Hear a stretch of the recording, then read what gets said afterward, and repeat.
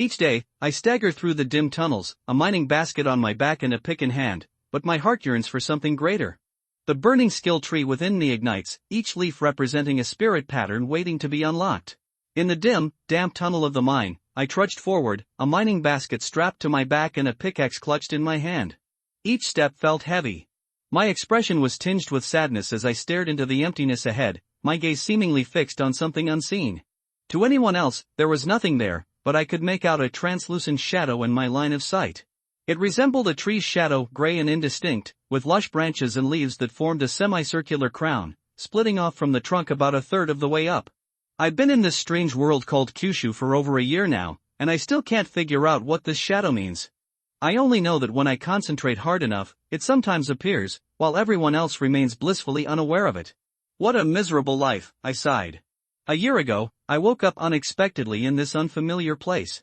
Before I could even get my bearings, a group of thieves overran my faction. Many were killed, and I, along with a few other young men and women, found ourselves prisoners, forced to work as miners in this wretched place. Eventually, I learned from scattered conversations that my faction was part of the Haotian League, affiliated with a small sect called the Xiantian sect. Despite its imposing name, it was hardly more than a minor group. The Xiantian sect fell to the Sheyue Valley, which serves under Wanma Ridge. In this world, the Haotian League and Wanma Ridge are two major factions, composed of countless smaller forces that have been locked in a bitter struggle for centuries, each intent on wiping the other out. In my view, this conflict is merely a clash between the forces of good and evil, and I find myself swept up in this tide of confrontation by chance. For years now, the Jojo continent has been engulfed in war. Every year, small factions like the Xiantian sect are uprooted, only to be replaced by new ones that spring up like mushrooms after rain, further complicating the situation. I remind myself that minor slaves are just that, minor slaves. Compared to those who have lost their lives, I am still here, alive. My survival isn't due to any special skills, rather, it's because Sheyue Valley needed some menial tasks done. Young individuals like me, who lack cultivation, are seen as ideal candidates for such work. Interestingly, the miners in this particular mine aren't just from the Xiantian sect, there are also people from other small families and sections. Sheyue Valley is not weak. Over the years, it has seized many territories. The original inhabitants of these lands were naturally eliminated, and the surviving manpower was sent off to various locations for enslavement. What unites all these people is a common trait: they haven't awakened and possess no cultivation, making them easy to control. There's a saying on the Jojo continent: monsters struggle to transform if they remain unawakened, and people find it hard to cultivate without awakening. To practice, one must open their spiritual orifice.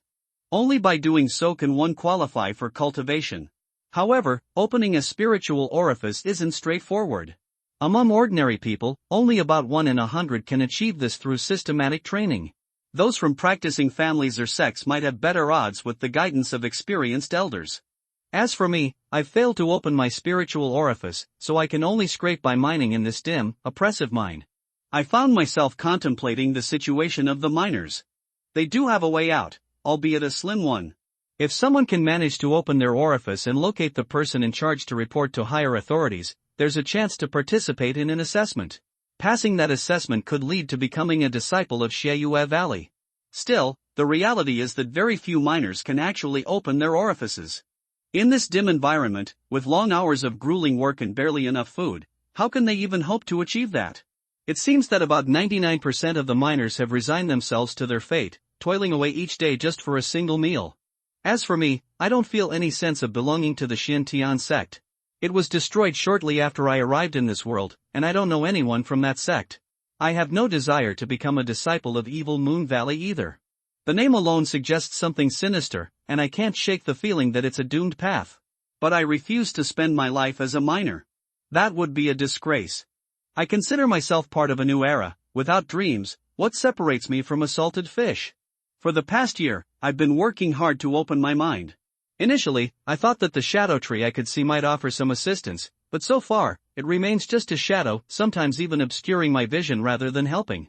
I genuinely suspect there might be something wrong with my eyes.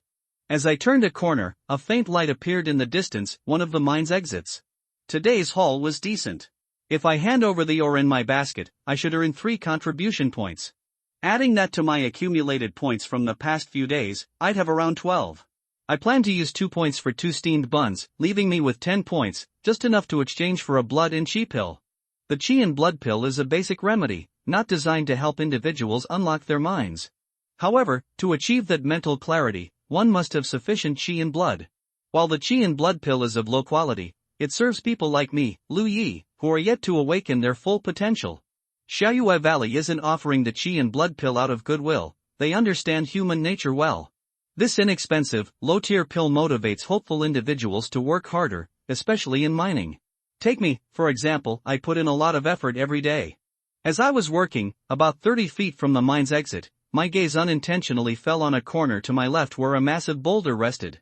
I continued forward until I was just 10 feet away, then set down the ore basket on my back. Gripping my pickaxe tightly, I pulled out a moderately sized stone from the basket and weighed it in my hand. In the next moment, I sprinted toward the boulder, slid to the side, and kicked off the rock wall of the tunnel to launch myself behind the boulder, moving with the agility of a cheetah. Behind the boulder, 2 figures were crouched down, using it as cover, completely unaware that I had spotted them. When they heard the noise and turned to see me, it was too late for them to react. With wide eyes filled with fear, I raised my hand and hurled the stone at one of them, hitting him right in the nose. He screamed and fell backward, blood streaming down his face. I swung my pickaxe at the second person, but he managed to dodge by tilting his head just in time. But I was already upon him, delivering a swift kick to his abdomen. Pain surged through him as he doubled over, falling to his knees and vomiting a mouthful of sour water. I stepped forward and grabbed the man's hair with one hand, finally getting a clear look at his face. A sneer escaped my lips as I said, "I wondered who it was, and it turns out to be you two brothers." I recognized them immediately, they were disciples of the Lu family. After the evil Moon Valley took over their territory, some young Lu family members were sent here to work as miners. In a way, our fates were intertwined. "Didn't I tell you not to let me see you again? If I do, I'll kill you," I declared, picking up a stone from the ground and smashing it down hard.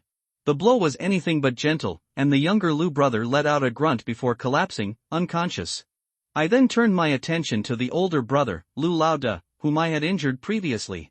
His forehead was bloodied, and as he saw me approaching, panic set in. He rolled away in desperation, pleading, "Spare my life. My brothers didn't realize it was you, they thought you were someone else, please, don't kill me." The 2 Lu brothers had been lurking near the mine tunnel exit, clearly with ill intentions. Before they were caught, they had led privileged lives, and even now, as miners, they were unwilling to endure hardship.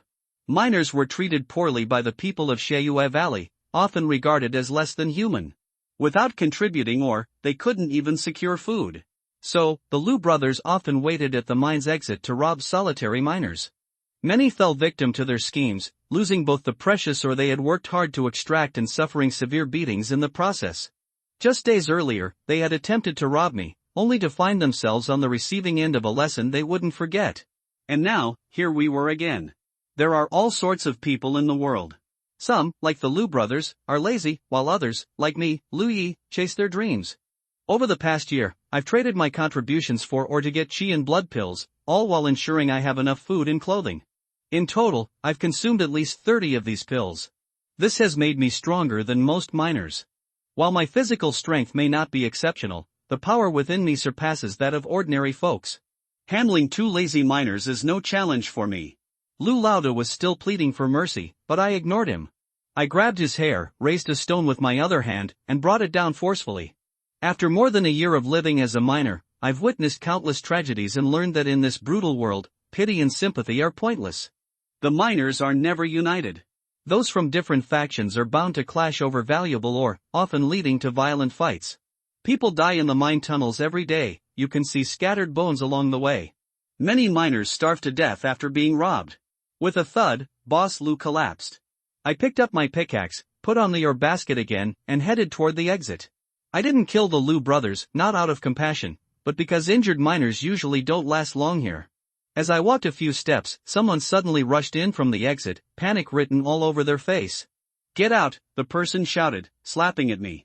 In that moment, I felt a chill run through me as I noticed a pale blue light flickering around their palm. That was the glow of spiritual power. This attacker was a cultivator. Only those who have opened their spiritual orifices can practice and truly be called cultivators. The spiritual power of a cultivator is truly extraordinary. I once witnessed a cultivator from the evil Moon Valley in action. Despite not being overly powerful, he effortlessly shattered a piece of ore with just a light touch of his palm. That mesmerizing display ignited my determination to open my own spiritual orifice and embark on the path of cultivation. I had privately assessed that even the weakest cultivator from the evil Moon Valley could easily overpower 10 versions of myself. So, when I found out that it was a cultivator attacking me, I realized I was in serious trouble. In that critical moment, I abruptly halted and leaped back.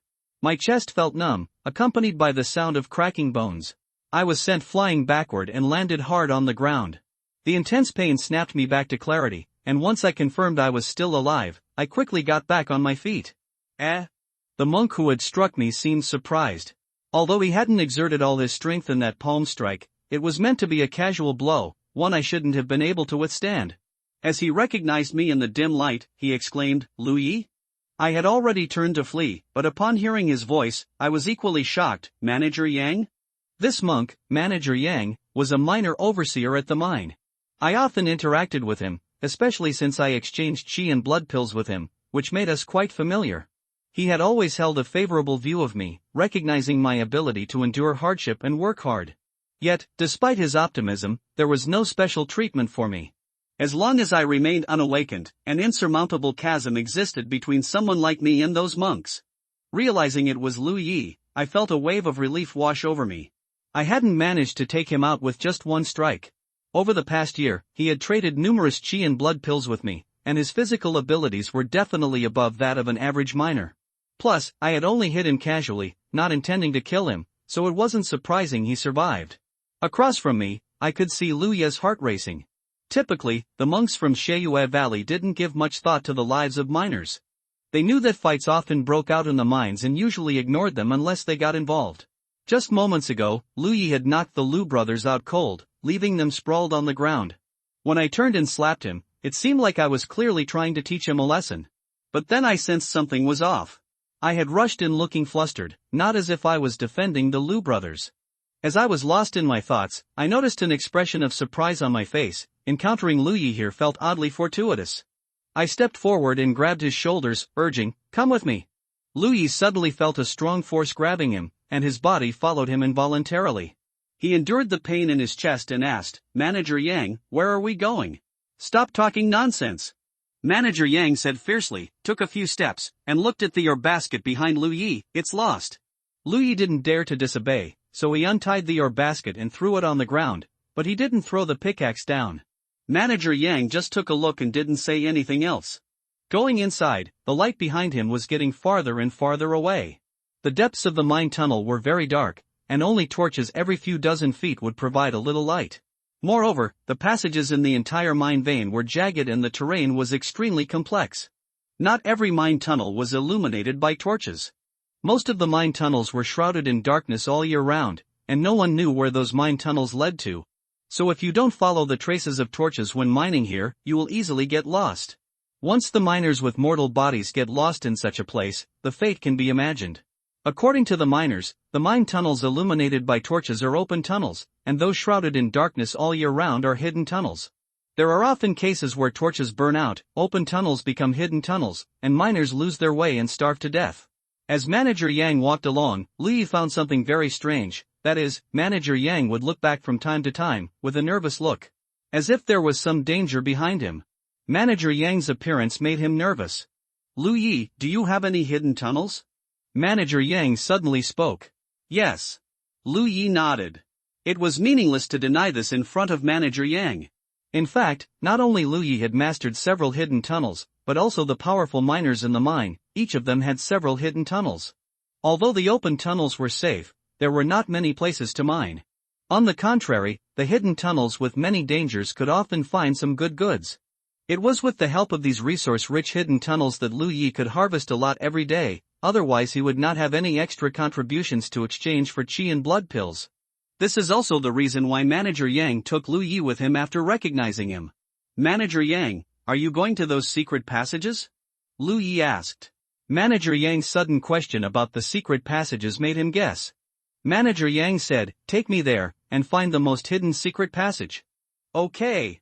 Lu Yi nodded in response. After walking a few steps, he suddenly groaned and covered his chest with his hand. The bones in his chest were dislocated from the beating. Following Manager Yang's rapid walk, he had no chance to rest properly. At this moment, his injuries were affected. The pain made him stop and sweat oozed from his forehead. Manager Yang looked at him with dissatisfaction, hesitated for a moment, reached into a cloth bag on his waist, and quickly grabbed a round, soybean-sized pill, handed it to Lu Yi and said, "Eat it." Lu Yi took it, and couldn't recognize what kind of pill it was. He had only come into contact with qi and blood pills in the past year, and the pill in his hand was obviously different from the qi and blood pills. However, Manager Yang has a place to use me at this time, so he shouldn't harm me. This thing is most likely for healing. He stuffed the pill into his mouth and chewed it a few times. He immediately regretted it because the medicine was extremely bitter. Why chew it? Just swallow it. This is a healing pill. Manager Yang said unhappily. It was indeed a healing pill. Lu Yi had a bitter face, but he had to be grateful. "Thank you, Manager Yang. If you really want to thank me, just leave quickly." Manager Yang pushed him. Lu Yi had to cheer up and lead the way in front. Although the pill was extremely bitter, the effect was surprisingly good. Not long after taking it, Lu Yi felt a heat surge in his lower abdomen, and then the wound on his chest was not so painful, but became numb and itchy. This made him sigh that good medicine is indeed bitter. Under Lu Yi's leadership, the two continued to move forward in the crisscrossing mine tunnels. Occasionally, they encountered some returning miners, and Manager Yang would kill them with a palm. Lu Yi's eyelids twitched, and the suspicion in his heart became clearer. About an hour later, the two stopped in front of a secret passage. Lu Yi had a torch in his hand, which he had taken from nearby. He said, "Manager Yang, this is the most hidden secret passage. After you go in, turn left at the first intersection, and the second intersection." Before he finished speaking, Manager Yang kicked him in with one foot. "Lead the way." Lu Yi's heart sank to the bottom of the valley. He didn't want to lead the way in front. Judging from Manager Yang's various actions along the way, if he really led him to the place, he was afraid that there would be no good end. But the last attempt had failed. Manager Yang obviously didn't intend to go deep into the secret passage alone. It was much better to have Lu Yi, who was familiar with the terrain, to lead than to grope by himself. Lu Yi had no choice but to continue moving forward. After many twists and turns, even Yang, a monk, had forgotten the way back. After more than an hour, the mine tunnel ahead was blocked and there was no way forward. Lu Yi stuck the torch into a hidden stake on the rock wall. Yang took a long breath, sat on the ground and panted, turned his head and glanced at Lu Yi, and couldn't help laughing. "You are really capable. You can find such a place." Lu Yi smiled. "Good luck." Yang nodded and said no more. Lu Yi said, "Yang, I will go back first." Yang raised his eyelids slightly and said lightly, "Lu Yi, you are a smart person, and smart people should do smart things." As he spoke, he stood up and walked towards Lu Yi. The flickering firelight cast his shadow like a dancing ghost.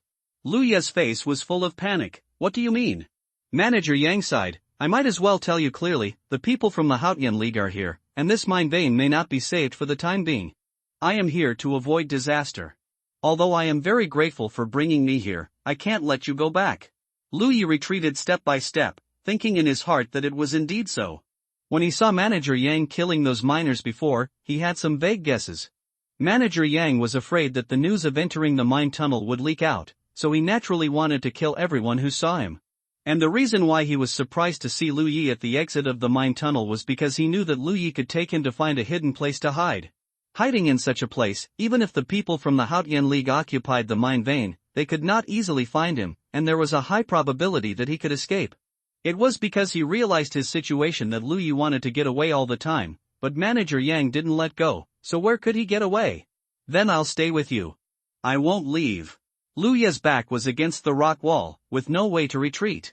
Manager Yang paused, as if thinking seriously, but soon shook his head and said, "I don't bring much food, and I don't know how long I will hide here. Although Haotian League can't stay here for a long time, there is always a month or two. You will starve to death in such a long time, how can you accompany me? So as a thank you, I will send you off." The two were only 3 feet apart. When he finished speaking, Manager Yang slapped Lu Yi with a palm. Although his cultivation was not high, it was easy to kill Lu Yi, an ordinary person. But he never expected that at the moment he took action, Lu Yi actually rushed towards him with a pickaxe and smashed his head with the pickaxe. Lu Yi's ruthlessness and decisiveness surprised Manager Yang, but that was all. However, what happened next made him feel dead. He suddenly found that the spiritual power in his spiritual orifice was running obscurely, as if there was an inexplicable force that imprisoned the spiritual power, and he could only mobilize a tiny amount. The pickaxe came head-on, and it was too late for Manager Yang to retreat, so he could only block the palm that was hitting Lu Yi in front of him. With a crisp sound, the pickaxe hit Manager Yang's arm and broke his arm. Manager Yang couldn't help but screamed and retreated repeatedly. After a successful attack, Lu Yi's heart was relieved immediately. It seemed that some of the rumors he had heard before were true, so there was still a way to survive. He took advantage of the situation and pressed forward step by step. The pickaxe in his hand kept swinging down, and Manager Yang was almost powerless to fight back.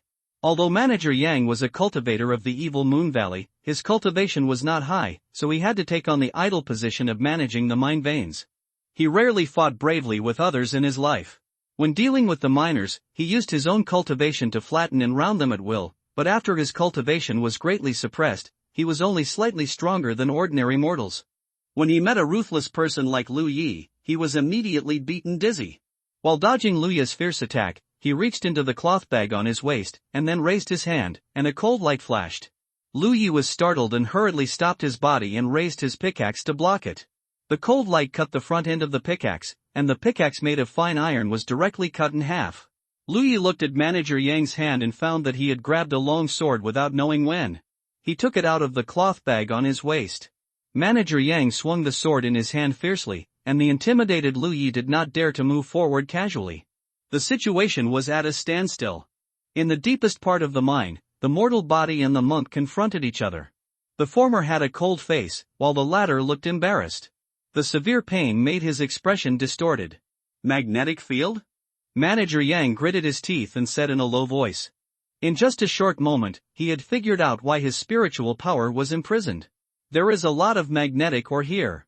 Magnetic ore is a very rare mineral. In terms of preciousness, the value of magnetic ore in this vein is second to none. This ore is very useful for some monks. However, there is a characteristic of magnetic ore, which is that it will release an invisible force field, which will limit the flow of all spiritual power within the range. Once a monk is in this force field, his strength will definitely be greatly reduced. Manager Yang has limited cultivation. Being enveloped by this magnetic field, his spiritual power is almost completely banned. He has fallen from a lofty monk to an ordinary mortal. He suddenly remembered that Lu Yi did occasionally mine some UNC ore in the past year, but other people also mined it, but the quantity was not large, so he did not care too much. After all, this vein contains various minerals. But now it seems that Lu Yi has always been in control of the location of a large number of UNC ore, but he did not mine it in large quantities to exchange for contributions, but only occasionally mined a few pieces to avoid being coveted by others. He is really scheming. Are you plotting against me? Manager Yang was almost crazy. At this time, he didn't understand that Lu Yi brought him here on purpose. Manager Yang was furious that the mortal who thought he had the power of life and death actually showed his fangs to him. However, now that one of his arms was broken and he was injured in many places, he was really no match for Lu Yi in this environment where he could not exert his own cultivation. So he made a quick decision and turned around and ran. Seeing this scene, Lu Yi felt bad. He had only a vague understanding of the Yuan magnetic field. When he first handed over the Yuan magnetic ore, he had heard the monks from the evil Moon Valley talk about the properties of this ore, so he kept it in mind. Having seen Manager Yang slaughtering the miners he encountered halfway, he knew that this trip was more dangerous than good, so he brought Manager Yang here. Before he broke Manager Yang's arm, he was not sure whether the magnetic field here could limit Manager Yang's strength. Fortunately, good luck comes naturally, and the magnetic field really made Manager Yang feel helpless. But the range of the magnetic field is also limited. Once Manager Yang escapes from the range of the force field, he will be dead. Manager Yang must not be allowed to escape. Lu Yi was ruthless, bent down to pick up a fist-sized stone, and threw it at Manager Yang. Manager Yang, who was running away in a panic, never thought that Lu Yi had this trick. He was hit on the back of his head and staggered to the ground. Before he could get up, the whistling wind had already reached his ears. Manager Yang turned over in a hurry and saw Lu Yi rushing forward and swinging the half-broken pickaxe in his hand. There was no way to avoid it now. Between life and death, Manager Yang shouted, "Let's die together." He thrust out with the long sword in his hand. The next moment, his head was smashed by the pickaxe. Lu Yi was still worried, so he smashed it a few more times. Looking at the figure twitching in front of him, he was sure that the other party would not survive. Severe pain came from his thigh. He looked down and saw a long sword stuck in his leg. It was the one in Manager Yang's hand. "I didn't know when I was stabbed." He didn't feel it at all just now. Throwing down the pickaxe in his hand, Lu Yi sat on the ground, gasping for breath, feeling the beauty of life. Lu Yi didn't rest for long. There was a sword stuck in his leg, and the severe pain stimulated his nerves. And the location of the injury is not very good. If it hurts a vital part, it will be over. So after taking a breath, he began to check his injuries, raised his hand to tear open the clothes at the injured area, and checked carefully, feeling relieved. The injury looked severe, but it was actually just a flesh wound. He did not draw the sword blindly, because after drawing the sword, he would definitely face a lot of blood loss, and if not handled properly, he might faint in a short time. He first tore off his own clothes, tied them into long strips, and tied them tightly from the roots of his thighs, then completely tore open the clothes around the injured area to reveal the location of the wound. Then he turned his attention to the waist of Guancher Yang's body, where there was a cloth bag the size of a palm. Lu Yi recognized this thing. The monks called it a storage bag. The healing pill that Steward Yang had given him before, as well as the long sword inserted in his leg, were all taken out from this storage bag by Steward Yang.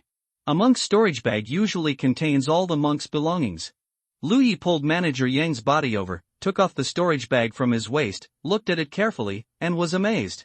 This small bag seems to have a lot of space inside and can hold a lot of things. Having been in Kyushu for more than a year, Lu Yi didn't know much about cultivation, but he had heard a lot about the cultivation world.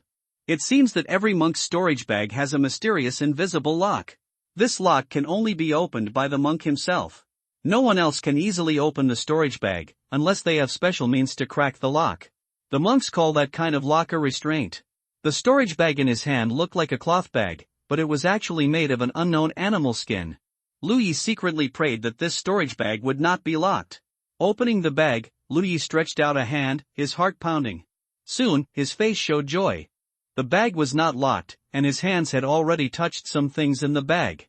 Thinking about it, when he suddenly got angry, Manager Yang hurriedly took out a long sword from his storage bag to meet the enemy. At that time, he was disturbed by the magnetic force field, so he had no spare power to lock his storage bag. "There's help now."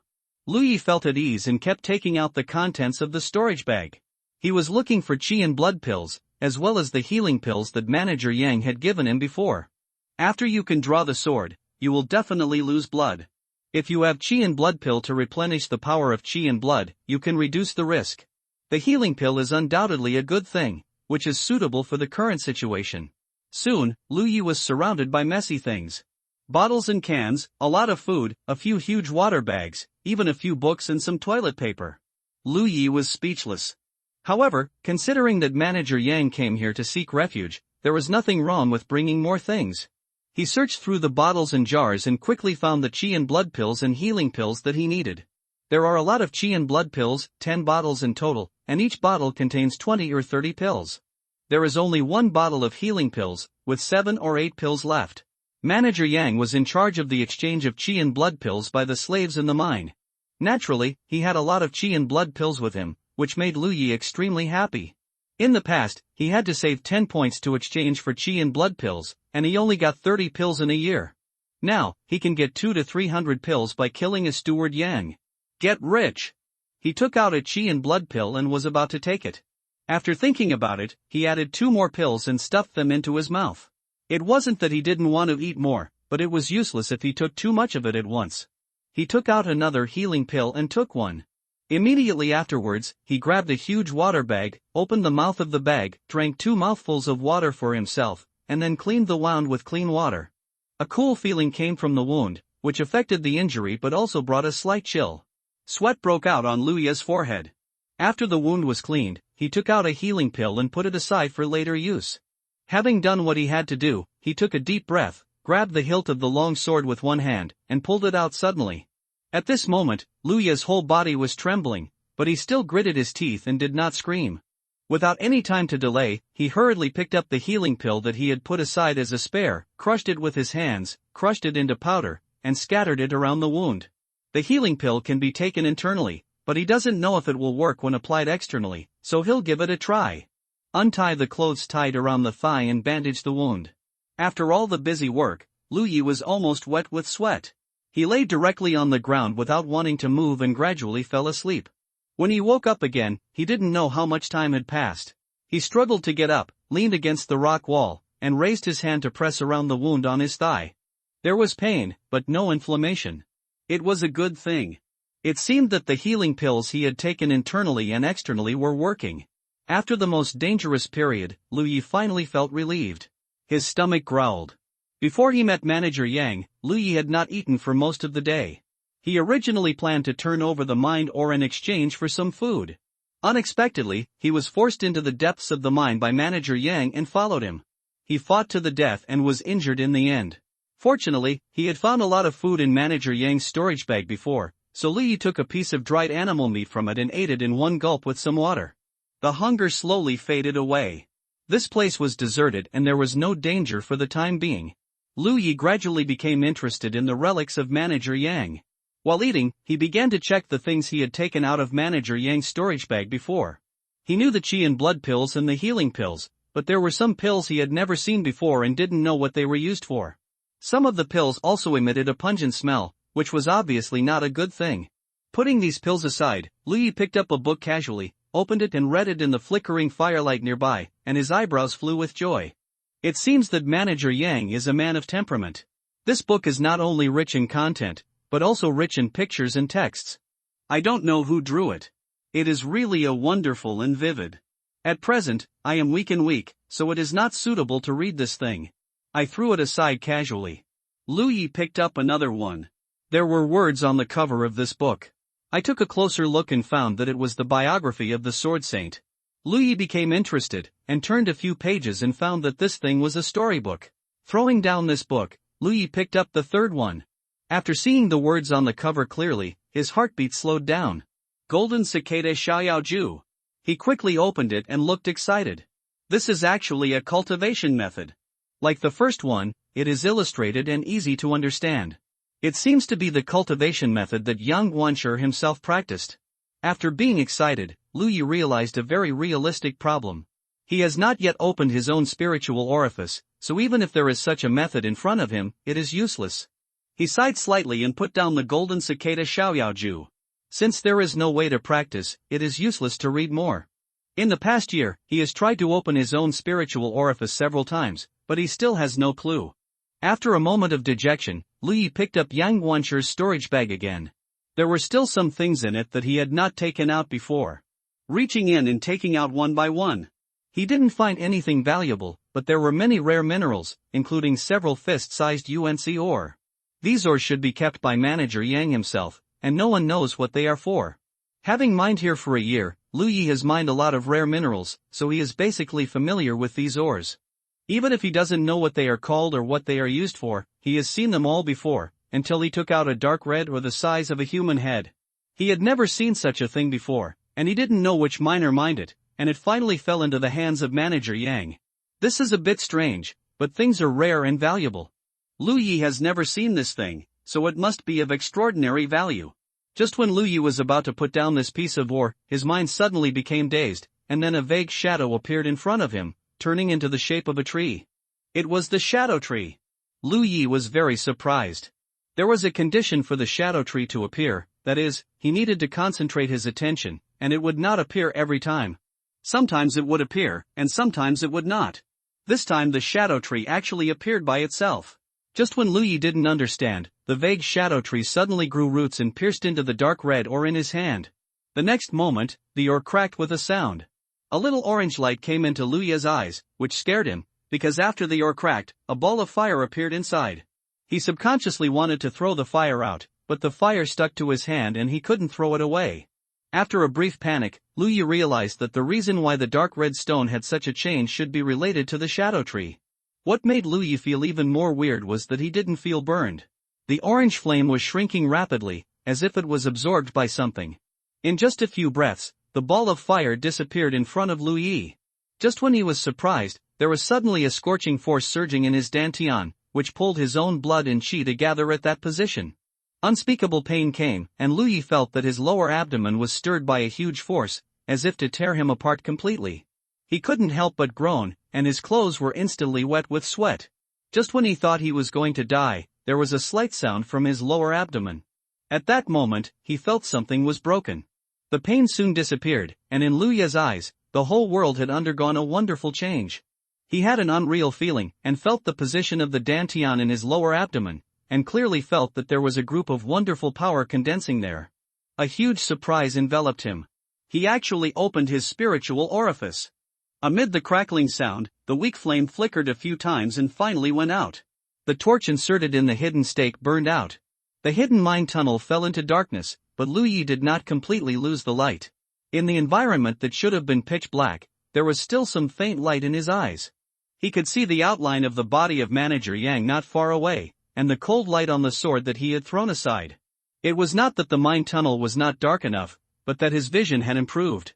After opening his own spiritual orifice, Lu Yi clearly felt that some wonderful changes had taken place in his body. Even his body, which was weak due to injuries, had suddenly generated a lot of strength.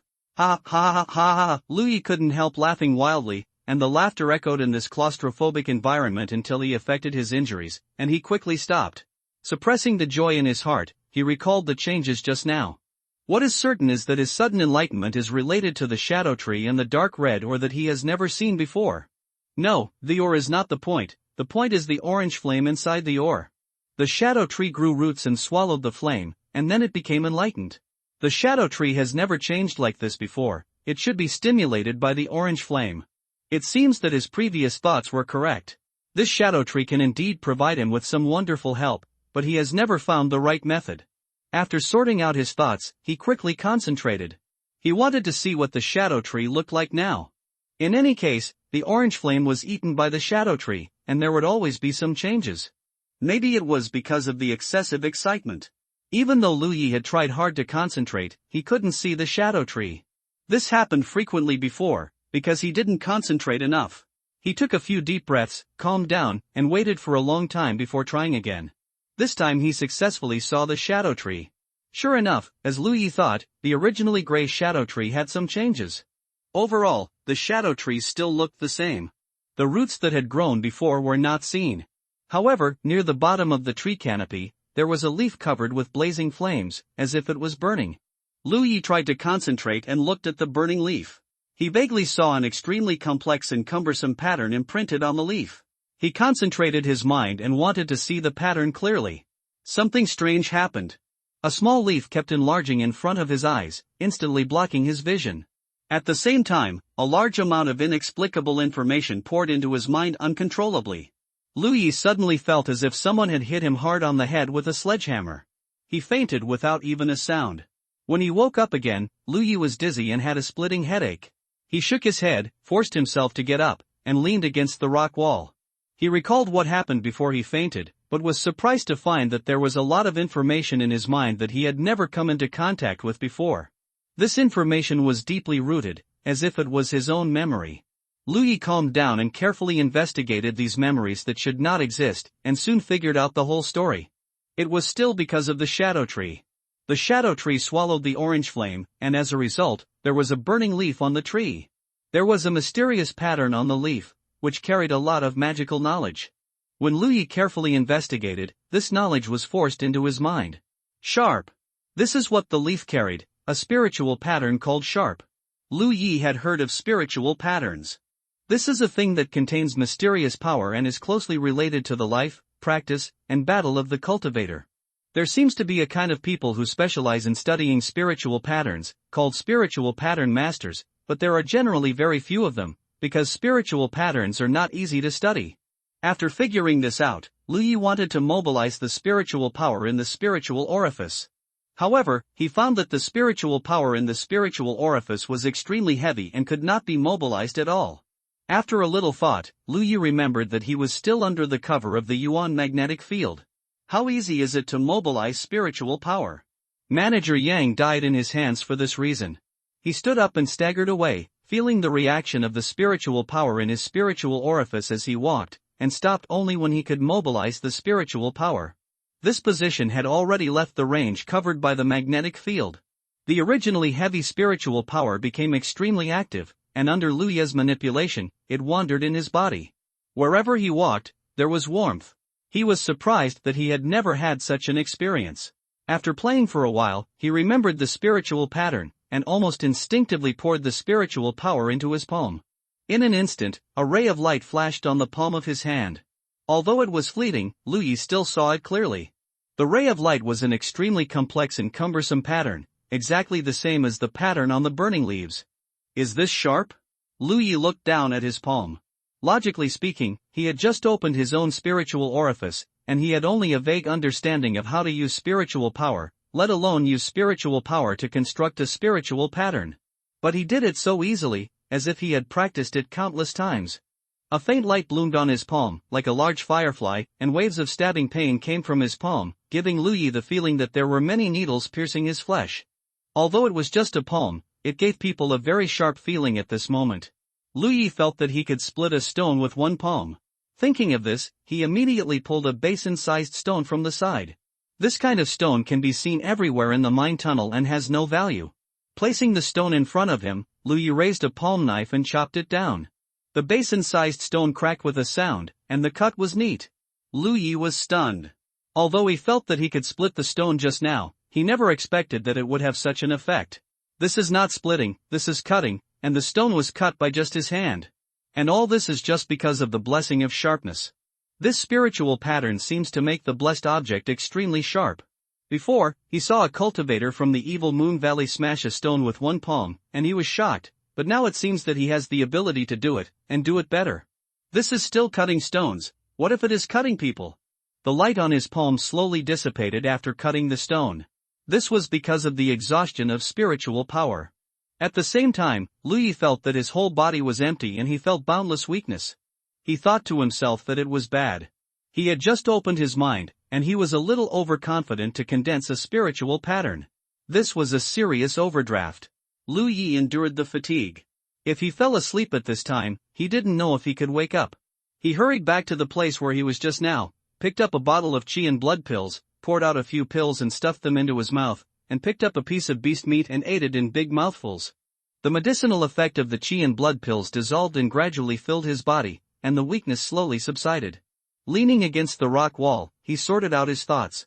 After the shadow tree that had accompanied him for more than a year devoured a ball of orange flame, it opened his spiritual orifice and made him a cultivator. Then when he was checking the shadow tree, he found a burning leaf. From the burning leaf, he got the sharp spiritual pattern. Looking at the shadow tree again at this moment, Lu Yi couldn't help but have a strong sense of déjà vu. After pondering for a moment, Lu Yi suddenly realized, isn't this a talent tree? A leaf on the talent tree carries a spiritual pattern like sharpness, so what about other leaves? Do they also carry other spiritual patterns? If I can light up more leaves, wouldn't I be able to gain more knowledge of spiritual patterns? Thinking of the huge crown and countless leaves of the talent tree, Lu Yi's heart became hot.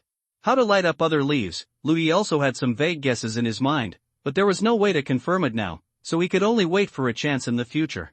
What he can do now is to open more spiritual orifices as soon as possible and improve his cultivation. The first spiritual orifice opened by a cultivator is located in the dantian, which is the starting point of cultivation and is called the source spiritual orifice. How to open the spiritual orifices afterwards depends on what kind of practice the cultivator practices. Different practices have different locations for the spiritual orifices opened. The more spiritual orifices opened, the higher the cultivation. That book of Jinshan Xiaoyaoju is useful. Lu Yi calmed down his excitement a little, picked up Manager Yang's storage bag and started packing things. It was not until then that Lu Yi was surprised to find that his palm, which had just been engraved with sharp edges, was riddled with holes, as if pierced by countless needles and bleeding a lot. He didn't feel it in his excitement just now. Only when he noticed it now did the piercing pain constantly stimulate his nerves. He secretly reflected on himself, and it seemed that if he got any spiritual patterns in the future, he couldn't use them easily on himself. Soon, he packed up the things he had taken out before and moved away from the range covered by the Yuan magnetic field. There are two ways in front of him now. One is to leave the mine. Manager Yang came to avoid the disaster because the people of Haotianli came. With the power of Xieyue Valley on the mine, he couldn't protect this place at all, so he hid in first. Otherwise, if the mine was captured, he, as a disciple of Xieyue Valley, would definitely be in danger. If he could connect with the cultivators of Haotian League, he could escape from the sea of suffering and no longer have to stay here to be bullied. But this is obviously not a wise choice. Manager Yang has received the news and come in for refuge. There must be other disciples from the evil Moon Valley who will come in. This is the most chaotic time. It would be best if he could get out of the mine smoothly. But if he accidentally encounters a disciple from the evil Moon Valley who comes in for refuge, Luya's fate will be the same as the miners who were killed by Manager Yang before. So he chose the second way, temporarily staying here. This place is extremely hidden, and ordinary people can't find it. Moreover, it can attack or defend. If a disciple from the evil Moon Valley accidentally breaks in, Liu can still use the Yuan magnetic field to wean others, so that he will not be powerless to fight back. Besides, his injuries have not healed, so it is indeed not easy for him to move around. He recalled what Manager Yang said to him before. If I remember correctly, Manager Yang said this. The people of Haotian League have come, and the mine can't be saved for the time being. Haotian League will not stay for long, but it will take a month or two. The implication of this statement is very clear. Manager Yang thinks that even if the Haotian League can capture this place, it is impossible to hold this mineral vein for a long time.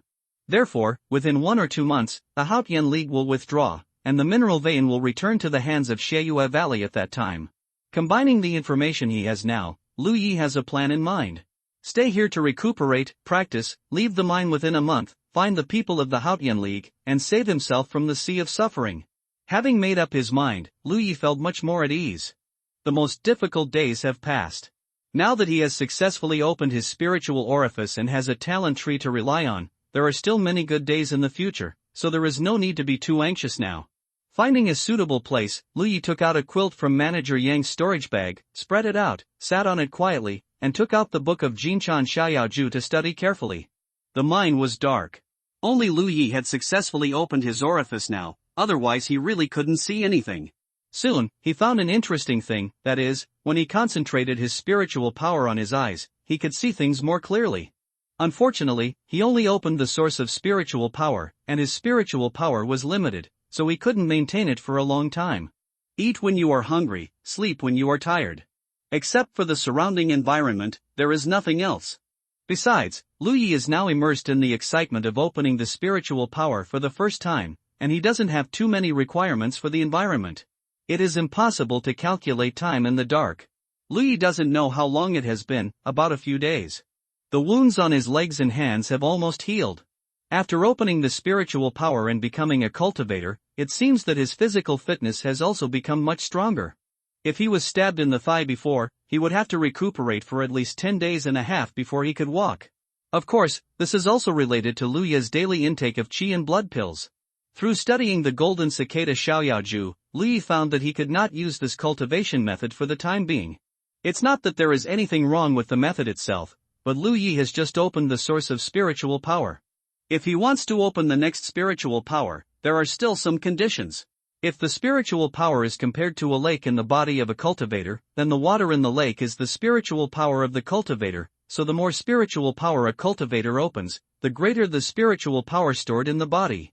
However, if you want to open the next spiritual orifice, the prerequisite is that the previous spiritual orifice has reached perfection. In simple terms, it requires spiritual power to fill the spiritual orifice. For Liu Yi, what he needs to do now is to continue to practice and strengthen the spiritual power accumulated in the source spiritual orifice. One day when the spiritual power of the source spiritual orifice reaches the full level, he can open the next spiritual orifice, and then he will need to use the golden cicada free and easy art. There are several ways to increase spiritual power. The most common way is to take spiritual pills for cultivation, which will turn into spiritual power and fill the spiritual orifice. The second way is to inhale and exhale spiritual energy. There is spiritual energy in any environment, it's just a matter of quantity. After the cultivator opens the spiritual orifice, he can feel the existence of spiritual energy. When inhaling and exhaling, he can refine the spiritual energy into the body and strengthen his own cultivation. The third way is to use spiritual stones, which Liu Yi has only heard of but never seen. There is also the last way, refining essence into qi. First strengthen your own qi and blood power, and then refine the qi and blood power into spiritual power, which can also achieve the purpose of cultivation. Each method has its own advantages and disadvantages, so it is not easy to generalize. Although Liu Yi had not entered the ranks of cultivators before, he often heard other miners talk about cultivation.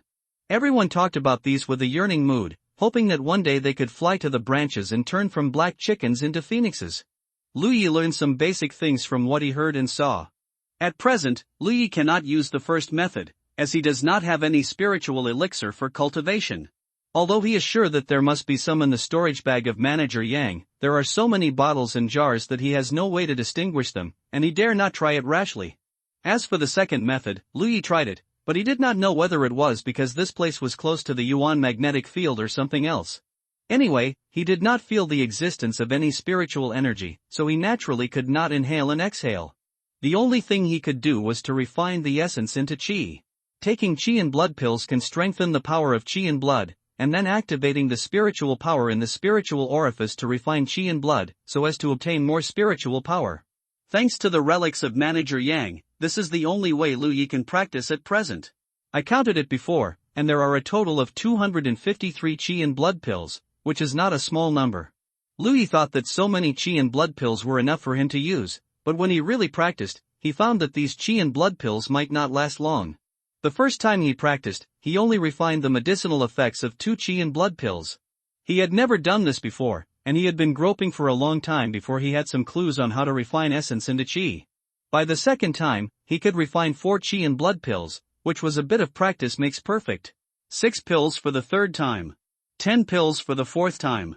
The more he practiced, the faster the qi and blood pills were consumed, because the spiritual power in his spiritual orifice was increasing every day. The more spiritual power he had, the higher the efficiency of refining essence into qi, and the greater the consumption of qi and blood pills. Lu Yi understood one thing. This qi and blood pill was not a very good thing. Otherwise, it would be unreasonable for a cultivator who had just successfully opened his mind to consume so much. Real cultivators practice with a high probability of using some special spiritual pills for practice. It was a pity that he did not know them and did not dare to try them casually. The mine was dim and dark. Lu Yi did not know how long it had been. When he used up all the qi and blood pills, he knew he had to go out. It was not because he had no resources for practice, but because he had no food. After he began to refine his essence into qi, his appetite was opened. Manager Yang brought a lot of food. If he ate sparingly, it would be enough for 2 months. After all, he planned to hide here for a long time. How could he not make adequate preparations? Although there was no way to calculate the time exactly, Lu Yi estimated that it had been only about 10 days since he started practicing. During this period of practice, Lu Yi's gains were not great, but not small. The spiritual power in the source spiritual orifice was full. In other words, he was qualified to open the next spiritual orifice and practice the golden cicada free and easy art. However, when he opened the second spiritual orifice according to the guidance of the golden cicada Xiaoyaoju, he failed to find the location. Not only did he fail to practice, but he also wasted a lot of spiritual power. No wonder I heard people say that cultivation requires the guidance of elders. I don't know how many detours I will take if I try to explore like this. So although he consumed all the qi and blood pills, he is still only a cultivator with one orifice. His injuries have healed and do not hinder his movements. What makes Lu Yi a little entangled is how to deal with Manager Yang's storage bag. If he leaves it here, Lu Yi will be unwilling. This is Manager Yang's life savings. There are many good things in it. Apart from other things, those rare minerals are very valuable. He has no relatives in this world and no elders to take care of him. In the future, his cultivation will definitely consume a lot of resources. With Manager Yang's relics, at least he doesn't have to worry about the resources for cultivation in the early stage. But it would not be appropriate to carry it with him. This is a world of cultivation. It is not uncommon for people to kill people for money. He is a cultivator with a precious storage bag. It is hard to guarantee that people will not have bad intentions when they see it. After thinking for a long time, Lu Yi decided to bring the storage bag. Fortune is always sought in danger. If he missed this opportunity, he might not have the chance to make such a fortune again. After making up his mind, Lu Yi returned to the place where he killed Manager Yang before and picked up his pickaxe that was cut off. Since he decided to bring the storage bag, he certainly couldn't let go of the UNC or here. This mineral is still very precious.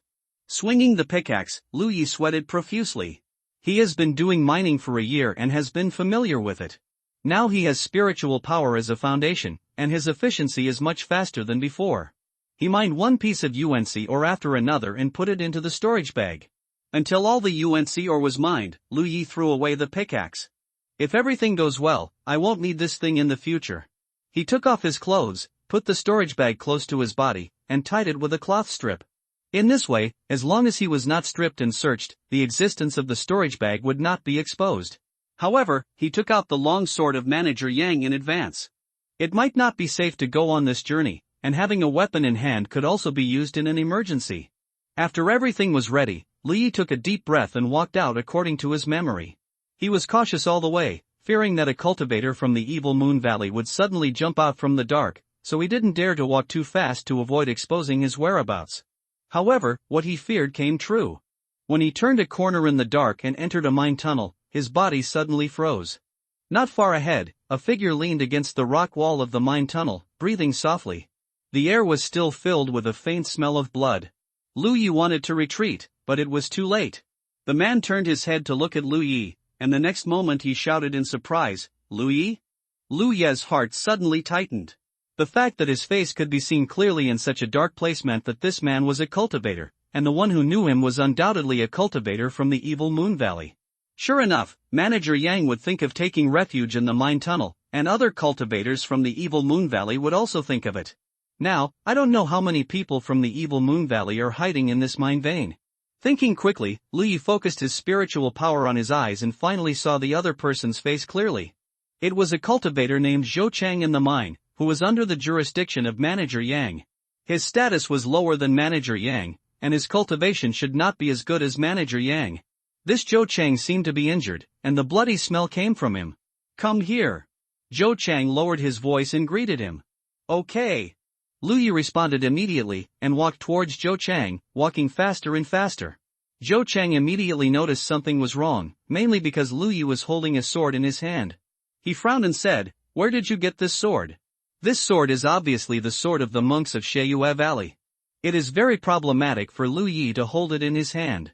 Lu Yi did not answer, and was only 3 feet away from Zhou Chang. Zhou Chang finally felt Lu Yi's murderous intention, and hurriedly stood up, gritted his teeth and shouted, "I will kill you, little beast."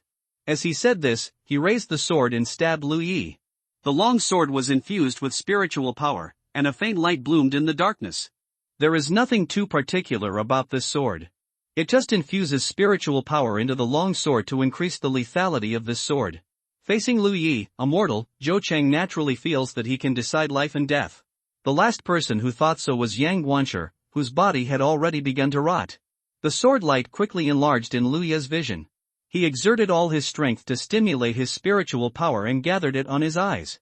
The whole world seemed to slow down a lot. Unlike the sneak attack on Manager Yang with the help of the magnetic field, this was the first time that Lu Yi fought a cultivator head-on. He could not afford to hesitate or retreat. Fortunately, this cultivator's cultivation was not high and he was seriously injured. This was why Lu Yi dared to kill him. When the long sword was about to come, Lu Yi slid sideways and avoided it dangerously. Then he raised the long sword in his hand. At the same time, a mysterious and complex pattern flashed on the long sword. Sharp blessing. Lu Yi didn't know how high Zhou Chang's cultivation was, but he was much stronger than him. Even if Zhou Chang was injured, it was not something that he, a one-pointed cultivator, could deal with casually. Killing intent needed corresponding means to be realized, and sharpness was Lu Yi's means. Before, when he was free, he had tried it. The sharpness of the spiritual pattern could not only be added to his palm, but also to weapons, and it was more effective. The light that bloomed at that moment made Zhou Chang lose his mind. He didn't know when Lu Yi became a cultivator. The two swords collided, and with a crisp sound, Zhou Chang was surprised to find that his long sword was cut in half. This scared him a lot. When fighting against the enemy, the weapon was broken first, which was undoubtedly a huge blow. Just when Zhou Chang was shocked, Lu Yi's second sword arrived. After cutting off Zhou Chang's sword, he immediately raised the sword and chopped it towards Zhou Chang's neck. He didn't know any sword skills, nor did he master any mysterious tricks. He could only use the simplest chopping. Zhou Chang's soul was about to escape. At this moment, the distance between them was too close. It was too late to retreat. He could only use all his remaining spiritual power to protect his body. Logically speaking, with his cultivation, he was enough to resist the attack of a monk like Lu Yi. Even if the other party had a weapon in his hand, he could not break his spiritual power protection. However, in fact, when the long sword fell, Zhou Cheng's body protection aura did not have the desired effect. The longsword first broke through the layer of protection, and then directly cut Zhou Cheng's neck. The sound of the sharp weapon entering the flesh sounded, and Lu Yi felt a few drops of warm blood splashed on his face. Asshole! Zhou Cheng was furious. He was not careful for a moment and was injured by Lu Yi, a minor. He raised his hand and slapped Lu Yi. However, Lu Yi had already let go of the long sword, and ran deep into the mine without looking back. The sound of Zhou Cheng chasing came from behind, and Lu Yi ran faster. Gradually, he felt that there was no sound behind him, so he stopped. After waiting for a while, he turned back. Halfway through, he saw Zhou Cheng falling to the ground. He was not sure whether he was dead or not. He picked up a few stones from the side and threw them at him, but Zhou Cheng did not react at all. He bravely stepped forward and came to Zhou Cheng's side. Looking down, he saw a lot of blood under Zhou Cheng's body dyed the ground red. The long sword was still stuck at his neck, and he had long since died. Although Lu Yi's second sword did not directly take Zhou Cheng's life, it also cut off most of his neck. With such a serious injury, Zhou Cheng could not survive. A desperate fight ended with Lu Yi's victory. He took a long breath and realized the dangers of this world more and more. He stepped forward and grabbed the hilt of the long sword. When he was about to pull out the long sword, he noticed something unusual in the corner of his eyes. He looked up and felt cold all over. It was because Lu Yi did not notice another person coming in front of him at some point. There was a big gap between his cultivation and that of the other party. For some reason, Lu Yi had such a thought in his mind. If such a person wanted to kill him, it would probably be just a matter of moving his fingers, even if he had the sharp blessing. He gritted his teeth, suppressed the panic in his heart, pulled out the long sword, and held it horizontally in front of him, posing a defensive posture, his body trembling slightly because of nervousness. The man felt his hostility and couldn't help laughing. I noticed the fluctuation of spiritual power here, so I came to check it out. Don't be nervous. As he said this, he stepped forward step by step, came to Zhou Cheng, looked down, nodded slightly, the remnant of Sheiyue Valley. He looked up at Lu Yi again. Which disciple are you? They were only 10 feet apart, and Lu Yi could see the appearance of the man clearly. He was a middle-aged man with a ruddy face, tall, and a slightly low and hoarse voice, but there was an indescribable affinity. Combined with the question of the middle-aged man, Lu Yi immediately had a guess in his mind and answered, Xiantian sect. Xiantian sect? The middle-aged man was a little surprised. The Xiantian sect that was wiped out a year ago? Yes. Lu Yi gave a positive answer. The old man couldn't help but look him up and down. So, you are a captured miner? Yes. Lu Yi nodded. The old man was immediately surprised. A miner actually killed a cultivator from Sheiyue Valley. If it wasn't seen with his own eyes, I'm afraid no one would dare to believe it. What is your cultivation?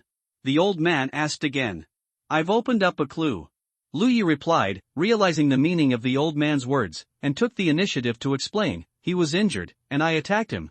The old man looked at him with a smile. You are quite courageous. Old man, are you from Haotian League? Although Lu Yi had a guess in his heart, he still had to confirm this matter. The old man stroked his beard and said, Yes, I am from the Haotian League. Lu Yi was overjoyed. It seemed that just as manager Yang had worried before, the Haotian League had attacked, and the Sheiyue Valley could not defend this mine at all. This could be seen from the fact that the old man had already entered the mine. Now the mine is probably controlled by the Haotian League.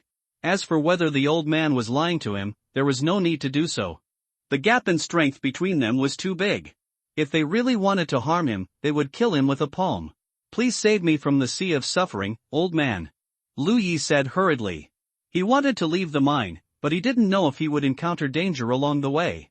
It was not easy to meet such a senior master, so he naturally hugged his thigh and acted as a pendant to keep him safe. The old man nodded and said, Then follow me. I am about to go out too. Thank you, old man. Lu Yi was very grateful. After the old man finished speaking, he led the way in front, but Lu Yi did not follow him immediately. Instead, he squatted down and fumbled around Zhou Cheng's body. He quickly found a storage bag. Storage bags are something that almost every cultivator has, and it doesn't seem to be a very expensive thing. Lu Yi was in a good mood and trotted to catch up with the old man. The old man glanced at him and smiled as he stretched out his hand. Give it to me. Lu Yi felt uncomfortable as if he had eaten a fly, but considering the current situation, he still obediently handed over the storage bag. The old man took the storage bag, stretched out his hand and touched the mouth of the bag, and a ray of light flashed. Just when Lu Yi was complaining in his heart, the old man threw the storage bag back to him. I will gladly accept this bottle of dragon tiger pill. This thing is very nutritious. You can't bear it, just treat it as a respect for the old man. Lu Yi held the storage bag thrown back to him with both hands. Only then did he realize that the old man was not trying to steal his spoils, but knew that he was weak and couldn't open the lock of the storage bag, so he helped him. This old man is a good person. Lu Yi thought so in his heart and thanked him. Thank you. He felt happy again. In the dark mine tunnel, Lu Yi followed the old man while checking the contents of the storage bag. He quickly found some chi and blood pills and a few healing pills, which were the same as those in Manager Yang's storage bag. There were also some messy bottles and jars that Lu Yi didn't recognize at all. There are a few other pieces of ore, but the quality is not as good as those collected by Manager Yang. Zhou Cheng's status is not as good as that of Yang Wancher, and his net worth is naturally not as rich as Yang Wancher's. But Lu Yi was already very satisfied. After all, it was something he picked up for free. Put the long sword in your hand into the storage bag and tie it to your waist. With this storage bag as a cover, the storage bag that is stored close to your body will be safer. He wanted to ask the old man for advice on spiritual cultivation and spiritual elixirs, but after thinking about it he gave up. He was a senior expert, and although he looked friendly and kind, no one could tell what his character was like. This chance encounter, Lu Yi, I don't have the guts to ask others for advice. The most urgent thing is to follow him out of the mine. If you offend someone because of your inappropriate words, then you have to sacrifice the good and the bad. The old man in front was not walking very fast, but Lu Yi actually had to trot to keep up. Moreover, he would occasionally disappear suddenly and return soon. Lu Yi secretly guessed that he was afraid that some of the hidden disciples in Xueyue Valley would be discovered by him and asked to be killed. The mine tunnels and the veins are crisscrossed and the terrain is complex. Even Lu Yi needs to distinguish a little when passing through each intersection to find the right path. But the old man is just strolling around, but every path he takes is correct. Path of. After only half an hour, there was light coming from the front. That's the exit of the mine tunnel. As the old man walked out of the dim mine tunnel and embraced the light again, Lu Yi couldn't help but feel in a trance, and he actually felt a strange feeling about being a human being in this world. Mr. Tang. There are several figures guarding the exit of the mine. They are monks from various sects in the Haotian League, guarding against disciples from Xueyue Valley escaping from there. Seeing the old man appear, they all saluted. The old man nodded slightly.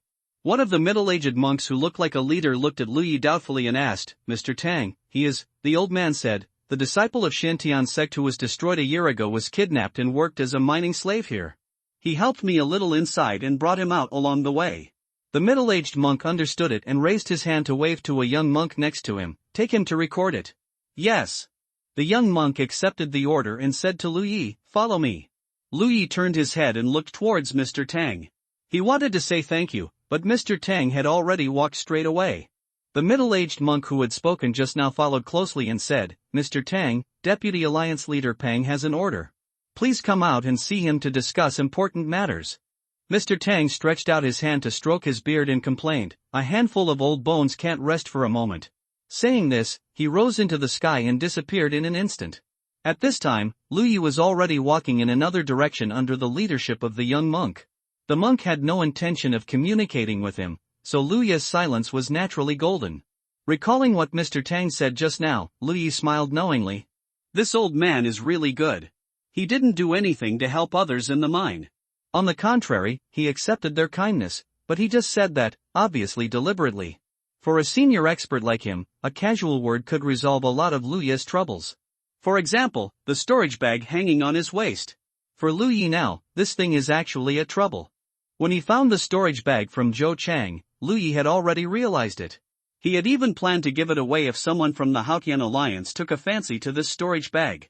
After all, his current identity was just a mining slave in Xueyue Valley, and he still had to rely on others. Only those who give up will get something.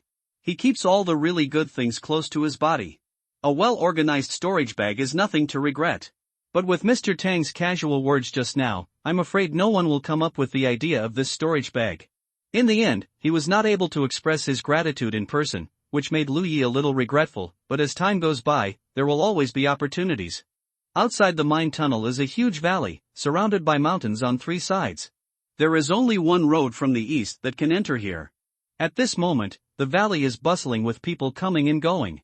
Lu Yi looked up and saw many traces of the battle in the valley. There were still bloodstains on some of the ground. The entire valley was filled with a strong smell of blood. It seems that when the Haotian alliance captured this place, the people of Xiaoyu Valley suffered a lot of losses. Large flags stand all over the valley. Different words and patterns are engraved on the big flags, which should represent different sects and families. The banner was crowded and bustling.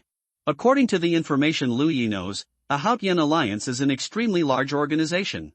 There are many categories in the organization, and countless large and small sects and families are condensed into such a whole. The forces seen in front of him are only those of the Haotian alliance. Tip of the iceberg. 10,000 Demon Ridge, which is opposed to the Haotian alliance, has the same structure. After regaining his freedom, Lu Yi was in a happy mood, and everything he saw felt fresh, prompting the young monk leading the way to urge him several times. Walking to a corner of the valley, a lot of people gathered here, but these people were not as good as the brightly dressed and high-spirited monks that Lu Yi saw along the way. Most of them were gray-headed, sallow and thin, and a few of them were lost, especially some beautiful young people. Woman. The disgraced people are all mining slaves who once worked on the mines. Years of hard work and malnutrition make them look like refugees. Not all the people captured by the people of Evil Moon Valley will be used as mining slaves. There are also some beautiful women whose experiences are generally more miserable. Now that the mines have been captured and they are rescued, their tragic experiences are destined to be indelible. Go. Seeing this group of people, Lu Yi immediately understood that these were all people who had been oppressed and enslaved by Xiaoyu Valley, but were now free. They were gathered together for unknown reasons. In front of this group of people, there was a table. Behind the table, a chubby monk who looked young was leaning on a chair and taking a nap with his arms folded. The young monk who led Lu Yi came forward and knocked lightly on the desk. The fat monk was so excited that he almost fell off his chair. When he saw the person in front of him clearly, he patted his chest and said, "You kid, you really scared me to death." The young monk was speechless and said in a low voice, "Senior brother Pang, although registration is just an idle job, you can't do this. If the adults in the league see it." Before he could finish his words, the fat monk waved his hands impatiently. I know, I'm verbose like a girl every day." He paused and asked, "What's the matter?" The young monk stepped aside to reveal Lu Yi behind him, register and verify identity. Because of his obesity, the fat monk's eyes were almost invisible because of the fat on his face. But the moment he saw Lu Yi, his small eyes suddenly opened and his eyes were fixed on the storage bag at Lu Yi's waist. The fat monk sitting behind the table took out a palm-sized jade slip from his storage bag, looked up at Lu Yi, and said, "Name, origin, and cultivation level?" Lu Yi answered one by one. The fat monk pondered, "Lu Yi of Xiantian sect. Well, I found him, there is such a person." Lu Yi then realized that the jade slip in the fat monk's hand should record some information about the mine, including the origin and identity of the miners. After checking in this way, it can be ensured that no remnants of the Evil Moon Valley have mixed in. But, it's not right. The fat monk narrowed his eyes slightly. The jade disc records that Lu Yi is just a mortal who has not opened his mind, but you have opened one, which is inconsistent with the information. This is a bit difficult. As he spoke, he kept looking at the storage bag on Lu Yi's waist. Lu Yi smiled in his heart. His previous worries were indeed correct. A miner carrying a storage bag could easily cause some unnecessary covetousness. If he had followed his previous plan, it wouldn't matter if he offered the storage bag. It would be a good thing to spend money to avoid disaster. Anyway, he is now free. He can fly freely in the future. Why should he be afraid of not finding something better? But with the casual words of Mr. Tang before, Lu Yi didn't have to be afraid of anything. The old man's good intentions couldn't be let down. Facing the fat monk's doubts, Lu Yi said, "I met an injured monk from the Evil Moon Valley in the mine tunnel. I killed him and opened my spiritual orifice between life and death." The fat monk raised his eyebrows when he heard this. If what Lu Yi said was true, it would be a bit extraordinary. A tiger is still a tiger. Even if it is injured, it is not something that a goat can provoke, let alone kill. He understood where the storage bag on Lu Yi's waist came from. At this time, the young monk who led Lu Yi came over and leaned over to say something in the fat monk's ear. The fat monk looked surprised. "Which old Tang?" The young monk didn't say anything, just looked at him. The fat monk responded, coughed lightly, and looked at Lu Yi with a much kinder expression. "So that's how it is, you are quite courageous. Well, although your identity is basically confirmed, the procedures must still be followed, just follow me." After saying this, he stood up. "Brother Pang, I'll be busy first. The young monk clasped his fists. Go ahead. Brother Pang waved his hand. Following the fat monk, Lu Yi walked towards the direction where many miners gathered. When he got closer, the fat monk pinched his waist with both hands, took a few breaths, and then said, Are there any people from Xiantian sect? Stand out so I can see. No one answered. Lu Yi looked around, but did not see the faces of the disciples of Xiantian sect. After all, Xiantian sect is a small sect, and there are not many disciples in the sect. Many people died when it was captured by Sheyue Valley a year ago, and only more than 20 young people are still alive. Over the past year, many people have died, but in Lu Ye's memory, there should be 3 or 5 people alive. But at this moment, the figures of the 3 or 5 people were not seen, and they must have met with an accident. He couldn't help feeling a little sad. Although he didn't feel a sense of belonging to Xiantian sect, he was the only one left in the sect, which made him feel the cruelty of this world. The fat monk asked again, Does anyone know him? Still no one answered. Lu Yi was not very popular among the miners. Everyone was pale and thin, struggling to survive every day, but Lu Yi lived a very comfortable life, and had a rich contribution to exchange for qi and blood pills. As a result, other miners naturally didn't have a good impression of him. The same unfortunate experience did not make people share the same hatred of the enemy, but it was more likely to breed estrangement and rejection. Lu Yi saw the Lu brothers in the crowd. These 2 guys didn't die, and they were lucky, but the Lu brothers didn't mean to stand up to prove Lu Ye's identity, but just looked at him with gloating. The fat monk couldn't help but look at Lu Yi, and he doubted whether this guy was Lu Yi of Xiantian sect. Since he was a miner, there should be someone who could prove his identity. Many people had checked in this way before, pointing at each other and confirming their identities. I know him, he is Lu Yi from Xiantian sect. Just when the fat monk was suspicious, a weak voice came out. Who is talking? The fat monk turned his eyes back and looked at the source of the voice. The crowd parted on their own initiative, revealing the person who was talking.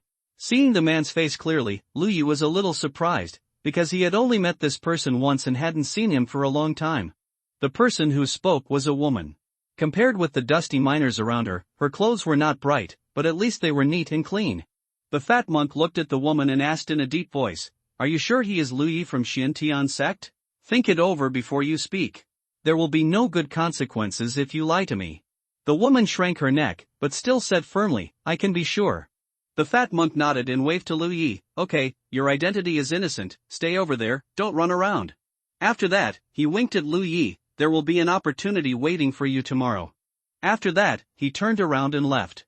After he left, the depressing atmosphere was relieved. It can be seen that these slaves living at the bottom are still very afraid of the fat monk.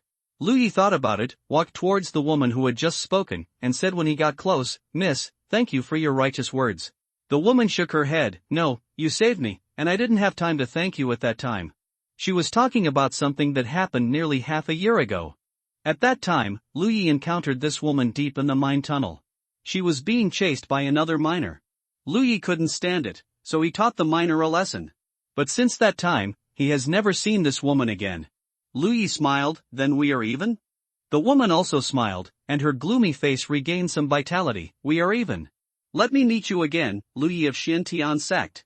The woman bowed gracefully, showing the demeanor of a lady from a noble family, Yu Shaodai of the Yu family.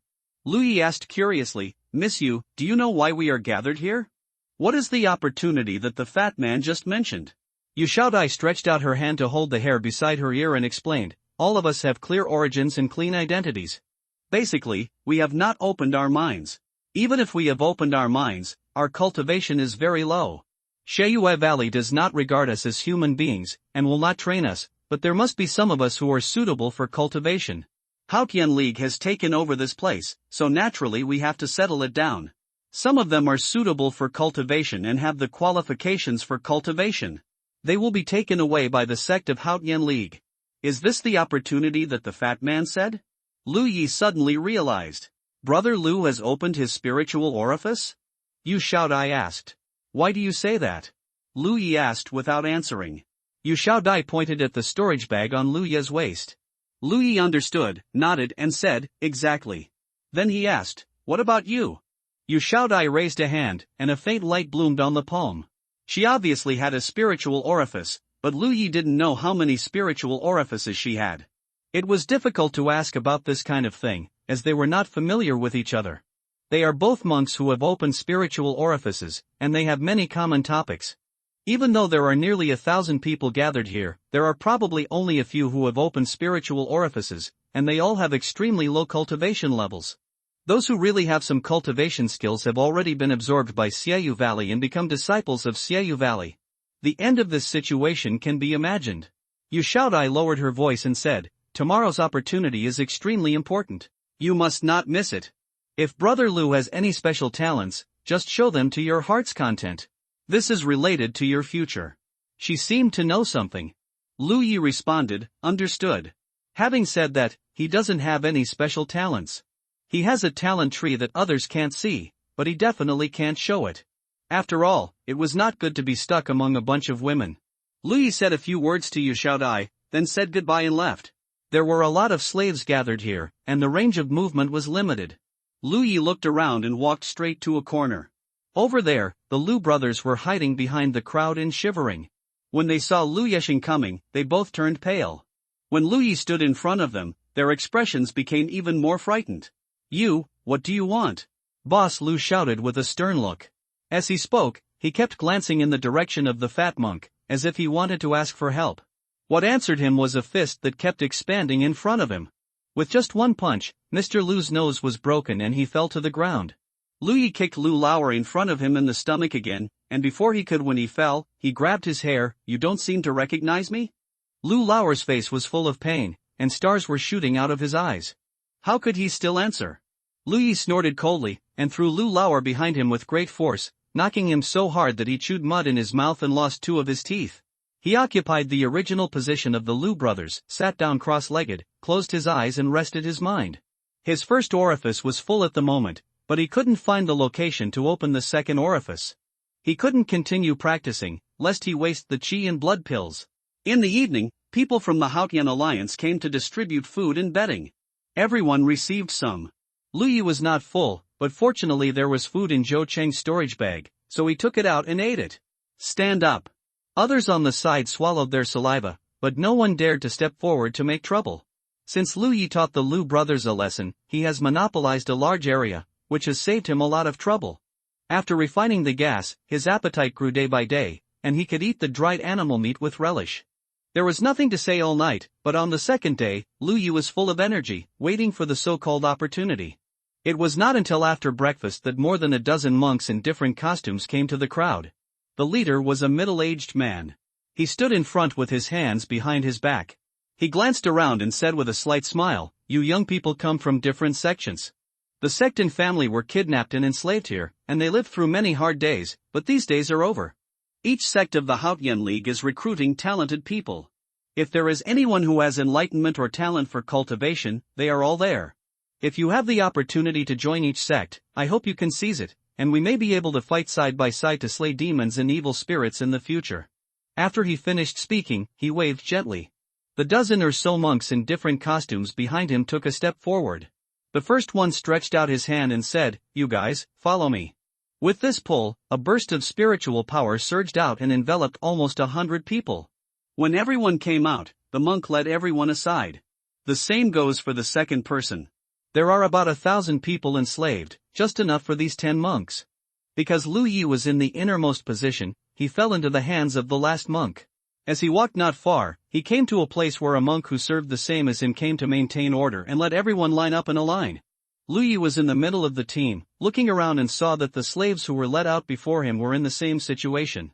He understood it in his heart, and he was afraid that he would have to do some tests to see if any of these slaves were enlightened and suitable for practice. Judging from what the middle-aged monk said before, those who have opened their spiritual orifices may have greater advantages. As for those who have no enlightenment and no talent for cultivation, they should not be taken seriously. After the team was lined up, the monk who led them took out a desk from the storage bag, sat behind the desk, raised his head and said, "Let's get started." The first slave came up to him at his signal. The monk asked, "Have you ever experienced enlightenment?" The slave shook his head, "No." "Yes." The monk who asked the question pushed the crystal ball he had taken out before and ordered, "Cover it with both hands." The slave did as he was told, but the crystal ball showed no reaction. The monk behind the desk shook his head, "If you don't have the qualifications to practice, you will be next." The slave suddenly lost his mind and said hurriedly, "I'm not ready, let me try again." Next. The monk waved his sleeves and the chattering slave was swept aside and fell to the ground. This scene made all the slaves who were still waiting in line feel sad. They knew that whether their fate could be changed depended on the crystal ball, and they immediately became excited. One by one, the slaves came forward, all of whom had no qualifications for cultivation. Until the 13th person covered the crystal ball with both hands, the crystal ball, which had not responded, suddenly lit up with a light blue light. Finally one. The monk behind the table smiled and looked up at the slave. Name. The slave was excited and flushed, and answered truthfully. The monk behind the table took out something that looked like a jade plate, and urged the spiritual power in his hand. Soon, the jade plate showed the man's name on one side. He handed the jade plate to him and ordered, "Keep it carefully, you will need it later. Now go to the tent over there to find my third brother to check his talent." "Yes, thank you, sir." The slave held the jade plate as if holding the most precious treasure, and trotted to the back. There was a simple tent standing behind. Seeing this, Lu Yi immediately understood that this test was divided into two levels. One was to check if there was any qualification for cultivation, and the other was to check the level of talent. Qualification and talent are different. The former determines whether a person can cultivate and whether he is qualified to cultivate, while the latter determines how high the person's future achievements will be. In theory, the better the talent, the higher the future achievements will be. Of course, due to the limited conditions, the talent test here is just a general test. It is not guaranteed to be completely accurate, but it is always close to the truth, and the deviation will not be too large. Lu Yi is not worried about the qualifications. He has already opened his mind and can definitely cultivate. As for the level of talent, it is hard to say. He doesn't know what his talent is. He has to go to the tent behind to test it. The first person with the qualifications for cultivation has appeared, which has brought a little vitality to the originally silent queue, and suddenly gave birth to a feeling that I am okay again. However, reality is cruel after all. In the next test, more than 10 people were eliminated before finally one with the qualifications for cultivation appeared. The previous scene was replayed. The long queue was getting shorter and shorter, and slaves went from expectation to disappointment one after another.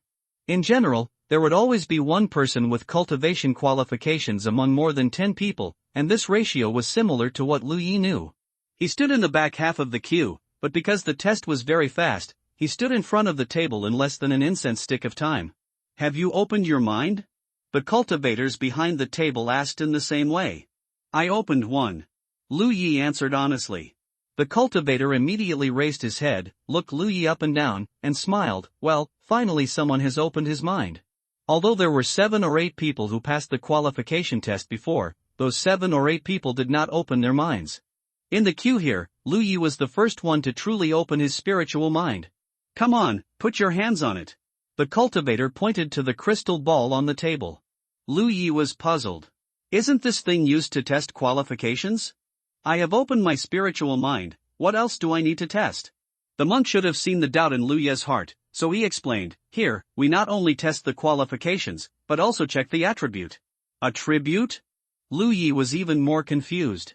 He had never heard of such a thing. Perhaps it was because Lu Yi had opened his spiritual orifice. The monk patiently explained, "Among the 5 elements of gold, wood, water, fire and earth, everyone's spiritual power will tend to one kind, which is the attribute, and each attribute has a different focus." So that's it. Lu Yi suddenly realized, and then wondered. Before that, the monk smiled and said, they didn't even open their spiritual orifices, they had no spiritual power, and they couldn't detect the attribute. Is that so? Lu Yi understood, raised his hands and covered the crystal ball. "Urge your spiritual power and inject it into it," the monk ordered. Lu Yi did as he was told, and at the same time, his eyes were fixed on the changes in the crystal ball. He was also curious about what attribute he was. The crystal ball first lit up, which meant that Lu Yi had the qualifications to practice, but for someone like him who had opened his orifice, such a result was meaningless. The change that followed was the detection of the attribute. Under Lu Yi's attention, an orange flame suddenly appeared in the crystal ball and burned fiercely. This scene made his pupils shrink, because the orange flame looked so familiar. "Oh?" The monk behind the table raised his eyebrows and said excitedly, "The 5 elements are dominated by fire, and there are some gold elements, not bad, okay, stop it." Lu Yi can understand that his 5 elements are dominated by fire. After all, he can open his mind thanks to the talent tree. It was the talent tree that swallowed a ball of orange flames that suddenly opened his spiritual mind. The leaf on the talent tree that carried sharp spiritual patterns was also burning. But he couldn't figure out the gold element. He just felt vaguely that this might be his original element. Keep this thing and go to the tent behind to find my third brother. The monk handed Lu Yi a jade card. Lu Yi thanked him and took it. He saw that one side of the jade card was engraved with his name, and there was a word below, which should represent the opening of one orifice. The other side was engraved with his element. Passing the table, Lu Yi walked to the back. There was a temporary tent not far away. Those who had passed the qualification test before had entered here to check their talents. Standing in front of the tent, Lu Yi apologized first, then lifted the door curtain and walked in. The space inside the tent was not small. There was a cultivator with a meticulous and stern look, sitting cross-legged on a cushion with his eyes closed. I think this is the third brother. Not far in front of the third brother, there was a round disc made of some unknown wood. The disc was the size of a tabletop, with 8 pits on the edge, and some bare saplings grew next to the pits. Lu Yi came in front of him and clasped his fists and bowed. Lu Yi greets senior brother, this is my jade token, please examine it. The third senior brother opened his eyes, took the jade token, looked at it from front to back, and raised his eyebrows. Have you opened your mind? He stretched out his hand to signal, sit down. It seems that this disc is the thing to detect the level of talent. Lu Yi walked up and sat cross-legged in the center. He glanced at it unintentionally and found that there were many complicated patterns engraved on the disc. Spiritual patterns? Lu Yi immediately became interested and looked at it carefully, but with his current eyesight, he couldn't tell what these spiritual patterns were used for. The only spiritual pattern he knew was sharp. The spiritual patterns engraved on the disc are numerous and dense, closely connected with each other and integrated into one. This was not just a spiritual pattern. Lu Yi woke up and remembered something he had heard before. This is a formation. Is the formation made of spiritual patterns? Cough. The third senior brother coughed slightly, interrupting his thoughts, and Lu Yi quickly sat upright. Their eyes met, and there was a brief silence. The third senior brother said, our Qingyu sect is located in the Tsangwan mountain in the hinterland of Bingzhou. There are 300 large and small spiritual peaks. In terms of comprehensive strength, it ranks among the top 5 in Bingzhou. The sect leader and all the deputy sect leaders, they are all in the Divine Sea realm, and there are hundreds of true Lake realm monks under the sect leader. Lu Yi originally thought that the third senior brother was a man of few words, but now he realized that he was wrong. As soon as the third senior brother opened his mouth, he went on, introducing various situations of the Qingyu sect. Lu Yi was confused as he listened. And somehow, the third senior brother's words actually gave him a strong sense of déjà vu. When the third senior brother kept talking about how the sword sect is doing, how the FA sect is doing, Lu Yi's dusty memories came flooding back. Lu Yi's mouth twitched slightly, thinking to himself, is this an admissions introduction for the spiritual world? The stern-looking third senior brother talked endlessly, all of which were about the situation in the Qingyu sect. After a while, he changed the subject. You are the main fire element of the 5 elements. I remember that the sect has a set of great flame-burning desolate art, which should be very suitable for you. Of course, if you want to develop in the direction of metal, you can also develop in the sect. There are many metal techniques. And if you join our Qingyu sect, even if you are a trial disciple, you will have a quota of 2 soul-enriching pills per month. If you can pass the assessment and become a formal disciple, the quota will double. Remember it? Lu Yi nodded quickly, remember it. He was puzzled in his heart. What does this mean? Why does it sound like recruiting himself? In this way, he, a cultivator who has opened up a way, really has a great advantage. He was secretly proud in his heart. The third senior brother said again, just remember it, sit down, calm down, and concentrate. You may feel some pain later, but don't worry. This is just the process of testing your talent. Don't use your spiritual power to resist. Yes. Lu Yi responded, put his hands on his knees, palms facing up, and closed his eyes. The next moment, he felt the movement of spiritual power surging out. Although he was curious about what the third brother was doing, he couldn't open his eyes to see. When the spiritual power surged, he felt a slight vibration under his buttocks. Lu Yi guessed that it was the formation on the disc that took effect. Just as he thought, the 8 pits on the edge of the disc had been filled with 8 cocoon-sized crystals by the third brother. These were spiritual stones commonly used by cultivators to set up formations, and they were things Lu Yi had never seen before. When the third brother activated the disc formation, a faint mist escaped from the spiritual stones embedded in the 8 pits. The mist was the spiritual power stored in the spiritual stones, which became pure spiritual energy through the transformation of the formation. The rich spiritual energy quickly filled the space enclosed by the disc, but there seemed to be an invisible barrier around the disc, and the spiritual energy was bound in the disc. Lu Yi, who was sitting upright, was moved. Although he closed his eyes, he felt that there were many wonderful things around him. These things were drilling into his body, which made him feel extremely comfortable. Is this spiritual power? Lu Yi immediately realized that breathing in and out the spiritual energy of heaven and earth is one of the main means of cultivation for cultivators. Lu Yi had tried it before in the mine cave.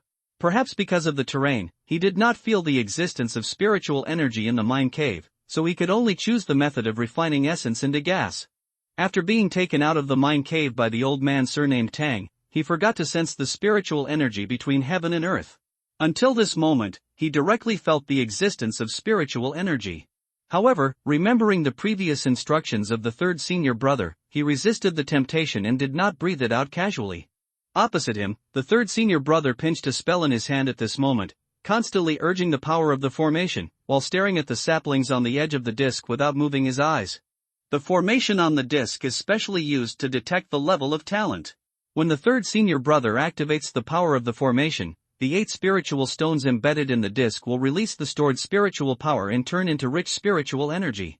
Through his actions, these spiritual energies will be introduced into the body of the testee, and then flow into the array of the disc, so that the saplings at the edge of the array will undergo some changes. In short, Lu Yi's body, who is sitting on the disc at this moment, is a transit station. The spiritual energy will be transferred to the array through his body, and then the 8 saplings will undergo the necessary changes. The more saplings that have changed, the higher the aptitude of the testee, and vice versa. In essence, such a test is to see whether the spiritual energy introduced into the body flows smoothly.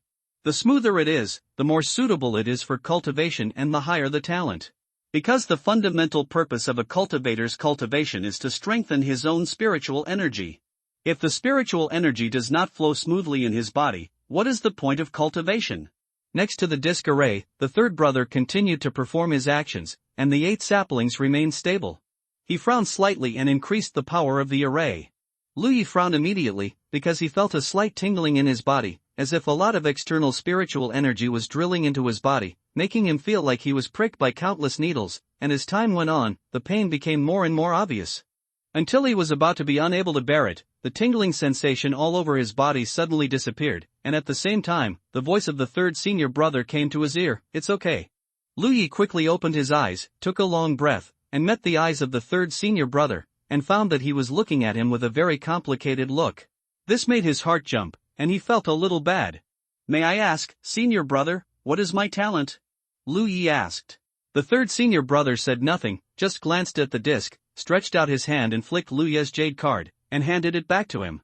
Lu Yi took it and found that there was an extra word 1 on the back of the jade card engraved with his own zodiac sign. What does this mean? Lu Yi wanted to find out what was going on, but the third senior brother obviously didn't want to talk anymore, so he didn't want to argue with him. He stood up from the round plate and bowed to the third senior brother. "Thank you, senior brother." When he turned around and walked out, he saw that one of the 8 bare saplings on the round plate had grown a tender leaf. Does the word on the back mean a sapling? He guessed secretly. "My friend." The third senior brother suddenly spoke. Lu Yi walked to the door and turned around. "What do you want me to do, senior brother?" The third senior brother said, "My friend, just pretend you didn't hear what I told you just now." Lu Yi. Walking out of the tent, taking a few deep breaths, a strong sense of crisis surged in his heart. Although he was not sure whether his talent was high or low, Lu Yi felt something was not right just by looking at the words and attitude of the third senior brother. His talent might be unusual. He still had to find someone to confirm it. Lu Yi turned his head and looked around, and suddenly saw a figure standing quietly in a corner, and walked straight over. Halfway through, the figure also saw Lu Yi and waved with a smile. When he got closer, Lu Yi called out, "Miss you." "You Xiao Dai bowed, brother Lu. It can be seen that Yu Xiaodia's mood is much better than yesterday. She has completed the test, and the result is not bad." Lu Yi picked up the jade card in his hand and handed it over. "Can you help me see what's wrong with my talent?" Yu Xiaodai took it and said with a smile, since Brother Lu can open the spiritual orifice, his talent must be, not bad. When she said the last two words, she saw the word one on the back of the jade card, and her eyelids couldn't help but jump, and her tone became hesitant. Seeing her reaction, Lu Yi understood immediately. His talent seemed to be really disappointing? Miss Yu, how is your talent? Lu Yi asked. Yu Xiaodai said, it's about the same as Brother Lu. Lu Yi waved his hand, no need to comfort me, I know the general situation. Is it true that the smaller the number, the lower the talent? Yu Xiaodai pursed her lips, wanting to comfort Lu Yi, but she didn't know how to start, and finally nodded, yes. No wonder. Lu Yi thought of the last words of the third senior brother, and secretly thought that the monks were also very realistic. Yu Xiaodai said, Brother Lu, don't be discouraged. Today's test is not accurate, and the array used is not advanced, and there are occasional mistakes. Lu Yi smiled, although I don't know what the array is, since the result is out, I can only face it calmly. Yu Xiaodai looked at him curiously, Brother Lu, do you really think it doesn't matter? Lu Ye's carefreeness didn't seem to be pretended. Most people would definitely be a little discouraged if they got such a result.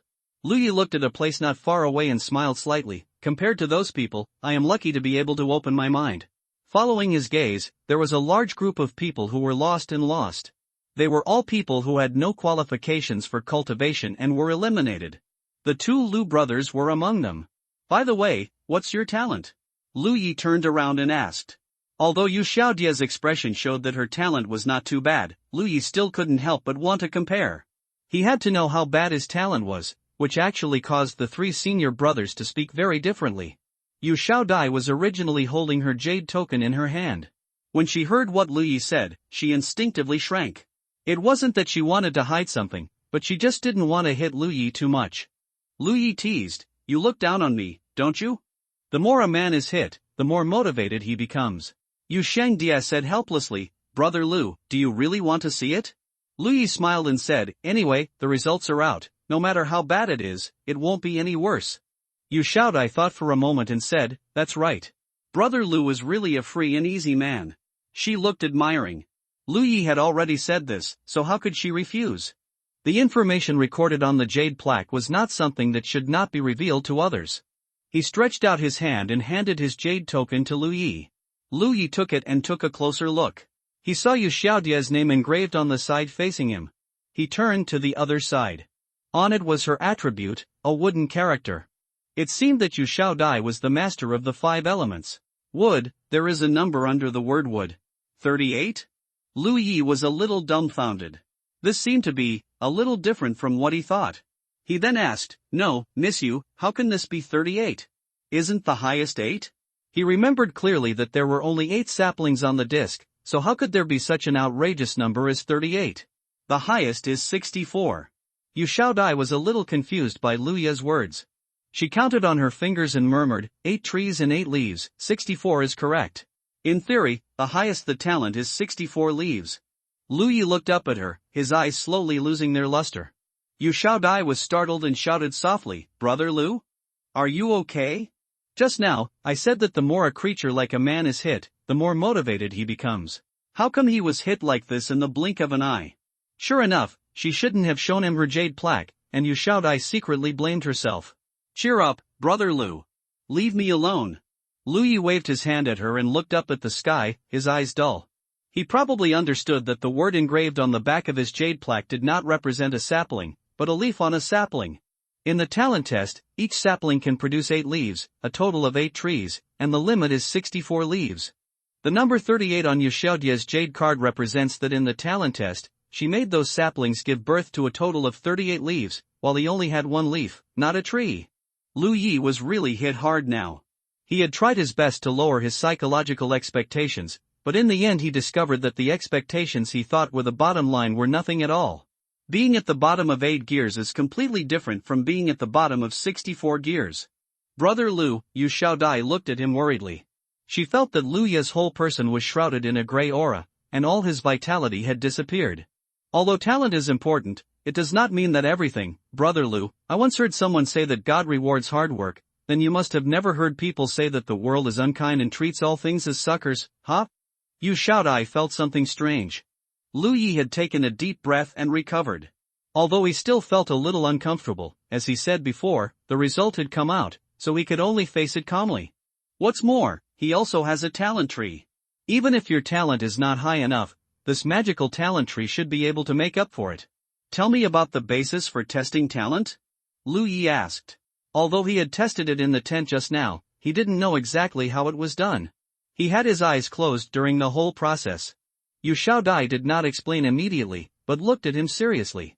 There was obviously still some worry in her eyes, and Lu Yi smiled and said, "I'm really fine." Yu Xiaodai sighed and said, "Brother Lu, since you want to know, then I will tell you what I know." She immediately explained the principles of the magic circle and the testing process. Lu Yi finally understood. You mean, it's difficult for spiritual energy to be introduced into my body? So my talent is very low? He couldn't help but think of his own feelings during the test. The foreign spiritual energy penetrated into his body hard, but it didn't work. He couldn't get in, and it hurt all over his body. Yu Xiaodai nodded and said, "That's exactly it. So that's it." Lu Yi probably understood, and then he became confused. But what can these explain?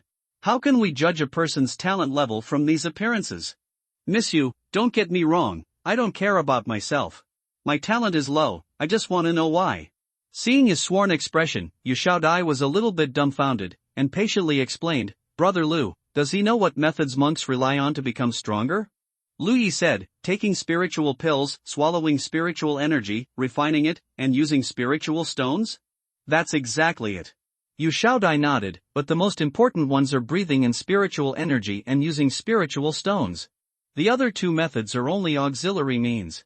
If it is difficult to introduce external spiritual energy into the body, the cultivation efficiency will naturally be low, and the talent will be low. With the same time and resources, a monk with high talent can open more spiritual apertures, and his achievements in the future will naturally be higher. Now that Brother Lu has opened the spiritual apertures, he also feels that it is difficult to practice."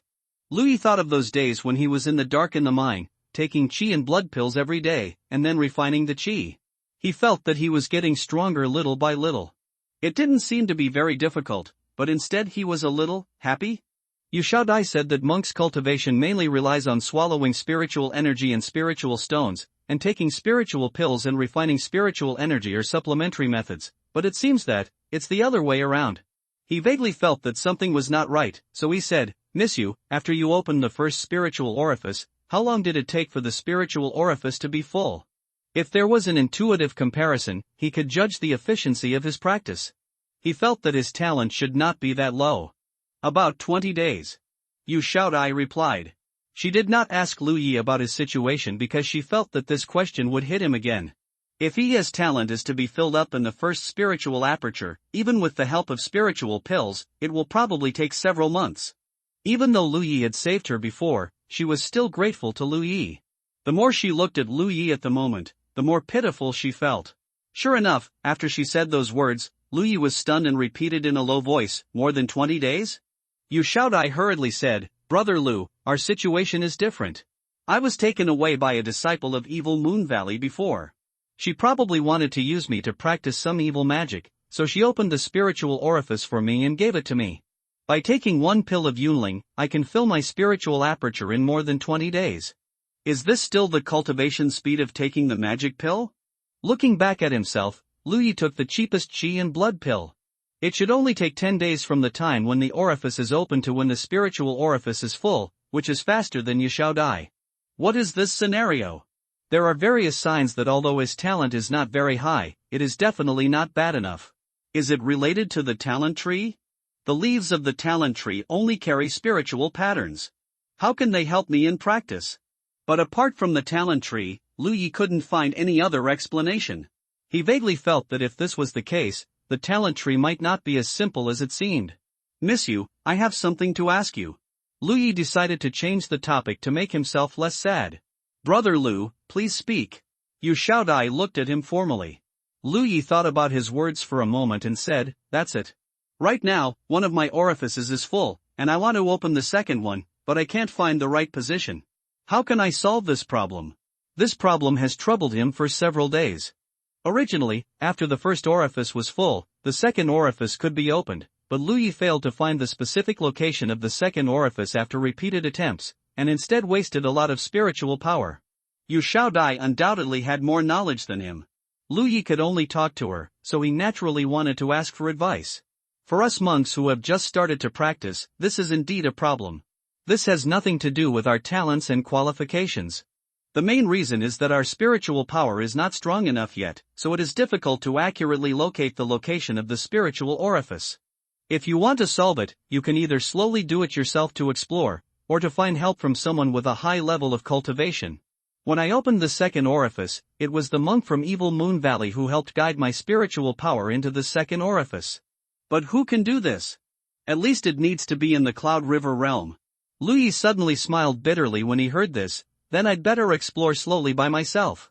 He couldn't find anyone to help.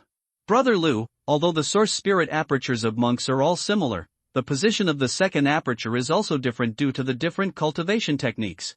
If Brother Lu does not have a suitable technique, please do not open the second aperture rashly. Otherwise there could be big problems. As for the exercises, I do have a copy. The Golden Chan Xiaoyaoju shouldn't be a very good technique, but Lu Yi had no other choice. By the way, what did you just say that the Cloud River realm is the realm of monks? He remembered that in the previous tent, the third senior brother also mentioned the real lake realm and the divine sea realm, which he had never heard of. During his 1 year on the mine, he seldom communicated with people and had few friends. All the information on spiritual practice was obtained through hearsay and was very scattered. Yes. Yu Xiaodai nodded. There are 4 major realms for monks, namely Lingxi realm, Cloud River realm, True Lake realm and Divine Sea realm. Each major realm has 9 small levels. Streams, rivers, lakes and seas. This division is somewhat meaningful and intuitive. Are we considered Lingxi realm? Lu Yi asked. Yu Xiaodai smiled, shook his head and said, not yet, we just opened the spiritual orifices. Only by opening enough spiritual orifices can our own spiritual power penetrate these spiritual orifices, forming a circulation in the body, and the spiritual power flows like only when you are in the Lingxi realm can you truly be called a monk. Lu Yi was surprised, we are not monks yet? Then who are we? Monk Reserve? Yu Xiaodai tilted her head, looking a little cute. Okay. Lu Yi accepted the title. He originally thought that he would be a monk after opening his spiritual orifice, but now it seems that he is still young and ignorant. Yu Xiaodai should have also noticed that Lu Yi was confused about the common sense of the cultivation world, so she deliberately told him more. There are many sects in the Jojo continent. Let's not talk about anything else. I just want to talk about our Bingzhou area, big and small. There are at least thousands of sects and families. The strength between sects is strong or weak. The foundation lies in the realm of the monks within the sect. The higher the realm of the monks within the sect, the stronger the strength will naturally be. Moreover, sects are also divided into levels. Oh, how to divide it? Lu Yi became interested. He also saw that Yu Xiaodai was instilling in him the common sense of the spiritual world, so naturally he would not miss this opportunity. Each major realm of monks is divided into 9 levels, and the sects are also divided into 9 levels, with the 9th level being the second and the first level being the highest. I don't know exactly how to divide it, but the sects from the first to the 3rd level must have gods. Those who are strong in the sea realm also have requirements for quantity. For the 4th to 6th grades, they must have a sufficient number of True Lake realm. For 7th to 9th grade, they only need some Cloud River realm. What if there are only those in the Lingxi realm? Lu Yi asked shamelessly. Yu Xiaodai pursed her lips and smiled and said, the Lingxi realm does not have the qualifications to establish a sect. Lu Yi blushed, feeling really ignorant. Yu Xiaodai continued, there is a saying in Bingzhou that 1 palace, 2 palaces, 3 sects, and 4 sects are the top 10 first-class sects in Bingzhou. The first palace refers to Biyun Palace, and the 2 palaces refer to Biyun Palace.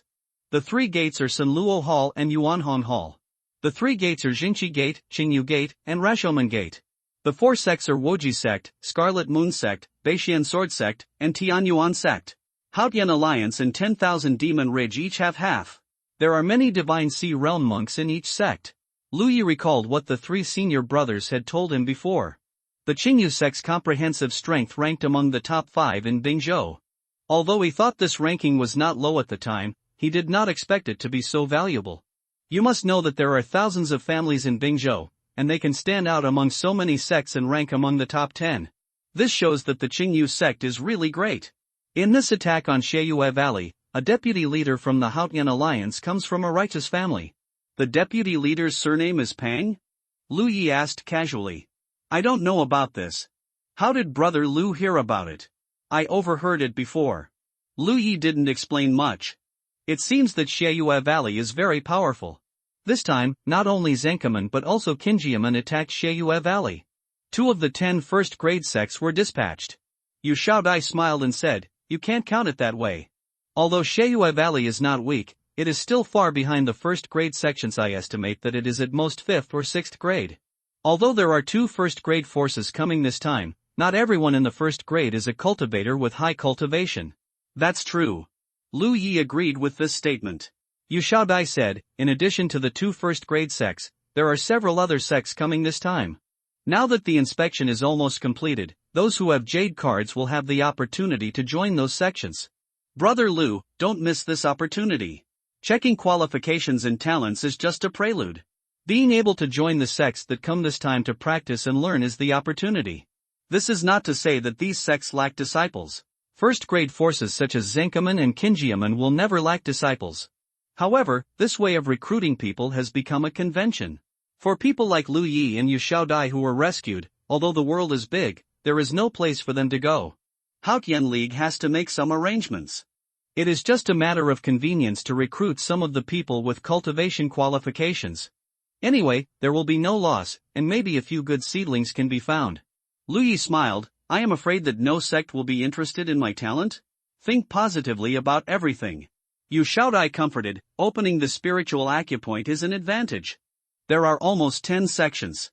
Brother Lu can always find a place to belong. Then I will accept your good words. You have to be careful when choosing a sect. If you choose well, you may not be able to get what you want. A voice suddenly came from the side. Lu Yi and Yu Shaodai turned around and were surprised to find that there was a fat man beside them. He was looking at them with a smile. His small eyes were almost invisible because of the flesh on his face. It was the fat man who had previously registered the slaves and checked their identities. When did he come over? Lu Yi didn't notice at all. I've met senior brother. Yu Shaodai bowed quickly with a reserved look. Although she had a few orifices, people like the fat monk were still aloof to her, so she was inevitably nervous at this moment. Lu Yi also saluted. I heard how excited you were chatting, so I couldn't help but come over and take a look. Do you mind? The fat monk patted his fat belly with one hand, looking kind and approachable. I don't dare. Yu Shaodai waved her hands quickly. Although she was nervous, her thinking was very clear. Realizing that this was an opportunity, she decided to ask for advice. May I ask senior brother, what did you mean by that sentence just now? Although she knew more information about the cultivation world than Lu Yi, her knowledge was limited. She was not as good as a Haotian alliance monk with upright roots like the fat monk. Of course it means literally, do you want to know? The fat monk smiled more cordially and answered Yu Xiaodia's words, while looking at Lu Yi. Lu Yi didn't know why this guy was staring at him. He always felt that he had some evil intentions, but since his future was concerned, he still said politely, please give me some advice, senior brother. If you want to know, the fat monk patted Lu Yi's shoulder affectionately, then let's see if you are sincere enough. Sincerity? Lu Yi raised his brows, remembering the first time he met the fat monk, and the other person stared at the storage bag on his waist. No way? That shouldn't be the case, right? After all, he is also a monk with advanced cultivation. Do you think he can take advantage of a nobody like himself? But the hidden meaning behind the other person's words is very obvious, and anyone who is not a fool can hear it. After a moment of silence, Lu Yi tried to raise his hand and put it into the storage bag at his waist. However, he saw the fat monk's narrowed eyes slowly opened a little, and his smile became brighter. He lowered his hand, and the fat monk returned to his previous appearance. He raised his hand, and the fat monk opened his eyes a little. After doing this several times, Lu Yi finally confirmed that things were really what he thought. The fat monk couldn't stand it anymore. He had never seen Lu Yi torturing people so blatantly. He rolled his sleeves in displeasure and said, it seems you don't want to know. Just when he turned around, his hand felt heavy. The fat monk looked down and saw a bottle of qi and blood pill stuffed in his hand. Lu Yi, who was standing in front of him, looked like he had been cut off several kilograms of flesh.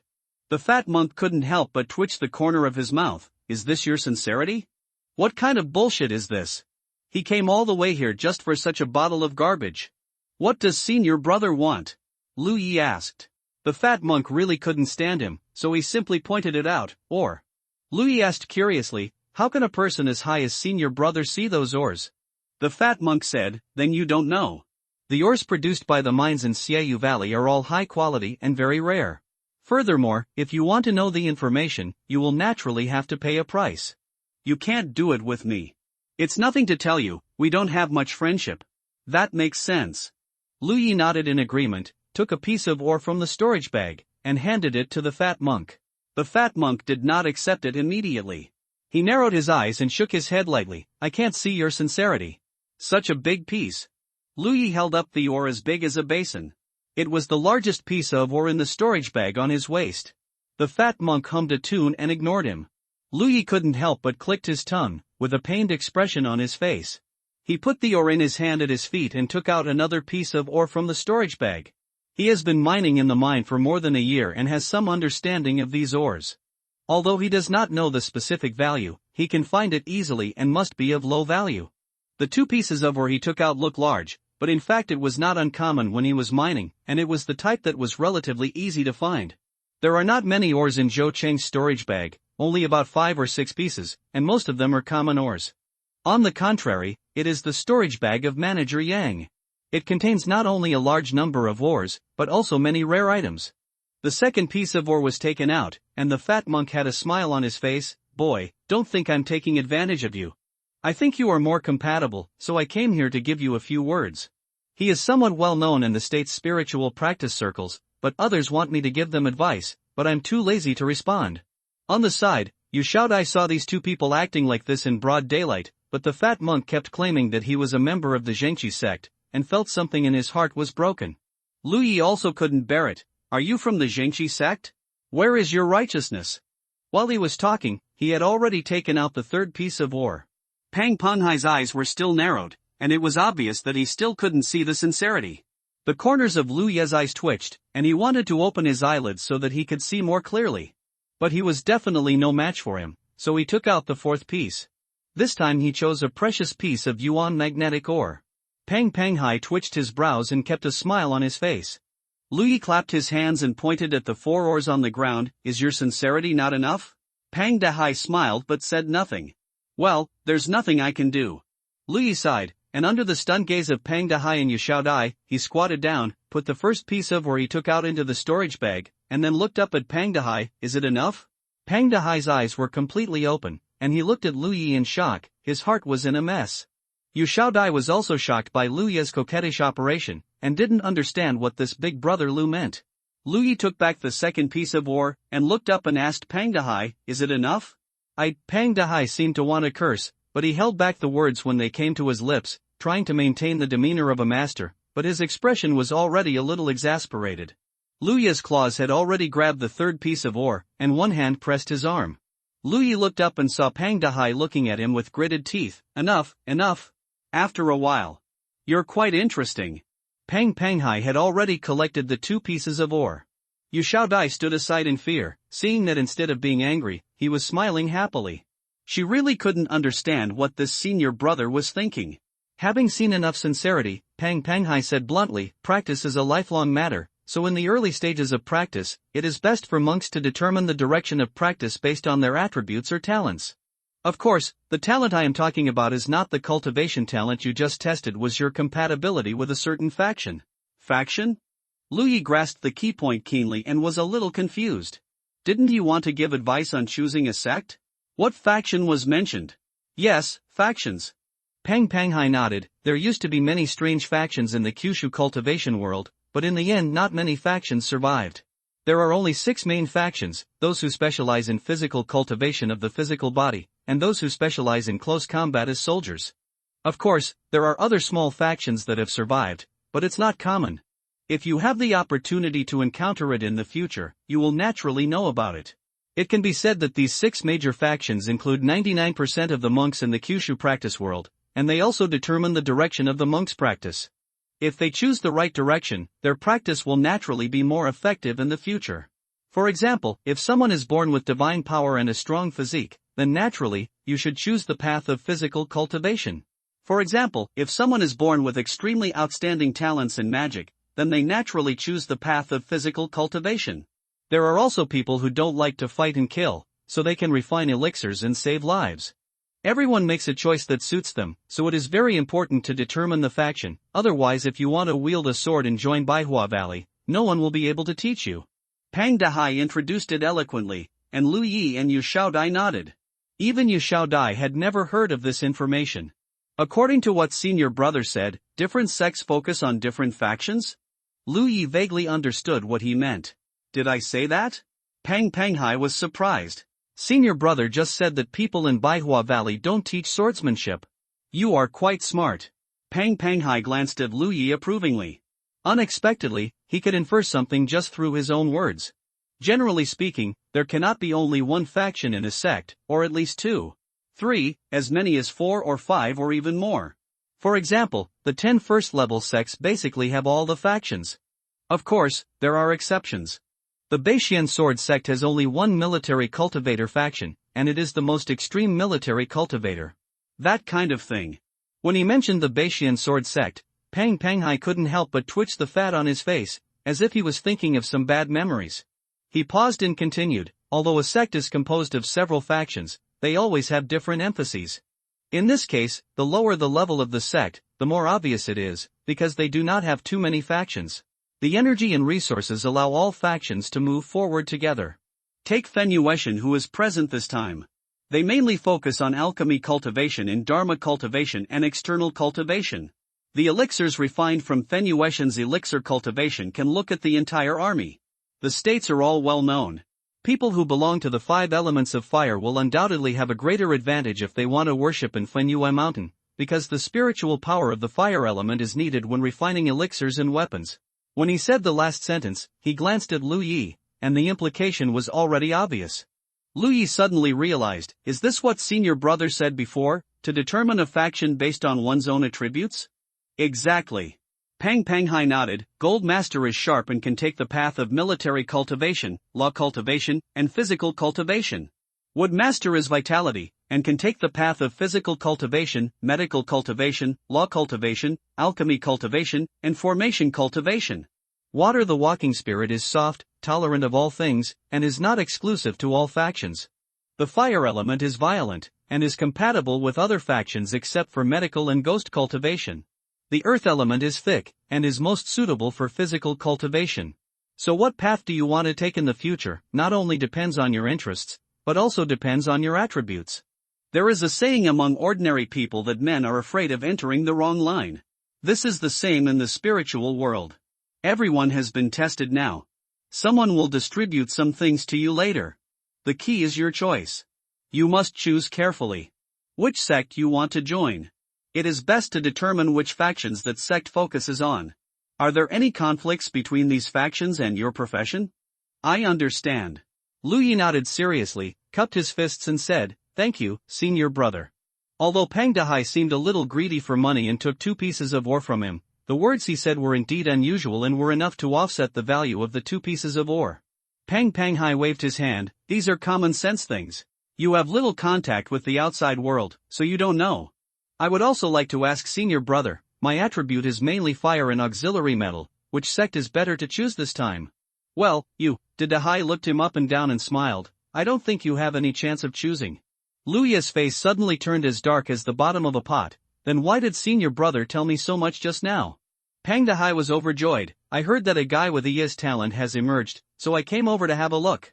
Do you know that in all these years, I have never seen Yi yet? Ha ha ha. He laughed so hard that all the fat on his body was shaking. Lu Yi wanted to rush up and beat him to death.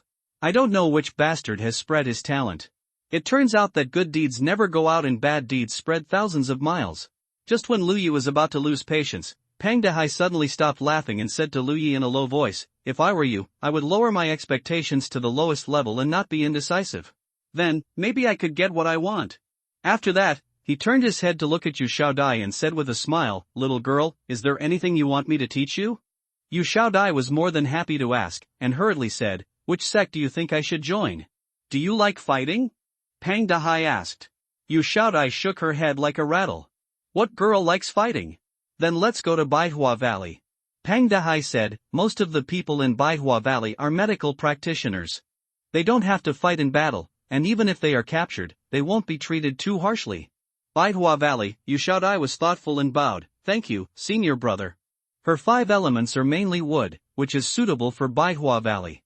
Pang Dehai obviously knew that and gave such advice. Pang Dehai left, leaving Lu Yi standing there in a bad mood. Yu Shaodai wanted to comfort him, but didn't know how to start, so she simply changed the subject. Brother, there is something I don't understand. What? Just now you gave Brother Pang 4 pieces of ore and he didn't want them. Why did you take 2 pieces and he wanted them instead? Lu Yi explained casually. In his opinion, the 4 stones are all his. He doesn't know how to cherish what he has, and only knows how precious it is when he loses it. Yu Shaodai fell into deep thought after hearing this, and felt that this made sense. Of course, this is also related to the fact that the 2 pieces of ore that Lu Yi took away are not of high value. The 2 pieces that are really valuable are the 2 pieces that are left. Pang Dehai said that someone would come soon to distribute some things to Lu Yi and his friends, and let them make some choices. As a cultivator of Jingqi sect, he undoubtedly knew the subsequent rules. As expected, not long after he left, all those who passed the test and had jade cards were summoned to one place. There were thousands of slaves who were rescued before, but only more than 100 were still standing here, as low as 10%. Everyone stood there quietly. A cultivator came over and distributed a piece of paper to everyone. Lu Yi took it and looked down. He saw the names of 10 sects written on the paper from top to bottom. Among them, Jingqi sect ranked first, and Qingyu sect ranked second. There were some other sects that Lu Yi had never heard of, but he saw the Burning Moon Mountain and Baihua Valley mentioned by Pang Dehai before. These should be the sects that came to attack Sheiyue Valley this time. The grade of each sect was marked behind it. Among them, Jingqi sect and Qingyu sect were undoubtedly first grade, and the grades of the remaining sects were a bit wide, basically from 4th to 7th grades. Behind the grade, there is another line of words, marking the factions covered by this sect, which are all the information mentioned by Pang Dehai before. Lu Yi is somewhat grateful to Pang Dehai at this moment, otherwise he probably can't understand the content on this piece of paper now. Just as he was investigating carefully, a cultivator in front of the crowd said, "Which sect do you want to join? Come forward and circle the name of the sect with a pen. You can choose up to 3 sections. However, which sect you can join in the end depends on your luck and the decision of the sect managers. If you are lucky, you may be able to join 2 first-class sections." After he finished speaking, the scene was quiet for a moment, and soon someone asked, "Senior, what do you mean is that when we choose a sect, the sect is also choosing us?" "That's the truth." The cultivator responded indifferently, "So don't think about being able to ascend to heaven in one step. If you don't have enough qualifications and talent, it's useless even if you choose a first-class sect." Someone else asked, "What if none of the 3 sects I chose choose me?" "Then you will have no chance to practice, and will be placed with those who don't have the qualifications to practice." As soon as these words came out, many people who were lucky enough secretly became alert. Many people just wanted to select all the 2 first-class sects, but if they did so, there would definitely be no good results, because no matter whether it was Jingqi sect or Qingyu sect, the requirements for recruiting disciples would not be too low. Once eliminated by these 2 major sects, there would only be one last chance left. If they didn't seize the last chance, they would miss this opportunity.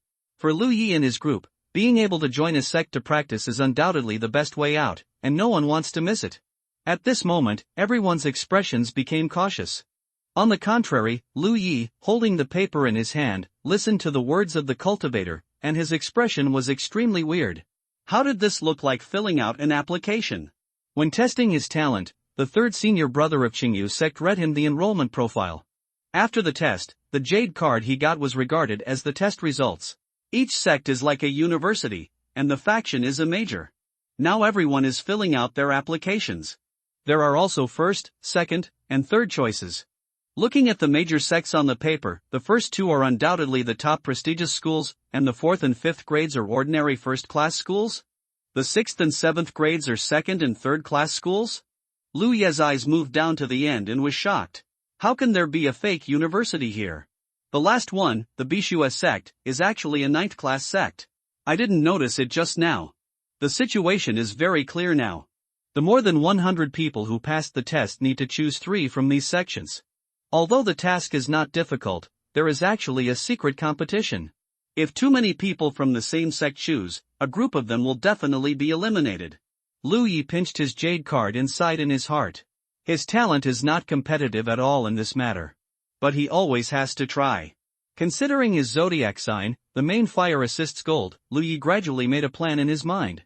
There was a table in front of the monk who spoke, and there were a few pens and an inkstone on the table. One after another, people came forward, picked up pens and drew on their own papers, and handed them to the monk together with the jade token. Soon, only about half of the more than 100 people remained. Yu Xiaodai walked over. Brother Lu, have you made a decision? Well, I have. Yu Xiaodai said, then go together? You go first, I'll think about it. Lu Yi had already made a decision, but when he thought of his talent, he was still unsure. 10 sects, more than 100 people, on average, each can accept more than 10 people, but this is only the most ideal distribution. Lu Yi is sure that the Jingqi sect and the Qingyu sect will only accept 2 or 3 people at most, and will never accept more. In this way, other sects need to accept more people. Lu Yi did not expect to be able to join the 2 first-grade sects, but if the competition is too great, even if he chooses those 6th and 7th grade sects, he will still be eliminated. He has been in Zhozhou for more than a year and has been a mining slave in Xueyue Valley for a year. Although he has successfully opened his mind now, he can't even find the second spiritual mind, so how can he practice? It would be different if he could join a sect. He could then ask the masters in the sect to guide him, so he was unwilling to miss this opportunity no matter what, even if the starting point was lower. Thinking of this, he walked forward, came to the table, took a pen, and first drew a circle on the Bishu sect. The Bishu sect was the lowest grade sect. Lu Yi estimated that there would be no other choice except himself, so this was a guarantee to ensure that he could join the sect. After choosing the Bishu sect, he raised his pen and pointed at the burning moon mountain. As the tip of the pen pointed down, he suddenly thought of what Pang Dehai said to him at the end. He asked himself to lower his expectations to the lowest and not to be indecisive, so that he could get what he wanted. At that time, Lu Yi didn't understand and just thought it was his advice to himself, but now it seems that it is obviously meant. Moreover, Pang Dehai didn't think highly of him. When Lu Yi asked him which sect to choose, he said bluntly that it was impossible to choose anyone. He was a cultivator of the Zhengqi sect. Although he was a little greedy, there was no need to entertain himself for no reason. In other words, even if he chose other sects, it would probably not work. Lu Yi closed his eyes. Every decision at the crossroads of life was extremely important, especially the one in front of him.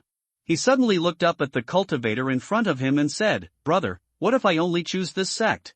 The cultivator was looking at him with interest, because no one had chosen the Blue Blood sect before Lu Yi, and it was foreseeable that no one would choose the Blue Blood sect after him, because the grade of the Blue Blood sect was too low.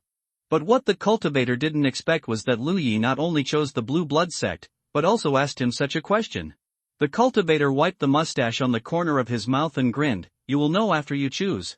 Putting the expectation value to the lowest means choosing the lowest level sect. Don't be half-hearted, which means making only one choice. If Lu Yi's understanding was correct, then this was what Pang Panghai said to him at the end. The key question now is whether you should believe him or not. After thinking for a moment, Lu Yi made a decision. He put down the brush in his hand and handed it to the monk with the mustache opposite him along with his jade token. "Brother, I have chosen."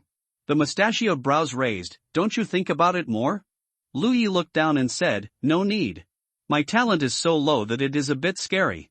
Even if I choose another sect, it will be useless.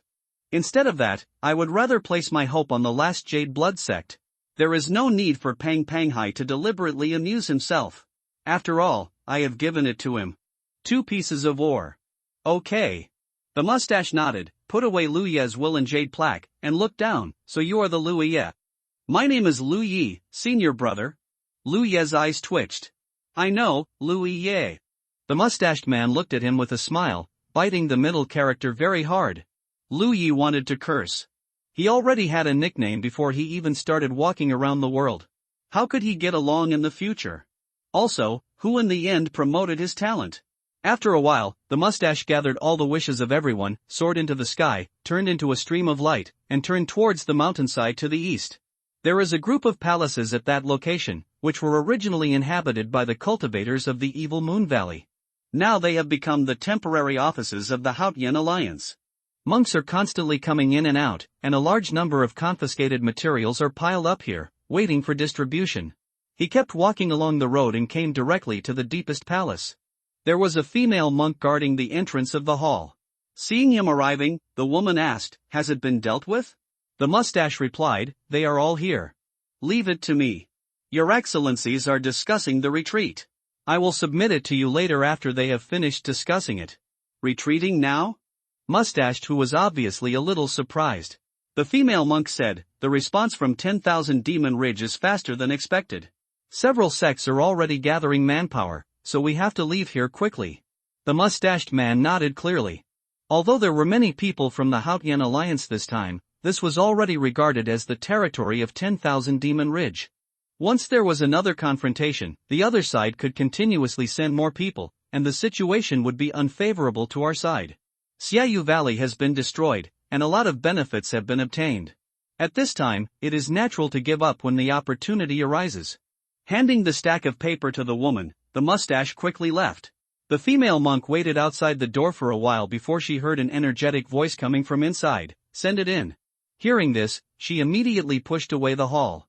There are only 10 people in the hall, representing the 10 major sects that came to attack Evil Moon Valley this time. The one at the head has a majestic appearance and is not angry and proud. He is Pangjin, who comes from a righteous sect and is also a member of the Hautian Alliance. The deputy leader of the alliance, among all the people present, he has the highest level of cultivation, reaching the Divine Sea realm. The woman came to Pangjin, respectfully put down the pile of papers in her arms, and said, "Disciple, please leave." After she left, Pangjin flipped through the pile of papers in front of him, took out one piece, and then pushed the rest to the speaker at Kinjiaman. For Lu Yi and others, every piece of paper here carries their future in dreams, but for people like Pangjin, these things are not worth looking at carefully. Every time the territory occupied by 10,000 Demon Ridge is conquered, some people will be rescued. It is just an agreement to recruit some people with cultivation qualifications and talents from among these people. Each of their families has thousands of disciples. If they weren't exceptionally talented, who would take a second look at them? Among Lu Ya's group of people, there was obviously no one worthy of their special attention. A stack of more than 100 pieces of paper was passed in front of the sect talkers one by one, and gradually became less and less. When it was in front of the Baihua Valley talker, he selected more than 10 people and was about to pass it to the next one, suddenly seemed to have discovered something new. He raised his head and looked at an old man in the last seat. "Mr. Tang, someone has chosen the Blue Blood sect." As soon as these words came out, Pangjin, who was exhorting something to the Qingyu sect speaker, couldn't help but raise his head. Really? He just randomly picked one out of the more than 100 people and didn't look at the others carefully at all. Others also showed surprised expressions, and some even said with a smile, "There are still some smart people among these little guys. It seems that choosing the Jade Blood sect is something extremely remarkable." Then the man in the seat, called Mr. Tang, was the old man who brought Lu Yi out of the mine. When Mr. Tang heard this, he also had a surprised expression on his face, because although the Blue Blood sect had participated in many such operations, they had never been chosen by anyone before, even if those who were rescued had 3 opportunities to choose. The level of the Jade Blood sect is too low. Anyone who has some ideals and pursuits will not choose it. Although there was an accident, Mr. Tang still waved his hand. The Jade Blood sect does not accept disciples, as you know. If it were not for the current alliance rules, the Jade Blood sect's name would not appear on that piece of paper. After hearing what Baiwaga said, the person in charge said, "I'm afraid this won't work, Mr. Tang. He only chose the Jade Blood sect, and no one else chose the Jade Blood sect." Mr. Tang looked surprised, stretched out his hand and said, "Let me take a look." Taking the remaining papers from the person in charge of Baihua Valley, Old Tang carefully flipped through them one by one, and found that it was just as he said.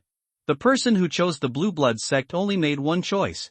Lu Yi. Old Tang looked at the name on the jade card and immediately remembered the young man he met in the mine. What was even more surprising was that it was him. The person in charge of Baihua Valley said, "According to the alliance rules, the Blue Blood sect must accept this person in this situation. There is indeed such an alliance rule. The Hautian Alliance gave those who were rescued 3 opportunities to choose, but if only one was used, then the chosen sect must accept this person, provided that no one else made the same choice. This rule is intended to give some people who are devoted to the Tao a chance. Among the major sects, only a few people in charge knew about it, and those rescued slaves would never know it." This little guy, Old Tang, was a little helpless. Lu Ya's choice of the Blue Blood sect seemed to be a very difficult thing for him. "Tang Lao, it's time for the Bishu sect to accept a disciple," the person in charge of Baihua Valley advised, and then changed the subject. "Although this little guy has opened up a little, his talent seems to be a little disappointing. What does it matter if his talent is poor? Talent does not represent everything. You have been practicing for so many years, can't you see this clearly? Have you seen Ye's talent? This is too poor. How did he open up? But since he has made this choice, the Bishu sect has no room to refuse. I'm afraid that the Danshin sect, when mentioning the Danshin sect, everyone suddenly fell silent, as if they mentioned something unspeakable. Rules are rules. If the Danshin sect has any opinions, let them come to me. Pangjin, who had not spoken, made the decision. Tang Lao, you accept him. Although Ye's talent is not worth cultivating, at least we can save the Bishu sect first. This may not be a bad opportunity. Tang Lao held Lu Ye's jade token in his hand, and said after a while, I'll think about it. After making his choice, Lu Yi felt relaxed. He had always been open-minded. When he was abducted by the evil Moon Valley and became a mining slave, he could quickly accept the reality. The current situation could not be any worse. It was nothing more than missing the opportunity to join the sect in practice. Because the results would be out soon, the people who had filled in the volunteers did not disperse. They gathered together and waited quietly. Instead, the monks in the valley suddenly became busy. Figures flew back and forth in the air and kept coming in and out of the nearby mountains. Lu Yi didn't know what they were doing, but it looked like there was something unexpected. However, he was just a little monk waiting for the judgment of fate. It was not his turn to worry about these. Half a day later, when the man with the mustache who had confiscated everyone's volunteers appeared again, Lu Yi knew that the results were out. The man with a mustache walked straight to the front of the crowd, holding a list in his hand. After everyone's attention was focused on him, he read out loudly, Jinchi sect, Shui Deyuan. In the crowd, a sturdy young man was stunned for a moment when he heard his name, and then he jumped 3 feet high, cheering and jumping for joy. His excitement was beyond words. The people around him looked envious, and those who were familiar with him kept congratulating him. The man with a mustache did not pause, nor did he pay attention to the noise below, and continued to read, Xingyu sect, Lutiani, Dongpeng. Shimu Mountain, Jiawenlin, Tony, Gaoroi, Finua Mountain. The man with a mustache did not speak loudly, but no matter how noisy the people below were, his voice could still be clearly heard by everyone. The sects were read out one by one, and the names were announced one by one. Those whose names were read out were all excited, which meant that they had completely gotten rid of their status as minors from then on, and had the capital to change their fate. They would no longer be oppressed but powerless to resist like before. Behind the crowd, Lu Yi listened quietly, his expression calm, without the anxiety of those around him, and seemed a little out of tune with the surrounding environment. Just as he thought before, the 2 first-grade sects that came this time did not accept too many disciples. Zhengqi sect only accepted 1 person, and Xingyu sect accepted 2 people. They should be just for show. The real ones were those from the 4th to 7th grades. Moreover, the lower the grade of the sect, the more disciples it accepted. The largest sect accepted more than 20 people. Yu Xiaodia's name was also called, and she was accepted into Baihua Valley with some others. The little girl's face flushed with excitement, but unfortunately no one shared her joy. More and more sects were called out, and those whose names had not been called out gradually became anxious. Finally, the last name was read out. The man with the mustache took the paper and said, the disciples of the various sects who have been included, please wait here. Your senior brothers and sisters will come to lead you later. I hope you will practice well after entering the sect and fight side by side with me one day. This senior brother, is there no more? Someone asked in a trembling voice. The person asking the question was undoubtedly the one whose name was not called out. There were almost 10 people whose names were not called out like him, which meant that they missed the opportunity to join the sect to practice. At this moment, their expressions were a little lost, and a woman was sobbing softly. Lu Yi was among the 10 people, but he didn't feel depressed. He had made his own choice, and only chose the lowest grade Bishu sect. If he was eliminated, it meant that no matter what choice he made, it would be fruitless. I heard that cultivators without a sect can become independent cultivators, but without the protection of the sect, it would be more difficult to practice on their own, but the advantage is that they are free and unrestrained. If you think about it this way, it's not bad. And he also has a talent tree, which is an advantage that others don't have. While he was thinking about random things, the man with the mustache had already raised his head, looking past everyone and looking somewhere in the distance. In that direction, an old man appeared at some point, staring at Lu Yi. It was Elder Tang. Since the man with the mustache began to read out the results, Elder Tang appeared. He had been observing Lu Yi in secret. Due to some very special reasons, the Blue Blood sect had not accepted any disciples for 30 years. Suddenly accepting people at this time would definitely touch the sensitive nerves of some people. But if this disciple was only a talent of Ie, it didn't seem to matter much. His talent was too poor and he was destined to have no achievements in the future, so he would not be targeted by people with ulterior motives. Elder Tang was not willing to accept disciples, but the alliance rules were there, and he couldn't refuse. It was really a dilemma. So he wanted to come and see Lu Yi in person. Among the more than 100 people, Lu Yi was undoubtedly a little maverick. Those whose names were called cheered and those who were eliminated were like bereaved parents. Only he stood there quietly from beginning to end. Recalling the scene of seeing Lu Yi in the dark mine, Elder Tang sighed slightly, and nodded slightly under the gaze of the mustache. In the face of the alliance rules, he really couldn't refuse. In this case, he could only accept it first, and ask those old friends for a favor in the future and send him to other sects to practice. After getting Elder Tang's answer, the mustache smiled slightly. Looking at the man who asked the question just now, he said, "By the way, there is another sect." His expression became serious, and he shouted in a deep voice, "Bishu sect, Lu Yi." In the crowd, Lu Yi's thoughts had already spread to the sky. After hearing his name, he couldn't help but be stunned and looked up at the mustache. When their eyes met, the mustache smiled slightly, "Congratulations, Lu Yi."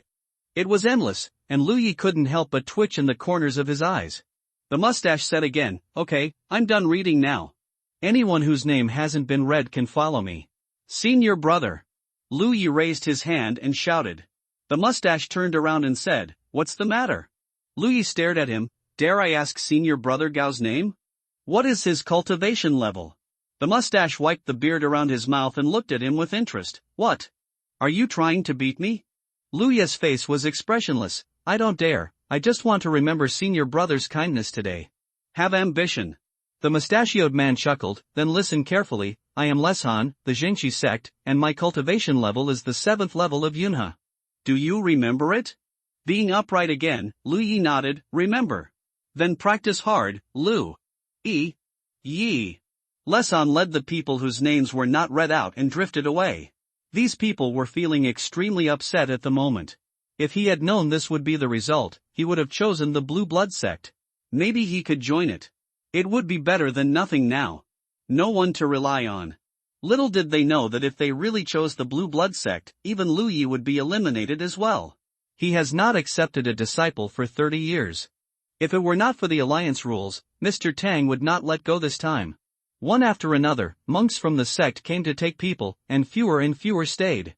Yu Shaodai followed a female monk from Baihua Valley and said goodbye to Lu Yi before leaving. In less than half an hour, nearly 100 people disappeared completely, leaving only Lu Yexing alone. After waiting for more than an hour, the people from the Jade Blood sect were still nowhere to be seen, and I didn't know what they were busy with. With nothing going on, Lu Yi simply found a clean place, sat down cross-legged, and tried to open the second orifice. His first orifice was already full, and he had thoroughly studied the Golden Chan Xiaoyao technique he had received from Manager Yang. However, he had not been able to find the location of the second orifice, so the progress of his practice was delayed. Yu Shaodai told him that this kind of thing is very common for new monks, because monks like them do not have enough spiritual power in their bodies, so it is difficult to accurately locate their own spiritual apertures.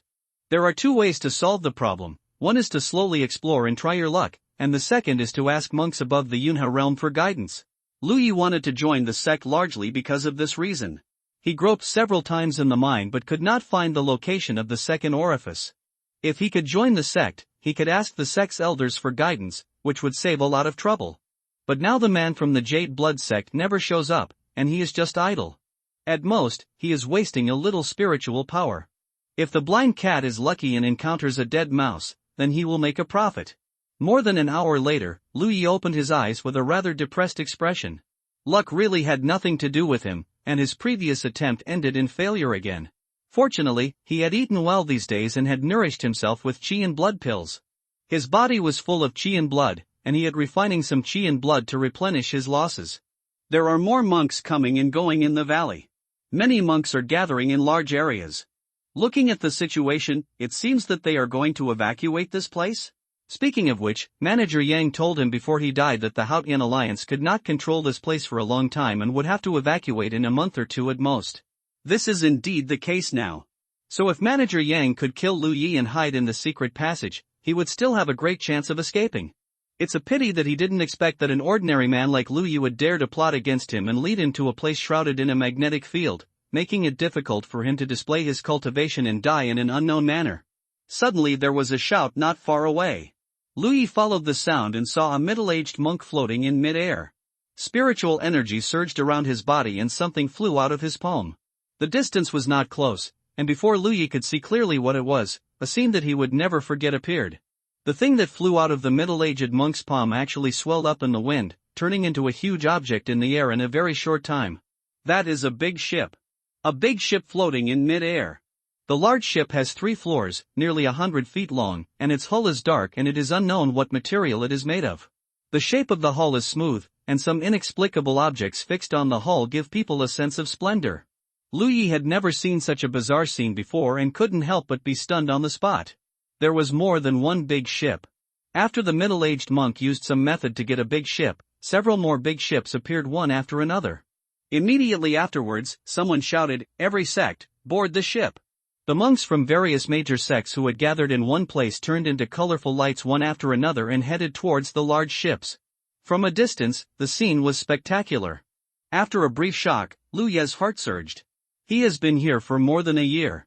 Although he knows that this is a world of cultivation, he spends all his time with ores, and the people around him are also low status and precarious mining slaves. He never expected that the matters of spiritual practice would be displayed in front of him in such a colorful way. This was beyond the scope of his understanding, and it made him realize more clearly that this world was completely different from his original world. Isn't it spectacular? Just as he was looking at the situation over there with dazzled eyes, a voice suddenly sounded from beside him. Lu Yi responded instinctively, and then he realized what he was doing. He turned around and saw an old man standing next to him. The half-grown old man smiled and stroked his beard, looked at the several large ships floating in the sky, and said slowly, "This is the flying dragon ship of the Hautian Alliance. It is a powerful weapon for attacking cities and strongholds. It will not be dispatched easily." Looking at the profile of the half-grown old man, Lu Yi recognized him as the old man who led him out of the mine. He recalled what others had called him before and quickly saluted, "Mr. Tang." Mr. Tang responded with a slight smile and said, "Let's go." Where to go? Lu Yi was confused. Mr. Tang raised his hand and pointed, "We're boarding the ship." Lu Yi said hesitantly, "But I have to wait here for the senior brothers and sisters of the Blue Blood sect." At this point, he vaguely realized something. Mr. Tang is from the Blue Blood sect? It was unreasonable for Mr. Tang to suddenly come to find him and ask him to board the ship, unless he was from the Blue Blood sect. "We have temporarily dealt with some matters and have been delayed for a while." "You are not in a hurry, right?" Mr. Tang asked kindly. "He is really from the Jade Blood sect." No. Lu Yi was a little excited. Although the people who came to receive people before were all handsome senior brothers and gentle senior sisters, when they came to the Blue Blood sect, it was an old man, but this old man was a very good person. This can be seen from the fact that he helped me open the forbidden lock of Zhou Cheng's storage bag before. Although Lu Yi didn't know how good Tang Lao was, if he really wanted Zhou Cheng's storage bag at that time, Lu Yi had no right to refuse. But the old man only took a bottle of Dragon Tiger pill as a reward, and returned the rest to Lu Yi. "Let's go." Tang Lao smiled and soared into the air. Lu Yi only felt a gentle force wrapped around him, and then he followed Tang Lao to one of the flying dragon ships. On the flying dragon ship, Tang Lao went straight to the inside of the cabin, and Lu Yi followed him step by step. There were many cabins in the cabin, and people came and went at this moment. All of them were monks from major sections. Those monks who came to see Tang Lao all saluted respectfully, which made Lu Yi marvel. The Jade Blood sect is only a 9th grade sect. According to the knowledge that Yu Shaodai had instilled in him before, Elder Tang should only be a cultivator of the Cloud River realm, because if there is a true lake realm, then the Jade Blood sect would be more than the 9th grade. So, although Elder Tang's cultivation is not high, he is still very respected. Maybe it's because of his age? He walked all the way to the innermost position, where an old man and a young man stood at the door of a wing room. Elder Tang raised his hand and flicked it, and a light flashed on the door immediately, and then he pushed the door open and entered. Lu Yi followed closely and closed the door. After entering, Lu Yi looked around and found that this was a very simple cabin with extremely simple furnishings. There was no bed, not even a table, only a futon on the ground. There was a window, but that window could not be opened. The round window was sealed with a transparent glass-like thing, and the scenery outside could be seen. In the cabin of the flying dragon, Lu Yi looked left and right, and when he came to his senses, he found that Elder Tang was already sitting on the cushion. He hurried over and sat in front of Elder Tang. Fate is sometimes quite wonderful. When they met in the mine, Lu Yi did not expect to join the sect where Elder Tang was, but no matter what, from now on he has a place to go in this world. Thinking of this, a trace of warmth flowed through his heart. Choosing the Blue Blood sect was a helpless move, but if this was the sect where Elder Tang was, it would not be unacceptable. I am Tang Yifeng. Elder Tang said, the 10th generation headmaster of the Blue Blood sect. Lu Yi was slightly stunned. Although he did not know much about the things in the cultivation world, he still understood what the headmaster meant. Although he had previously guessed that Elder Tang's status in the Blue Blood sect should be high, he never expected that the person in front of him was actually the headmaster. He saluted quickly. Disciple greets the master. Tang Lao nodded. Although you are accepted into the sect today, the country has its own laws and the sect has its own rules. You are not a formal disciple at the moment, but only a registered disciple. You need to pass some tests to be considered a real disciple. I will not talk about the content of the test for now. You will know it when you return to the sect. And with your current cultivation, it is far from the time for the test. Lu Yi listened carefully and replied, Disciple understands. Back then, those miners who wanted to join the Evil Moon Valley also had to take the test, so he was not surprised by what Tang Lao said. Not only him, but those who were selected by the major sects before were not considered formal disciples.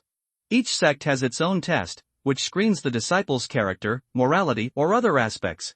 Only after passing these tests can they be considered a real disciple. The Blue Blood sect is located in Ao Mountain, Bingzhou. It was established 1,000 years ago and has trained 63,662 disciples, including a total of 10,000 people in the Divine Sea realm. In the story told by Elder Tang, a historical scroll of a sect slowly unfolded in front of Lu Yi, giving him some basic understanding of the Blue Blood sect. At the moment, he didn't know what those numbers meant. When he understood them in the future, he would understand how important those numbers were. After a while, Elder Tang looked at Lu Yi. If you want to know anything, you can ask me. Lu Yi asked a question that made him very curious. Master, why didn't we see our senior brothers and sisters from the Blue Blood sect when we attacked the Evil Moon Valley this time? When Elder Tang went to find him before, he didn't notice anything. When he knew that Elder Tang was the master of the Blue Blood sect, he immediately realized a problem. The Blue Blood sect, it seemed that only Elder Tang came, otherwise it wouldn't be Elder Tang who went to find him. This kind of welcoming matter could be handed over to a disciple casually, so why would the master personally go out? Ahem, Elder Tang clenched his fist and coughed lightly. It's like this, we don't have many people in the Bishu sect. Lu Yi understood, it means that our talents are dwindling and our sect is declining. Come to think of it, the 9th grade sect is the lowest level sect in the Jojo cultivation world. It may not be easy to recruit some disciples. Take the miners who were rescued this time, for example. Among more than 100 people, only Lu Yi chose the Bishu sect, and he listened to Pang Dehai's advice. You're right. Elder Tang was a little helpless. Then, Master, how many people are there in the sect now? Tang Lao said, change the question. Don't you have any questions about your cultivation? Yes. Lu Yi nodded quickly. My disciple's first orifice is full, but when I want to open the second orifice, I can't find the position. Please guide me, Master. Tang Lao nodded slightly. It is indeed easy to encounter this problem at the beginning of cultivation, but if you want to open the second orifice, you need a suitable technique. I have a technique. Lu Yi said this, and began to undress. Under the stunned gaze of Tang Lao, he took out the second storage bag that he had kept close to his body. This is the storage bag of Yang Wanshi. When he decided to leave the secret passage, Lu Yi hid it close to his body. There are many good things in it, and he was afraid of being spotted by others. Now that he has joined the Green Blood sect, there is no need to hide it in front of the master. Looking at the storage bag on Lu Ye's waist and the second storage bag he took out, Tang Lao didn't understand what was going on. This kid killed more than one person from Sheiyue Valley in the mine. Slippery. Old Tang commented. Lu Yi smiled awkwardly, took out a book from Manager Yang's storage bag, and handed it to Old Tang. This golden cicada Xiaoyaoju is a collection of a cultivator from Sheiyue Valley. I wonder if I can practice it. Since it is a skill, then I can practice it. What are you worried about? Old Tang took it and opened it to read. After all, this is a skill practiced by the disciples of Sheiyue Valley. I am worried that if it is an evil skill. Halfway through the words, Lu Yi couldn't continue.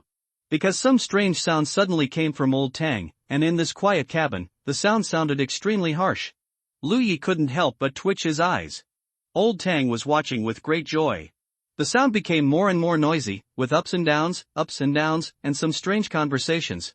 If someone who didn't know heard it, I'm afraid that someone in the cabin was doing something shameful. Lu Yi really couldn't help it, so he leaned forward halfway and looked at the book in Mr. Tang's hand.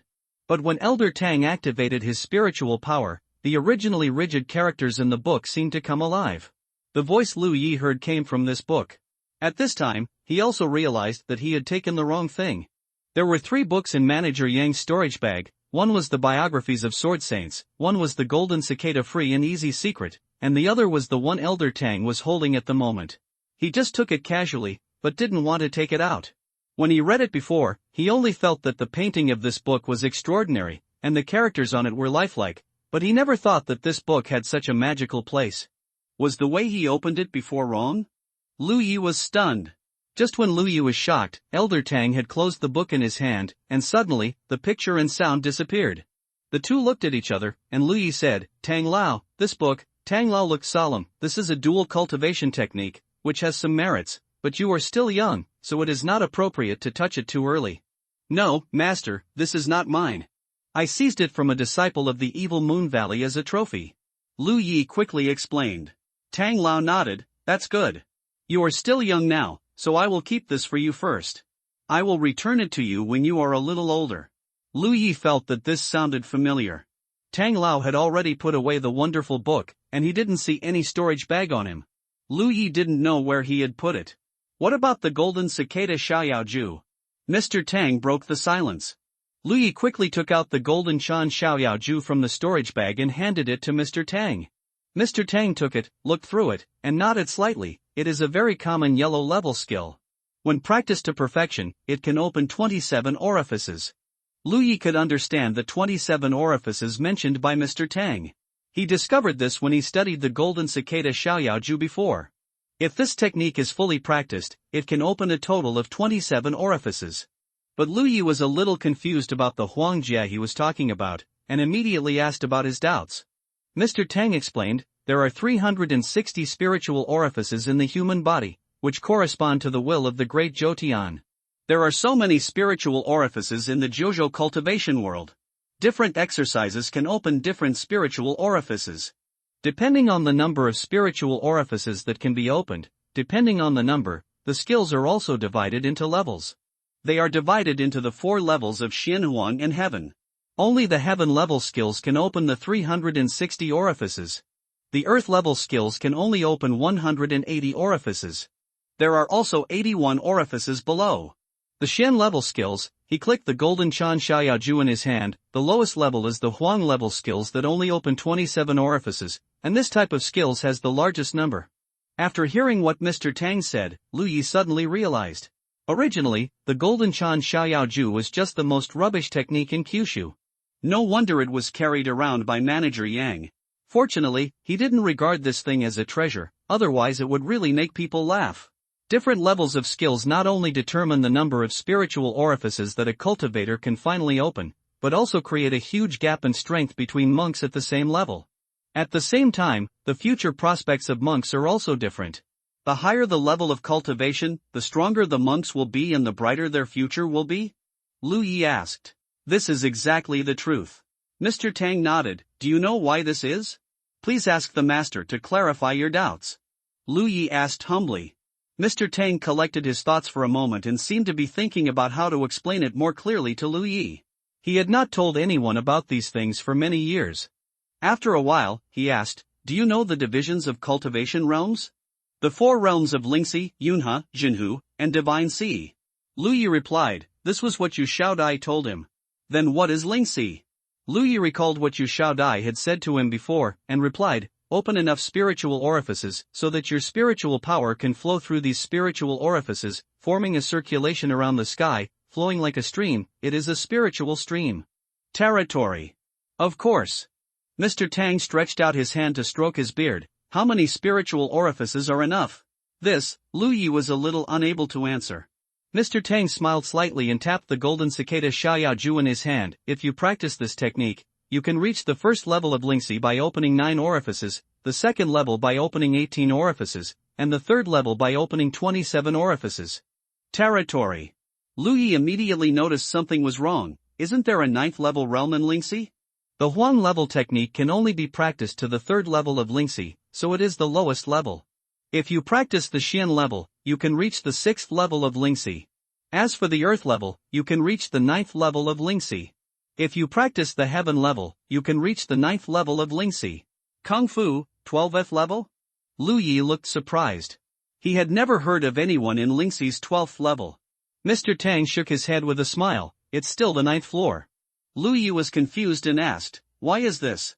Mr. Tang explained, because of practicing different techniques, the number of spiritual orifices corresponding to the same realm is different. This golden cicada Xiaoyaoju only needs to open 9 orifices to achieve the first level of Lingxi. But if you practice the heavenly level in terms of martial arts, it is necessary to open 18 orifices to reach this state. A monk who practices earth level techniques can open the 180th orifice, which is the 9th level of Lingxi.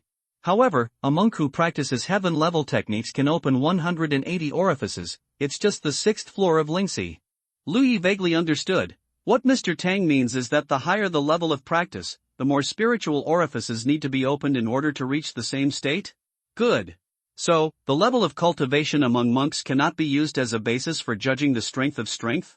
A person on the 9th level of Lingxi who practices earth level skills only has 180 orifices opened.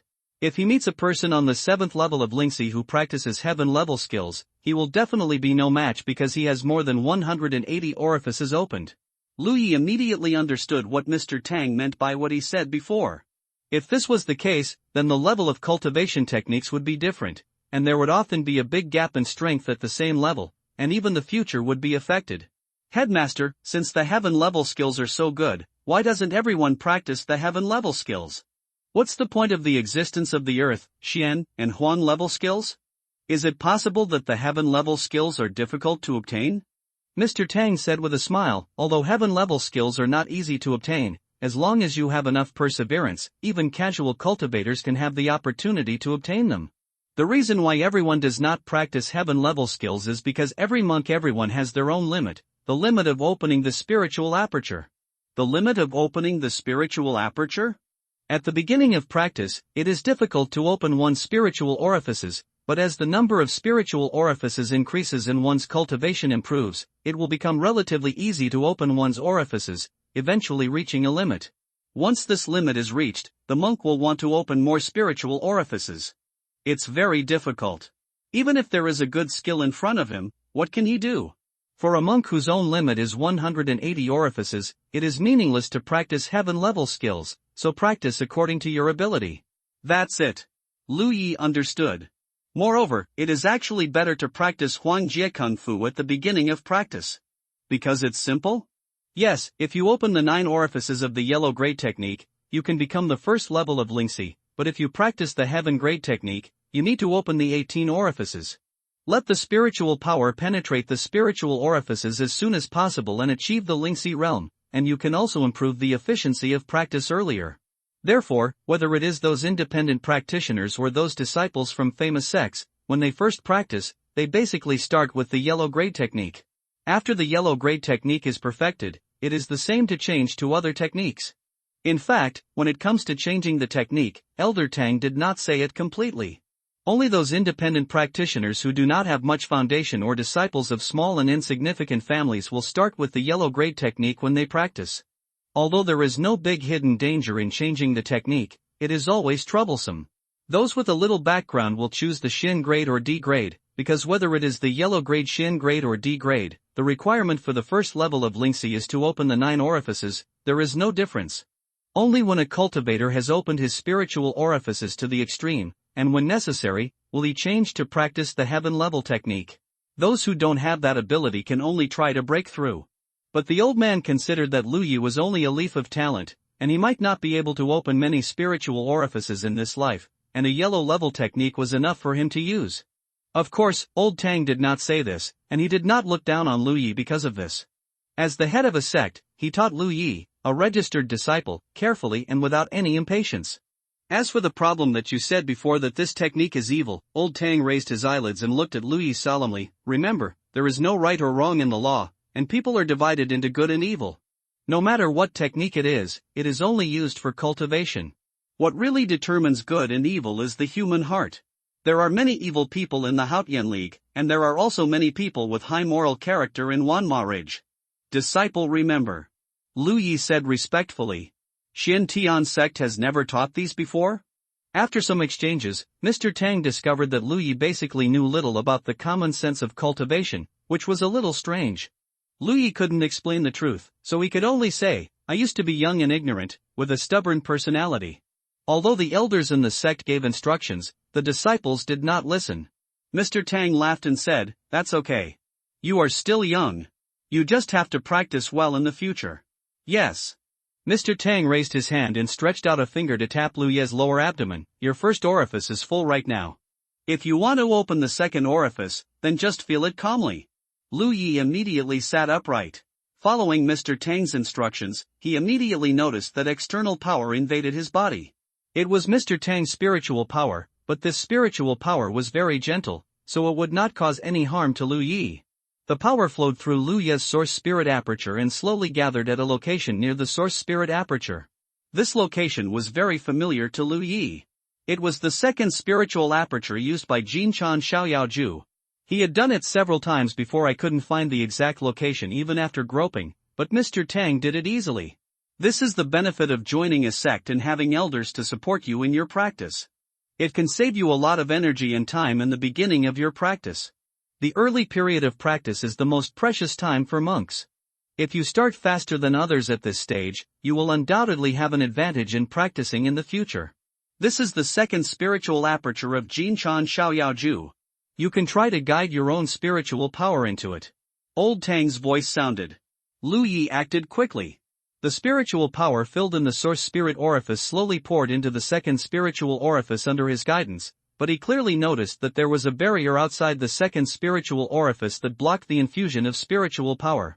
Every spiritual orifice has a spiritual orifice barrier. Only by breaking the spiritual orifice barrier can you successfully open the spiritual orifice. No one else can help with this, so you can only rely on yourself. With Elder Tang's cultivation, he could naturally help Lu Yi break through the spiritual orifice barrier easily, but if he really did so, it would most likely cause irreversible damage to Lu Ye's spiritual orifice, so all he could do was provide guidance. The location of the spiritual aperture will not help Lu Yi open it. Lu Yi also just knew about the spiritual aperture barrier. He opened the source of the spiritual aperture with the help of the talent tree. Looking back on the situation at that time, he vaguely remembered that something was broken inside his body. Now it seems that the broken thing is the barrier of the source spirit aperture. Mr. Tang's spiritual power did not stop and continued to flow in Lu Ye's body. Breaking the barrier of the spiritual orifice was not a matter of time. He had already helped Lu Yi locate the second spiritual orifice. The rest was up to Lu Yi himself. Effort. After a while, Mr. Tang stopped his hand and said, according to the exercise route of the Golden Cicada Xiaoyaoju, I left some guiding spiritual power in the next 8 spiritual orifices in your body. Whenever you open the previous orifice, at that time, you will be able to feel the location of the next aperture. When you open the 8 apertures one day, follow the path of practice and let your spiritual power penetrate the source spirit aperture and these 8 apertures, and the Lingxi realm will be formed. Thank you, Master. Lu Yi saluted respectfully. Mr. Tang smiled slightly and said, you can just practice your cultivation. It will take some time before you can return to Aoshan. Yes. Lu Yi responded without changing places, and just started practicing. Now that the headmaster is in front of him, if he has any problems with his practice, he can still ask the headmaster to take care of it. Having determined the location of the second spiritual orifice, Lu Yi also felt a surge of motivation in his heart, urging the spiritual power in the origin spiritual orifice to attack the barrier of the second spiritual orifice. He didn't know what the barrier was, but Lu Yi felt that every time he struck, he could loosen the barrier a little bit. However, the feeling of hitting the barrier is not pleasant. Every time the concentrated spiritual power impacts, there seems to be a small hammer hitting the location of the spiritual aperture.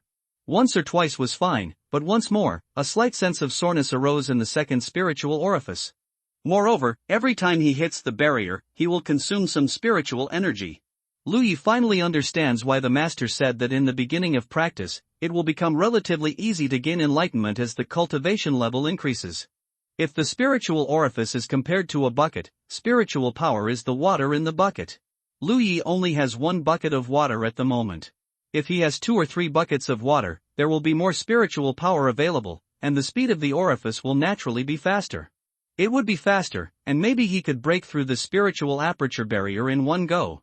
Less than half an hour later, Lu Yi could no longer mobilize his spiritual power, and the water in the bucket was almost dry. He took out a bottle of qi and blood pills from Zhou Cheng's storage bag and took 2 pills before taking them. Have you always used this thing to assist your practice? Mr. Tang's voice sounded. Lu Yi quickly replied, exactly. When he saw that Mr. Tang looked wrong, his heart skipped a beat. Headmaster, is there something wrong with this qi and blood pill? Mr. Tang frowned. The people in Evil Moon Valley told you that this is qi and blood pill? Isn't this qi and blood pill? Lu Yi was surprised. He had taken this thing before, and it could indeed increase the power of qi and blood. So what is this if it wasn't qi and blood pill? Mr. Tang reached out and took Zhou Cheng's storage bag, dug out some bottles and jars from it, checked them one by one, and then placed a bottle in front of Lu Yi. This is the qi and blood pill. Lu Yi picked up the bottle and looked at it, and found that the elixir inside was very different from the qi and blood pill he was taking. He had checked these things before, but because he didn't recognize them, he didn't dare to take them rashly. Who would have thought that the qi and blood pill he thought was not the qi and blood pill, and that the real qi and blood pill was something else? Then what is this? Lu Yi asked, pointing to the bottle he was about to take. The residue of refining qi and blood pills. Elder Tang explained, the refining of spirit pills is not always successful. If it fails, it will become residues. The residues basically have no effect, but some residues still remain. The medicinal effect, this is what happens after the failure of refining the qi and blood pill. After listening to Mr. Tang's explanation, Lu Yi's face turned as black as the bottom of a pot, and he said that when he took the qi and blood pill before, he always had a mushy taste. He thought it was the taste of the qi and blood pill itself, but now it doesn't seem to be the case at all. What he took is just the residue, which will inevitably have some peculiar smell. What do the monks of Evil Moon Valley do with these things? Mr. Tang was puzzled. It's for our mine slaves. Lu Yi explained the contribution exchange mechanism in the mine. Mr. Tang understood and put away the residue. This thing cannot be taken. It will affect your future practice. Lu Yi suddenly became nervous. What impact will it have? It is medicine that contains 3 parts of poison. The elixirs we use for practice also contain erysipelas. The lower the quality of the elixirs, the more erysipelas they have, not to mention the waste residue. The erysipelas is the most powerful. Therefore, although spiritual elixirs can be used for cultivation, but don't rely too much on elixirs. If you take too many elixirs, the erysipelas in your body will accumulate too much, which will cause your spiritual power to become obscured and your spells to be ineffective, or more seriously, your foundation will be shaken and your cultivation will be damaged. Lu Yi felt panicked when he heard this. You must know that he had eaten the dregs of 200 to 300 qi and blood pills before. According to what the headmaster said, wouldn't he be dead? He swallowed his saliva and asked anxiously, Master, are there any standards for taking spiritual pills to assist in practice? How can I know how much erysipelas has accumulated in my body? Old Tang said, look at the spiritual power. As I said just now, once the erysipelas accumulates too much, the spiritual power will be obscured. The purer the spiritual power of our monks, the more beneficial it will be to fight in practice, and vice versa, it will be harmful. I just saw that your spiritual power is quite pure, so don't worry too much. When he helped Lu Yi locate the second orifice just now, spiritual power flowed through Lu Yi's source spirit orifice, so he knew the situation of Lu Yi's spiritual power very well. As soon as these words came out, Lu Yi couldn't help but feel weird. The headmaster didn't know his situation, but Lu Yi knew his own business. Not to mention that he had taken 30 qi and blood pills from Manager Yang in the past year, he had taken 200 or 300 pills in the cave in more than 10 days. Under normal circumstances, taking so many pills would be a great hidden danger to himself. But the headmaster said that his spiritual power was still pure? The headmaster shouldn't make such a mistake. Lu Yi didn't know how high his cultivation was, but since he was the leader of a 9th grade sect, he should have been in the Cloud River realm. In other words, there was probably nothing wrong with his spiritual power. But what went wrong? Lu Yi thought of the talent tree at the first time. When he was in the mine before, he felt that the talent tree was more than just carrying spiritual patterns. Now it seems that the purity of his spiritual power must be related to the talent tree, otherwise there is no way to explain his current situation. It was not easy to tell the headmaster about this matter. After thinking about it, Lu Yi said, "Headmaster, if the poison of the pill accumulates too much and the spiritual power is obscure, how can we solve it? Of course, we can only stop practicing and slowly dissolve the poison of the pill, which takes a lot of time. Therefore, relying too much on the spiritual pill to practice will not only fail to improve the speed of practice, but will have the opposite effect. But you don't have to worry. It is okay to use the pill appropriately. The key is to grasp the degree." Disciple understands. Well, your current cultivation is still shallow, and it is understandable to use the pill to practice. However, since you have the Yunling pill, why don't you use it, but use the Qi and Blood pill to refine the essence and transform it into Qi? You should know that although these two kinds of spiritual pills can assist in practice, the latter is more important to replenish Qi and Blood, consolidate the foundation and nourish the essence. Lu Yu is shocked. Disciple does not recognize the Yunling pill. Just now he habitually took out the Qi and Blood pill to take it, just thinking about recovering the spiritual energy as soon as possible and impacting the spiritual barrier, without thinking too much. Elder Tang laughed in surprise and pushed a bottle in front of him. "This is the Yunling pill. Although it is the lowest grade Yunling pill, its quality is not bad, just right for you." Lu Yi poured a pill out of the bottle and saw the appearance of the Yunling pill clearly. He thought that Manager Yang also had Yunling pill. He had seen this kind of elixir in Manager Yang's storage bag before, but he didn't dare to take it casually. Now that he has the guidance of the headmaster, he is safe. He swallowed the Yunling pill in his hand and refined it quietly. After taking the elixir, you need to guide the elixir power to avoid the elixir power stagnation and leave troubles. The voice of the headmaster sounded beside his ears. This is why he said that the lowest grade Yunling pill was just right for Lu Yi. With Lu Yi's current cultivation, if he really took a very good elixir, the rich elixir power would not be able to be guided in time. Once too much elixir power stagnates in the body, it will also have a great impact on his cultivation. Lu Yi heard the headmaster's words and followed the method. A stream of heat slowly surged out of the lower abdomen. It was the power of the soul-enriching pill being released and converted into spiritual power that could be used by the cultivator. With Lu Yi's guidance, the spiritual power converted from the pill power was slowly poured into the source spiritual acupoint. The source spiritual acupoint, which was almost dry, gradually became full. The efficacy of the soul-enriching pill was much better than the residue of the Qi and Blood pill he had taken before. The soul-enriching pill itself was more suitable for cultivation than the Qi and Blood pill. What Lu Yi had taken before was the residue of the pill refining of the Evil Moon Valley cultivators. He had to go through a process of refining essence into Qi before he could transform his own Qi and Blood power into spiritual power. Naturally, there was no comparison. It was not until this moment that he truly experienced the joy of taking drugs to cultivate. In less than half a day, the nearly dry source spiritual acupoint was filled again, and the power of the soul-enriching pill continued to play a role. Lu Yi hurriedly guided the spiritual power in the source spiritual acupoint and rushed towards the barrier of the second spiritual acupoint, again and again.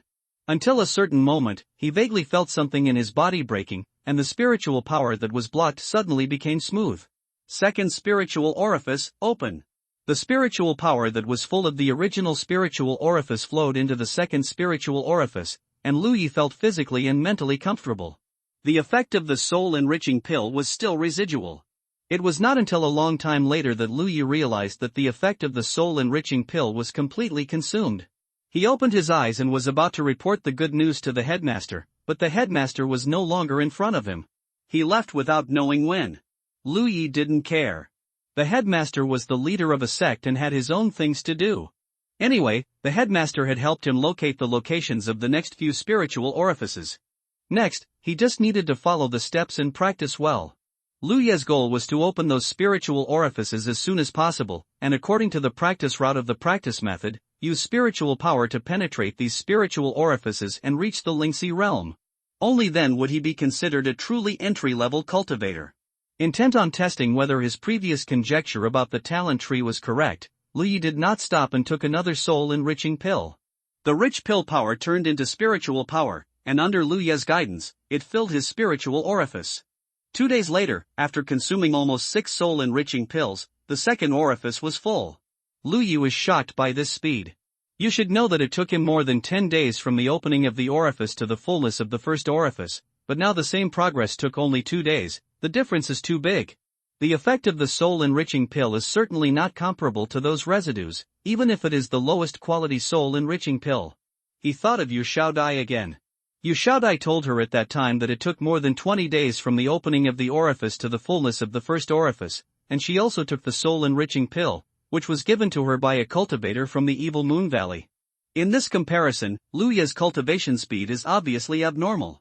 What he can be sure of is that all this has a lot to do with the talent tree, but he has no way of finding out what the specific relationship is. In any case, this is a good thing for him. Perhaps when he becomes stronger in the future, he can slowly dig out the secrets of the talent tree. The headmaster still did not show up. Although Lu Yi practiced for 2 days, he did not feel tired, but was very hungry. Since he successfully opened his mind, his appetite has been opened. He discovered this when he was in the mine before. However, for his current age, being able to eat is a good thing. The more he eats, the more abundant his blood and qi will be. It is not easy to go out to find food. Fortunately, there are still some food in Zhou Cheng's storage bag. Lu Yi is not picky, so he took it out and ate and drank it with water. After eating and drinking, Lu Yi continued to practice. Half a day later, the spiritual barrier of the third orifice was broken. After more than 2 days, the third orifice was full. Still consumed 6 soul-enriching pills. He wanted to continue practicing, but as soon as he relaxed, he felt tired.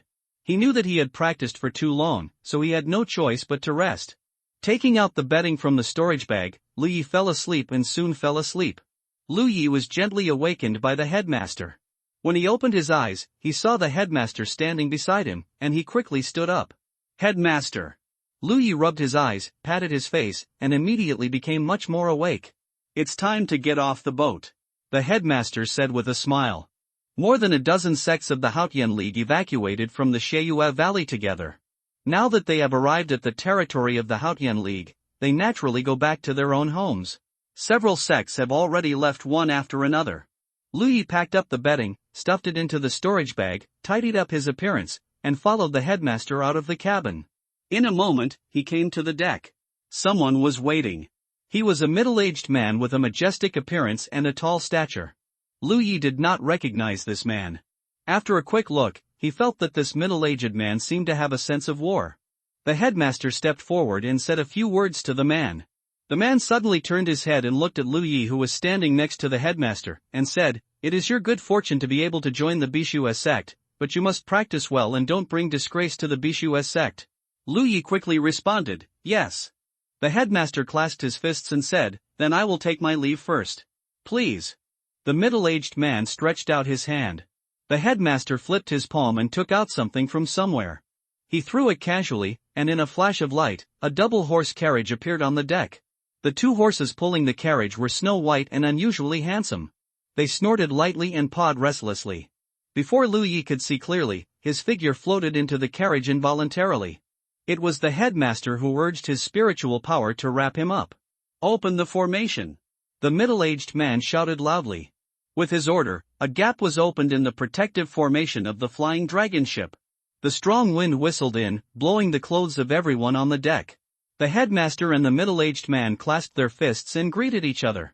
As the 2 horses pulling the carriage raised their heads and neighed, a group of spiritual light appeared on the horses' hooves, and they rushed out from the gap in the protective formation and galloped away at a very fast speed. After watching the double-horse carriage disappear from sight, the middle-aged man turned around and strode into the cabin, leaving a sentence, "Bring that bastard Pang to Haidami." Yes.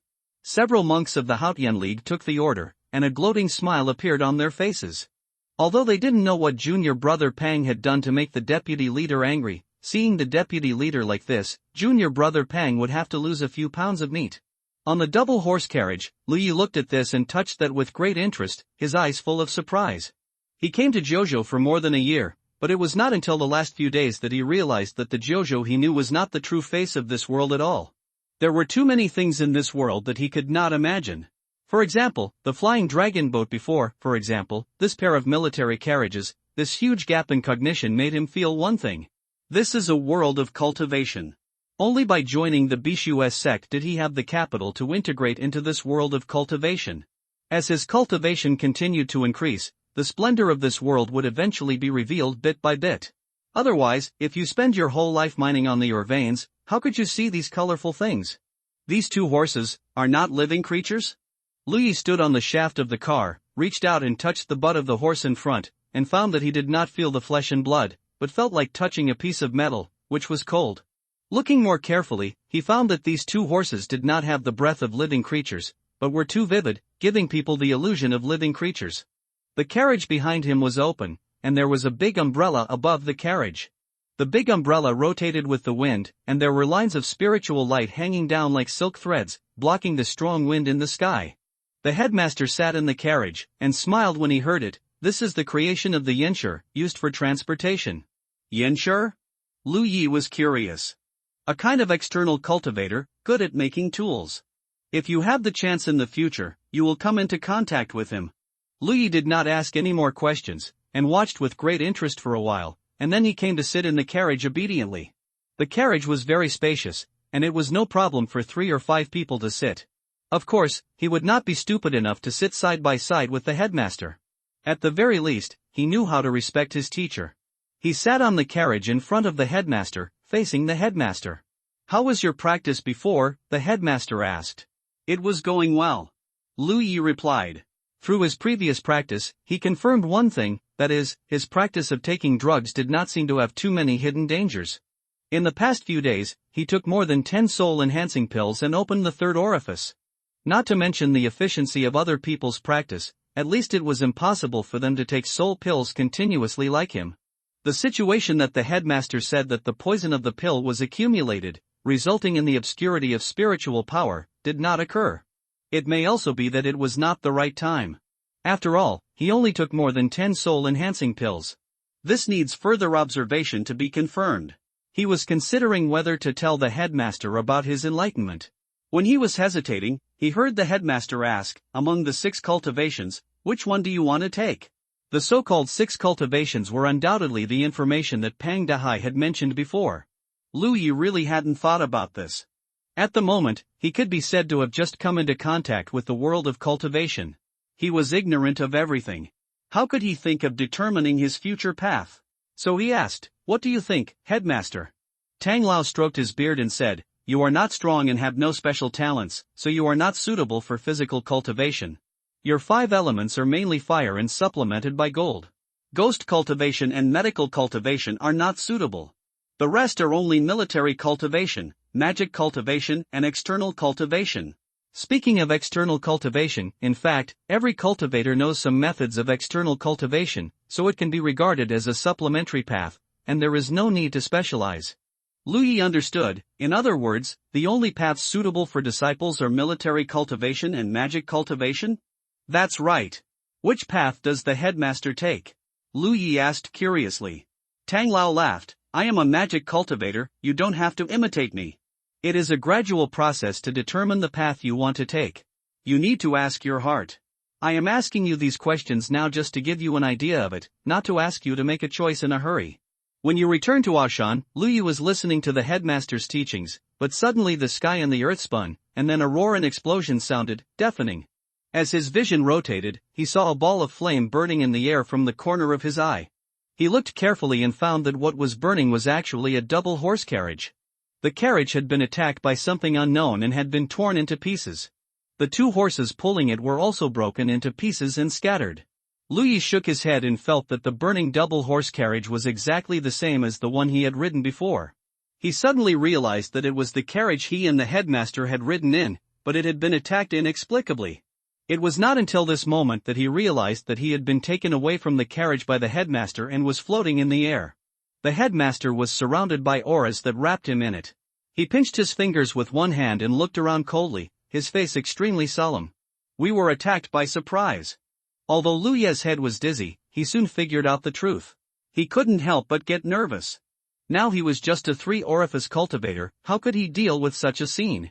On a hill below, a yellow light shot up into the sky and attacked the position of the headmaster and Lu Yi. The yellow light was like a pillar, extremely fast, and arrived in an instant. The headmaster's hair and beard were all spread out, his clothes rustled, and one hand quickly drew a circle in front of him, and the spiritual power at his fingertips surged. A visible spiritual power barrier was formed immediately. The barrier was circular, blocking the headmaster and Lu Yi behind. There were countless exquisite runes in the barrier, swimming like tadpoles. With a bang, the yellow light hit the barrier and was blocked tightly, but the yellow light gushed out like a spring, continuously and continuously. The headmaster glared with anger, and the spiritual power in his palm was swallowing and spitting, maintaining the spiritual power barrier, and was in a stalemate with the yellow light. Lu Yi had never seen such a magical battle scene before, and was stunned for a moment. Just as the yellow light and the spiritual barrier were scorching, there was another sound of hitting the ground on the other side. Lu Yi turned his head and saw a burly figure like an iron tower rising into the sky and rushing towards this side. Below the figure, the rocks on a small hill were broken, obviously crushed by the man. The man who rushed over was shrouded in blood-red light, as if all his blood was evaporating, and he looked extremely fierce. At this time, the headmaster was casting a spell to wrestle with the yellow light. The burly monk obviously wanted to seize this opportunity to rush forward.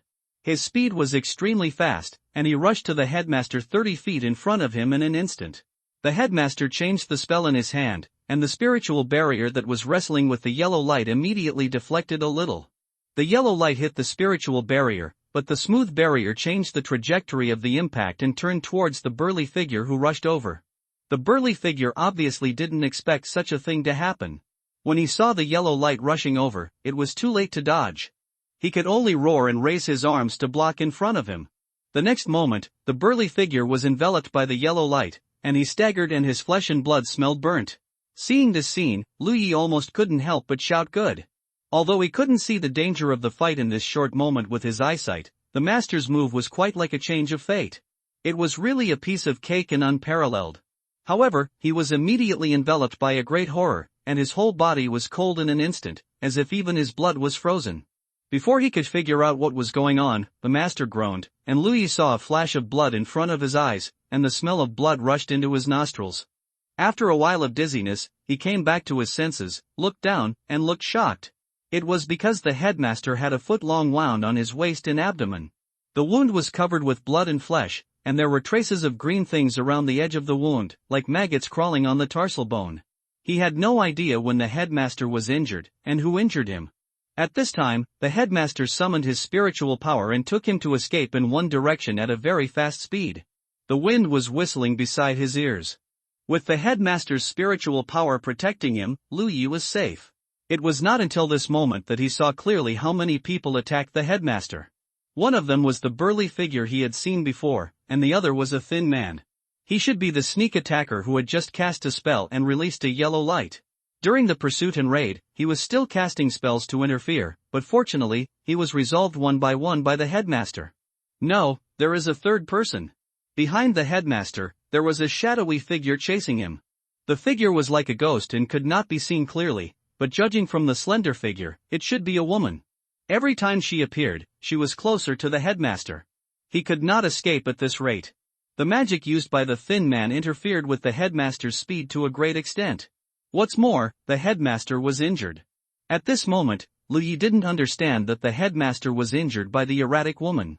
The three of them had a clear division of labor. The thin man who used magic distracted the headmaster's energy, and the burly man attracted the headmaster's attention.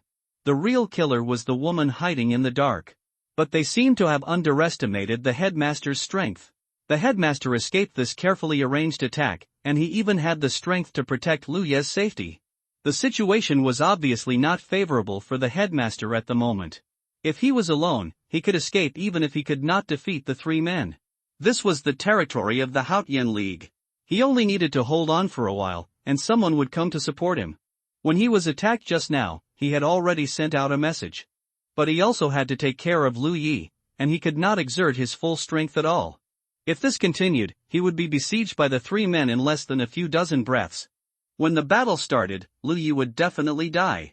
If the cultivators fought like them, the aftermath alone would not be something Lu Yi could bear. Lu Yi was able to stay safe and sound, all thanks to his support. At this point, he could only take a gamble. Having made up his mind, the headmaster said, "Lu Yi, have you ever heard of the Lingxi battlefield?"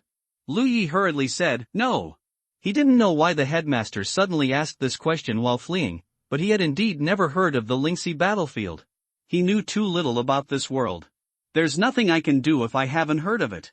The headmaster sighed, took out a jade slip while escaping, and put it on his forehead. Then he took out another big seal. The big seal was square and pure white. No one knew what material it was made of. There was spiritual light flowing on the big seal. It was not an ordinary thing at first glance. He said in a low voice, Tang Yifeng, the 10th generation head of the Jade Blood Sect, respectfully requests the heavenly secret. Today, he accepts Lu Yi from Bingzhou as the official disciple of the Jade Blood Sect. The heavenly secret is a witness. As he said this, the headmaster sprayed a blood mist on the seal, and the seal, which was already shining with spiritual light, became even more brilliant. In the dark, it seemed that something fell from the sky and landed on the seal. Stretch out your hand. The headmaster shouted. Lu Yi quickly stretched out his hand, and the headmaster raised the seal and pressed it on the back of his hand. With a bang, Lu Yi felt that he was hit hard by a sledgehammer and immediately felt dizzy. Stay alive, I will let someone find you. The headmaster's voice sounded beside his ears, and at the same time Lu Yi felt that the headmaster stuffed something into his arms. The three people chasing behind saw this scene and chased more urgently. The thin man kept urging large and small yellow light beams from his hands, which made the headmaster dodge. Taking advantage of this, the ghostly figure of the woman quickly approached the headmaster and was about to attack. At this moment, the headmaster's figure suddenly fell downwards and landed in a mountain field. The mountain was barren and overgrown with weeds, but the headmaster seemed to be very familiar with this place. He accurately found a dilapidated hall among the weeds as tall as a person. With a flick of his sleeves, the weeds flew away, revealing the true appearance of the hall. Seeing the hall, the thin man's face darkened. Stop him. The three of them had been chasing silently, as if they were determined to kill the headmaster, but they panicked when they saw the hall. While shouting, the thin man who was proficient in magic changed the spells in his hands, and cast one exquisite magic after another. The burly man walked like thunder, with a majestic momentum. The figure of the slender woman was still looming. In a flash, the three of them surrounded the headmaster and Lu Yi and rushed to kill them. The headmaster turned his palm, and a small flag appeared out of thin air. He whispered, "Go." The small flag flew in all directions and disappeared into the void. "Rise." The headmaster shouted again, and the spiritual power around him surged. In an instant, a layer of transparent light curtain covered the hall in a semicircle. On the light curtain, a series of magical spiritual patterns flowed and swam. The thin man's magic hit the light curtain, causing ripples.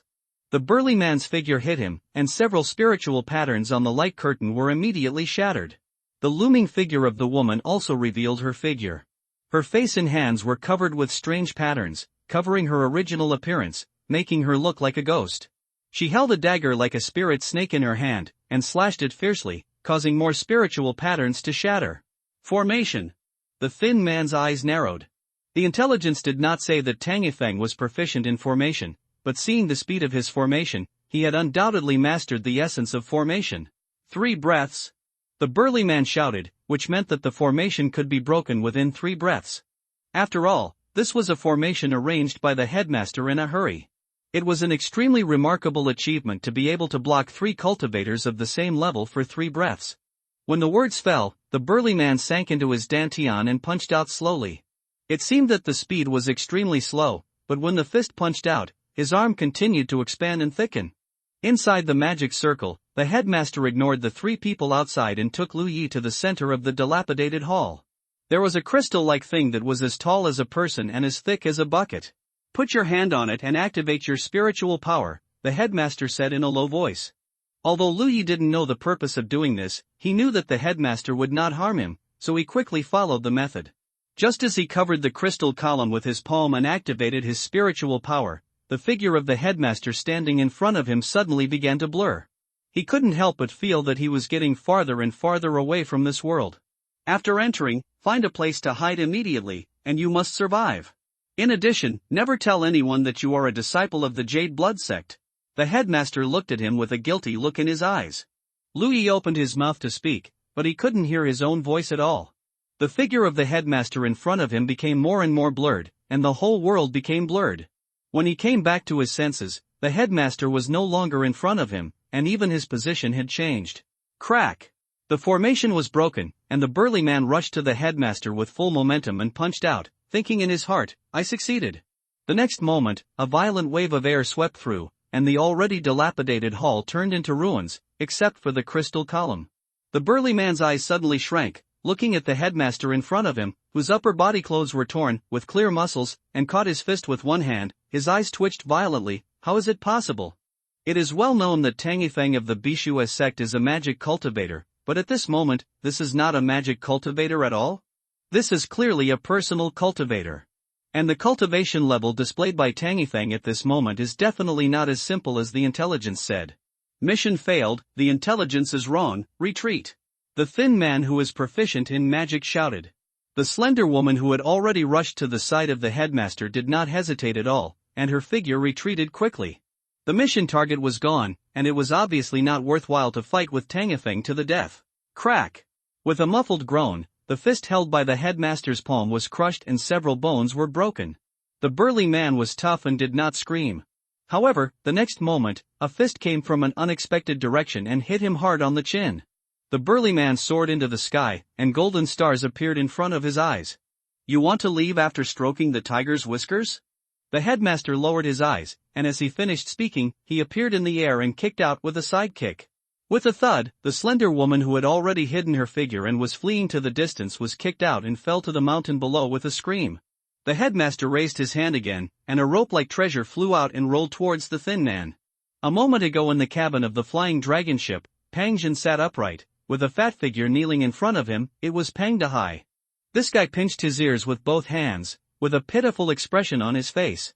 Pang Jin slammed the table and said angrily, "Asshole, do you know what you did?"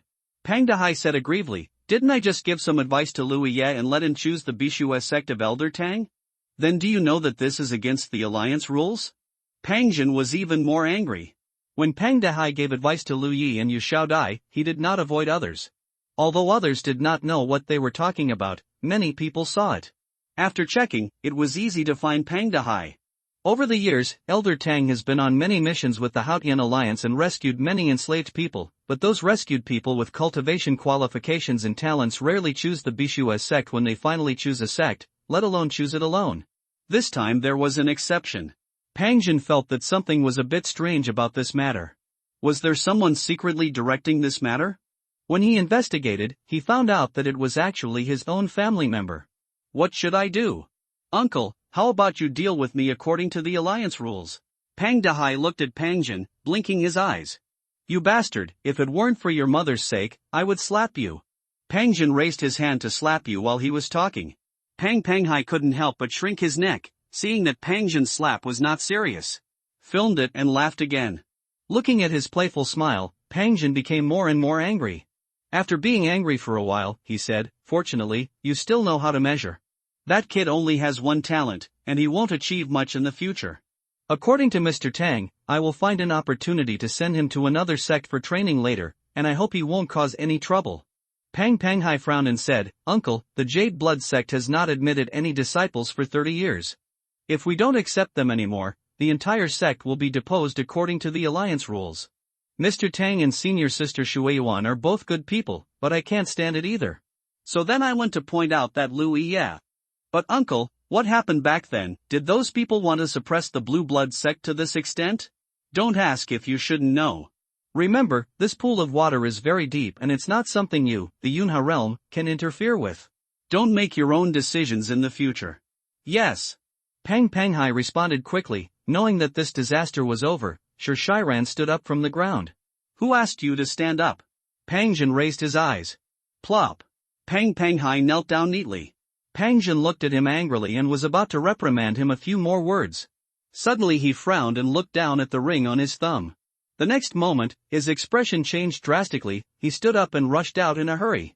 Dozens of breaths later, a stream of light fell into the mountains and fields, revealing a figure. It was Pang Jin who was rushing over. After receiving the message from Mr. Tang, he did not waste any time. Looking around, the mountains and fields were in a mess, with traces of the war remaining everywhere. The body of a burly man lay sideways, with a big hole in his chest, as if he had been killed by a punch. On the other side, the body of a woman with ghost marks on her face was twisted and folded, embedded in a mountain wall, and there was another person. He was stepped on by Mr. Tang, his head was shattered and his brains were all over the floor.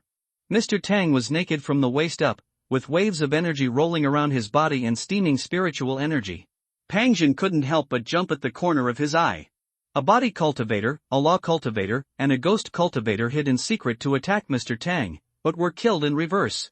Pang Jin was able to sort out his thoughts in a very short period of time. And judging from the aftermath of the fight here, the 3 guys who were killed were all monks in the Divine Sea realm. As for which level of the Divine Sea they were, it was unknown. With 1 against 3, he killed 3 of them in such a short period of time. From this point of view, his suspicions over the years were true. The cultivation level of the old man in front of him was much more than what he seemed on the surface. After all, he was one of the 3 heroes of Kyushu back then. Is it because of you? Pang Jin broke the silence. Mr. Tang shook his head slowly. I'm here for that kid. He initially thought that these 3 people were coming for him, but when they fought, he discovered that their target was actually Lu Yi. The most hidden female ghost cultivator's first target was Lu Yi, and she almost killed him. The wounds on Mr. Tang's waist and abdomen were made to protect Lu Yi from the knife. In the end, when Mr. Tang sent Lu Yi away, the cultivator shouted that the mission had failed, which undoubtedly explained everything. No way. Pang Jin frowned. What about that little guy? He didn't see the young man named Lu Yi. Sent to Lingxi battlefield. Pang Jin saw the crystal pillar in the ruins and was a little surprised. Tianji pillar? This is the ruins of the Beilong that was destroyed 100 years ago? If you want to enter the Lingxi battlefield, you must use the Tianji pillar. The Tianji pillar is a gift from heaven and usually stands in various sections. Of course, there are also many Tianji pillars scattered in the wilderness. If you look back in time, you can know that every unowned Tianji pillar represents the destruction of a sect. The Tianji pillar is solid and protected by the sky, and is difficult to destroy. Therefore, even if the sect is destroyed, the Tianji pillar will remain for many years. If anyone wants to re-establish a sect here, they only need to respectfully ask for the Tianji pillar, and they will receive the Tianji pillar. The ownership of the pillar makes it available for one's own use. However, after the Beilong was destroyed 100 years ago, no sect has established a sect here, and this place has always been deserted. Pang Jin himself is from Bingzhou, and he is the deputy sect leader of the Jinchi sect and the deputy leader of the Haotian alliance. He only needs a brief thought to know which sect this Tianji pillar belongs to. This is trouble. He frowned. The Tianji pillar can indeed send people to the Lingxi battlefield, but if a monk does not enter the battlefield through his own Tianji pillar, there is only one result. That is where they will be randomly sent to the battlefield. The Lingxi battlefield is extremely vast, almost the size of a state. The boy named Lu Yi was sent in, and no one knew where he was at the moment. Even if Pang Jin asked hundreds of Lingxi realm monks to enter the battlefield to look for him, there may be no trace of him. What's more, that kid only knows one thing. Entering the Lingxi battlefield with this low level of cultivation, he would basically end up dead and without life. The major sects sent their disciples to walk on the Lingxi battlefield, and the minimum requirement was to be at the first level of Lingxi. Mr. Tang, Pang Jin shouted. Mr. Tang turned around and looked at him, his eyebrows lowered. My blue blood sect has endured retreat for 30 years, but those people still refuse to give up. They are bullying others too much. Pang Jin sighed in his heart, and was also very annoyed. What happened today seemed to be just that Mr. Tang was attacked on his way back, but in fact it involved a lot, not to mention that 3 people from the Divine Sea realm died. It is impossible for these 3 Divine Sea realms to appear out of nowhere. Who is behind them? Maybe, the Bingzhou cultivation world will be severely shocked by this. He could clearly feel Mr. Tang's suppressed anger, like a volcano about to erupt. He had never seen Mr. Tang in this state before. I didn't say that I had to admit that child into the sect. I originally wanted to send him to another sect to practice. Mr. Tang sneered, but with this little time, those people can't wait in a hurry. He looked at Pang Jin, endless anger burning in his eyes. I want to know who has stretched out their claws. Pang Jin understood, nodded and said, I will definitely give you an explanation for this matter. Mr. Tang left the flying dragon boat and was attacked by someone within a short time. How did the attacker know Mr. Tang's whereabouts? How could the sneak attack location be so accurately arranged? There is obviously some unknown nastiness in this. That kid Lu Yi. Pang Jin hesitated for a moment and then said, do you need me to come forward to find some people to enter the Lingxi battlefield? Mr. Tang shook his head sadly, no need. In the situation just now, Lu Yi would definitely die if he were left behind. It was impossible for Mr. Tang to fight with others with him. In desperation, Mr. Tang could only send him to the Lingxi battlefield, But what were the chances that a monk who had just practiced for a short time would survive in such a place? What's more, he didn't enter the battlefield through the Tianji pillar of his sect. God knows where he will appear. If he appears on the territory of any sect in 10,000 Demon Ridge, he will probably be chopped into pieces by now. Even if you are lucky enough to survive, you will still be unable to move forward in the Lingxi battlefield. Mr. Tang now only hopes that Lu Yi will be lucky enough to appear in a no-man's land, so that he can have a chance of survival. Of course, you have to look for it, but you won't lend it to others, and it shouldn't be publicized. Otherwise, letting those who are interested know that a Jade Blood sect disciple has entered the Lingxi battlefield will only cause more trouble for Lu Yi. The live game has also become a dead game. It was precisely because of this consideration that Mr. Tang told Lu Yi at the last moment not to expose his identity. In a big tree where several people were hugging each other, Lu Yi sat astride a tree trunk with a lingering fear on his face. Dozens of sturdy wolves gathered below, each of them looked like a calf, baring their teeth at Lu Yi above. He didn't know why he appeared in such a place, nor did he know where the headmaster had gone. Before, he followed the headmaster's instructions and put his hand on the crystal column, and the whole world became blurry. When the surrounding scene became clear again, he appeared in this jungle. There was a wolf not far away. When they met, the wolf rushed over. Lu Yi quickly took out his long sword and tried his best to kill it, but more wolves gathered around. Lu Yi had no choice but to flee and finally climbed up this tree. Riding on the tree trunk, looking around, he saw the kind of big trees that several people hugged together. The huge treetops blocked the sky, and only in the gaps between the leaves, there was a little sunlight. Where is this? Where is the headmaster? Where are the three people who chased the headmaster? Why did I appear in such a place? Lu Yi's mind was filled with questions. Looking down at the wolves gathered below, it seemed that they would not retreat for the time being. Lu Yi was helpless. The most urgent thing was to figure out his situation first. At least, he had to know where this place was. He tried to recall the previous conversation with the headmaster and quickly grasped a keyword. Lingxi battlefield? The headmaster had asked him if he had heard of Lingxi battlefield before. In such an emergency, the headmaster would not ask him some irrelevant questions. Then the headmaster took out a big seal and respectfully asked for some heavenly witness to accept him as a formal disciple of the Bishu sect, and pressed it on the back of his hand. Thinking of this, Lu Yi hurriedly checked the back of his hand, but found nothing. After a slight hesitation, he urged the spiritual power to flow into the back of his hand. The next moment, a magical scene appeared. A blue spiritual pattern suddenly appeared on the back of his hand, and the spiritual pattern squirmed and changed, and soon turned into a few lines of big characters. Name, Lu Yi. Identity, Bishu sect disciple.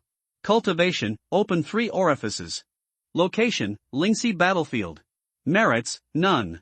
Lu Yi stared at the back of his hand for a long time before coming back to his senses. Recalling everything that happened before, the thing on the back of his hand was undoubtedly related to the seal that the master had used to stamp it. He didn't know what it was, but there were too many things in this world that he didn't know. The unknown was not scary, and now he could only face it calmly. But the good news was that he had determined his location, and it was indeed in the Lingxi battlefield. Just looking at the prefix of this battlefield, Lu Yi had a bad feeling.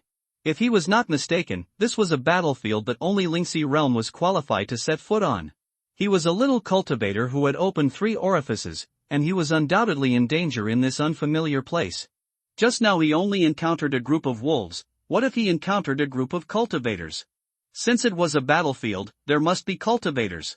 As for the 2 parties fighting in this battlefield, it goes without saying that it was Haotian League and Wanma Ridge. He could understand the original intention of the headmaster to send him in.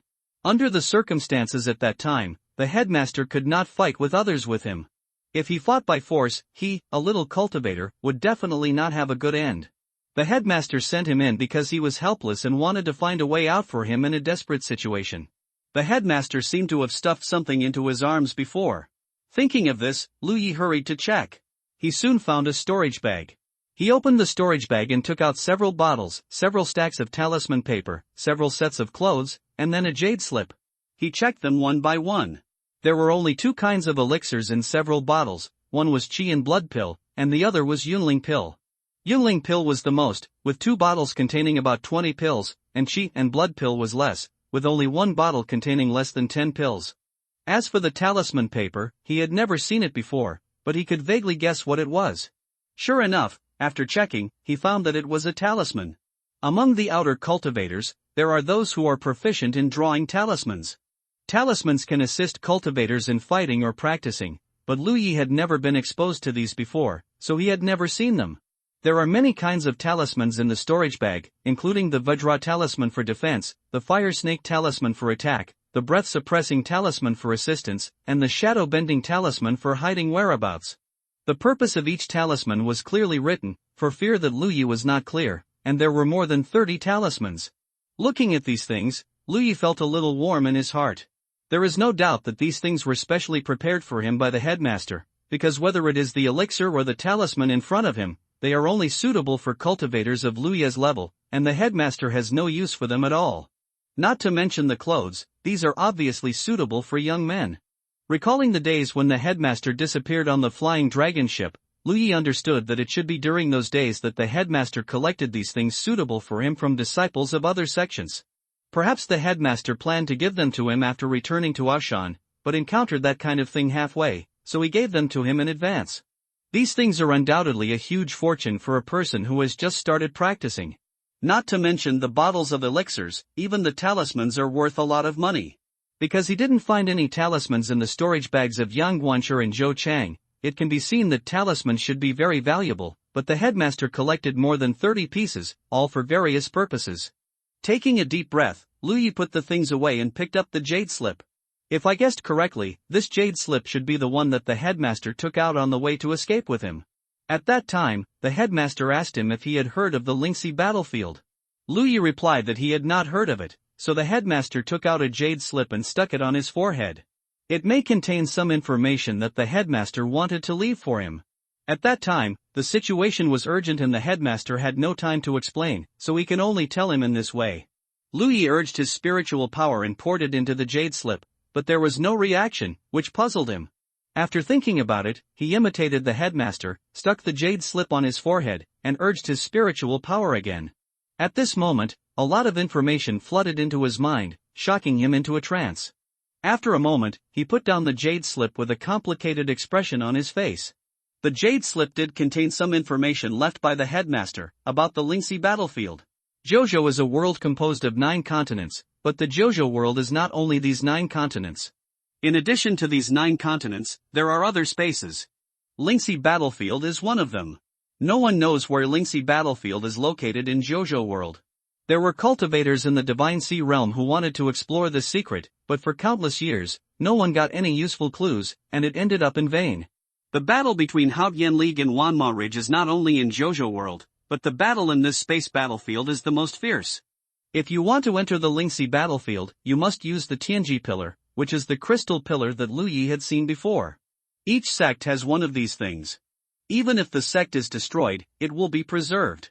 Over the countless years, countless sects have been destroyed in the Jojo world, so there are as many Tianji pillars scattered in the wild as stars. After the monks of each sect enter the Lingxi battlefield through their own Tianji pillar, they will appear in a fixed area. This area is generally built by the sect as its own base on the battlefield, and there are powerful monks sitting there all year round to avoid being attacked by others. But if a monk does not enter the battlefield through the Tianji pillar of his own sect, he will appear randomly somewhere on the battlefield. So generally speaking, when monks enter the battlefield, they will use the Tianji pillar of their own sect, and will not easily use the Tianji pillar of other sects, unless they are recognized by the sect and branded with a specific seal, so that they can appear in the residence of the sect. The situation that Lu Yi and the headmaster encountered at that time did not allow the headmaster to have too many choices. Even though he knew that sending Lu Yi to the Lingxi battlefield would be dangerous, he could only give it a try. After checking the information in the jade slip, Lu Yi understood his situation. He is now somewhere in the Lingxi battlefield, but he doesn't know where it is, because the entire Lingxi battlefield is extremely wide, covering an area of a state. The thing he can't see on the back of his hand is the battlefield mark. Every monk who enters the battlefield has it, which records the origin, cultivation, and merits of this monk. This thing is also related to his way out. His battlefield mark was left by the master using the seal of the master of the Bishu sect. Therefore, this mark has a connection with the Tianji pillar of the Bishu sect's headquarters. As long as Lu Yi follows this connection, he can go to the Bishu sect's headquarters in the Lingxi battlefield. At that time, he can return to the Bishu sect. After sorting out all the clues, Lu Yi had a general understanding of his current situation. It is undeniable that his situation is not good. The biggest problem is that his cultivation is too low. A group of evil wolves can trap him on the tree. If he encounters any malicious cultivator, he will definitely be powerless to resist. The good news is that with the battlefield mark, he knows which direction to go to get out. But he doesn't know how far he is from the territory of the Blue Blood sect. If you want to go to the Blue Blood sect's base in the Lingxi battlefield, you must have a certain level of cultivation, so the most urgent thing is to improve your strength first. He now has a lot of available elixirs. If he can absorb and refine these elixirs, his strength will definitely increase a lot. I dare not say that he will be promoted to the level of Lingxi, but at least he will have more self-protection power. With a plan, Lu Yi looked down at the wolves gathered below. If he wants to practice, he must get out of the trap first. This environment is not suitable for practice.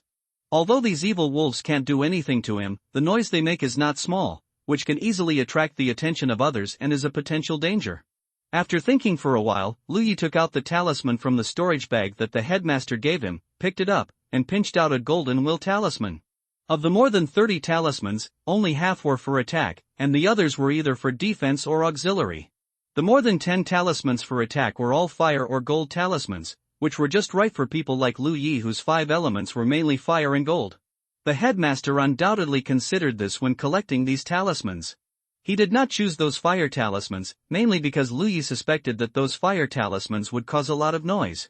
After all, names like the explosion talisman and the fire snake talisman seem to give people a sense of violence. How to activate the talisman was a problem, and Lu Yi had never used it before. But now he had to try it anyway. He had to get out of trouble as soon as possible. Holding the talisman in his hand, Lu Yi urged the spiritual power to pour into it, carefully. The talisman immediately gushed out a layer of golden light, and then the golden light condensed into a disc-like thing in front of Lu Yi.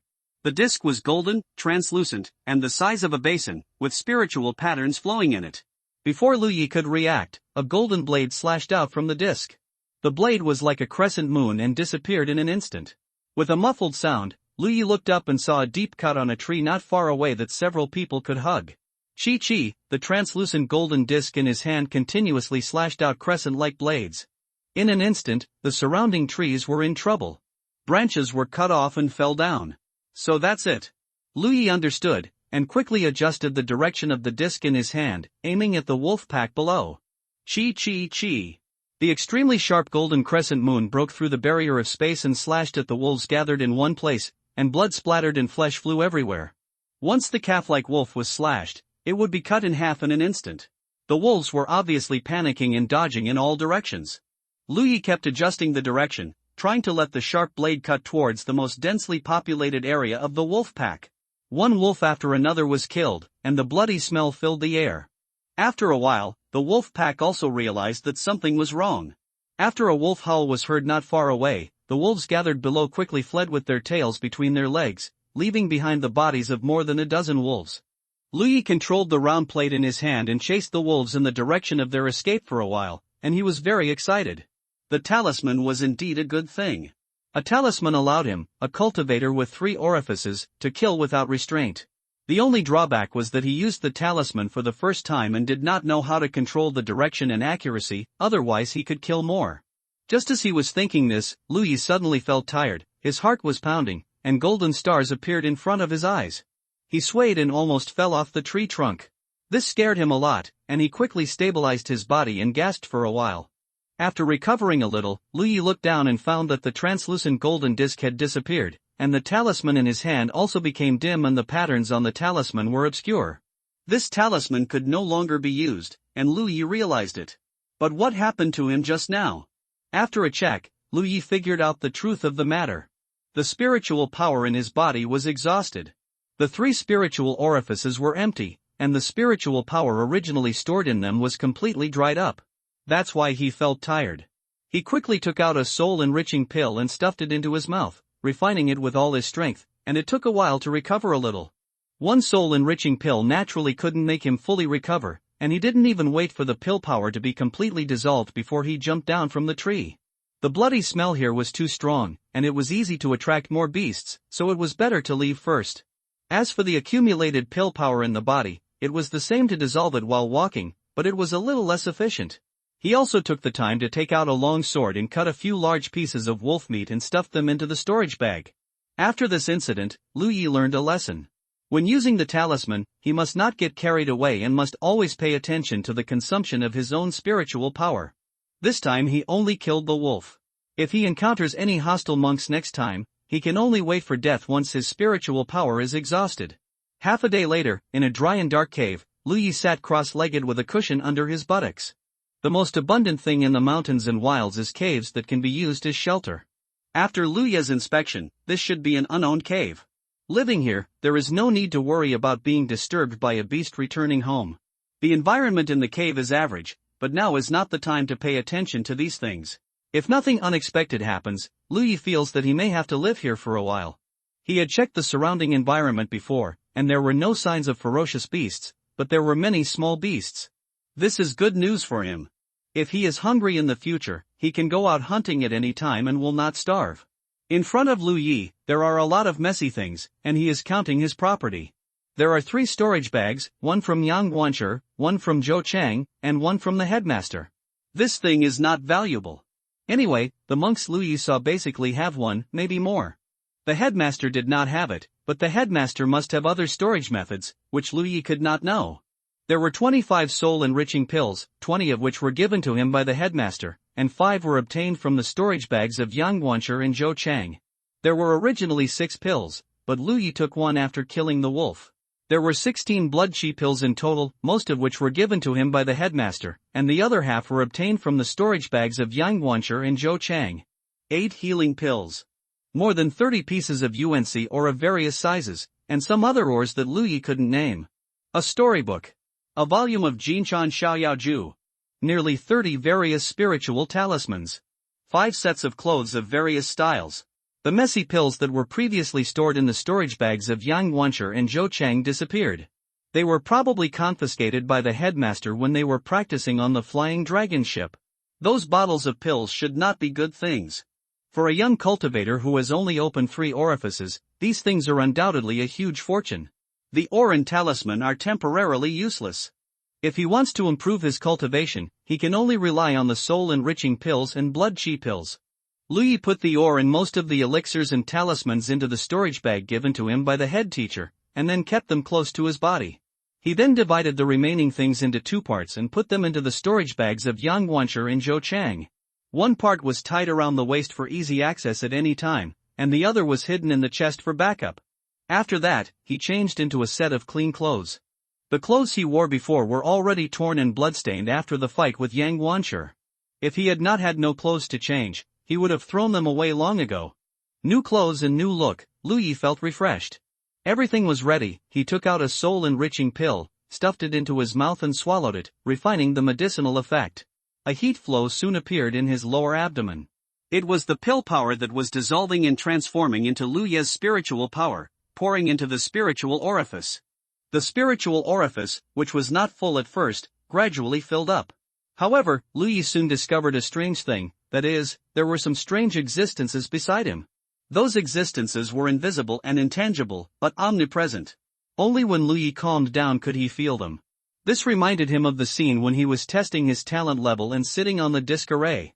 Is this spiritual energy? Swallowing and exhaling spiritual energy is one of the most important means for cultivators to practice. When the spiritual stones are exhausted, it is not advisable to take too many spiritual pills, otherwise the poison of the pills will accumulate and the efficiency of refining essence into chi will be low. Therefore, many times, cultivators practice by absorbing and exhaling the spiritual energy of heaven and earth. The spiritual energy between heaven and earth is everywhere, it's just a matter of quantity.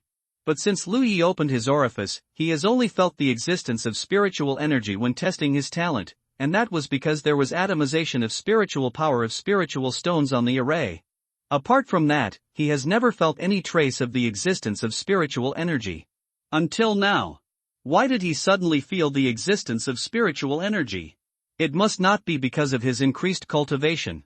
There is actually not much difference between opening 1 orifice and opening 3 orifices. So, is it because the spiritual energy here is rich enough that I noticed it? Lu Yi calmly felt it and found that the concentration of the spiritual energy around him was only slightly worse than the environment when he was testing at that time, but much better than the environment in Sheiyue Valley or outside. Is this the unique environment of Lingxi Battlefield? So, it is obviously more beneficial for cultivators to practice in the battlefield. Lu Yi vaguely understood the significance of Lingxi Battlefield to the cultivators. In fact, his guess was correct.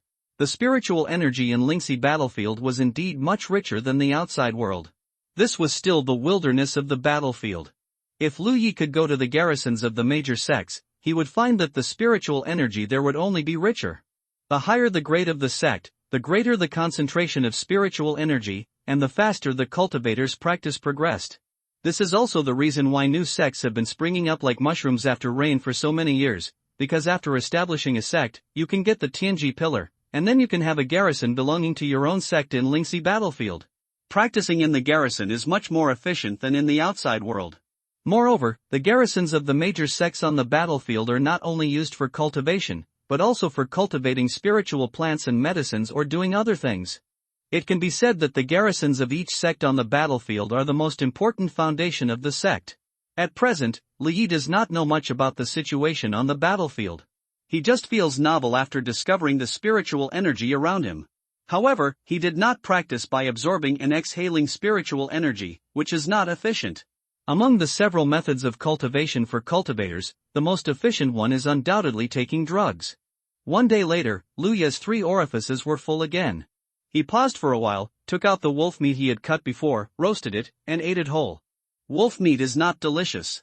Even if it is roasted, it still has a fishy smell, but Lu Yi knows that he should focus on improving his strength at the moment, so he naturally does not want to waste time hunting.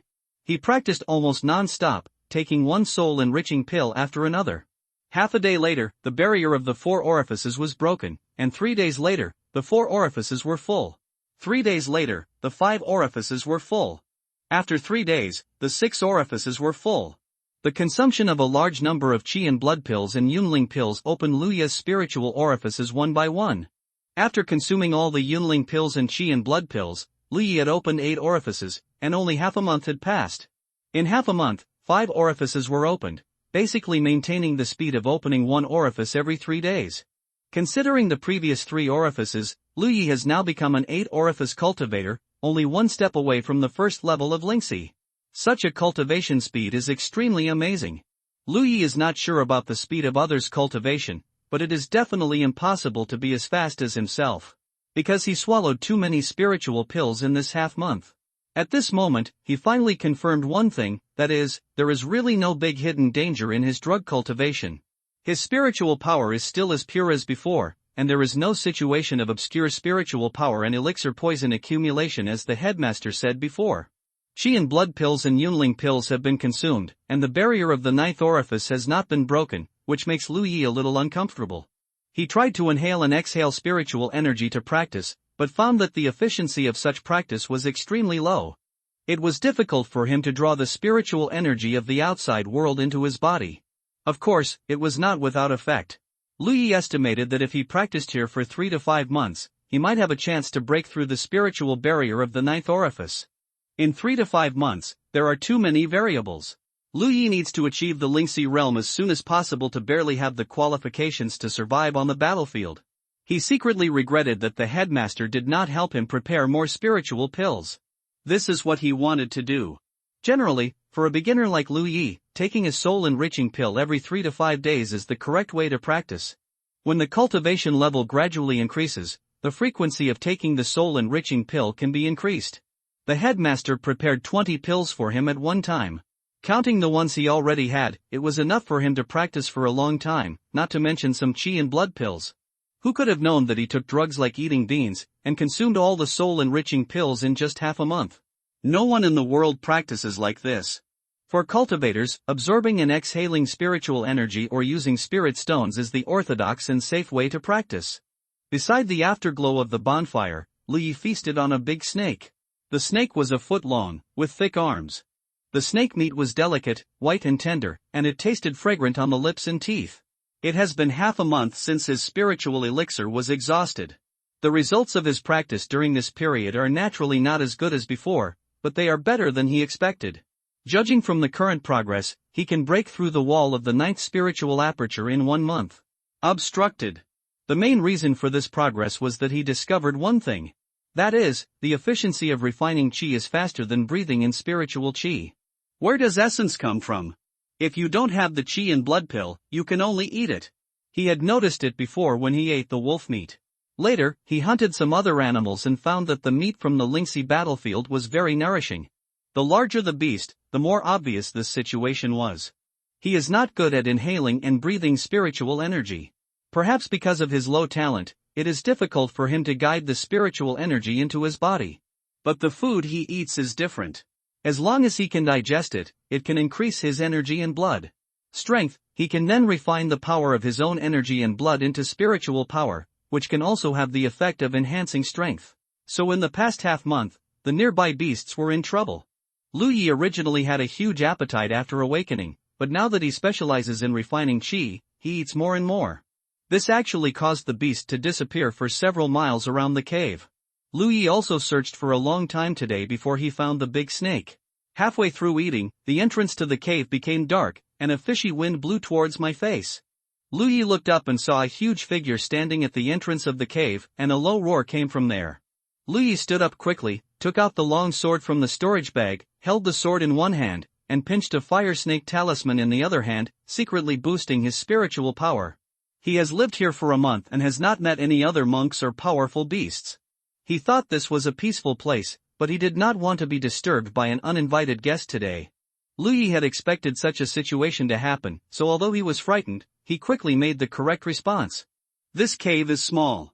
If the opponent dares to charge up, the fire snake talisman in his hand can give the opponent a good look. The fire snake talisman is not good. He has other spiritual talismans. If it doesn't work, he can take a diamond talisman on himself. The long sword in his hand is not furnishings. Only then did Lu Yi see clearly what this uninvited guest was. It was a huge tiger. His body is covered in snow-white fur, spotless, with a huge king character on his forehead, and 2 amber tiger eyes that capture the soul. Lu Yi's eyes met those tiger eyes, and he couldn't help but feel dazed for a moment, knowing that he was encountering something terrible this time. He had killed many animals during this period, some even bigger than this tiger, but no animal had ever given him such a sense of oppression as this big tiger. You know, he is now also a monk who has opened his 8 orifices. This is not an ordinary beast, this is probably a monster with some cultivation level. There is a difference between monsters and ferocious beasts. Monsters know how to practice. It is rumored that some monsters can transform into human form if certain key spiritual orifices are opened. This is the origin of the popular saying in Kyushu that it is difficult for a demon to take shape without enlightenment, and it is difficult for a person to practice cultivation without enlightenment. Many sects will also include some demon cultivator disciples, because most demon cultivators are strong, and are good candidates who are born to follow the path of physical cultivation. Lu Yi doesn't know much about the Kyushu cultivation world at the moment, so naturally he doesn't know this information. He only knew that his current situation was a bit troublesome. He was in a cave and the entrance was blocked by the big tiger. Unless he fought his way out, there was no way out. But he didn't know how strong this big tiger was. During the confrontation, Daho roared at him, which made Lu Yi even more nervous and almost activated the fire snake talisman in his hand. "Boy, are you going around killing people?" A thunderous voice sounded in the cave, causing the surrounding rocks to rustle down.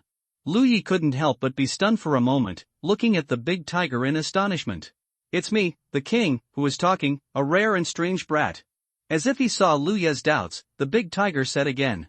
Lu Yi's heart sank to the bottom, and he felt cold now. He seemed to have underestimated the strength of this big tiger. This guy could already speak human words, and he didn't know what his cultivation level was, but he seemed to be much more powerful than him. "This king is asking you, why don't you speak?" Daho's temper was not very good, he drank again, and even let out a threatening growl from his throat. "It's a blessing, not a curse.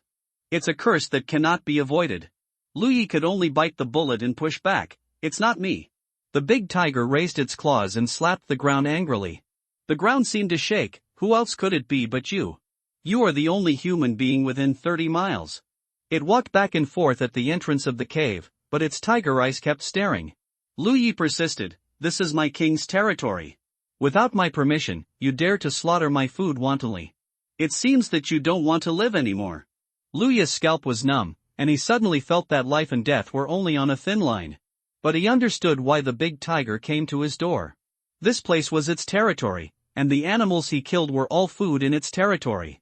Lu Yi had killed a lot in the past half-month, which caused after catching the big tiger's attention, he followed some clues and found it. Tell me, how do you want to resolve this matter? Dahu asked again. By this time, Lu Yi was not as panicked as before. Although it was a bit strange for a monster to negotiate terms with him here, it was better than the other party coming to kill him without saying a word. He frowned and said, I've eaten everything, how do you want to solve it? Dahu looked at him steadily and said, hand over your elixir, and the matter will be settled. If you dare to say no, this place will be your burial place today. There is no elixir. Lu Yi shook his head. If there was elixir, why would he need to kill animals for meat? Dahu said, spirit stones will do. There are no spirit stones either. The headmaster didn't prepare spirit stones for him, perhaps thinking that Lu Yi couldn't use them now? You don't have this, you don't have that, I think you want to die. Dahu was obviously a little impatient. Lu Yi sighed, really nothing. Then what do you have in your storage bag? Dahu asked. Some talismans and a bottle of healing pills. Lu Yi said truthfully. What a poor guy.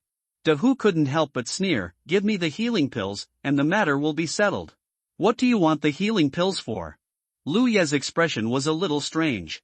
Why do you care about me? Give it to me. Okay, Lu Yi responded reluctantly, took out the bottle of healing pills from the storage bag, pondered for a moment, and slowly put it on the ground. Throw it over here. Dahu ordered. Lu Yi looked at it. Why don't you come and get it yourself? I told you to throw it over here. Lu Yi's attitude undoubtedly angered Dahu, and it roared violently. Okay. Lu Yi raised his foot and kicked the bottle on the ground away. At the same time, he urged the fire snake talisman in his hand. With the surge of spiritual energy, the talisman turned into a red light and attacked Dahu like a fire snake. This is not over yet. He stepped on his feet, his body was like thunder and lightning, and he killed with a sword. Lu Yi thought he had encountered a terrible beast, but after actually contacting it, he found that this tiger might not be as powerful as he thought. It had been standing at the entrance of the cave and did not dare to go deeper. If its strength was really much stronger than Lu Yi, why would it talk so much nonsense? This is the first reason. The second reason is that it asked Lu Yi for elixir but failed, so it asked for spiritual stones. If spiritual stones failed, it asked for healing pills, which was quite like a thief who never leaves empty-handed. From this, Lu Yi concluded that although this tiger was very powerful, it was probably just an empty shell. Lu Yi took out the healing pill and put it at his feet, just as a final test. Sure enough, the tiger was unwilling to get close to Lu Yi and only asked him to throw the healing pill over. Since it was confirmed that the tiger was not as strong as imagined, Lu Yi was relieved.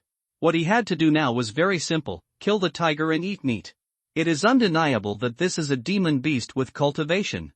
If it can be killed and eaten, it will definitely be better than eating many ordinary beasts. Perhaps the matter of opening the 9 orifices will fall on this big tiger. Lu Yi has never been a person who keeps to himself, otherwise he would not have led Manager Yang to the mine filled with the Yuan magnetic field. He will prepare for potential dangers in advance, and he will also try his best to grasp possible opportunities. The fire snake talisman was activated, and the flames were lingering, attacking the big tiger. At the same time, Lu Yi had already killed with a sword. However, as soon as he moved, he felt his shoulders sink, as if something was pressing down on his body, making him shorter and almost kneeling on the ground. At the same time, a sharp whistle came from his ear, and in an instant, he felt that someone hit his head hard with a hammer, and the whole person was dizzy, and golden stars were flashing in front of his eyes. He held the sword with one hand, trying to hold his body up, and at the same time, he activated the spiritual power in the 8 spiritual orifices to protect his body. In an instant, there seemed to be a layer of fire burning on the surface of his body, and there was a hint of gold in the fire. His 5 elements are mainly fire and gold, and the spiritual power in his body will show the luster of these 2 elements. A shrill scream came out, and the heavy feeling on his shoulders disappeared immediately. Although his head was still a little dizzy, he had recovered a lot.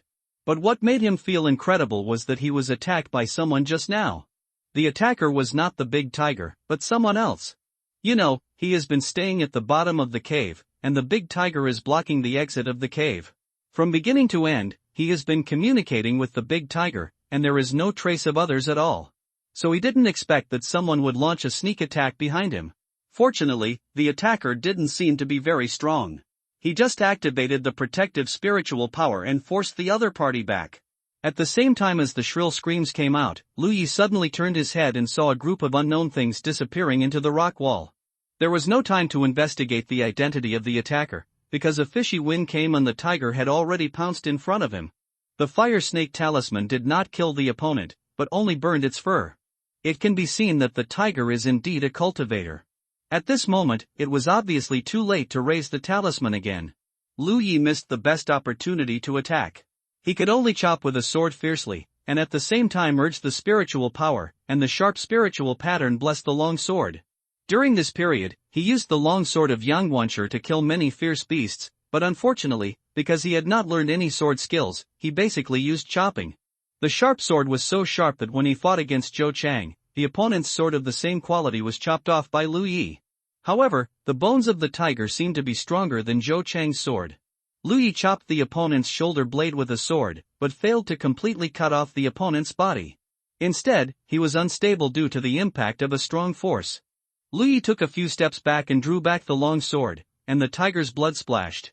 Before he could make any more moves, his chest was numb, and he was swept by the tiger's claws, and a layer of flesh was lost. The pain did not affect Lu Yi, but made him more conscious. In this narrow space, the fight between a man and a tiger was very dangerous, and life and death could be decided at any time. However, after this fight, Lu Yi felt relieved because his judgment was correct. The cultivation of this tiger was indeed not as profound as imagined. This was not an enemy that could not be defeated. As long as the operation was done properly, killing the tiger and eating its meat was just around the corner. The tiger roared and pounced on Lu Yehu again. At the same time, a sound of ghosts crying and wolves howling suddenly sounded in the cave, disturbing Lu Ye's mind. This was a trick used by the enemy hiding in the dark. Lu Yi ignored the enemy in the dark, only staring at the tiger's movements. When the tiger jumped out, he lowered his body, stepped on the ground, and slid out from under the tiger. When the two figures crossed each other, Lu Ye's long sword suddenly stabbed upwards, hitting the tiger's tender abdomen. He thought that this sword could pierce the tiger's intestines, but a ball of light golden light suddenly appeared in the opponent's abdomen. Even the long sword with sharpness could only break through the layer of light protection and fail to seriously injure the opponent. When he stood up again, the positions of the two warring parties had been reversed. Originally, Lu Yi was in the depths of the cave, and the tiger blocked the entrance, but now the situation is reversed. Moreover, after this fight, Lu Yi found that although the tiger's strength was not high, it was not low either. He estimated that he was a little stronger than himself. It's just that he has a sharp weapon in his hand, and the sharp weapon can also bless the spiritual pattern, so he has a little advantage. However, if the fight continues like this, it will inevitably end in a lose-lose situation. With this thought, Lu Yi reached into the storage bag and took out a talisman. If he didn't have enough strength, he could use the talisman. The 30 talismans prepared by the headmaster were not for show, and Lu Yi had no intention of saving them. If he didn't use them at this time, when would he?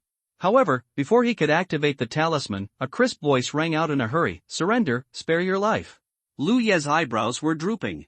Hearing such words at the critical moment of life and death undoubtedly affected his fighting spirit.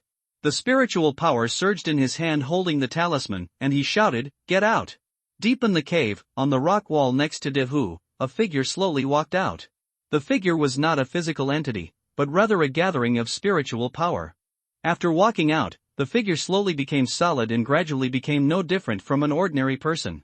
It was a slim and beautiful girl with black hair hanging down to her waist, wearing a white dress, and a black mole under the corner of her eye, adding a touch of charm. She looked about 16 or 17 years old. After the girl came out, she stood next to Dehu and looked at Lu Yi timidly, with an expression as if she had done something wrong. Lu Yi frowned. "Who are you?" With Lu Yi's eyesight, he couldn't tell whether this strange girl was a human or a ghost, but judging from her performance just now, the possibility of her being a human was extremely low. This guy could appear behind him without anyone noticing and launch a sneak attack, and her body seemed to be both real and unreal, and she could freely shuttle through the rock wall, which was obviously not something that ordinary people could do. This was the first time Lu Yi encountered such a strange thing, so he was more vigilant, especially since the other party was obviously in the same group with the big tiger.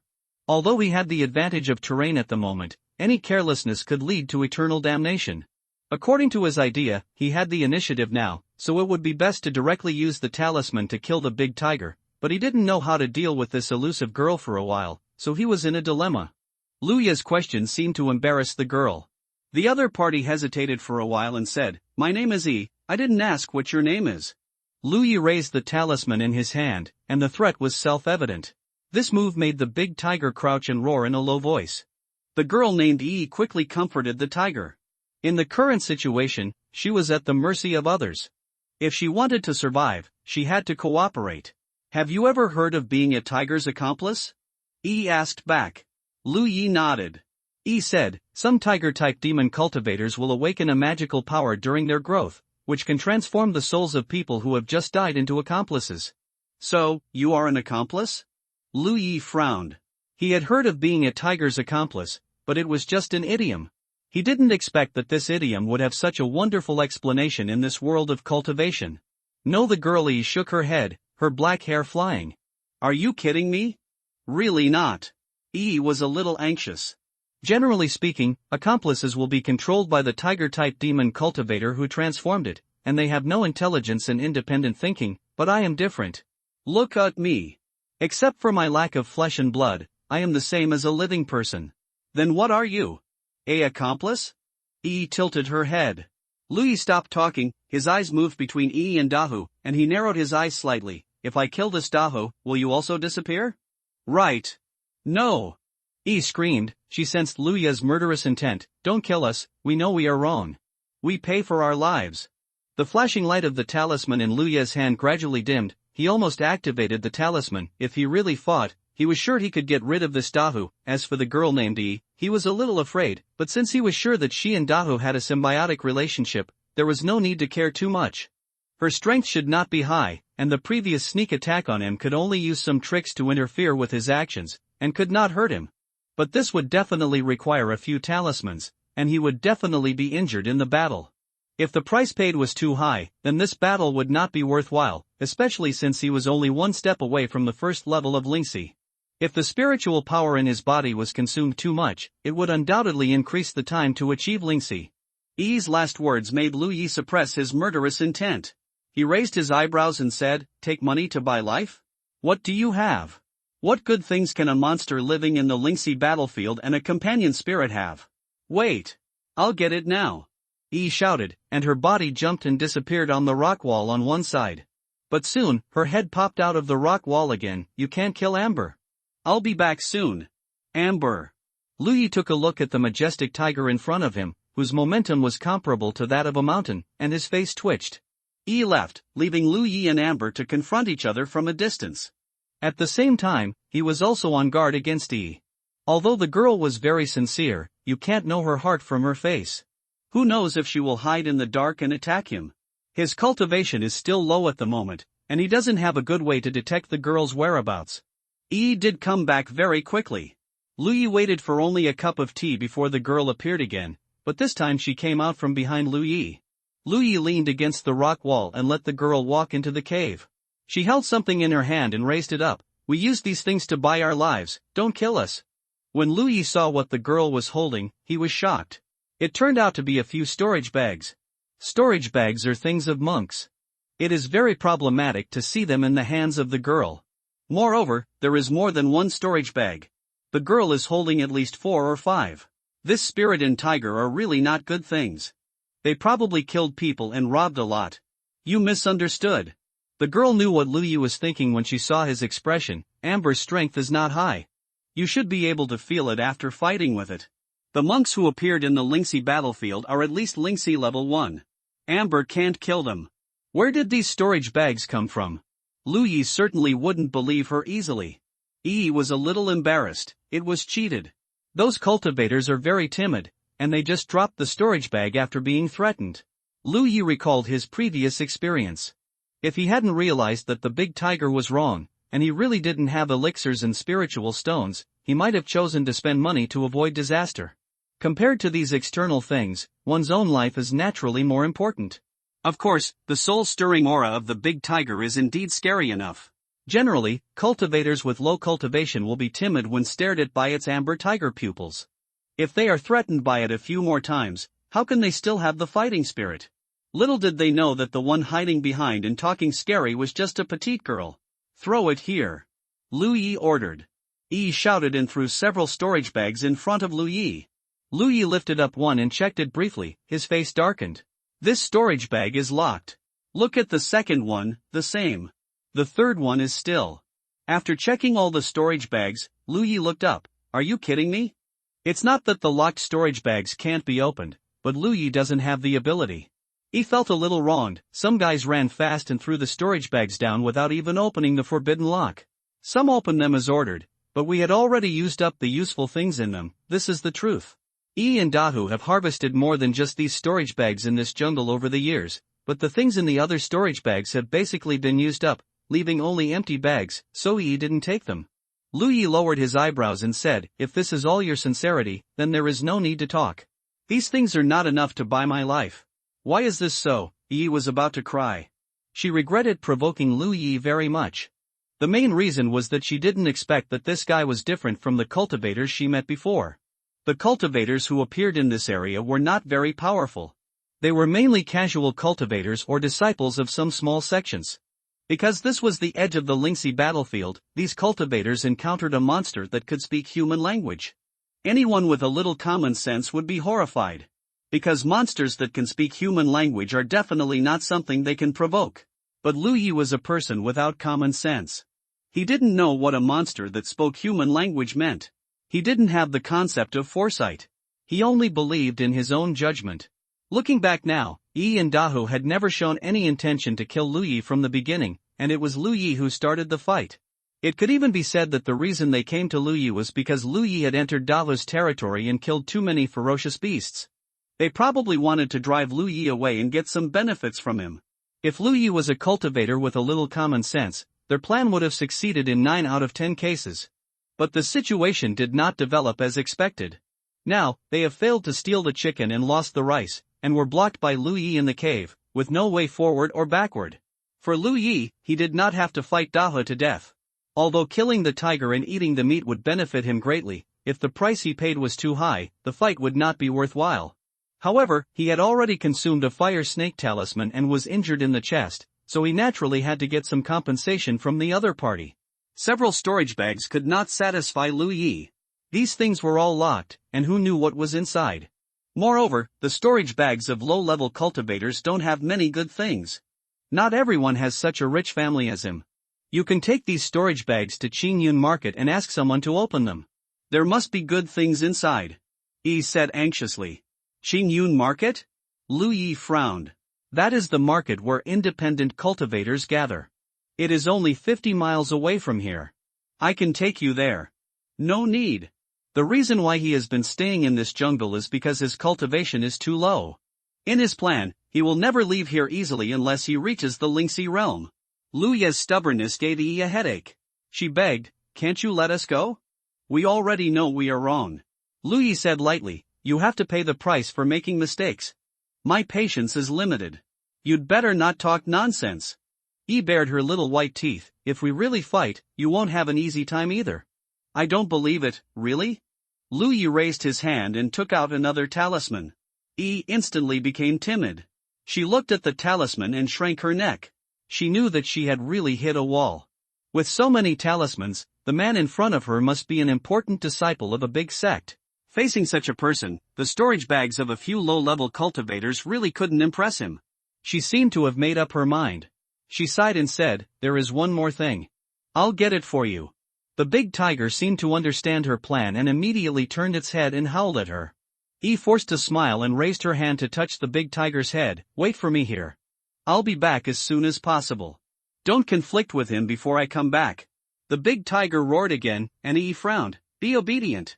The big tiger couldn't help but lower its head.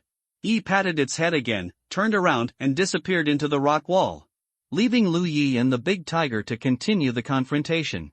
However, the communication between Yi and Dahu just now made Lu Yi understand that this demon beast should be human-like. If it is not human-like, how can Yi cooperate with it to scare those low-level monks? As time passed, Lu Yi's expression gradually became solemn, because Dahu, who was blocked by him in the cave, gradually became anxious and restless. He walked back and forth in the cave and looked up at Lu Yi from time to time. Lu Yi smelled the breath of danger, which made him more alert. This time Yi was gone for a long time. About an hour later, Yi suddenly appeared again, but her state at this moment was obviously a little wrong. Her body became a little translucent, giving people a very weak feeling. Lu Yi frowned, not knowing whether this woman was pretending or really injured, but his attention was quickly attracted by the thing in Yi's hand. It was a red fruit, the size of a baby's fist. As soon as Yi brought it in, a strange fragrance filled the cave. "What is this?" he asked. Although he didn't know what the fruit was, he instinctively felt that it was definitely a good thing. Yi said weakly, "Barrier-breaking fruit. What's the use?" Lu Yi asked again. Yi was a little puzzled. Logically speaking, an important disciple like Lu Yi, who came from a big sect, could not have not heard of the name of the barrier-breaking fruit. This thing is a precious treasure for any Lingxi realm cultivator.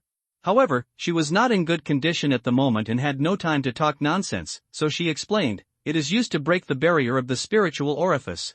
Lu Yi's eyes lit up when he heard it. He didn't know where he found this fruit, but if what he said was true, then this thing would be very useful to him. He looked up and motioned to Yi, "Send it over." Yi shook her head, "I can give you the fruit, but you have to swear to the secret of heaven and ask for the secret of heaven. After getting the fruit, you must never hurt us again." Even though she was weak and almost asleep, Yi did not forget the current situation. If Lu Yi got the fruit, it would still be bad for them. One spirit and one tiger could not leave this place alive. Lu Yi didn't know what the heaven's secret oath was, but he had heard the phrase "respectfully request the heaven's secret" once before. He roughly understood what Yi meant, so he nodded and said, "Okay."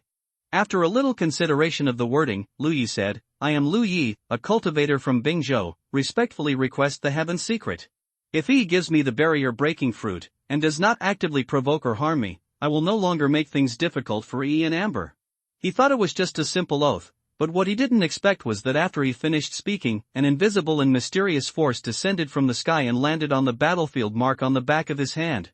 The power did not cause any harm to him, but it gave him a strange feeling, that is, if he violated what he had just said, he would definitely not end well. This discovery made Lu Yi's heart tremble, and he immediately understood that in this world, oaths are not said casually, especially the oath of heavenly secrets that invites heavenly secrets to witness. After Lu Yi made the oath of heavenly secrets, Yi breathed a sigh of relief, floated in front of Lu Yi, and handed him the fruit of breaking barriers in her hand. "Are you injured?" Lu Yi picked up the fruit of breaking barriers, looked at Yi and asked. "Yes." Yi nodded, turned around and greeted Amber, "Amber, let's go." The sturdy Amber walked out step by step, and Lu Yi pinched the talisman and left the cave. After a while, Amber walked out of the cave, Yi plunged into Amber's body and disappeared. Dava turned around and roared at Lu Yi, and his body jumped a few times and disappeared into the jungle. Looking at the direction where the tiger disappeared, Lu Yi pondered for a moment and shook his head slowly.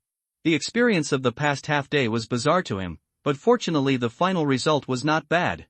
Looking at the barrier-breaking fruit in his hand, Lu Yi's expression became hot. If this thing really has the effect that Yi said, then he will achieve the Lingxi realm right in front of him. Lu Yi was not in a hurry to take the barrier-breaking fruit. He didn't know whether it was real or not, so how could he dare to take it rashly?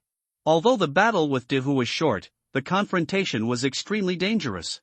He was injured. He had been confronting Dehu before and had no time to check his injuries. At this moment, he took off his clothes and found that his chest was bloody and there were several deep claw marks on his chest. The blood had already dyed the clothes below his chest red. Fortunately, he was not an ordinary body now. He had deliberately used his spiritual power to block the wound when confronting Dehu before, so the bleeding was not too serious, but the injury looked more hideous. He stretched his muscles and bones to make sure that there was no fracture, and he breathed a sigh of relief. If it was just a flesh wound, it would be easier to deal with. He still had 8 healing pills in his hand. This thing had a very good healing effect. Taking out the bottle of healing pills, Lu Yi poured out one and swallowed it, took out another, crushed it with his fingers, and evenly applied the powder to the wound on his chest. A grimacing pain. After finishing all this, he put on his clothes, sat cross-legged, and refined the healing pill. After a night, Lu Yi felt much better. The wound had begun to heal and healed. It would take a few days to recover. During this period, he ate the big snake that he had not finished eating before and replenished his physical strength. At dawn, Lu Yi came to a water source a few miles away, easily caught a fat rabbit, and returned to the cave by holding the rabbit's ears. After a while, Lu Yi sat cross-legged in the cave, holding the barrier-breaking fruit in his hand, took out the long sword and gently cut off a layer of skin and flesh, then pinched the rabbit's mouth open, stuffed the skin and flesh into the rabbit's mouth, closed the rabbit's mouth, and shook it vigorously for a while. After making sure that the rabbit had eaten all the skin and flesh, Lu Yi let it go. Perhaps it was too frightened, the rabbit crawled on the ground and did not move. Lu Yi ignored it and blocked the entrance of the cave to ensure that it would not escape. He began to check the storage bags that Yi had brought. When Yi and Amber left yesterday, they did not take back these storage bags, mainly because these things had forbidden locks and were useless to them. The storage bags were covered with mud, as if they were dug out of the soil. Picking up a storage bag at random, Lu Yi urged the spiritual energy into the storage bag, but he clearly felt that his spiritual power could not penetrate into the bag and was blocked by a strange force. That was a forbidden lock. Each storage bag had its own forbidden lock, and the key to unlock it was the spiritual power of the monk who was the owner. Lu Yi originally had 3 storage bags, one for Manager Yang, one for Zhou Chang, and one for the headmaster. Although the one owned by Manager Yang had a forbidden lock, before Manager Yang died, he opened the forbidden lock in order to take the sword from the storage bag. At that time, the situation was urgent, and Manager Yang had no spare energy or mind to lock the storage bag again, so the things inside were all taken by Lu Yi. Zhou Chang's storage bag was forcibly opened by the headmaster. These 2 storage bags have always kept the forbidden locks open. The storage bag given to him by the headmaster was a brand new storage bag. After Lu Yi got it, he used his own spiritual power to warm the forbidden lock in the storage bag, allowing the spiritual power to penetrate into the restriction, and then he could open and close the forbidden lock freely. If his storage bag was accidentally lost, even if it was obtained by others, it would not be easy to open it unless there was some special unlocking technique. Lu Yi naturally did not have any special unlocking technique, he just tried it out of boredom. The spiritual power slowly penetrated into the storage bag, and feeling the existence of the forbidden lock, Lu Yi continued to encourage the spiritual power and rushed towards the forbidden lock. Once, twice, and when it came to the 3rd time, the forbidden lock suddenly disappeared without a trace. When Lu Yi was stunned, a ball of fire suddenly appeared in the storage bag in his hand, burning fiercely. He quickly threw the storage bag out and watched it burn into a black ash in a very short time. Can it be like this? Lu Yi frowned. It was not until then that he realized that the forbidden lock was not only for protection of the storage bag, but also to prevent strangers from taking away the things in the storage bag. At a critical moment, it could even destroy the entire storage bag. This is a bit like better die than live in disgrace. It seems that there is no special lock-picking technique, so it is really not allowed to mess around. Destroying the storage bag is a small matter. What if there are some dangerous restrictions hidden in those forbidden locks? It may be injured. Lu Yi put away the remaining storage bags and went to check the rabbit's condition again. There is no problem, it is still alive and kicking, and looks very cute. Grab the rabbit's head, twist it hard, and it will make a click. Such a cute rabbit must be delicious to eat. It was confirmed that even if the barrier-breaking fruit did not have the effect of breaking through the barrier, it would not be poisonous. Lu Yi was completely relieved, walked to the place where he practiced, took out the cushion, sat cross-legged, took out the barrier-breaking fruit, and bit it. The juice overflowed, the fragrance lingered on the lips and teeth, and it was unexpectedly sweet. Lu Yi raised his eyebrows and ate the barrier-breaking fruit cleanly in a few seconds. This fruit has no core, like a small tomato. After savoring it for a while, Lu Yi closed his eyes and concentrated, feeling it quietly. There was no change at first, but soon a heat flow surged in the lower abdomen, which was similar to the feeling of taking elixir to practice before. The difference was that when taking elixir before, the elixir's elixir would be converted into spiritual power or blood power, but the heat flow generated by the barrier-breaking fruit was not spiritual power or blood power, but a kind of power that Lu Yi had never felt before. The heat flow accumulated in the abdomen, and Lu Yi tried to guide it to flow into his source spiritual orifice. It went smoothly. The heat flow passed through the source spiritual orifice and entered the 2nd spiritual orifice, and then flowed into the 3rd spiritual orifice, the 4th spiritual orifice. In a short while, it crossed the 8th spiritual orifice and continued to rush to the 9th spiritual orifice. The next moment, Lu Yi felt that the spiritual orifice barrier at his 9th spiritual orifice was melting rapidly, like snowflakes under the scorching sun. This discovery shocked him.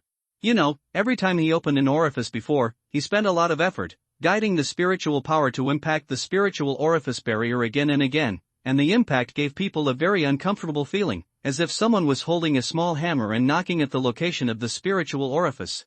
After a lot of times, it is inevitable to have a sore feeling. But now, there is no impact, and there is no discomfort. The effect of the barrier-breaking fruit has quickly melted the spiritual orifice barrier. Comparing the two, the barrier-breaking fruit is simply a blessing for cultivators to open their orifices. No wonder when I asked Yi what the barrier-breaking fruit was used for, the woman looked at me with a strange expression. Now it seems that the barrier-breaking fruit must not be an unknown thing. Perhaps every cultivator knows the existence of this spiritual fruit. After only a few dozen breaths, the barrier of the ninth spiritual orifice was broken, and the spiritual power blocked outside flowed into it. At this point, Lu Yi only needed to use his own spiritual power to penetrate the 9 orifices, allowing the spiritual power to form a small cycle in the body, and the Lingxi realm would be formed. This was also the ultimate goal of his efforts for this month. However, Lu Yi found that although the medicinal effect of the barrier-breaking fruit had been consumed a lot, there was still a lot of residue. If he left it alone at this time, not to mention whether it would have any impact on his future practice, at least the remaining medicinal effect would be wasted. This fruit is definitely a rare good thing, and it would be a pity to waste it. So he just hesitated a little and began to activate his own spiritual power to try to locate the location of the 10th spiritual orifice. The headmaster only helped him locate the location of the 9th spiritual orifice before, because in the headmaster's opinion, with Lu Yi's talent, even if the spiritual pills were in sufficient supply, it would probably take 2 or 3 years to practice to the first level of Lingxi. It's not that the headmaster looked down on him, but that his talent was too low and the efficiency of practice was indeed very poor. But the headmaster did not expect that Lu Yi could open 9 orifices in just 1 month, and this was still the case of lack of pills and medicines. If there were enough soul-enriching pills, the speed would only be faster. At this point, even without the help of outsiders, Lu Yi's own spiritual power reserves could also locate the location of the spiritual orifice, but it was not as easy as the headmaster. During this period, Lu Yi also took the time to study the golden cicada Xiaoyaoju, so he had a rough idea of the location of the subsequent spiritual orifices. As long as his luck was not too bad, locating the location of the spiritual orifice would not be a problem. After working hard for about half an hour, Lu Yi finally located the location of the 10th orifice. He hurriedly guided the remaining medicinal effects of the barrier-breaking fruit to flow to the 10th orifice. The spiritual orifice barrier of the 10th orifice was as fast as before. After a few dozen breaths, the spiritual orifice barrier of the 10th orifice was broken, and the medicinal effects of the barrier-breaking fruit were not much left. Lu Yi continued to locate the location of the 11th orifice. After more than half an hour, Lu Yi took a long breath and opened his eyes. At this moment, he could no longer feel the effect of the barrier-breaking fruit. The heat flow in his lower abdomen also disappeared completely. The barrier of the 11 orifices was not broken in the end, but it had loosened a lot. When he practiced again in the future, it would be very easy to break the barrier, so it was not a waste of gains. One barrier-breaking fruit allowed him to open 2 orifices in a row, and the barrier of the 11 orifices also melted a lot, and the gains were huge. Lu Yi suppressed the idea of achieving the Lingxi realm immediately, because he had a vague feeling that although he had a chance to succeed in achieving the Lingxi realm now, it would be easier to achieve the Lingxi realm if he could practice the newly opened 9th orifice to a full state. At this time, he was not in a hurry. He walked to the side, skinned and removed the dead rabbit, made a fire and grilled it, and ate it with relish. In the next few days, Lu Yi hunted and killed nearby animals. His daily appetite was astonishing. All the food he ate turned into his qi and blood, and then refined it into qi and poured it into the 9th spiritual orifice. About 6 days later, Lu Yi sat cross-legged in the cave. Although he had eaten a lot of animal meat these days, his body did not get fatter, but thinner than 6 days ago. The clothes that originally fit him became a little loose. This is the result of refining essence into qi. Too much qi and blood were refined into spiritual power by him, and the feedback on the body was like this. Although he became thinner, Lu Yi did not feel any discomfort, and he felt that he was stronger. The muscles all over his body were clearly defined, and it was best to describe him as strong. He finally cultivated the 9th orifice to a full level. After so many days of hard work, today is finally the harvest season, and Lu Yi is excited. After taking a few deep breaths and calming his mind, Lu Yi followed the route of the golden cicada Xiaoyaoju. He first drew the spiritual power from the original spiritual orifice, poured it into the 2nd spiritual orifice, drove the spiritual power of the 2nd spiritual orifice, and poured it into the 3rd spiritual orifice together, and then drove the spiritual power of the 3rd spiritual orifice into the 4th spiritual orifice, and continued to do so, until the 9th spiritual orifice. The location of the ninth spiritual orifice is near the source spiritual orifice. After the spiritual energy poured into the ninth spiritual orifice, Lu Yi guided them back to the source spiritual orifice. The 9 spiritual orifices penetrated from here, forming a closed circle, which is the small Zhoutian. If the spiritual power stored in the spiritual orifice before was a pool of stagnant water, then at this moment it has become living water. The spiritual power starts from the source spiritual orifice, flows through the other 8 spiritual orifices, and ends at the source spiritual orifice, flowing endlessly. Lu Yi suddenly had a different feeling. But he did not stop there, but continued to guide the spiritual power, constantly practicing the small Zhoutian, over and over again. In the 9 spiritual orifices, the speed of spiritual power flowing became faster and faster until it broke through a limit. At that moment, Lu Yi's ears and eyes were buzzing. Even with his eyes closed, he was filled with a whiteness. Then, the whiteness receded, his ears and eyes became sharp, and the whole person had a sublimated sense of pleasure. A circle of airwaves visible to the naked eye, with Lu Yi as the center, spread out in all directions, blowing sand and rocks in the cave. Lingxi realm. Lu Yi did not rush to open his eyes, but quietly felt his current state. He did not guide the flow of spiritual power at this moment, but his spiritual power continued to flow in the 9 spiritual orifices, rippling like a stream, circulating back and forth, performing the work of the small Zhoutian. This is the sign of achieving the Lingxi realm. Unless Lu Yi dies, or his spiritual power is exhausted and his spiritual orifice is broken, from now on, the flow of his own spiritual power will not stop. He slowly opened his eyes, raised his palm, and slightly activated his spiritual power. A faint light immediately surged in the palm of his hand. It was the light of spiritual power, but the feeling of his own spiritual power now was very different from before. Although his own spiritual power reserves had not increased compared to before, the spiritual power at the moment was obviously more destructive. Lu Yi could clearly feel that his strength had increased by more than 1 times compared to before. If he were to fight the big tiger again at this moment, Lu Yi was confident that he could take it down without the help of the talisman. After a little contemplation, Lu Yi understood the reason. Although he had opened many spiritual orifices in the past, he could only activate the spiritual power in a certain spiritual orifice each time. If the spiritual power of this spiritual orifice was exhausted, he could only activate the spiritual power of another spiritual orifice, and there was no way to activate 2 or more at the same time. But now that the 9 orifices were connected, the spiritual power was in the small Zhoutian. The spiritual power he activated was not just the spiritual power of one spiritual orifice. He activated the power of the 9 orifices. Of course, the destructive power is not as big as 9 times, but there is still a 1-fold difference. As for the 10th orifice, although it has been opened, it is the scope of the 2nd level of Lingxi realm, and it is not in a system with the 9 orifices of the 1st level. It can't bring much improvement to Lu Yi. At most, it will increase his total spiritual power reserves in the future.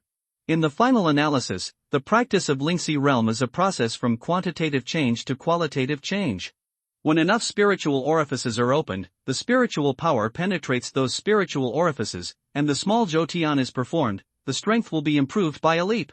Before this, the biggest effect of opening the orifice is to increase one's own spiritual power reserves, and it will not directly increase strength. This is common sense in practice. Every cultivator will have a teacher to teach at the beginning of practice.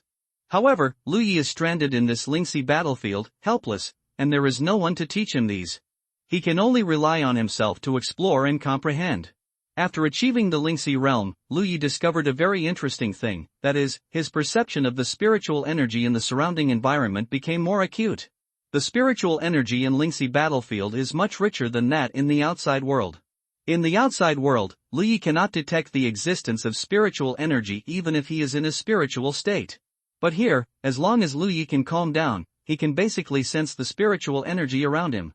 Now that the 9 apertures were forming a stream, Lu Yi found that even if he didn't consciously perceive it, as long as he concentrated a little, he could clearly feel the aura of heaven and earth around him.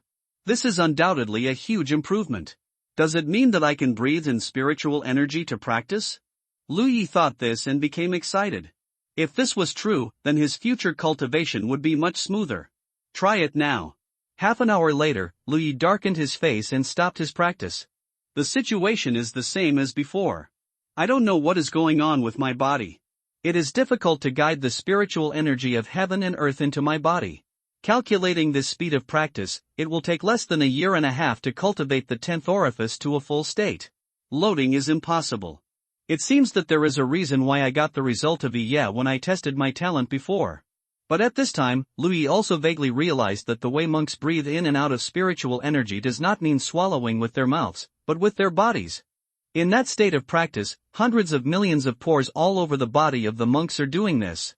A kind of wonderful breath, attracting the spiritual energy of heaven and earth into the body, turning it into the spiritual power of the monk. However, he really couldn't use this method of practice. Standing up, Louis felt that it was time for him to go out and take a look. More than a month ago, I was sent to the Lingxi battlefield by my master. I was lucky enough to live in this jungle. I didn't encounter a very powerful enemy for such a long time. Yi and Daha, who came to look for trouble, were also killed. He struck hard. But life can't always be so lucky. If he keeps hiding here, he will always encounter powerful and unbeatable monks, and by then he will have no power to resist. In more than a month, he grew from a monk with 3 orifices to the first level of Lingxi. He also opened 10 orifices, which was a huge growth. It is undeniable that his cultivation level is still very low, but if supplemented by the spiritual talismans given to him by the master, he can still have some ability to protect himself. As for where to go, I have to find the big tiger and the girl. I heard some interesting news from the girl before. 2 days later, Louis found the snow-white tiger sleeping on the ground in a cave. But as soon as he walked in, a translucent shadow floated out from the tiger. He looked at Louis warily. Here you go, do what? It was the ghost spirit who called herself Yi. This guy looked extremely weak when she left that day. Nearly 10 days have passed, and her body is still translucent and unable to condense into a solid form. It seems that the previous damage was indeed not serious. Light. As soon as there was any movement on her side, the sleeping Dahu immediately woke up, stood up, and roared at Louis. Louis did not go inside to avoid irritating the spirit and tiger. What's more, with Tai and Jizho's presence, he couldn't do anything to this pair. Don't panic, I just came here to ask some questions. Louis said. What are you asking? Yi looked at him. I heard you talk about King Yunfang City before. Can you tell me more about it? Do you want to go to King Yunfang City? Exactly. The path of inhaling and breathing spiritual energy is not feasible for Louis. Refining energy is not a long-term solution. Louis has almost killed all the animals in the area. Taking drugs and cultivating is the source of happiness. King Yunfang City is like this. The trading place where the monks gathered, Louis planned to go there to have a look. Maybe he could get some spiritual pills to eat. At the worst, he could open his eyes. Since he entered the world of spiritual practice, he has been working behind closed doors. This is not a good thing. That's it. Yi tilted her head in thought for a moment, then stuck out her tongue at him and said, I won't tell you. If you want to know, go find it yourself. Having suffered so much grievance from Louis before, how could Yi cooperate with him obediently? Now that they are bound by the Tianji oath, as long as she and Daha don't take the initiative to provoke and harm Louis can't do anything to her, so why should they be afraid? Louis looked at her steadily for a moment, then turned and left. Ha! This made Yi a little unexpected. She didn't expect Louis to walk so neatly. After a slight hesitation, she swayed and floated to Louis's side, and said, but if you can beg me, if so, maybe I'll tell you if I'm in a good mood. Louis glanced at her and felt her bad character. Please beg me quickly. If you don't beg me, I won't tell you. Otherwise, Yi smiled and flew back and forth in front of him, as happy as a little butterfly. Say you are wrong. I will forgive you. Louis stopped, took out the long sword from the storage bag at his waist, and slowly unsheathed the sword. What are you doing? Yi was so frightened that her face turned pale. She immediately stepped aside and hid behind the big tiger who followed him. The big tiger also lowered his body and made a roaring gesture. I'm telling you, you are bound by the heavenly secret and you must not act recklessly, otherwise you will definitely die without a burial place. Yi poked her little head out from behind Dahu and warned sternly. Louis ignored her and just pointed his sword into the void in front of him. Spiritual power poured into his room. The light on the sword flashed and he murmured softly, it's decided. What to decide? Yi was confused. Starting today, kill 10 beasts every day until there are no more beasts in this area. Louis said in a sonorous voice, and then touched his stomach, I'm hungry. Clang! The long sword was sheathed, and Louis stepped forward. Yi was slightly stunned, and then her expression became bitter. Daho turned his head to look at her and rolled his eyes humanely. "Brother, please stay," Yi shouted and chased after Lu Yi. An incense stick later, under a big tree, Lu Yi looked at the graffiti-like pattern on the ground, and Yi pointed out the direction to him. "This is Qingyun Mountain. The market at the foot of the mountain is Qingyun Market. Our location is here. If you go east from here, you will cross a small river in 20 miles. After another 10 miles, there will be a forest of rocks. After another 20 or 30 miles, you will reach Qingyun Market." Lu Yi's brows were locked into a shape, and he said impatiently, "Just tell me which direction to go, don't say east, south, west, or north." "This way." Yi decisively stretched out her hand and pointed in one direction. Half an hour later, Lu Yi stood up and headed towards the direction of Qingyun Market. Behind him, Yi floated in the air, sending him off enthusiastically. To Yi and Dahu, Lu Yi was an uninvited guest who broke into their territory. He had killed too many beasts these days, which had affected the stability of this area. This was why they had gone to Lu Yi for trouble before. If Lu Yi continued to stay, it might not take long for the food in this area to be killed. At that time, they would have to find another place to survive, but there were too many monsters in this mountain range. If they rashly broke into other territories, they would face unknown dangers. So after realizing that sending Lu Yi away was a good thing, Yi cooperated obediently, otherwise she would not be so obedient. Of course, Lu Yi also warned them before leaving that if they failed to find Qingyun Market successfully, or if they gave any wrong information, he would come back. In response, Yi patted her flat chest and guaranteed that everything she said before was absolutely true. As he walked forward, Lu Yi recalled the various information revealed by Yi. Not only the information about Qingyun Market, Lu Yi later asked her a lot about the Lingxi battlefield. It was not easy to meet a guy here who could communicate and control him, so he naturally wanted to make the best use of him. Yi also told him everything she knew. Although the jade slip given to him by the headmaster recorded some information about the Lingxi battlefield, the situation was too urgent at the time, and the headmaster did not know where Lu Yi would appear after entering the battlefield, so the information left was not detailed. On the contrary, the information obtained from Yi was more suitable for Lu Yi's current situation. According to Yi, the entire Lingxi battlefield is a circular area with an extremely vast area, enough to cover a state. If it is subdivided, it can be divided into 3 major areas: the outermost outer circle, the middle inner circle, and the innermost core circle. The deeper you go in, the higher the concentration of the spiritual energy of heaven and earth, and some special areas also have some magical outputs, such as rare mineral veins and rare spiritual fruits. These are the cultivation resources that cultivators will fight for desperately. All the major sects in JoJo have their own garrisons in Lingxi battlefield. The higher the sect's grade, the closer the garrison is to the inside. For example, the garrisons of the 1st, 2nd and 3rd grade sects in each state are in the core circle, and the garrisons of the 4th to 6th grade sects are generally scattered in the inner circle. As for the garrisons of the 7th to 9th grade forces, they can only occupy the outermost circle. Of course, the number of sects at this level is also the largest, so the outer circle is the largest area. The good news is that Lu Yi is now in the outer circle. Whether it is the concentration of spiritual energy or the output of resources, it is not better than the other 2 areas, so it is unlikely to encounter a particularly powerful Lingxi realm. But the bad news is that he does not know the specific location of the Bishu sect's garrison. The Bishu sect is a 9th grade sect, and its garrison is naturally in the outer circle. If he is lucky, he will not be too far away from the Bishu sect's garrison, but if he is unlucky, if he and the Bishu sect's garrison are scattered on the central axis of the circle of the Lingxi battlefield, then if he follows the war mark, he will have to pass through the entire Lingxi battlefield and break into the inner circle and the core circle. With his Lingxi level 1 cultivation, he could barely protect himself in the outer circle, but if he broke into the inner circle or the core circle, he would definitely not end well, because the Lingxi realm there must be full of strong people. The best way now is to take an arc route and move forward along the outer circle, so as to avoid encountering 2 powerful enemies. In the JoJo continent, the 2 camps of Haotian League and Wanma Ridge are constantly fighting, and one sect after another rises and falls. It can be said that the cultivators of JoJo grew up in war and fighting. Basically, no matter which camp the disciples of the major sects are in, as long as they achieve the Lingxi realm, they will be thrown into the Lingxi battlefield for tempering. But the strength gap between the 1st and 9th levels of Lingxi is too large. Even the disciples of those 1st grade sects do not have much advantage when their cultivation is not high, so the core circle and the inner circle are not suitable for cultivators with low cultivation to temper themselves, This has derived a tradition.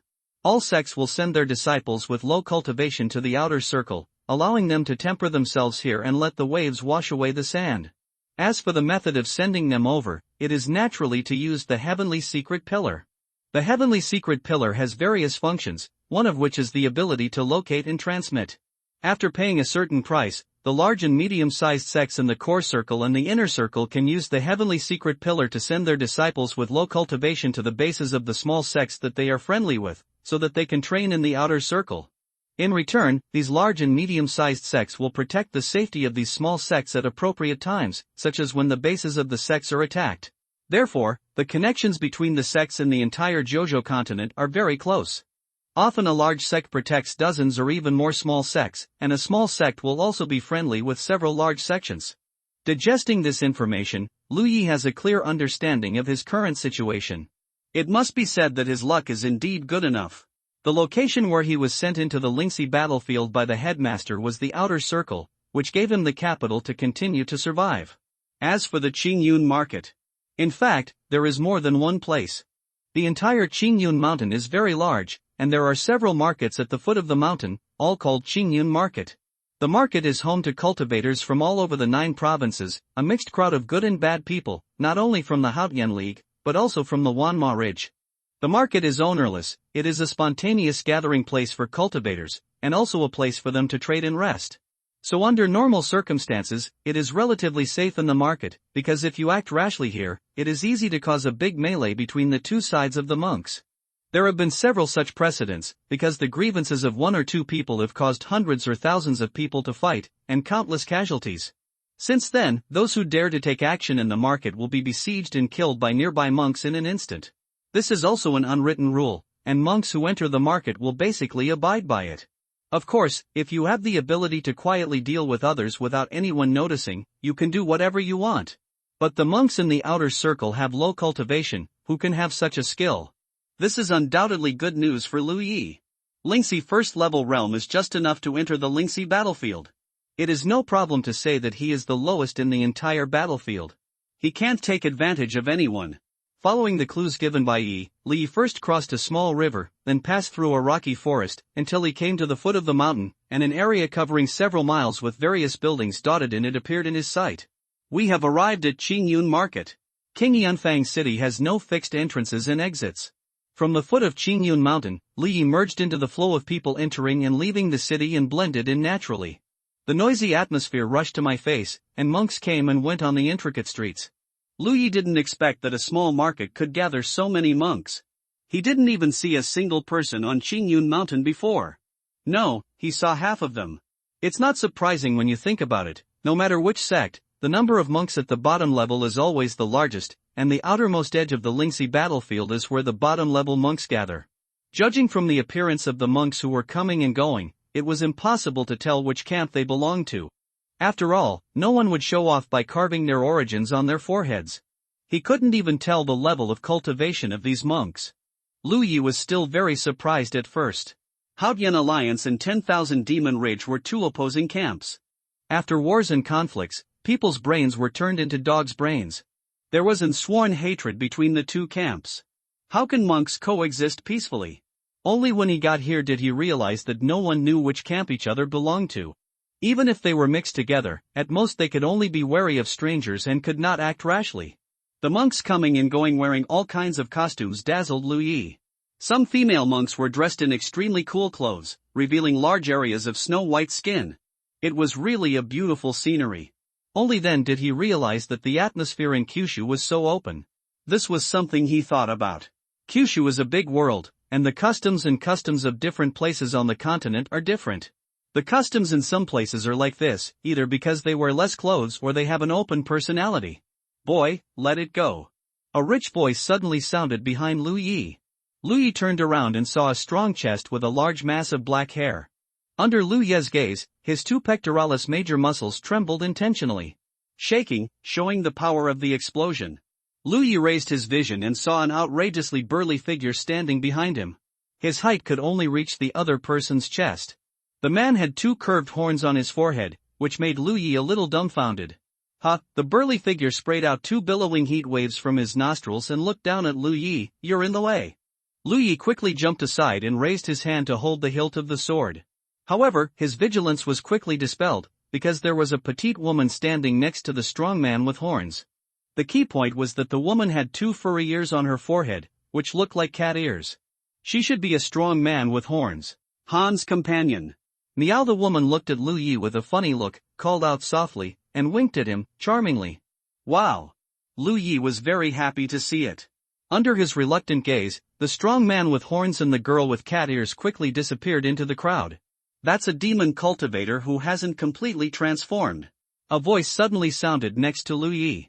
Lu Yi turned around and saw a chubby figure standing next to him, looking at him with a smile on his face and his eyes slightly narrowed. The man's clothes were inlaid with gold and jade, and he also had a few jade rings on his hands. He didn't look like a monk, but rather like a rich man. Demon cultivator? Lu Yi raised his eyebrows. He had heard of demon cultivators, and the headmaster had also mentioned before that many demon cultivators had natural physical advantages, so they were suitable for physical cultivation, and many sects would also accept demon cultivators as disciples. It's just that he has never seen a demon cultivator before, so it was strange to see him for the first time. Yes, but when their cultivation level is higher, the characteristics of those monster beasts will slowly disappear. It seems that fellow Taoists are interested in that kind of cute monster cultivators. When the rich man spoke, he extended his hand. He gestured on his head with 2 fingers. Lu Yi hesitated and said, "It's our first time meeting you." "I see, fellow Taoist is a casual cultivator, right?" the rich man asked with a smile. The reason for this inference was mainly because Lu Yi was alone. Generally speaking, if a disciple from a sect enters the Lingxi battlefield, he will never be alone, at least he will act with some fellow disciples, so that he can take care of each other, just like the 2 demon cultivators, they are actually from the same sect. Lu Yi responded casually, "That's right." The headmaster had told him never to mention his identity as a disciple of the Blue Blood sect to anyone, and of course he would not talk about it casually. The rich man sighed, "It's not easy to be a casual cultivator. I am also a casual cultivator, so I understand your situation very well." He changed the subject and said with a smile, "If fellow Taoists are interested in such cute things, you can go from the perspective of our Tianji Merchant Alliance, as long as fellow Taoists pay the starting price. Hey, we can talk about anything."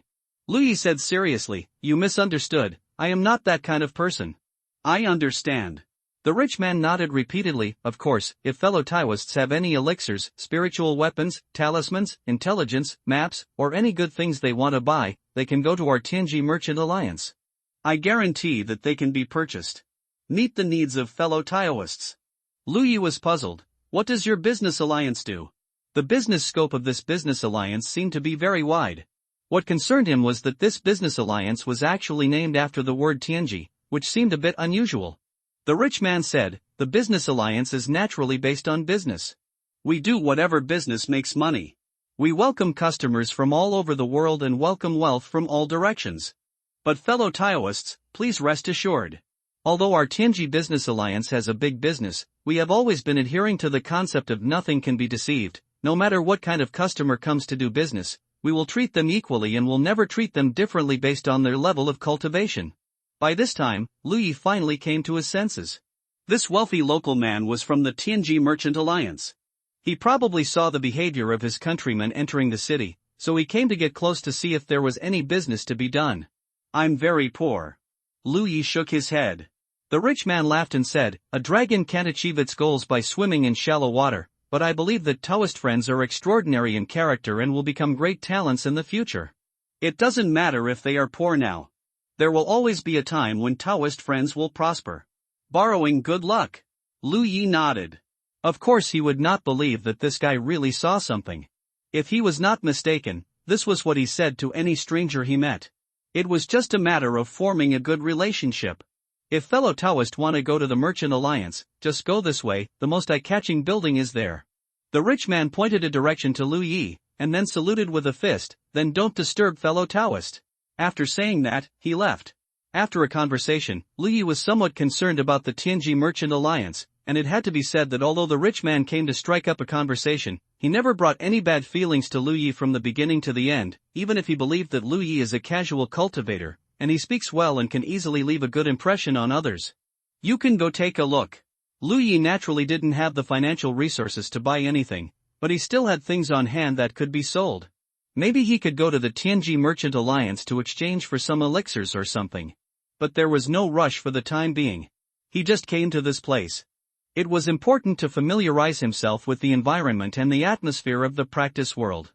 Qingyun Market is a small market. There are countless such markets in the entire Lingxi battlefield. The monks always need a place to trade and rest, so this kind of spontaneous gathering market came into being. Because no one manages the market, everything in the market seems very messy, especially those buildings. Buildings of different styles from all over Jojo stand scattered, making the market look like a hodgepodge. These buildings are built by the monks who live here all year round. There are actually many cultivation resources in the nearby Qingyun mountain, and the safety factor is also very high, which naturally attracts many low-level monks, especially those casual monks without sections. Each building is a storefront, selling various cultivation materials, and even tea houses and restaurants. Low-level monks also need to eat and drink, and because the daily needs of monks are more than those of ordinary people, they are bound to have these livelihoods. Lu Yi walked through the shops one by one, only looking but not buying, mainly because he had no money to buy, and gradually figured out the trading methods between monks.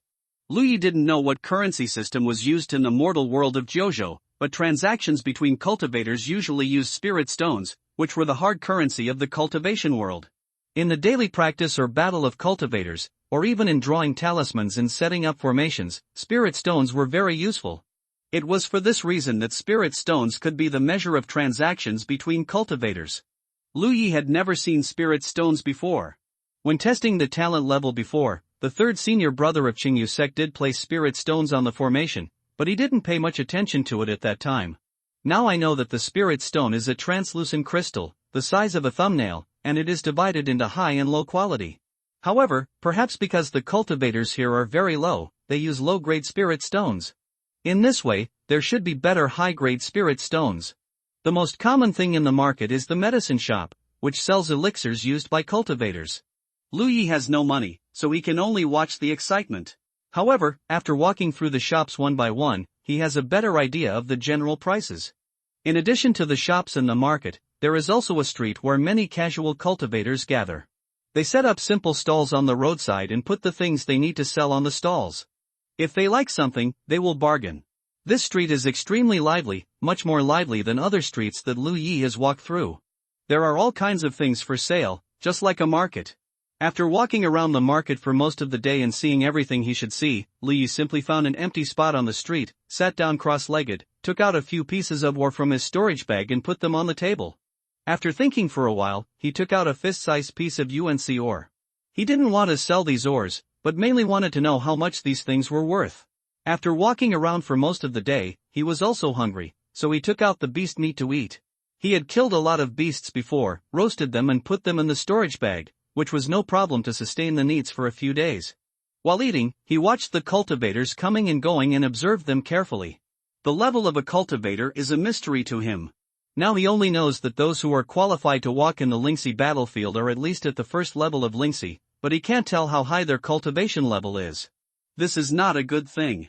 He will definitely have conflicts with others in the future. It is dangerous for him to not be able to determine the level of others' cultivation. If he encounters a cultivator who is invincible, he may lose his life before he can test the depth of others. So he wants to try to find some clues through such observation, so that he can have more capital to save his life in the future. One by one, the cultivators passed by, and Lu Yi carefully observed each cultivator, but he couldn't see anything.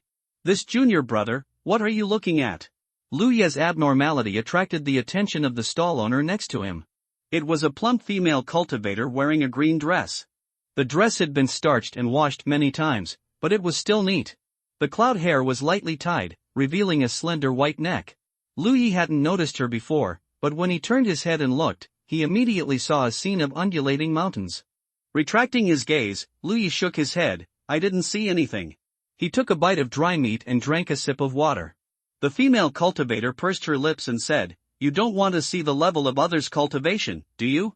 Lu Yi was surprised. So obvious? The female cultivator laughed, because when I first entered the Lingxi battlefield, I was also like you, stupid. It turns out that everyone has the same idea. Lu Yi laughed. It's not easy to be a casual cultivator.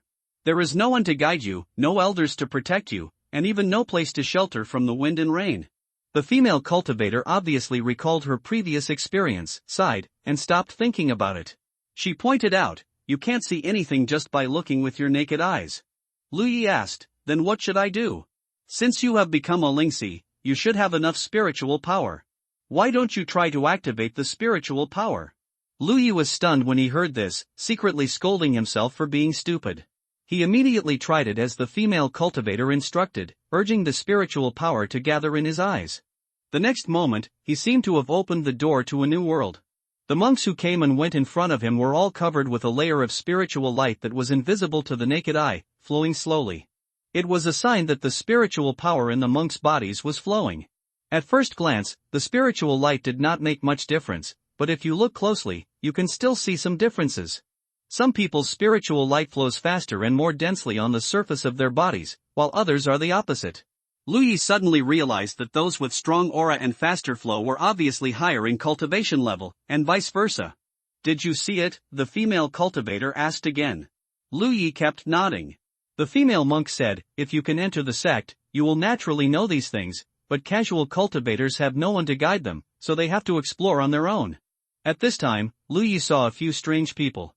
There was no aura in them, which made him puzzled.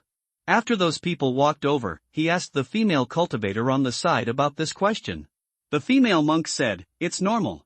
They have spiritual weapons that cover their aura, or they practice some secret techniques to conceal their aura. However, the monks who appear here are not very high level, and they won't have the energy to practice any secret techniques, so there is a high probability that they will. It's the former one." "That's it." Lu Yi nodded clearly. "I'll give you a piece of advice." The female cultivator said seductively, "If you encounter people like this in the future, run as far as you can, because they must come from some powerful forces with deep foundations, which are beyond the reach of small cultivators like us."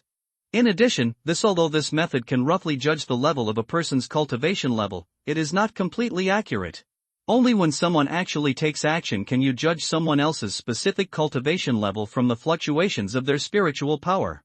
Lu Yi said gratefully, "Thank you, senior sister, for your advice." After thinking for a while, he took out a piece of dried meat from his storage bag and handed it over. The female cultivator laughed and did not refuse his kindness.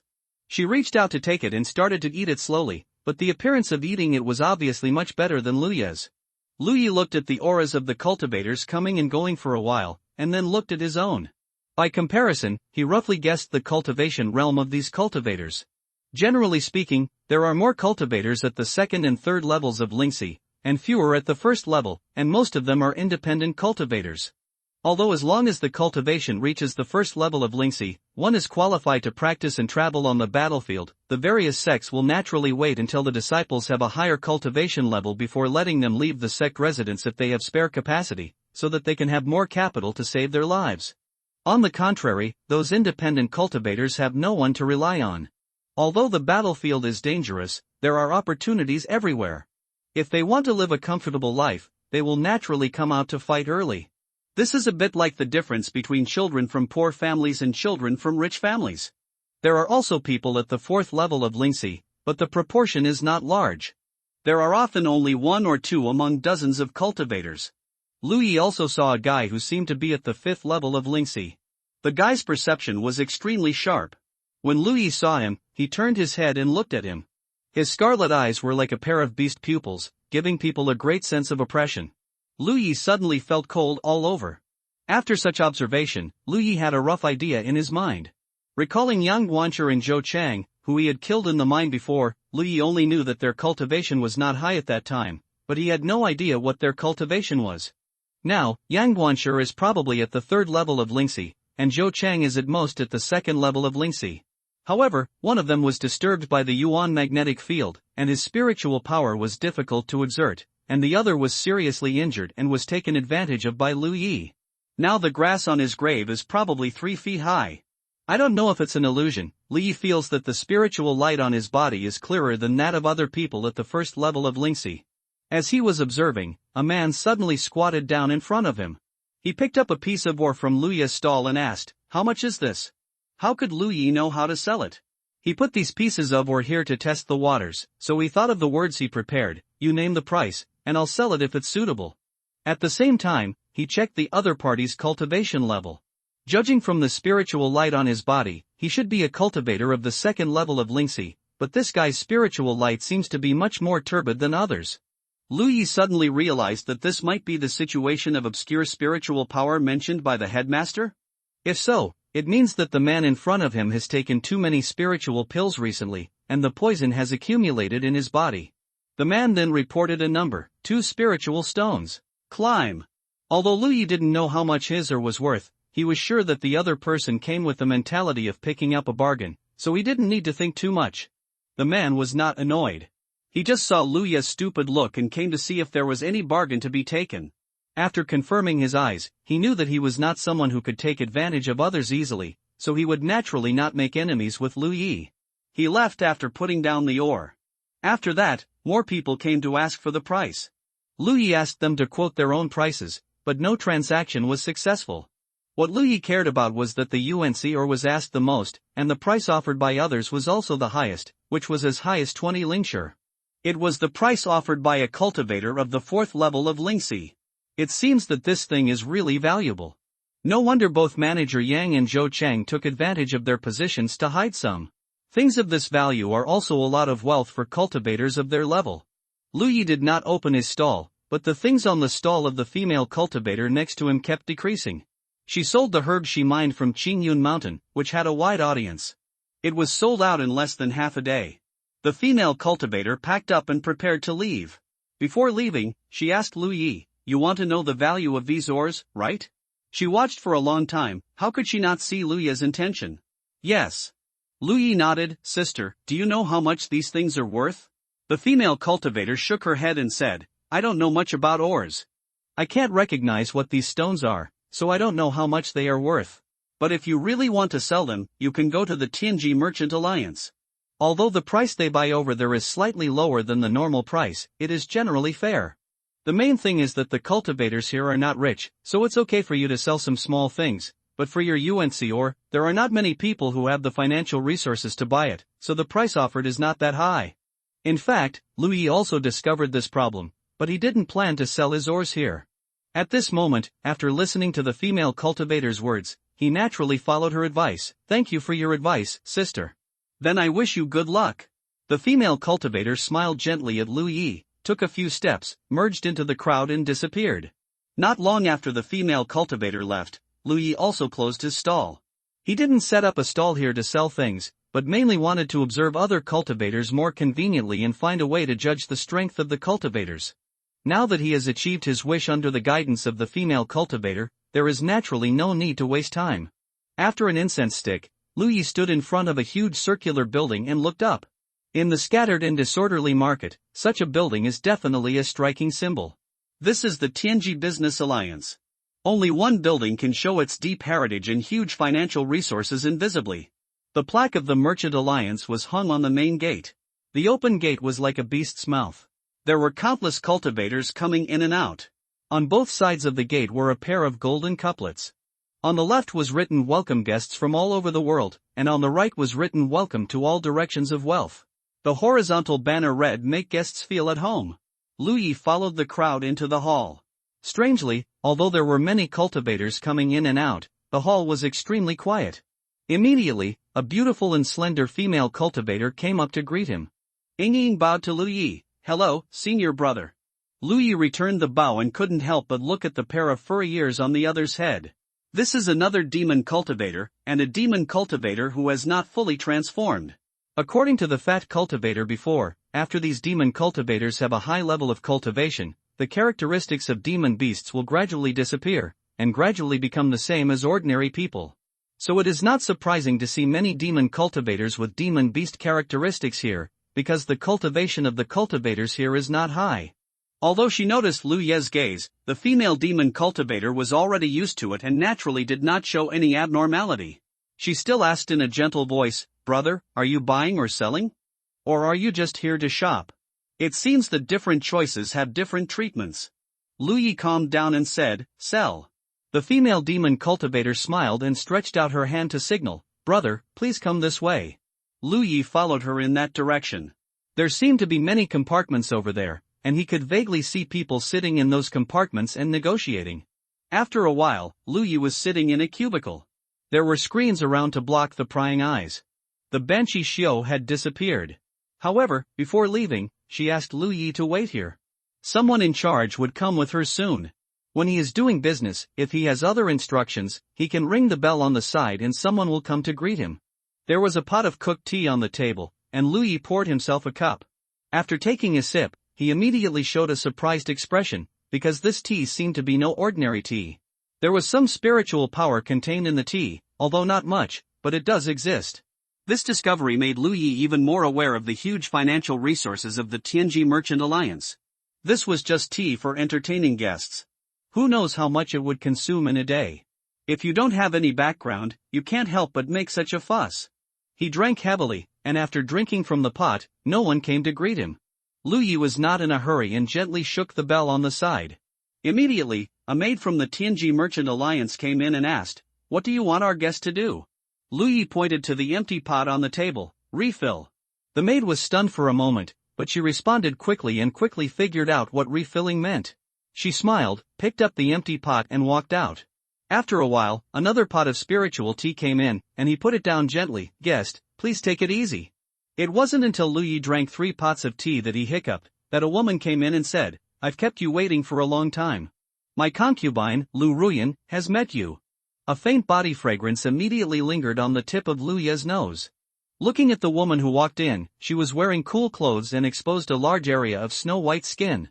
With her soft and waxy voice, the atmosphere in the small cubicle became ambiguous. "It doesn't matter." Lu Yi nodded. The woman named Lu Ruyan pulled out a chair opposite Lu Yi and sat down. She then picked up the teapot and poured a cup of tea for Lu Yi herself. She leaned forward sharply, and the outline of her entire back looked enchanting. The white snow made Lu Yi feel dizzy. He quickly took a sip of tea to calm down his shock. Lu Yi checked her aura when she came in, and speculated that this woman should be at the 3rd level of Lingxi. However, the aura was not clear, and it seemed that she often took pills to practice. Putting down the teapot, Lu Ruyan said, "I wonder what you want to sell?" Lu Yi took out the ore he was going to sell from the storage bag. Of course, he would not take it all out at once. It was the first time he came into contact with the Tianji Merchant Alliance, and he still couldn't figure out the character of this merchant alliance. What he took out were the ones he had taken out from the previous stall. Pieces of ore were placed in front of Lu Ruyan. She picked up one of them, examined it for a moment, and nodded slightly. "This piece of red iron is of good quality, but it's a pity that it's a little small. If it were bigger, it could be made into a long sword." She picked up another piece and her beautiful eyes lit up. "This star and moonstone is also okay, it has very few impurities. Take the 3rd piece." Lu Yi saw what professionalism meant. This woman named Lu Ruyan knew all the ores in front of Lu Yi, and her comments were all to the point, although Lu Yi didn't understand much. She finally picked up the Yuan magnetic ore, with a smile on her lips. "This thing is rare outside the battlefield, and it can be sold for a good price." She put down the UNC ore, looked at Lu Yi and said, "These things can be priced at 55 spiritual stones by the Merchant Alliance. If you feel the value is right, you can trade them." Thanks to the results of previous observations in the market, Lu Yi probably understood the purchasing power of 55 spiritual stones, and the price was also within his expected range. When setting up a stall before, although many people set prices with the intention of taking advantage, in general, Lu Yi also used this to find out the general value of his ores. It can be said that it is not much different from Lu Ruyan's quotation. He frowned slightly and said, "It's a little cheaper." Lu Ruyan smiled and said, "It is naturally cheaper than Taoist friends selling everything, but it can save Taoist friends a lot of effort, right? The Merchant Alliance has a big business and many people need to be fed. Taoist friends should always give some benefits to us people. Space. More." Lu Ruyan raised her hand to rub her forehead, looking like she had a headache. However, she was pretty, so this look not only did not make people feel disgusted, but also made her more charming. "Okay, since Taoist friend is sincere in selling, then I will decide to add 4 more spiritual stones. Taoist friend must not make any more counteroffers, otherwise I will have to pay for this business myself," she said pitifully. He looked at Lu Yi, as if he had been bullied. Lu Yi naturally wouldn't believe her, but seeing her like this he knew he couldn't raise the price anymore, so he said, "Okay." Lu Ruyan suddenly smiled like a flower. "How do you want to deliver it, fellow Taoist, spiritual stone or spiritual elixir? How do you sell this spiritual elixir?" Lu Yi asked, a little surprised that it could be delivered with a spiritual elixir. He originally planned to buy the elixir after taking the spiritual stone, but then he thought about it. Many low-level monks should be like this. The delivery method of Tianji Business Alliance undoubtedly saves a procedure. A bottle of 9 spirit-containing pills costs 10 spirit stones.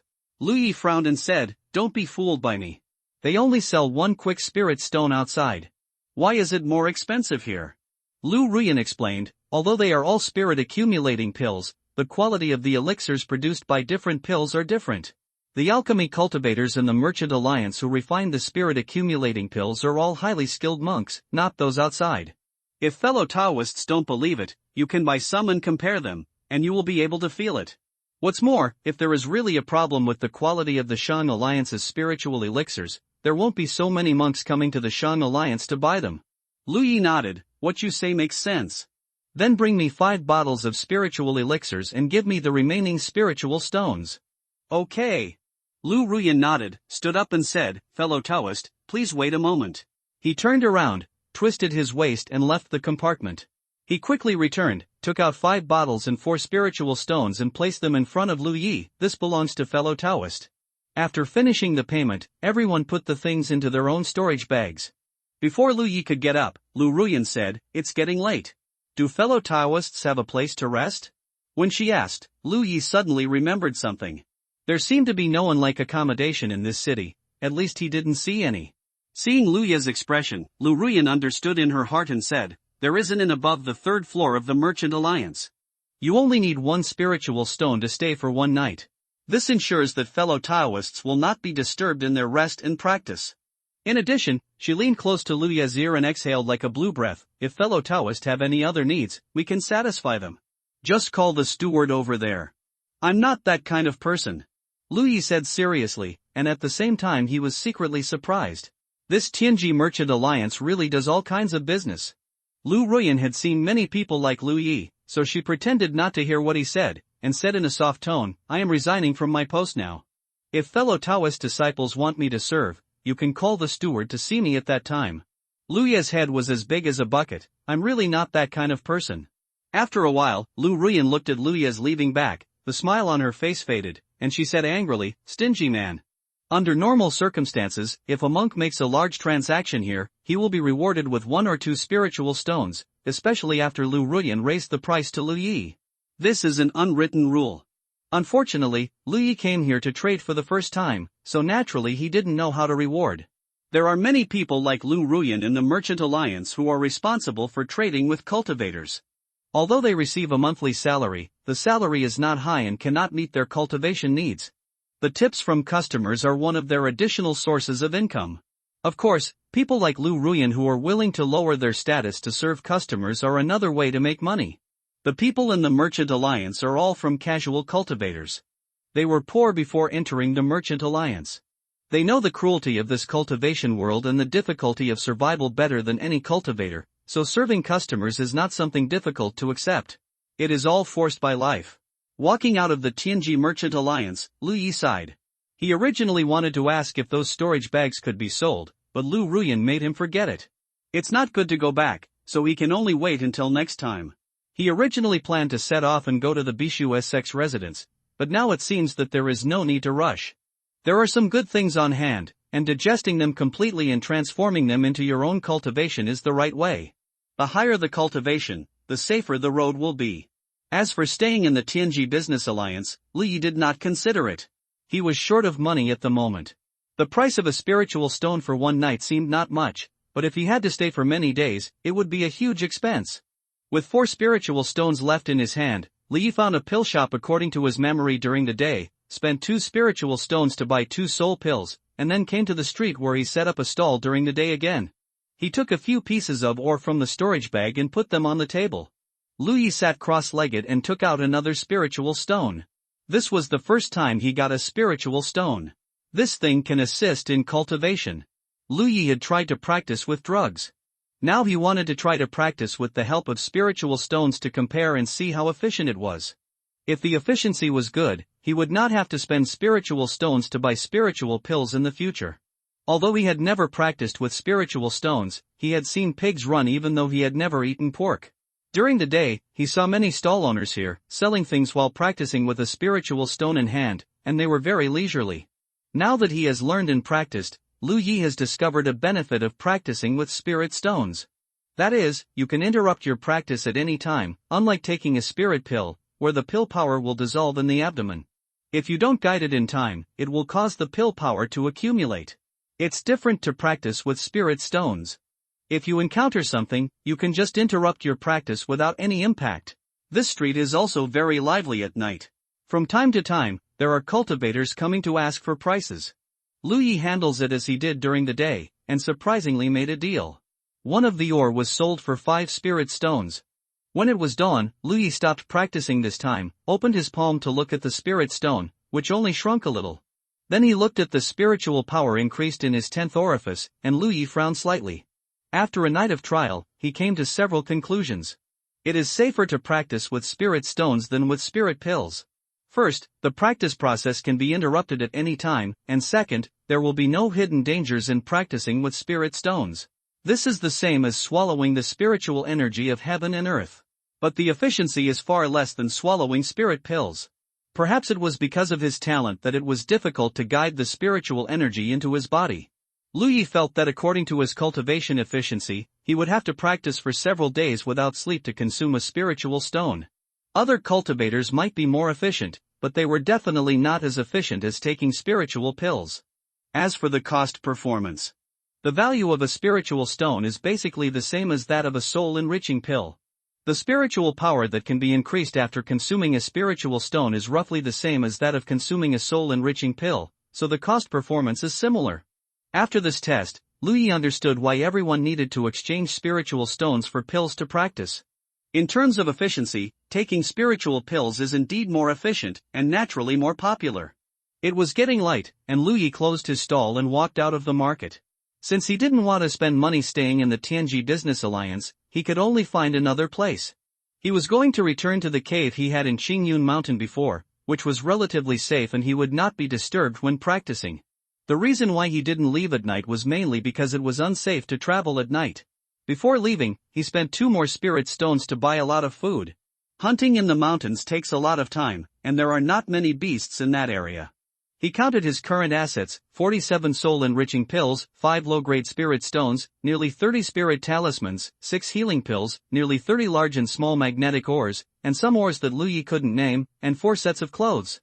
Compared with when he first entered the Lingxi battlefield, his assets were almost the same, but his cultivation level was greatly improved.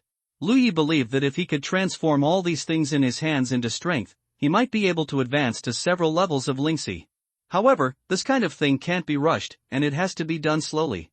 There are many cultivators coming in and out of the market, most of them travel together, and there are also lone wolves like Lu Yi, who are all casual cultivators who are not loved by their grandmothers or uncles. When Lu Yi left the market, it was just before dawn. He was alone, so he had to be more careful. After successfully entering Qingyun Mountain, Lu Yi ran all the way, deliberately making several detours to make sure no one was following him, and then he followed the road out of the mountain. Before noon, Lu Yi rushed back to his previous cave. To his surprise, there was movement in the cave. He carefully went in, holding a talisman in his hand, ready to go. He took a closer look and his nose was almost crooked with anger. In the cave, a snow-white figure was lying on the ground and snoring. Who else could it be but Dahu? Yi floated out from Dahu's forehead and met Lu Yi's eyes. The scene was a little awkward. "What are you doing in my house?" Lu Yi asked. Yi also asked, "Didn't you leave?" "I'm back again." A moment later, Dahu's sturdy figure rushed out of the cave, turned back and roared at Lu Yi. On Dahu's head, Yi was very angry and gnashed her teeth. "Big liar. Unfaithful and righteous. Get out." Lu Yi's shout came from the cave. After driving away the spirit and tiger who occupied the magpie's nest, Lu Yi ate something and entered the state of cultivation. He first took out the 2 soul-enriching pills he bought with spirit stones, took one of them, and after the pill power was dissolved in the abdomen, guided the spiritual power into the spiritual orifice. The spiritual power of the 10th orifice slowly accumulated. After the power of a soul-enriching pill was completely consumed, Lu Yi opened his eyes and found a problem. The effect of the soul-enriching pill he bought from the market seemed not as good as those given to him by the headmaster. The difference was not too big, but there was indeed a difference. This could be inferred from the spiritual power accumulated in his own spiritual orifices. He did not stop and took another soul-enriching pill. After the power of the pill was completely consumed, he became more certain of this result. Then he took out the soul-enriching pill he got from the Tianji Business Alliance and took it. After a comparison, he finally came to a conclusion that Lu Ruyan did not lie to him. The soul-enriching pills in the Tianji Business Alliance were indeed better than those sold outside, and were equivalent to those given to him by the headmaster. In this way, he did not spend money in vain. If he wants to buy spiritual pills in the future, he still has to go to the Tianji Business Alliance. At least the quality is guaranteed. In the cave, Lu Yi practiced hard and took the pills one by one. One spiritual orifice was full, and the barrier of the next spiritual orifice was broken. He slept when he was sleepy and ate when he was hungry. The days were uneventful, even a little boring, but Lu Yi felt the continuous accumulation of spiritual power in his body and knew that this was the process of becoming stronger. When he was not in the Lingxi realm, he basically maintained the frequency of opening an orifice every 3 days, consuming about 6 spirit accumulating pills. Now that he has reached the Lingxi realm, he can still maintain the speed of opening an orifice in 3 days, but the cost is higher. It seems that 8 or 9 spirit accumulating pills are needed to open an orifice. The reason why he can still maintain the speed of awakening is because his cultivation level has improved and the efficiency of refining the elixir is faster than before. In the past, it took half a day to refine 1 pill of soul accumulating pill, and only 2 pills could be refined in 1 day, but now if you concentrate enough, you can refine 3 pills. In this way, although the consumption is greater, the speed of enlightenment can still be maintained. After half a month, the last spirit accumulating pill was exhausted. Lu Yi checked his own cultivation. He was still at the first level of Lingxi, but his spiritual orifice had opened to the 15th level, and the spiritual power of the 15th orifice was not full. There are only 3 orifices left to reach the 2nd level of Lingxi. If he can be promoted to the 2nd level of Lingxi, his strength will definitely be greatly improved. It is not yet possible. Although his spiritual power reserves have increased a lot, the newly opened spiritual orifices are not systematic and cannot be used in battles. It brought great help to Lu Yi. He still has ore in his hand that can be exchanged for spiritual stones. With his previous experience, he is planning to go down the mountain to the Tianji Merchant Alliance again. Sher Shiran walked out of the cave. The sun was shining brightly outside, but the jungle canopy was dense, and only sporadic light passed through the dense leaves, forming light spots on the ground. Lu Yi squinted his eyes slightly, and after a while, he waited until he got used to it before moving forward. Not far away, he suddenly heard some strange noises not far away. He frowned slightly and followed the sound quietly. After a while, he hid behind a big tree and looked forward. In that direction, 3 monks stood there as if facing a formidable enemy. They all looked nervous as if they were mourning for their heirs. One of the female monks was about to cry. Not far away from the 3 monks, a sturdy snow-white tiger was walking back and forth. Its amber tiger eyes looked at the 3 monks from time to time, giving people a great sense of oppression. It opened and closed its mouth as it took steps. Open your storage bags and throw them on the ground, and then get out of here, otherwise I won't mind eating you. Lu Ye's eyes twitched when he heard this. He had heard this majestic and old voice once before, but in the end it was confirmed that it was the ghost named Yi. The 3 monks were obviously frightened. One of them tremblingly took off the storage bag from his waist, opened the restraint lock, and threw it on the ground. He looked at the tiger in horror and begged for mercy. Your Majesty, please calm down. We have undoubtedly offended you, everything is here, please let us go. Daho glanced at the storage bag on the ground and roared, Get out! The man turned around quickly and ran away without looking back. With him taking the lead, the other 2 monks also hurriedly dropped their storage bags and ran away for their lives. After making sure that the 3 monks were far away, Daha slowly stepped forward. However, before it could get closer, a man rushed out from the air and grabbed 3 storage bags in his hand. The big tiger was frightened and jumped back suddenly. On its head, a small figure floated out and looked at Lu Yi dumbfounded. That's our thing. Lu Yi grabbed the storage bag, checked it a little, and frowned. He found that the contents in these storage bags were pitiful. Each person only had a few spirit accumulating pills and herbs, and some miscellaneous daily necessities. As for the spiritual stones, there was no trace at all. Cursing a poor man secretly, Lu Yi took out the Yunling pill, divided it into 2 parts, took 1 part for himself, and threw the other part to Yi. Everyone who sees it has a share. Yi was shocked by his operation, and rushed forward with teeth bared. Give it back to me. Kong. The long sword was unsheathed. Lu Yi looked at Yi, who rushed towards him and smiled without saying a word. Yi froze in front of the sword, gritted her teeth angrily, and cursed. Her mouth felt like honey. How about I call those 3 people back? Yi immediately shrank her neck and retreated unwillingly, knowing that she could not get back the elixir in Lu Yi's hand. She could feel that Lu Yi was much stronger than he was more than a month ago. If he really moved hands, Dahu was definitely no match. However, the experience of having her things robbed made her feel extremely aggrieved, muttering shameless and despicable words. Let me ask you a question. Lu Yi said. I won't tell you anything you ask. Yi gritted her teeth. Okay, I'll give these things back to you. Lu Yi raised the stolen goods in his hand. They were just a few spirit-accumulating pills, but he didn't take them seriously. Ha! Yi smiled disdainfully, with an attitude of treating money like dirt, and put it on the big tiger's head. She sat up straight and raised her head. You ask. I saw a lot of demon cultivators in the city at the foot of the mountain, but they didn't seem to be anything special. Why are those people so afraid of you? This makes Lu Yi very puzzled. Those demon cultivators are definitely stronger than the big tiger. Logically speaking, a monk who is used to demon cultivators has no reason to be so afraid of an untransformed monster beast. He can be threatened by just a few words. 6 gods have no master. You don't understand this. Yi said proudly. There is a difference between a transformed demon cultivator and a non-transformed demon beast. After her explanation, Li finally understood that not all monsters would choose to transform. Maybe it was a matter of intelligence, or it was their own choice, or perhaps it was the inheritance of blood. In short, a considerable number of monsters still maintained their original appearance. This kind of monsters will not speak when their strength is low, but when their strength reaches a certain level, they can speak human language. In other words, monsters that can speak human language are equivalent to strong ones. As for how strong they are, at least they are not something that these low-level cultivators on the periphery can provoke. Therefore, the combined deterrence of Dehu and Yi is very scary, and many cultivators who broke into this area suffered because of it. So that's it. Lu Yi understood, and felt that he had learned more common sense in the cultivation world. He raised his hand to throw the stolen goods out, and turned to walk out of the mountain.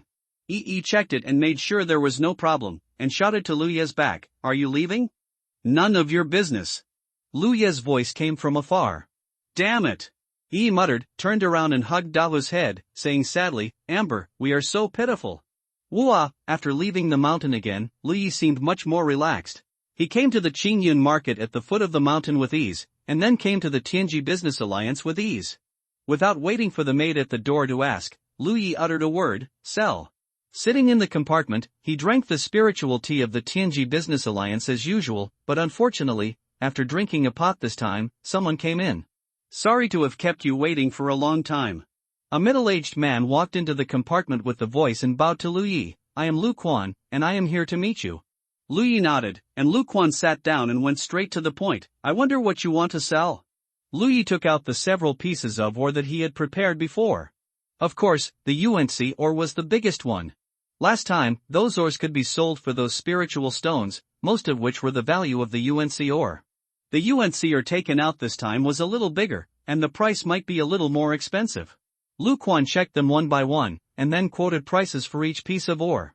During this period, Lu Yi did not speak, but only drank tea. Finally, he put down the UNC ore and said, This thing is rare in the outer circle. It can be sold for 38 spiritual stones. The total price is 51 spiritual stones. If you think it's okay, we can trade. Can't it be higher? Lu Yi looked at him. Lu Quan shook his head and smiled bitterly. It can't be higher. These things need to be refined and extracted by special people before they can become useful things. If it is higher, the business alliance will have no profit margin. This guy is more difficult to deal with than Lu Ruyan. Lu Yi complained in his heart. The last time he bargained with Lu Ruyan, the other party immediately added 4 spiritual stones. Although she was a woman, she was much more straightforward than Lu Quan. He didn't know that Lu Ruyan was willing to raise the price for him because of an unwritten rule. At the same time, Lu Ruyan wanted to do another business with him, so she was so straightforward. As a result, Lu Yi didn't know the rules at all, and didn't even give her a reward, which made Lu Ruyan a little unhappy. Lu Quan was a man, and he didn't expect to do any other business with Lu Yi, so he naturally took a business-like attitude. Lu Yi was silent for a moment, too lazy to waste any more words, and took out 4 storage bags. Do you have a way to open these things? This was what Yi brought to him before. She told him that someone in Qingyun Market could open the forbidden lock in the storage bag, but Lu Yi forgot about it last time. Lu Quan took the storage bags calmly, obviously he had seen a lot of such things. After a quick inspection, he said, "If you want to ask us to help open it, it's okay, but we will charge some fees."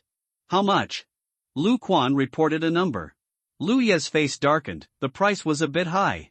Lu Quan smiled and said, "Of course, you can sell these things to our business alliance, and each storage bag will be priced at this number." He stretched out his hand to gesture. Lu Yi smiled, "This number is even lower than the previous one."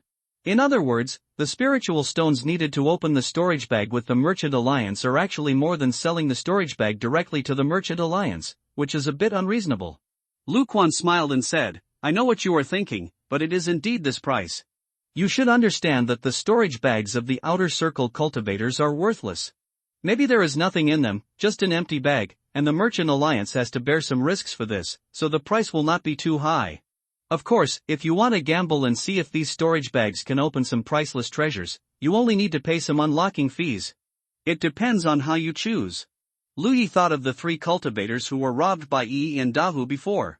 There was really nothing good in their storage bags. I immediately had an idea, and bargained with Lu Quan again. In the end, the 4 storage bags were priced at 20 spiritual stones and sold to the Merchant Alliance in a package. Including the previous ones, that is 71 spiritual stones. The deal was done, and Lu Quan was obviously a little happy. He asked, "How do you want to deliver it? Spirit stones or spiritual pills?" Lu Yi said, "Do you have a map of the Lingxi battlefield?" The reason for this question was that Lu Yi remembered that when he first entered the market, the local rich man he met told him that there were maps for sale in the Merchant Alliance. If he wanted to go to the headquarters of the Bishu sect, he had to figure out the specific location of the Bishu sect. It would be more convenient to have a map in hand. Lu Quan immediately became enthusiastic. "Of course there are. I wonder which map you want. How many types do you have?" "There are 3 types, 3-point map, 7-point map, and 10-point map." "What's the difference?" Lu Yi couldn't help but frown. "It's just selling a map. Why do you have so much trouble?" "It's like this," Lu Quan explained. Listening to his explanation, Lu Yi slowly understood the difference between the 3 maps. There are countless garrisons of various forces in the entire Lingxi battlefield. After all, the sects of the entire Jojo have their own garrisons in the battlefield. The forces between them are intertwined and the garrisons will change hands frequently, so drawing a map is a very troublesome thing. However, the Tianji Business Alliance has such ability, because this business alliance has countless branch alliances in the entire battlefield. It only needs to summarize the situation of each area to easily draw a map of the entire battlefield. This is an ability that no force has. The complete map includes the situation of all garrisons in the Lingxi battlefield, which camp they belong to, and the grades of those sects are described. Not only that, all kinds of terrain and terrain on the battlefield are marked. This is the 10-point map. The 7-point map is a castrated version of the 10-point map, which only includes the general situation of the garrisons of 70% of the forces in the battlefield. The 3-point map is even less, only the situation of 30% of the garrisons. As for the terrain and landforms originally in the battlefield, they do not exist at all. For Lu Yi, if he wants to buy, he must buy the 10-point map, because the Green Blood sect is only a 9th grade sect, and there may not be any markings on the 3-point map and the 7-point map. If you buy it and can't find the Green Blood sect, it will be a big loss. And there is an advantage of buying a 10-point map. That is, you can go to the Tianji Business Alliance to update the map at any time in the future. Because of the constant wars in the Lingxi battlefield, the garrisons frequently change hands. Maybe today this garrison belongs to the Haotian League, and tomorrow it belongs to the Wanma Ridge. If you don't pay attention and dive in, there will be no good end.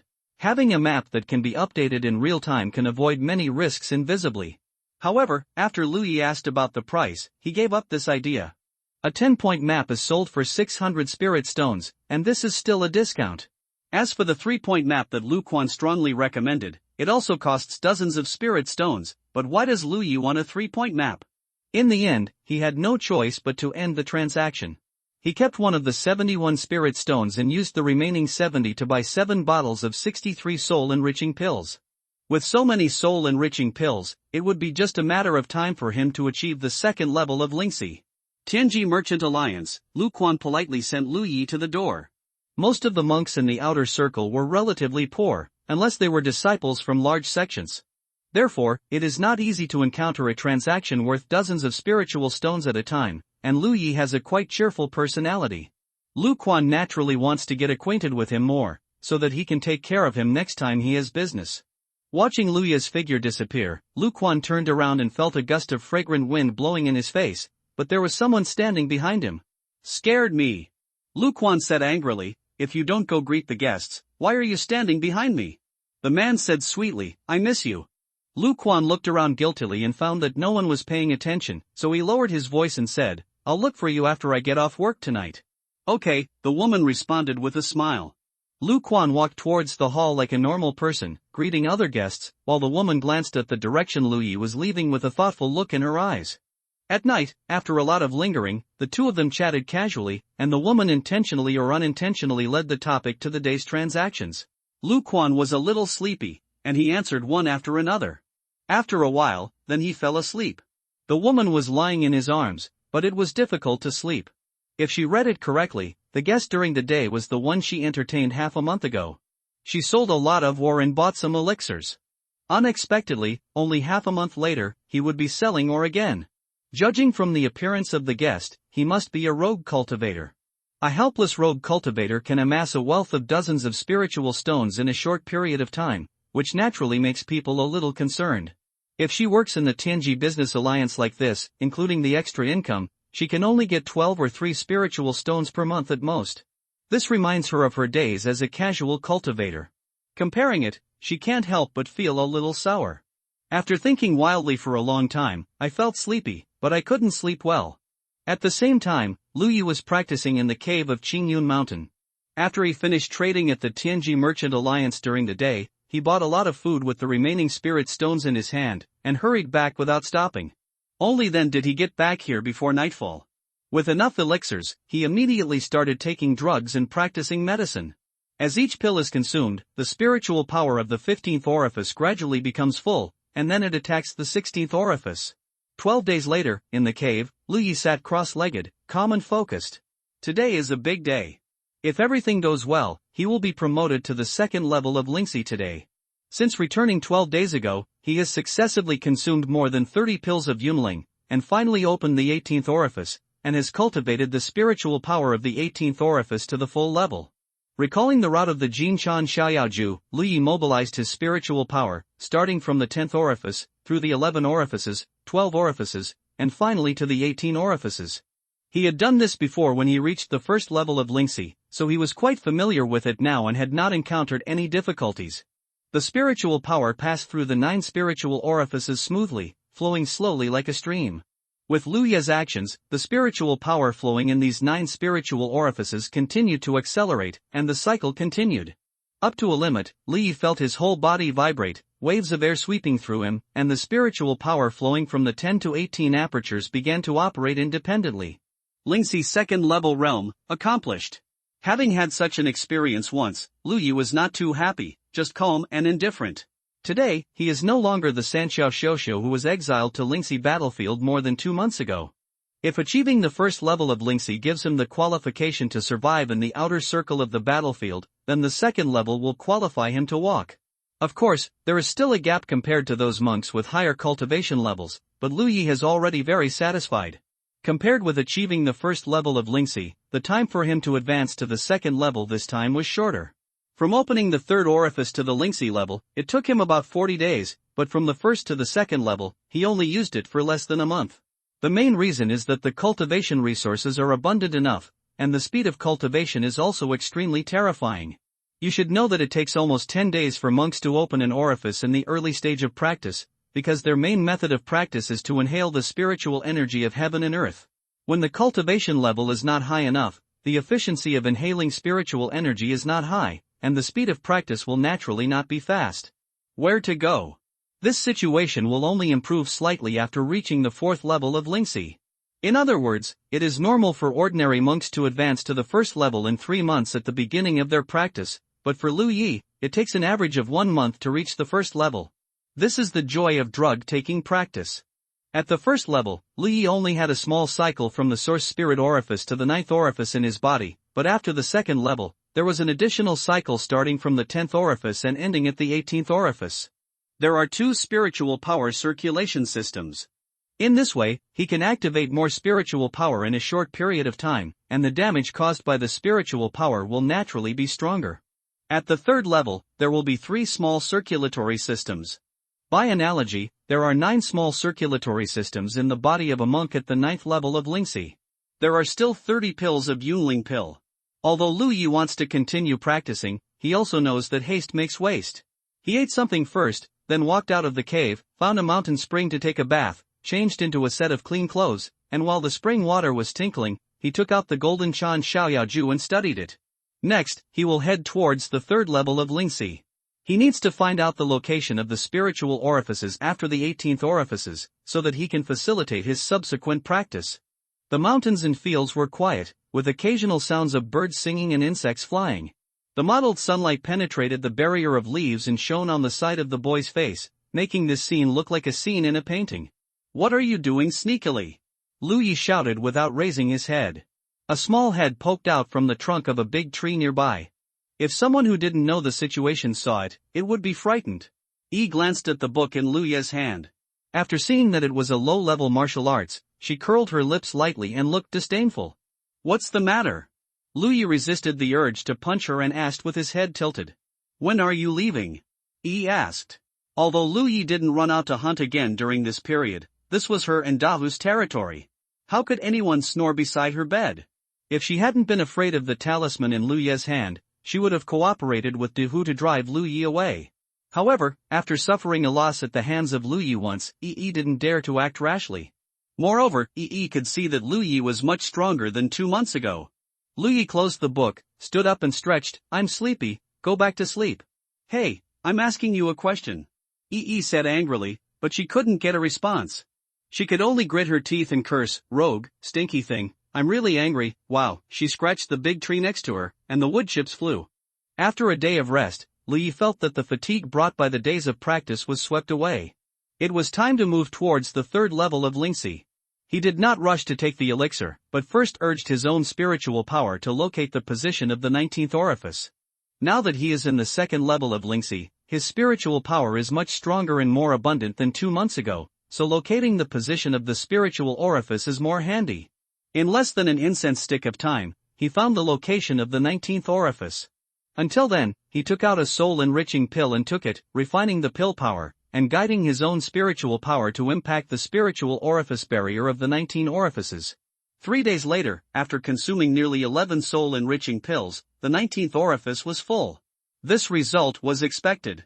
Before achieving the Lingxi realm, he opened his orifice about once every 3 days, which required 6 elixir pills. When he reached the 1st level of Lingxi, the frequency of opening his orifices did not change much, and the number of elixir pills consumed for each opening of an orifice increased, about 8 or 9 pills. Now that he has reached the 2nd level of Lingxi, the consumption has increased again, reaching 11 pills, and the time has not changed much. The main reason is that his cultivation level has increased, and the efficiency of refining elixirs has also increased. It seems that the higher the level of cultivation, the more elixirs will be needed to open the orifices in the future. At present, he still has 20 elixirs left, and he should be able to open 2 more orifices. Lu Yi silently calculated that if he calculated it at the frequency of 1 orifice every 3 days, it would take him a full 1080 days to open 360 orifices. This result made him secretly astonished. He didn't know how other cultivators practiced, but his speed of practice should not be slow. Even so, it would take nearly 3 years to practice to the 9th level of Lingxi. In the next few days, Lu Yi stayed at home until the last elixir was used up, and then he walked out of the cave. The result was similar to what he expected. The spiritual orifices opened to 21 orifices, but they were not full. If he wants to cultivate to the 27 orifices, he needs at least 70 soul pills. The only ore he has is the UNC ore. The other miscellaneous ores were sold to the Tianji Business Alliance in the previous 2 transactions. This time, he has to sell 2 UNC ores to buy back 70 soul pills. Half a day later, Lu Yi walked into the Tianji Business Alliance. When he came out again, there were 81 soul pills and several soul stones in his storage bag. A graceful figure stood at the window on the 2nd floor of the Business Alliance. Looking at his back as he left, the figure hesitated for a long time, then sighed, stretched out her hand and touched the back of her hand. A mark immediately appeared on the back of her hand. Unlike the blue battlefield mark on the back of Lu Ye's hand, the mark on the woman's hand was yellow. She opened her mouth softly, spoke a few words to the mark, and the mark disappeared. After a cup of tea, she walked out of the business alliance. If someone familiar greeted her, she would smile in response. In Qingyun Mountain, Lu Yi ran towards the cave. He didn't know if it was his illusion or something. He had a strange feeling after leaving Qingyun Market. But he couldn't tell what was strange. Until he circled a few circles in the jungle, he suddenly found a figure lingering near him, but before he could see clearly, the figure disappeared. Was he being targeted? Lu Yi immediately became alert. He was very careful every time he entered and exited the market, especially on the way back. There were no accidents in the previous 2 times, but this time he was targeted by an unknown cultivator. This made him a little puzzled. He didn't know whether the person chasing him was looking for him specifically or met him by chance. If it was the latter, it would be fine. If it was the former, it would be intriguing. Fortunately, the opponent's speed was not very fast. When Lu Yi used all his strength, it was difficult for that person to catch up with him. So it seemed that the opponent's cultivation was not very high. This is not difficult to understand.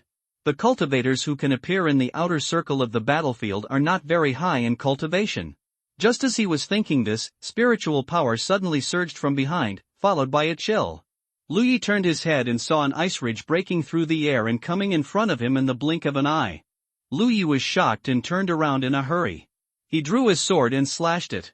As his spiritual power urged, the long sword broke the ice ridge and scattered the chill all over Lu Yi's face. Affected by the impact of the ice ridge, Lu Yi's footing was unstable and his body could not help but stagger back a few steps. He rolled over and then stood firm again, making him extremely embarrassed. However, when he stood up, the attacker had already rushed to him. He was a man a few years older than him, with a white face and no beard. He had 2 fist-sized earrings hanging on his ears, which was quite exotic. The weapon in his hand was like a knife or a sword. It was longer than an ordinary sword, but only half the width of a normal blade. It looked a bit like the legendary embroidered spring knife. While Lu Yi just stood up, the fair-skinned male cultivator chopped down with a knife. In a hurry, Lu Yi had no time to activate the sharp spiritual pattern to bless the long sword, so he could only raise the sword to block. With a clang, fire splashed, Lu Yi's palm was numb, and the long sword in his hand almost flew out. He was also pressed down by the knife and his body was short, almost kneeling on the ground. Oh! The fair-skinned man seemed a little surprised. He didn't expect Lu Yi to block his attack. Just when he was surprised, the long sword in Lu Yi's hand had blocked his weapon and stabbed him in the chest. The fair-skinned man was not surprised, and the long sword shook slightly a few times. Before Lu Yi could react to what happened, he felt a pain in his arm, and the long sword that was stabbed out became powerless, and was easily dodged by the opponent. The sword stabbed into the air, causing Lu Yi to lean forward, and a flash of knife light came into his eyes. Lu Yi felt cold all over, and only felt the breath of death coming towards him. With a clang sound, the long sword chopped Lu Yi's chest, but it didn't feel like it hit the flesh, but instead chopped Lu Yi away. Looking at Lu Yi again, a layer of golden light covered his body. It was this layer of golden light that protected him and saved him from the misfortune of being seriously injured. But he realized that he was no match for the opponent, and hurriedly took out a defensive talisman and slapped it on his body. Golden body talisman? The fair-skinned man's eyes were a little red. It was not because he was jealous of Lu Yi's talisman, but this talisman should have been his trophy, but it was wasted by Lu Yi like this, which made him feel heartbroken. However, he was sure that the information he got was correct. This casual cultivator of the 2nd level of Lingxi was indeed wealthy, otherwise how could he have talismans? You know, any talisman is worth more than 10 or 20 spirit stones. Low-level cultivators rarely use talismans in fights. Most people don't have the financial resources, and at most they prepare 1 or 2 for emergency use. Looking at the golden light shrouding Lu Yi, the fair-skinned man retreated several feet, holding a knife in one hand and making hand gestures with the other. With a sneer on his lips, visible spiritual power gathered on his fingertips. In the blink of an eye, an ice ridge appeared in front of the fair-skinned man. Under the mottled sunlight, the ice ridge refracted colorful light. Lu Yi suddenly felt something was wrong. Just now, he had gathered his spiritual power in his eyes and saw the spiritual light on the surface of the attacker's body. He judged that the other party was a cultivator above the 3rd level of Lingxi, but less than the 4th level. The other party's cultivation was higher than his, and from the fact that he was inexplicably hit by the other party's knife just now, his fighting experience was also higher than his. Lu Ye's cultivation time was still short, and he had not undergone any rigorous training, let alone any master's guidance. He was holding a long sword and could only do the simplest chopping, stabbing, and slashing. There was no way or skill to speak of. His cultivation was not as good as others, his skills were not as good as others, and others could also use magic. The situation was already extremely bad. Just when the ice ridge in the opponent's hand took shape, Lu Yi had already stepped on the ground and rushed out with the help of the recoil force. Lu Ye's reaction surprised the fair-skinned cultivator. He thought the opponent would run away immediately, but who knew that this opponent would not retreat but advance? His figure floated backwards again, and at the same time, the ice spike attacked at a very fast speed. The sharp ice spike hit Lu Yi, but was blocked by the golden light on his body surface. Although he did not hurt him, the recoil force made his chest feel stuffy, and even the momentum of rushing forward slowed down a lot, and the golden light on his body surface dimmed a little. After an ice spike was launched, the white-skinned man's hand gathered spiritual light again, obviously trying to condense a second ice spike. Lu Ye's eyes jumped. When low-level cultivators fight, the party who knows magic obviously has a great advantage. How many times can you block it? The white-skinned man kept a safe distance from Lu Yi and teased him. The two chased and retreated. In a short moment, Lu Yi was hit by 3 ice spikes. The golden light on his body was dim and about to be annihilated, but he couldn't even touch the corner of the opponent's clothes. Such a battle made him feel aggrieved, and he wanted to take out a fire snake talisman to teach the other party how to be a man. However, he suppressed this impulse. He was not sure that a fire snake talisman could kill the other party. This was a cultivator, not the wolves he had killed when he first came to the battlefield. At this time, there was no suitable terrain to fight with the big tiger. He already had a vague plan in his mind, but whether it could be implemented smoothly depended on luck. After a cup of tea, when Lu Yi was hit by another ice spike, the golden light on his body finally disappeared. He was hit by the ice spikes and had been injured. Blood flowed from the corners of his mouth.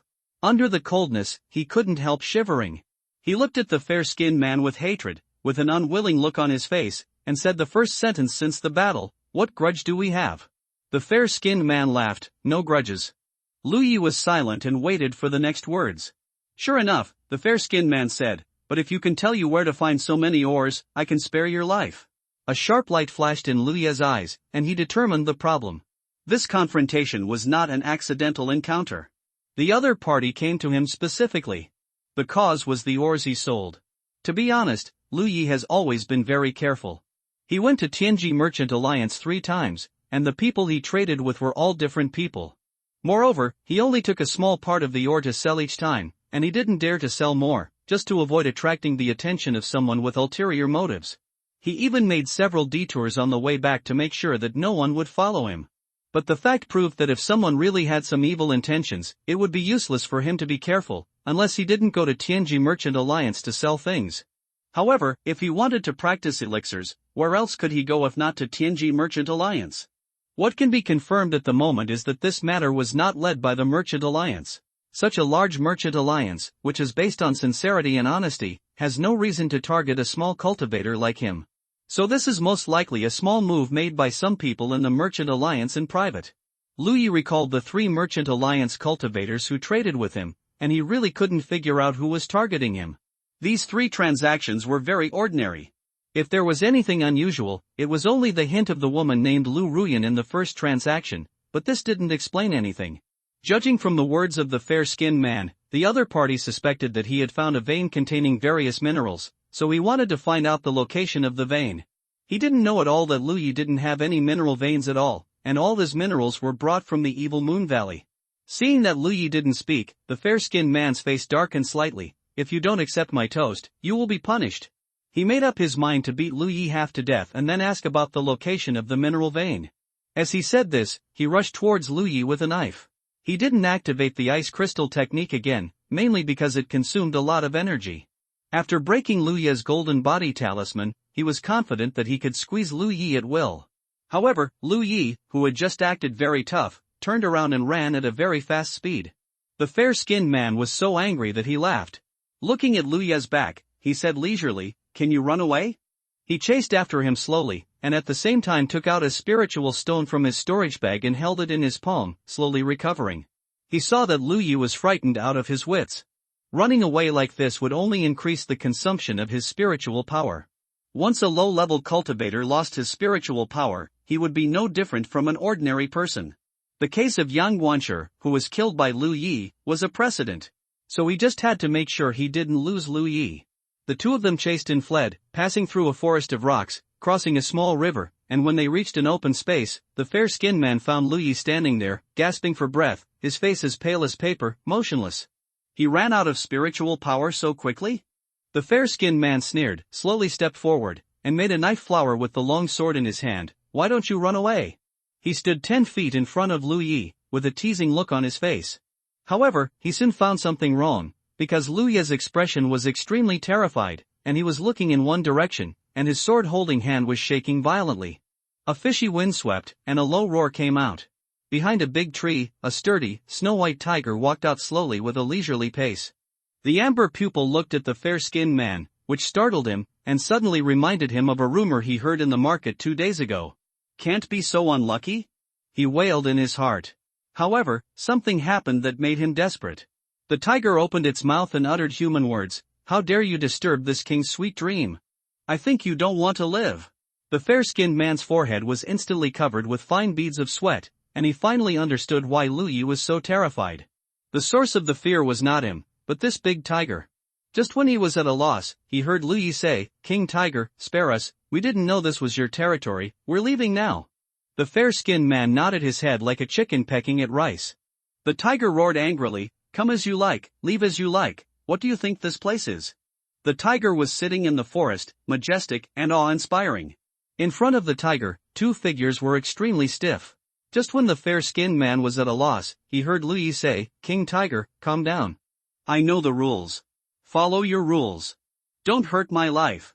As he said this, he untied his storage bag from his waist, pretended to activate his spiritual power, and threw the storage bag down. Not only that, he also threw away the long sword in his hand. The tiger looked at him and snorted softly, "Since you know the rules, I can spare your life." "Thank you, King." The tiger turned his head and looked at the fair-skinned monk again. "What about you? Do you want to die or live?" "I want to live." The fair-skinned monk blurted out with a painful expression on his face. He followed Lu Yi's example and untied the storage bag from his waist, opened the forbidden lock, and threw it on the ground in front of him. He had heard some rumors in the market before, saying that there was a monster beast in Qingyun Mountain that could speak human language, and many cultivators had encountered it. However, the monster beast generally did not hurt people's lives, but was only interested in elixirs and spiritual stones. As long as the cultivator was willing to pay some price, he could escape from its mouth. He didn't expect that he would encounter this monster beast just by chasing Lu Yi into the mountain. This was really unlucky. Dahu was quite satisfied with the performance of the two, and said again, "Don't play any tricks. If I know that you didn't open the forbidden lock, The threat was self-evident. "Opened." Lu Yi and Bai Jing Monk said in unison. Not only that, Lu Yi also pointed at Bai Jing Monk, "My king, he hasn't dropped the weapon in his hand yet, I'm afraid he wants to harm you." Bai Jing Monk was stunned, and cursed Lu Yi in his heart. Dahu was obviously stunned for a moment, but soon it turned its head to look at Bai Jing Monk, and let out a threatening growl in its throat. "Dang!" The white monk threw down the long sword in his hand without hesitation, and his heart was almost bleeding. You have to know that the long sword in his hand is a spiritual weapon. Although the grade is very low, it is also a spiritual weapon. It is a completely different concept for a low-level monk to have a spiritual weapon or not. It can be said that a spiritual weapon can increase his strength by 10%. However, saving his life is important now. If he angers such a monster, he will definitely not have a good end. Compared with his own life, all external things can be thrown away. "My king, if there is no other order, then we will leave first." Lu Yi said. "Go away." Dahu roared carelessly. Lu Yi and the white monk both slowly retreated, without showing their backs to Dahu. This is a normal response. Anyone will be vigilant when facing a threat. However, after retreating a few feet, the white monk was shocked to find that Lu Yi suddenly rushed out, grabbed the long sword thrown on the ground, and rushed towards him like thunder. Monk Bai Jing was horrified. He had never expected Lu Yi to do such an outrageous thing. In front of a big tiger, shouldn't he save his life? Where did he get the courage? He didn't have time to think about it. Almost the next moment Lu Yi made a move. He also rushed forward, took a few steps to his weapon, grabbed it, poured spiritual power into the long sword, and the blade was flowing with a halo. The strong wind blew in his face, and Monk Bai Jing didn't even have time to think, and the long sword in his hand went up. With a clang, Monk Bai Jing, who had not yet stood up completely, was suddenly overwhelmed and knelt on the ground. One had a premeditated plan, and the other responded hastily. This time Lu Yi had the upper hand. Monk Bai Jing suddenly raised his head and saw Lu Yi's calm and indifferent eyes. At this moment, he vaguely realized something. Before he could think, Lu Yi had already raised his sword and stabbed. The fair-skinned monk hurriedly urged his spiritual power to protect his body, and at the same time slashed at Lu Yi with a knife. However, what he didn't expect was that his protective spiritual power didn't work at all, and the long sword went straight through his heart and out of his body. Lu Yi kicked out again, kicking the fair-skinned man away, and the long sword brought a string of blood from his heart. In a flash, the two had already decided the winner. Lu Yi didn't know whether the other party was dead or not, so he didn't rush forward. Instead, he took out an attacking talisman from his storage bag and held it in his hand for emergency use. If the other party dared to stand up, he would immediately activate this talisman.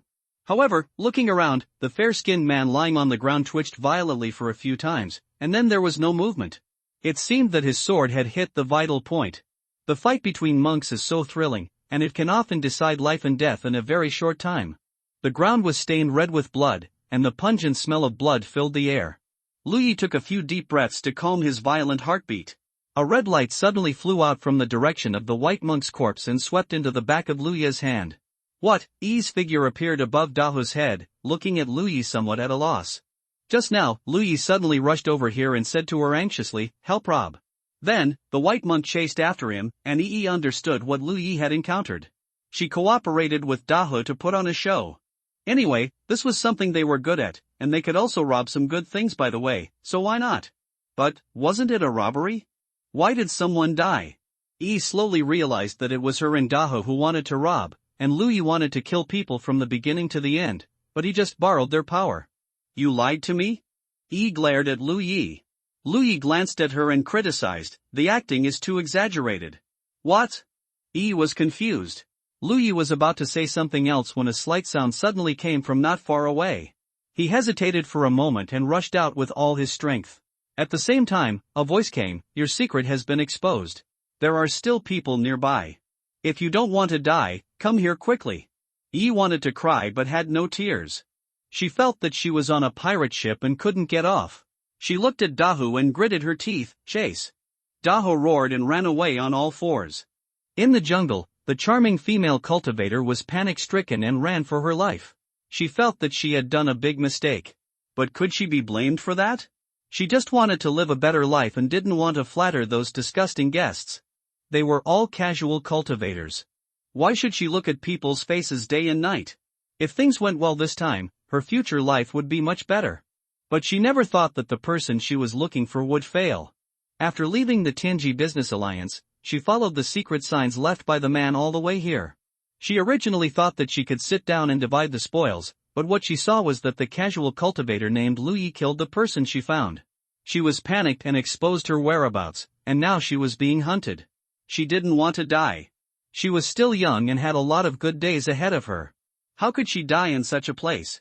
However, the sound of pursuit behind her was getting closer and closer, and she knew that she was afraid that she would not be able to escape. Lu Yi gathered his spiritual power in his legs, and the speed of pursuit was obviously much faster. This was a little trick he accidentally discovered on the way in and out of Qingyun Mountain several times. The spiritual power of the cultivators has many magical uses.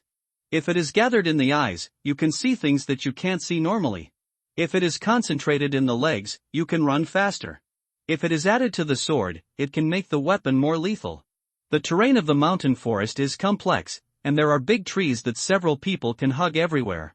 The person running in front is naturally not as familiar with the terrain as Lu Yi, and the distance between them is getting closer and closer. When Lu Yi saw the man's back clearly, all his doubts were suddenly clear. He knew who was planning all this behind the scenes. This result surprised him, because in his opinion, he had no grudges with the other party, and he had only met him once. Roar! A snow-white figure suddenly rushed out from the front and blocked the man's way. It was Dahu. The man was frightened by the tiger and screamed. He threw out the talisman he had held in his hand without thinking. The talisman turned into a crescent-shaped slash in the air and attacked the tiger. The tiger dodged in a hurry. The crescent-shaped slash almost slashed through its body and cut through the trunk of a big tree behind it, which shows the penetrating power of the talisman. The man looked even more panicked after failing to hit the target. He frantically took something out of his storage bag. A small figure had silently climbed onto her back, making a piercing scream. Lu Yi saw that the man's body shrunk, as if something heavy was pressed on him, and the movement of his hands also paused. This reminded Lu Yi of the first encounter with Yi and Dahu in the cave. He was ambushed by Yi in this way at that time. After being delayed like this, Lu Yi had already rushed to her and slashed with a sword. A bright sword flashed, an arm flew out, and blood flew. The pain made her scream. Although she was born as a casual cultivator, she was noticed by the people of Tianji Business Alliance and accepted into the Business Alliance not long after entering the Lingxi battlefield because of her outstanding figure and appearance. She has never fought with anyone in these days, let alone suffered such a serious injury. It is not an exaggeration to say that she is a flower raised in a greenhouse. Most of the people in the Business Alliance are of this type. They don't need to fight with others, and they don't have the hardships and dangers that disciples of various sects experience on the battlefield. They just need to do business well. The big tiger pounced and knocked her to the ground, roaring fiercely, and the fishy wind blew in her face, almost scaring her to faint. What made her even more frightened was the sound of footsteps coming from the side. Turning her head, she saw Lu Yi's sword pointing diagonally to the ground, with blood flowing on the blade, and walking towards her step by step. When he got close, Lu Yi looked down at her and said lightly, "Lu Ruyan." This woman was the one who made a deal with him when he first went to Tianji Business Alliance. "Don't kill me, please don't kill me." Lu Ruyan's makeup was all smudged by tears, and she kept begging. Lu Yi lowered her eyebrows. "Who ordered you?" "No one ordered me, I was bewitched and tempted by money." Under great fear, Lu Ruyan naturally said whatever she wanted, and even without waiting for Lu Yi to continue asking questions, she told a lot of the cause and effect. "Is that so?" Lu Yi raised the sword in his hand high. Recognizing Lu Yi's murderous intention, Lu Ruyan shouted, "Don't kill me, I'll give you whatever you want." The long sword fell, and Dahu dodged in time, and the sword blade blessed by spiritual power crossed Lu Ruyan's white and slender neck. A little yellow light flew out from the back of Lu Ruyan's snow-white hand and swept into Lu Yi's right hand. The headless corpse twitched, and blood gushed out of the neck like a fountain, and it took a long time to stop. Yi's eyelids jumped as she watched from the side. Everything today refreshed her perception of Lu Yi. She realized that Dahu was just lucky not to die in the hands of this guy before. This guy is not a good person to talk to. Lu Yi bent down, took off the storage bag on Lu Ruyan's waist, and reached out to touch her all over. Of course, he did this not to take advantage of anything, but he wanted to see if this woman had a hidden storage bag. He himself had a hidden storage bag. He thought that others might have one too. Unfortunately, Lu Ruyan didn't have this habit. After all, she was a member of the Merchant Alliance. She didn't need to fight with others or take risks outside. It was safe to carry a storage bag with her. Lu Ruyan's storage bag was open. Lu Yi checked it a little and found some useful things. "Deal with the body," Lu Yi ordered. "Huh?" Yi looked at him incredulously, as if she was kidding. Lu Yi took out a bottle from Lu Ruyan's storage bag and tossed it in his hand. "Okay." He responded reluctantly, winked at Dahu, and hurriedly got busy. Lu Yi ran back to the place where he had killed the white monk before, picked up his storage bag, and also the weapon of the white monk. Half an hour later, in the cave where he lived, Lu Yi sat cross-legged, bare-chested, and applied healing pills to his wounds. There were not many healing pills left in his hand. He used 2 pills this time, and there were only 4 pills left. Recalling today's battle, Lu Yi did not feel complacent because he killed a 3rd-level Lingxi, but was reflecting on himself. The fights between low-level cultivators are mostly close combat. It can be said that most low-level cultivators follow the path of military cultivation. Because their cultivation is not high enough and they have been practicing for a short time, low-level cultivators have no time and energy to study any magic. Only when they become stronger will they gradually understand their future path. This battle with the white monk exposed a very serious problem, that is, he had no skills in the battle. This was also unavoidable. He had only been practicing for less than 3 months. During this period, he had been improving his cultivation. How could he have the spare energy to improve any fighting skills? In the end, he was able to kill the white monk by taking advantage of Dahu's momentum and hitting the opponent unexpectedly. But he didn't know how to improve his skills. Without a suitable teacher to guide him, it would undoubtedly not work if he explored on his own. Another thing is the weapon. I didn't feel much before. The long sword in his hand was left by Yang Wancher after his death. Before that, he used this sword to kill Zhou Chang, but the fight with Zhou Chang was just a moment. After a life-and-death fight with the fair-skinned man today, he really noticed one thing, that is, he and this long sword are seriously incompatible. This sword is not easy to use in his hand. The sword moves lightly and pays attention to skills, but he just chops with the long sword and can't play the advantages of the sword at all. Thinking of this, Lu Yi put on his clothes again, picked up the long sword at his feet and looked at it carefully. There were many gaps on the blade, all caused by his chops, especially a gap at 30% of the sword body, which was almost as big as a grain of rice. Such a gap is very serious for a long sword, and it can no longer be used.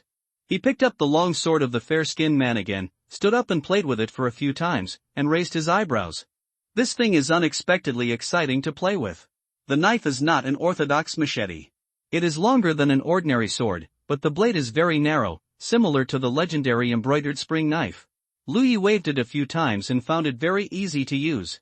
Good result, the sword can no longer be used, and he got a new weapon instead, saving the trouble of buying another one.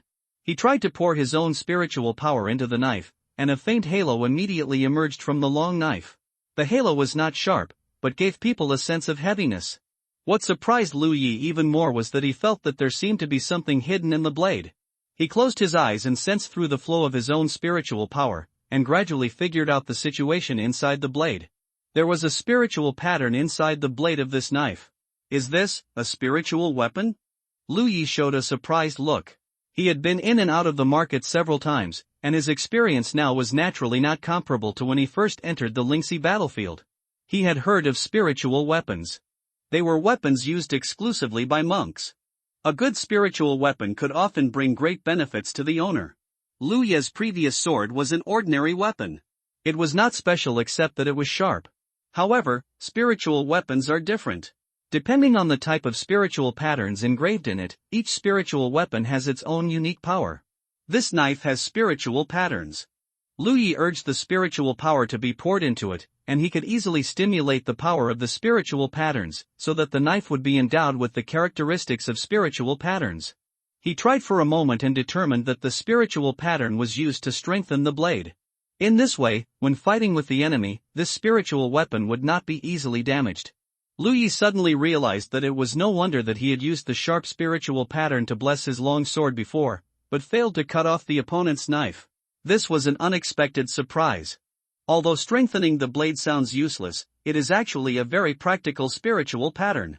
Moreover, Lu Yi himself has mastered the sharp spiritual pattern, and can use it to bless this spiritual weapon at any time to greatly increase its sharpness. With such a spiritual weapon in hand, Lu Yi's strength can be improved by at least 10% or 20%. When he encounters an enemy again, he can chop and slash as much as he wants without worrying about the damage of the weapon. However, a spiritual weapon with only one spiritual pattern should be only the lowest level spiritual weapon. Come in. Lu Yi sheathed the long sword and sat cross-legged again. A small figure slowly floated in from the cave entrance. When he came in front of Lu Yi, he showed him a flattering smile and said obediently, "The body of the other person has been dealt with."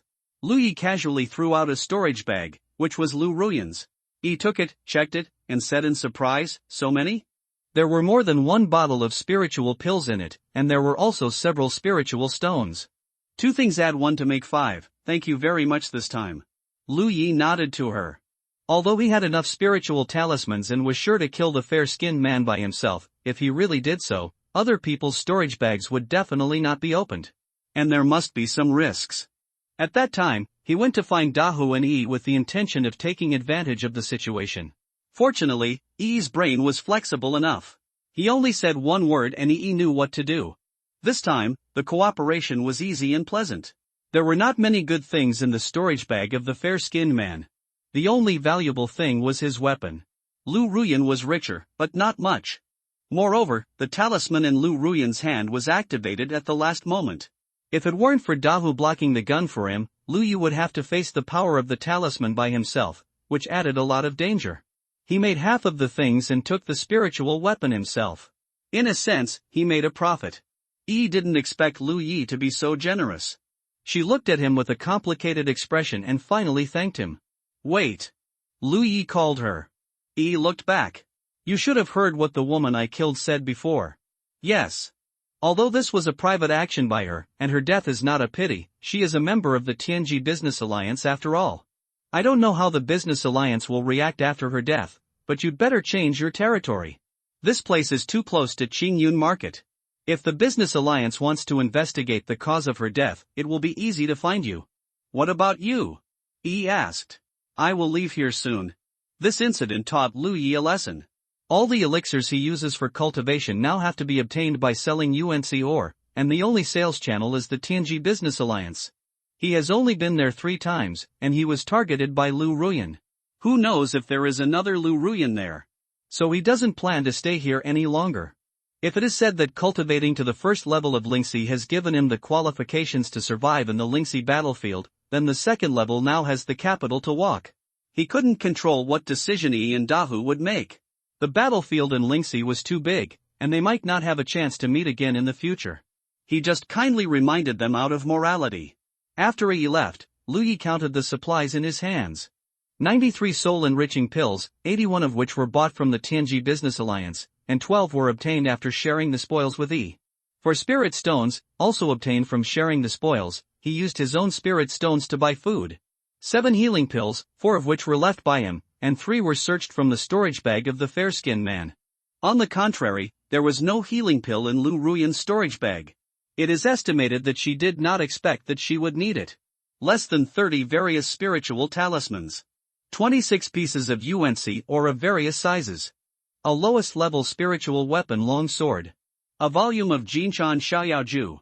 The existing elixir is enough for him to cultivate to the 3rd level of Lingxi. Once he reaches the 3rd level of Lingxi, his strength will surely increase. He dare not say that he can dominate the outer circle of the battlefield, but at least his ability to protect himself can be increased. He vaguely felt that he had forgotten something. After thinking carefully for a long time, he remembered it. He immediately urged the spiritual energy to pour into the back of his right hand. The spiritual power rippled and turned into a blue spiritual pattern. The spiritual pattern squirmed and changed, and several lines of large characters appeared in Lu Yi's vision. Name, Lu Yi. Identity, disciple of the Blue Blood Sect. Cultivation, 21 orifices. Location, Lingxi battlefield. Merit, 8. Compared with the first time he saw the battlefield mark, his name, identity and location have not changed, but his cultivation has changed from opening 3 orifices to 21 orifices. This is the result of Lu Yi's efforts for more than 2 months, so there is nothing to worry about. What he cares about is the merit. When he saw this for the first time, he was very curious about what this merit is and how to get it.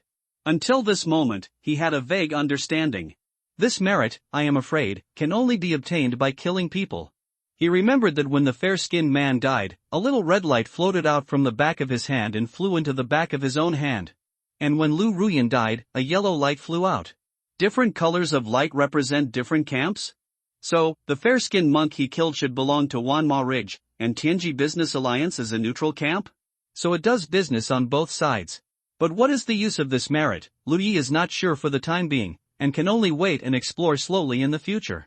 Since he decided to leave this place, an accurate map was essential. So before that, whether he wanted to or not, he had to go to Qingyun Market. The next morning, Lu Yi appeared in Tianji Business Alliance. According to Lu Ruyan before her death, she accidentally saw him when Lu Yi went to the Business Alliance for the second time to do business. It happened that the man named Lu Quan was familiar with her. Through Lu Quan, she found out the content of the transaction in a few words.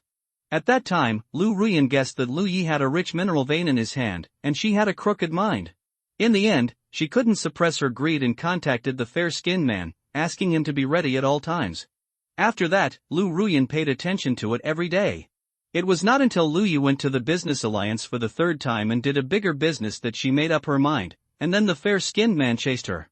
Lu Ruyan was afraid that the fair-skinned man would take all the benefits, so she asked for leave not long after Lu Yi left and followed him all the way. Who would have thought that she would see Lu Yi killing the fair-skinned man with his own hands, and eventually she also lost her life.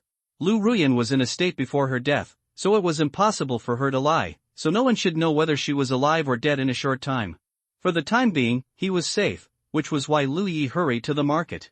He had been selling the UNC or bit by bit before, fearing that someone would think of him, and the proceeds from each sale only met his needs for cultivation in a short period of time.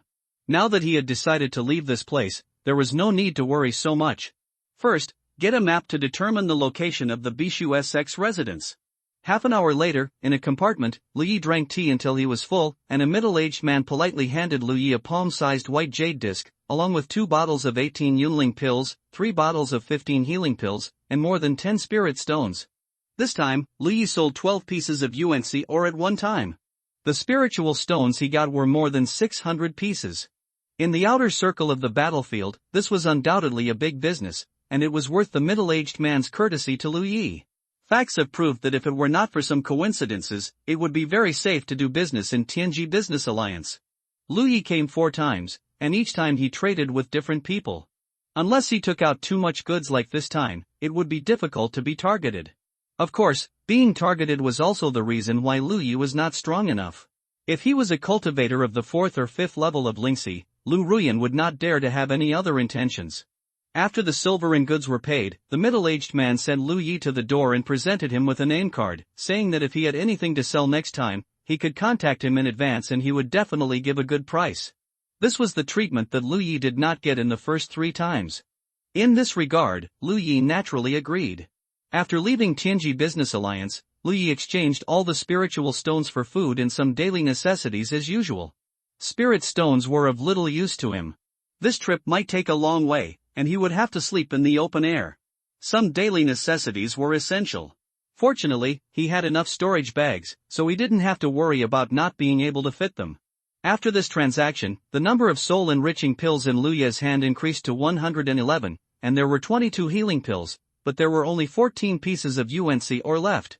He originally thought that the UNC ore in his hand would be enough for him to use for a long time, and maybe he could cultivate to the 9th level of Lingxi, but now it seems that this thing is not enough, and he still has to rush back to the Bishu SX headquarters as soon as possible. Only when he returns to the SX headquarters can he be safe. Half a day later, Lu Yi returned to the cave where he lived and took out the white jade disc. This is a 10-point map of the Lingxi battlefield. It includes the distribution of the headquarters of the major forces in the entire battlefield, as well as the terrain and landforms of the battlefield itself, and some dangerous places. However, when Lu Yi thought about the fact that this thing was worth 600 spiritual stones, his heart ached. He had not spent 600 spiritual stones in his cultivation so far, but in order to return to the SX residence, this was a price he had to pay. The only thing that comforted him was that this thing could be updated at any time in the branch of the Tianji Business Alliance, and it would never be outdated. Holding the white jade disc in both hands, Lu Yi urged his spiritual power to pour into it, and the disc immediately flowed with soft light, forming a layer of halo on the surface. The halo twisted and changed, and turned into a map in the blink of an eye. What surprised Lu Yi was that this was not a flat map, but a 3-dimensional map. He saw many undulating mountains on the map, and the height of each mountain range was different. Somewhere on the map, there was a flashing light spot. Lu Yi moved his eyes to that position. The light spot did not change, but when he controlled his spiritual power to focus on the light spot, the area was immediately enlarged. With the influx of spiritual power, the map continued to be enlarged, but the disk was only this big, so as the map was enlarged, the area that could be covered was gradually getting smaller. Finally, the map was enlarged to the extreme, and Lu Yi saw that the light spot was located in a rolling mountain range, and the mountain range was marked as Qingyun Mountain. Looking nearby, there was a place marked with the words Qingyun Market 3. Lu Yi immediately understood that the light spot was where he was. And Qingyun Market 3 was the market he often visited. In addition to this market, there were Qingyun Market 1, 2, and Lu's Mark near Qingyun Mountain. In other words, there were a total of 6 markets in the periphery of Qingyun Mountain. After playing with it for a while, Lu Yi gradually figured out how to use this 10-minute map. He began to look for the location of the Bishu sect, and at the same time secretly prayed in his heart that he must not be too far away from the sect's headquarters. If he was too far, he didn't know how long it would take to return to the headquarters. The Bishu sect is a 9th grade sect, and its headquarters is naturally on the periphery, which reduces the difficulty of the search. Lu Yi explored little by little, his eyes swept over one name after another. At one point, he almost thought he had found the 3 words of the Bishu sect, but when he looked closely, it was the Bishin sect, which made him angry. After half a circle, Lu Yi still didn't find the Bishu sect, but his extremely nervous mood relaxed, because this meant that the situation couldn't be any worse. After another moment, he still didn't find it, and Luya's mood became happy, because this meant that he was not too far away from the Bishu sect. Finally, Luya's eyes fixed on a certain position on the map, where there were 3 big words, which was the Bishu sect he had been looking for. Found it! After calming down a bit, Luyi zoomed in on the map and compared his position with that of the Green Blood sect. He was slightly west of the south of the map, while the Green Blood sect was slightly north of the west of the map. In other words, if he wanted to go to the Green Blood sect's headquarters, he had to go west and walk along the edge arc of 1/4 of the entire battlefield. The situation was neither good nor bad, and it was within an acceptable range. During the search for the Bishu sect space, Luyi noticed one thing, that is, the font colors in the map are divided into 4 types, namely red, yellow, blue and white. King Yunfang City 3 is marked with yellow fonts, while Bishu sect is marked with blue fonts. From this point of view, the place marked with blue fonts should belong to the Haotian Alliance camp, red is Wanmo Ridge, and yellow is a neutral area. As for white, Luyi guessed that it was an unowned land, and most mountains and rivers were marked with white fonts.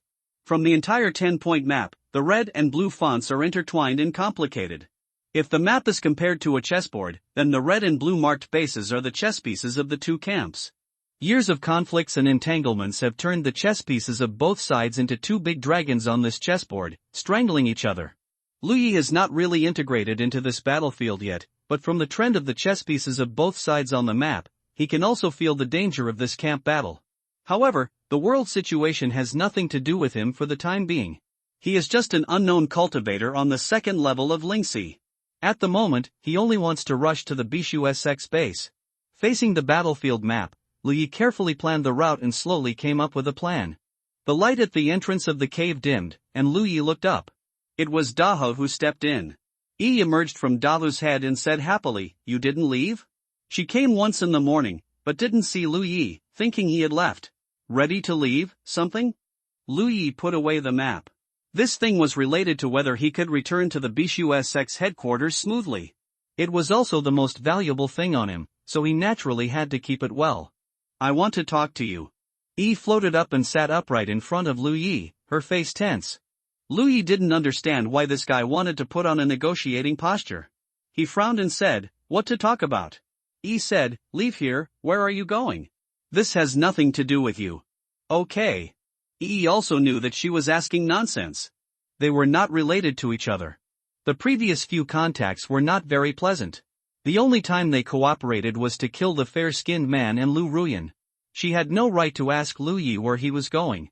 Seeing her tangled expression, Luyi said impatiently, "What's the matter?" Yi's expression became more and more tangled. Daho stepped forward and bumped her back with his head. Yi gritted her teeth and looked at Luyi and said, "Can you take us with you?" "What?" Luyi suspected that he had heard it wrong. "Take us with you." Yi repeated. "Reason?" Yi said, "You also said before that if we kill that woman, the Tianji Business Alliance may trace us. This place is no longer safe, so we have to leave here, but we don't know where to go. The battlefield is very big, you can go wherever you want." Yi's suggestion surprised Luyi. He had never thought of such a thing before, and he didn't expect Yi to come and tell him this. But you are the one who killed people. We didn't want to kill people." Yi looked aggrieved. After returning yesterday, Yi suddenly realized that she and Dahu were resting in the territory, and Luyi led a cultivator over and asked them to help rob. As a result, he killed people in a few seconds, and killed another person from the Tianji Merchant Alliance. From beginning to end, they didn't understand what happened.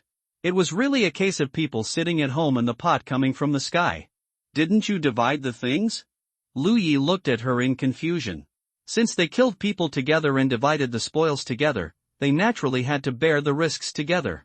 Yi opened her mouth wide, a little speechless, and finally could only utter, "Why can't you take us with you? You are too young." "Ah?" Yi looked at Luyi in a daze, and it took a long time for her to react. She crossed her arms and hugged her chest, her face flushed, rogue. God knows how she, a ghost, blushed. Luyi stood up and patted his butt. "Is there anything else? If not, I'm leaving. After this farewell, we may not see each other again in the future. I wish you all the best." Yi couldn't figure out what the relationship was between her age and Luyi not taking them with him, but seeing that Luyi was really leaving, she also became anxious. She was not a little girl who knew nothing. When she was alive, she was a cultivator. It was just that after her death, she was transformed into a ghost by Dahu by chance. Although she lost a lot of memories, she still remembered the cruelty of the cultivation world. She and Dahu seemed to be cool and unrestrained in occupying the mountain as kings, but in fact they were walking on thin ice. No one knew when a disaster would come from the sky, and she and Dahu would not be able to resist it with their strength. She had also considered finding a cultivator to join, but the cultivators she met in the outer circle were so low in cultivation, how could she look down on them? Maybe when she joined them, they would sell Dahu out. Lu Yi is different. This guy must be a disciple of a big sect, otherwise he wouldn't have so many talismans. In addition, over the past 2 months, Yi has watched Lu Yi grow stronger little by little. His growth rate is terrifying. She thinks that following Lu Yi is a good choice. This guy looks a bit annoying, but he actually has his own set of principles. Take the spoils collected yesterday for example. If Lu Yi wanted to take it all, she and Dahu would have no choice, but Lu Yi just split it with them. All these made Yi determined that staying here would only mean slowly waiting to die. Following Lu Yi to go out and try her luck is the way out. That's why she came to say these words to Lu Yi. As they passed each other, Lu Yi felt his clothes being grabbed. He turned around and saw Yi looking up at him pitifully, tears welling up in her eyes. Lu Yi was indifferent. Crying won't help me. Yi still looked at him like that. They just stared at each other in a stalemate. After a long moment, Lu Yi said with a headache, "I'll give you 3 chances to impress me." Yi's eyes were bright, as if she had already thought of the words, and she said quickly, "You also know that low-level monks are afraid of amber. If you encounter any enemies that you can't beat in the future, I can cooperate with amber to scare them, and those enemies will definitely retreat." Lu Yi touched his chin and thought, nodded, and said, "What you said is somewhat reasonable." Yi was encouraged and said, "Also, if you want to hurry, you can ride amber, which can save energy and keep you in shape to deal with emergencies at any time. In addition, it runs very fast. If you are chased by someone, it can take you away. Can it listen to me?" Lu Yi looked at Dahu. Lu Yi had experienced Dahu's speed yesterday. When he went to chase Lu Ruyan, Dahu obviously started later than him, but it blocked Lu Ruyan. If Dahu hadn't blocked Lu Ruyan's way, Lu Yi would have had a lot of trouble to catch up with Lu Ruyan. "I will listen." Yi nodded heavily. And Yi said eagerly, but she didn't say anything else for a long time. Finally, she patted her chest and said, "And me?" "You?" Lu Yi looked down at her. "I can sneak attack others. Just like yesterday." Yi held her head high and puffed out her chest. The combination of Dahu and Yi is very intimidating. Low-level monks with little knowledge can easily be frightened by a monster that can talk. Riding a big tiger is undoubtedly very tempting. It's a long way to the Blue Blood sect's headquarters, and Lu Yi doesn't know when he will arrive. If he rides a big tiger, he can save energy on the way and even practice. This is a very good choice for him. After all, his cultivation level is still low at the moment and he wants to focus on improving his strength. If he rushes on his own, he will not be able to practice on the road and will waste a lot of time. He had no intention of bringing this spirit tiger with him, and the 3 words he said to Yi to impress him were just a refusal. He originally planned to refuse no matter what Yi said. But now he found that he was a little moved by Yi's words. "How is it?" Yi looked at Lu Yi with earnest eyes, fearing that the word no would come out of his mouth. "It's not impossible." Before Yi could cheer, Lu Yi changed the topic. "But we have to make a 3-part agreement." Yi was puzzled. "Which 3 chapters?" Lu Yi raised a finger. "First, I am the master in everything. If we disagree on anything, you have to listen to me." Yi nodded. "That's no problem." Since she decided to come to Lu Yi, she and Dahu were mentally prepared for such a thing. "Second, maybe sometimes I will ask you to do something. If you can do it within your ability, you cannot refuse. Of course, I will not ask you to do something that endangers your life. If this happens, you can do it according to the situation. Make your own judgment. Okay. Third, if one day you don't want to stay anymore, say hello to me and don't leave quietly." Noe shook her head. "If there are no problems with these, then, please cooperate?" Lu Yi extended a hand to Yi. Yi tilted her head and looked at him with a puzzled look on her face, but she still followed his example and stretched out her hand. Lu Yi took it and shook it slightly. Yi understood what he meant, narrowed her eyes and smiled, happy cooperation. Dahu whined behind her. Yi jumped on Dahu's head, looked at Lu Yi and said, "As a sign of sincerity for cooperation, I have a benefit to give you." "Benefit?" When Yi uttered 3 words, Lu Yi suddenly became interested. Deep in Qingyun Mountain, in another area adjacent to Dahu's territory, under the leadership of Dahu and Yi, Lu Yi came to an extremely hidden cave entrance. The entrance to the cave is covered by large weeds and overgrown bushes. If you are not familiar with the terrain, it will be difficult to find the entrance. Is this here? Lu Yi looked towards the entrance of the cave. It was dark inside and nothing could be seen. Yes. Yi and Dahu led the way, beckoning Lu Yi to follow. Lu Yi carried a long knife at his waist, pressing the handle with his hand, ready to deal with emergencies at any time. According to Yi, there is a snake-like demon beast entrenched deep in the cave. She and Dahu once went deep here and suffered losses at the hands of the snake demon, but they also discovered a secret. That secret was the benefit she said she wanted to give to Lu Yi. The cave was going in a downward direction. Lu Yi felt that he was at least dozens of feet deep into the ground, but he still hadn't reached the end, which showed how deep the cave was. But when we arrived here, we could no longer feel the coolness around us. Instead, there was a heat wave constantly gushing out from the front. The further we go, the stronger the smell of the heat wave becomes. Yi started to breathe heavily and finally stopped. I can't go deeper inside. She is a spirit body after all, and this hot environment is very unfriendly to her. Lu Yi suddenly said, "Is this the last time you were injured?" Yi nodded. "That thing is only found here. Amber will go in with you. The snake demon is not very strong. With Dahu cooperating with you, you should be able to take it down. Then you wait here." Lu Yi nodded and continued on the road with Dahu. After walking forward for a long time, Lu Yi suspected that he might have gone 100 feet underground. The hot atmosphere here was extremely strong. Lu Yi activated his spiritual power to protect himself and felt the heat was unstoppable. As for the big tiger, he even vomited. His tongue was hanging out and he was listless, looking like a dog suffering from heatstroke. After a while, we finally reached the end. It was an underground cave. The space was not small. Standing at the entrance of the cave, Lu Yi saw a big snake coiled deep in the cave at a glance. The body of the big snake was probably as thick as his thigh and how long it was. It held its head high and raised its head high. He took his breath while leaning against a small tree about half a person's height. The small tree was red all over, like a red-hot iron. There were 2 fruits the size of a baby's fist on the tree, and the entire cave was filled with a strange fragrance. Barrier-breaking fruit. This is the benefit Yi mentioned before. If it were an ordinary thing, Lu Yi might not be able to impress him with his current worth, but the barrier-breaking effect was different. This thing had a great effect on monks breaking through the spiritual orifice barrier. It could be said that as long as the spiritual orifice had not been fully opened, it would use it forever.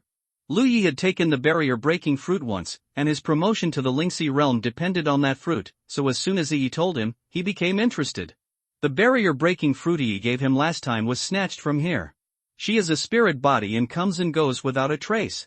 Although the snake demon occupies this place, it cannot guard against her.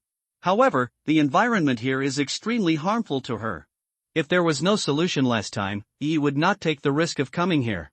Although the fruit was obtained in the end, Yi was weak for many days before she recovered. She and Devu had some grievances with the snake demon. Before, she was not strong enough to take revenge. Now that she has Lu Yi as a backer and is about to leave, Yi naturally wants to take revenge. At the same time, it can also let Lu Yi get 2 barrier-breaking fruits, deepen the affection between each other, and make everyone's cooperation more solid, which can be said to kill 2 birds with 1 stone. The snake demon coiled its body and surrounded the barrier-breaking fruit tree in the middle with the cover of its snake body. As the snake head was raised high, the visible fiery red spiritual energy flowed into its mouth and nose, and it looked like it was practicing. 2 uninvited guests disturbed it. With Dehu's roar, the snake demon raised its head suddenly, and the snake core swallowed. Dehu had pounced on it like a gust of wind, but the next moment, the snake demon ejected, opened its mouth, and bit Dehu's neck. The tiger roared in pain and bit the snake's belly. However, the strength of the 2 was not equal. The tiger was bitten and bleeding, but it was unscathed. The surface of the snake demon was filled with fiery red demonic power, forming a layer of protection that made it difficult for the tiger to bite through. The majestic tiger suffered a great loss at the first encounter, and the several zhan-long snake body also wrapped around it, instantly trapping the tiger like a dumpling. Kill instantly. Although they were both monsters, the difference in strength between them was not small. Fortunately, there was Lu Yi. When the tiger pounced on him, he took advantage of the tiger's body to cover and rushed forward. At this moment, the two beasts were fighting, and it was a good time to attack. When the long sword was unsheathed, Lu Yi urged his spiritual power to bless the blade with sharp spiritual patterns. In an instant, the bright sword light flashed and blood splashed. He passed by two entangled ferocious beasts, and before Lu Yi could stand still, the red snake tail whipped towards him like a whip, and a strong wind hit his face. Lu Yi couldn't turn around at this moment, so he could only activate his spiritual protection in a hurry. With a snap, he was whipped out. His shoulder blades felt sore and he rolled several times on the hot ground. He stood up and looked up, a little surprised. He used a sharp knife, but he failed to cut off the big snake with one blow. He only cut most of the snake's body open. Blood flowed out, and the snake demon rolled on the ground in pain. The big tiger took advantage of the situation to break away from its restraints, pounced on it bravely and needlessly, and aimed at the wound and took a bite. A large piece of flesh and blood was suddenly torn off. The snake's head was raised high, the snake's mouth opened, and there was a red light brewing in the mouth. It was aimed at the tiger's position, and the heat of the entire cave suddenly became higher. The tiger's animalistic instinct made it unable to detect anything bad. It roared softly and scurried out to the side vigorously. The next moment, flames spurted out from the snake's mouth, and the air in front of it was distorted by the burning fire. Seeing this scene, the corner of Lu Ye's eyes twitched, knowing that this snake demon was much stronger than Dahu. Fortunately, Dahu held back his hatred, otherwise the flames would be sprayed at him, and he would have to use gold to kill him. Only the body talisman can block it. The big tiger dodged in time, and the flames failed to hurt it. Lu Yi also took the opportunity to get behind the snake demon and stabbed the bottom of the snake's head. This knife also only cut off most of the snake's body. The blade was blocked by the snake's bones. It suffered heavy losses at the hands of Lu Yi twice. The big snake immediately turned its head and pointed it in the direction of Lu Yi, with red light brewing in its mouth. Lu Yi did not retreat, but instead stabbed the snake's mouth with a knife and fell backward at the same time. At the same time as the fire came out, the long knife penetrated the snake's head and stabbed out from the back of the head. A snow-white figure rushed from the side and hit the snake, knocking it sideways. The flames spurted from the snake's mouth were misdirected and burned in the air. Lu Yi, who had fallen to the ground, quickly got up, took out a magic talisman from his storage bag and held it in his hand. He looked aside intently, alert. But he quickly collected the magic talisman and stood quietly waiting. His last knife pierced the snake's head directly, which could be said to be a fatal wound. Although the big snake twisted and rolled on the ground, it obviously couldn't survive. Moreover, the long knife was stuck in its mouth, causing more damage as it twisted. The ground was covered with splashes of snake blood, which was evaporated by the high temperature and made a stinging sound. The big tiger also climbed up and shook his body. His snow-white hair was in a mess, with large burnt marks, and he looked very embarrassed. From the time Dahu launched his attack to the present, it had only taken more than a dozen breaths. The outcome had been decided, and life and death had been decided. However, in this very short period of time, the fight between them was extremely dangerous. What surprised Lu Yi was that his first cooperation with Dahu was perfect. Especially at the end, when Lu Yi stabbed that fatal knife, he had already fallen back, just to avoid the opponent's flames, but the big tiger's charging blow further ensured Lu Yi's safety. With such a snake demon, Lu Yi secretly thought that if he came here alone, he would definitely have a hard fight, and he might even have to use a few spiritual talismans. But with some cooperation with Dahu, he was captured in just a few moments. He suddenly felt that it was not a bad thing for him to agree to Yi's request before. Well done. Lu Yi nodded to Dahu, not sparing his own praise. Dahu roared in response. Although this guy couldn't speak and his strength wasn't very high, after several encounters with him, Lu Yi found that he had extremely high intelligence and could listen to people's words, which was great. The big snake finally stopped moving, and Lu Yi stepped forward and kicked it to make sure it was dead. Looking at the long knife stuck in the snake's mouth, Lu Yi felt a little confused. The knife was burned red by the snake's flames, and he was afraid that it would peel off a layer of skin if he picked it up at this time. Just have to wait a while. Taking advantage of this time, Lu Yi walked to the barrier-breaking fruit tree, carefully picked 2 barrier-breaking fruits, and put them into his storage bag. As for the fruit tree, Lu Yi didn't plan to touch it, and he wouldn't be able to support it if he took it away. Just when Lu Yi was about to put away the knife, he suddenly felt dazed and something was about to move inside his body. This feeling reminded him of what happened a few months ago. He hurriedly said, "Amber, you go out first, I will find you later." The big tiger roared, raised his paw and patted the dead snake. Lu Yi understood immediately. "I know, this is a good thing. how could I leave it behind? The big tiger then left with satisfaction. Before leaving, it picked up a piece of flesh and blood that it had torn off from the big snake. After Daho's figure disappeared, Lu Yi looked at the barrier-breaking fruit tree again. That feeling of being ready to move came again. He quickly concentrated, and what surprised him was that this time there was no shadow of the talon tree in his field of vision, but instead there was something strange in the origin spirit aperture. He quickly closed his eyes and felt it carefully.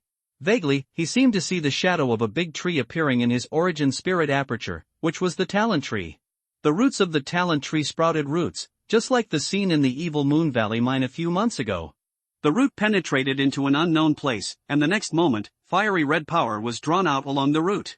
As the fiery red power poured in, he clearly saw a leaf on the talon tree begin to bloom with fire, and then burn. Then came the second leaf. When the third leaf came, the leaf just glowed but did not burn. The roots slowly disappeared. Lu Yi opened his eyes and found that his hand had covered the barrier-breaking fruit tree without knowing when. The fruit tree had completely withered, and the originally extremely hot karst cave had completely changed, without any burning breath.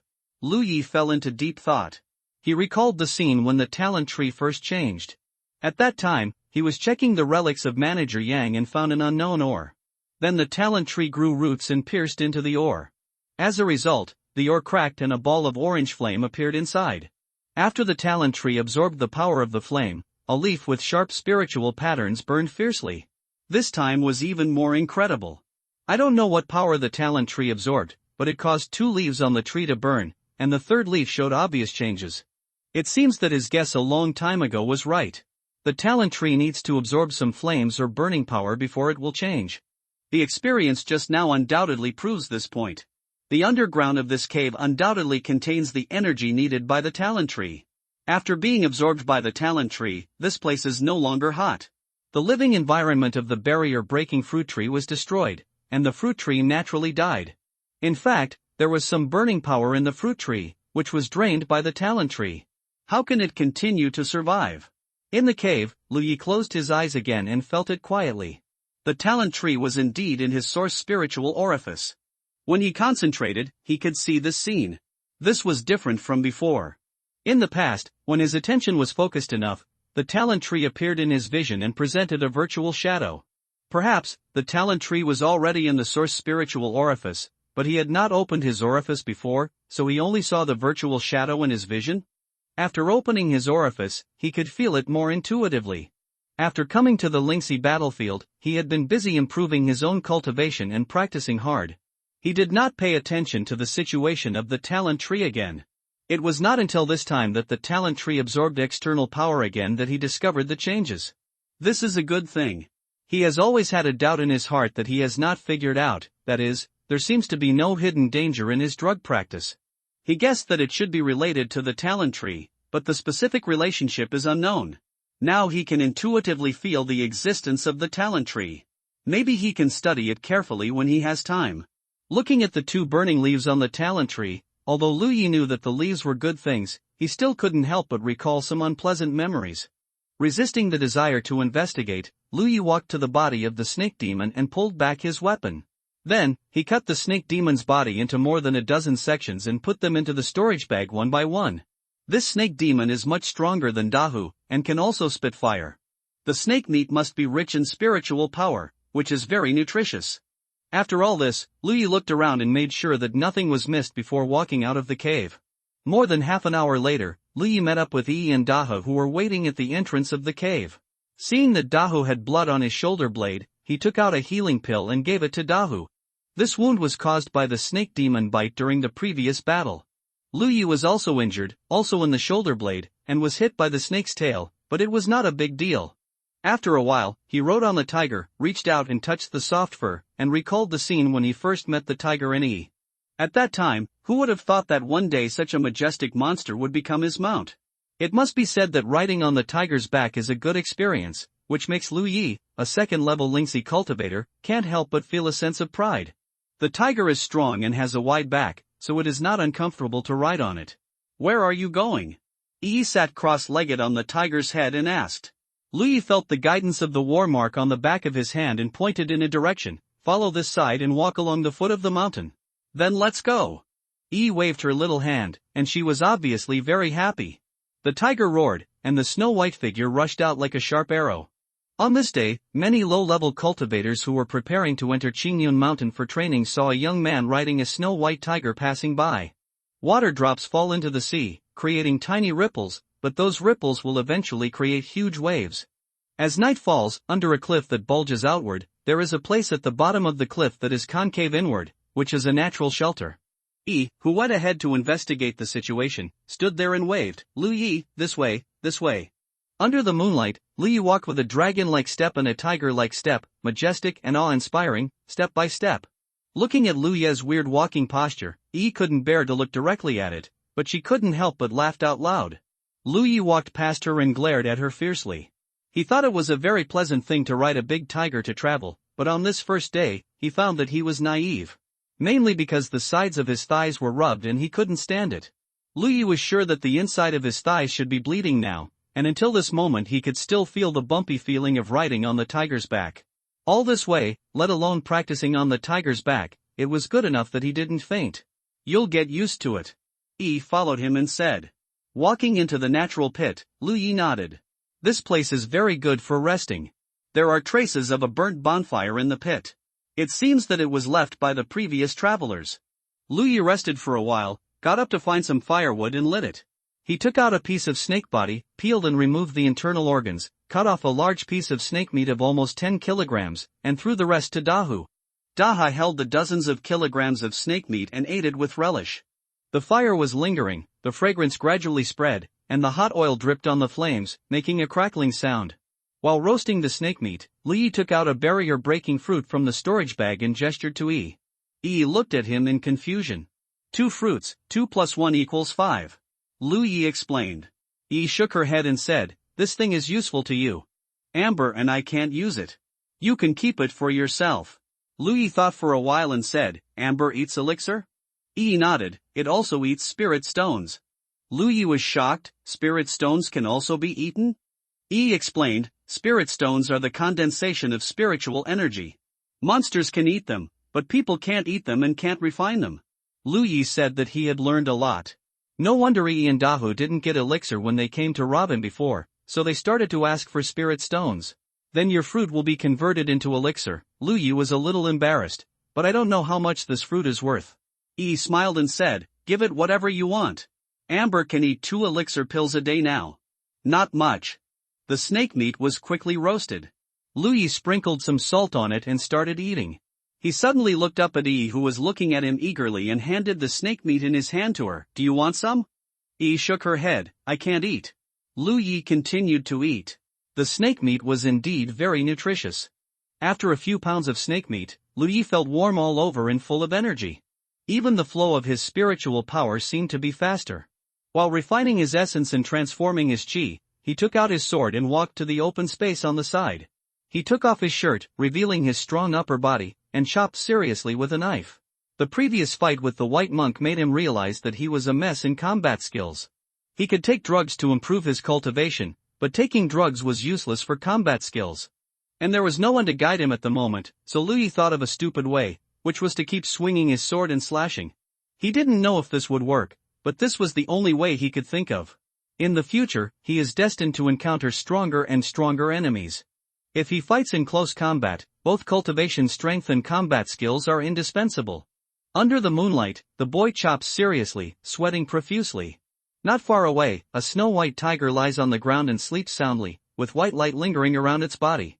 A girl with black hair hugs her knees and looks at it quietly. The full moon hanging high in the sky is the background, and the painting is hazy. After 2 hours, Lu Yi put away his knife, walked to the dark place, took out the water bag, washed it a little, put on his clothes, and returned to the cliff. Dahu had already fallen asleep, snoring loudly, and Yi was still sitting there, probably waiting for him. But seeing Lu Yi's expression, she was a little strange, because Lu Yi seemed to have made a difficult decision at this moment, with a look of determination. She couldn't help but tilt her head. Lu Yi sat cross-legged with a lot of worries, thought about it, and told Yi, "If I faint later, don't worry too much." "Ha?" Yi was puzzled. Lu Yi didn't explain too much, closed his eyes, immersed in his mind, and once again saw the talent tree entrenched in his source spirit. On the huge tree crown, 3 leaves were burning, and the 4th leaf was already shining, but it didn't burn. In the mine cave of Sheyue Valley, the first burning leaf appeared on his talent tree, carrying a spiritual pattern called Sharp. Without the Sharp spiritual pattern, he would not have been able to kill the seriously injured Zhou Cheng so easily, pierce the protective spiritual power of the fair-skinned man with a sword, and severely injure the snake demon and finally win. It can be said that this spiritual pattern has brought great help to Lu Yi at several critical moments. At present, 2 more leaves on the talent tree are burning. While he is feeling uneasy, he is also looking forward to what kind of spiritual pattern he will get. Gradually focusing his attention, Lu Yi looked at one of the burning leaves. Just like the last scene, the small leaf quickly enlarged and filled all his vision and thinking in the blink of an eye. At the same time, a large amount of information poured into his mind uncontrollably, and Lu Yi once again felt like someone hit him hard on the head with a hammer. Last time he fainted directly. Although he felt dizzy and in unbearable pain this time, he finally did not faint. Lu Yi would rather faint, because he felt that the whole process was worse than death, as if someone had opened his brain and forced something into it that he didn't understand at all, and stirred it hard. He suddenly opened his eyes, a suppressed roar came out of his throat, and his eyes were bloodshot. Yi, who had been paying attention to him, was startled, and even Dahu, who was sleeping, was awakened. He roared and looked around, mistakenly thinking that he was attacked. It took a long time for Lu Yi to calm down. His vision was bloodshot, and his whole body was wet with sweat. Yi and Dahu stood aside in panic, at a loss. In fact, Lu Yi looked extremely ferocious at the moment. It was fine if his eyes were bloodshot, but the veins on both sides of his temples were bulging, as if he was enduring great torture. After panting heavily for a while, Lu Yi recovered a little and said to the nervous Dahu and Yi, "It's okay. Close your eyes again. The pain is over, and it's time to receive the fruits of victory." Yi and Dahu looked at each other, both of them were puzzled, but this matter seemed to be related to Lu Yi's practice. If he didn't say it, Yi couldn't ask, so she could only stand by with Dahu. At this time, Lu Yi was investigating the characteristics of the second spiritual pattern. Yu Shou. This is the name of the second spiritual pattern. Judging from the name alone, it should be a spiritual pattern for protection. Before, Lu Yi had some guesses that the first spiritual pattern was on the attack side, and perhaps the second one would be on the defense side. Now it seems to be true. He opened his eyes, brewed for a while, and suddenly a layer of spiritual light visible to the naked eye flashed on his palm.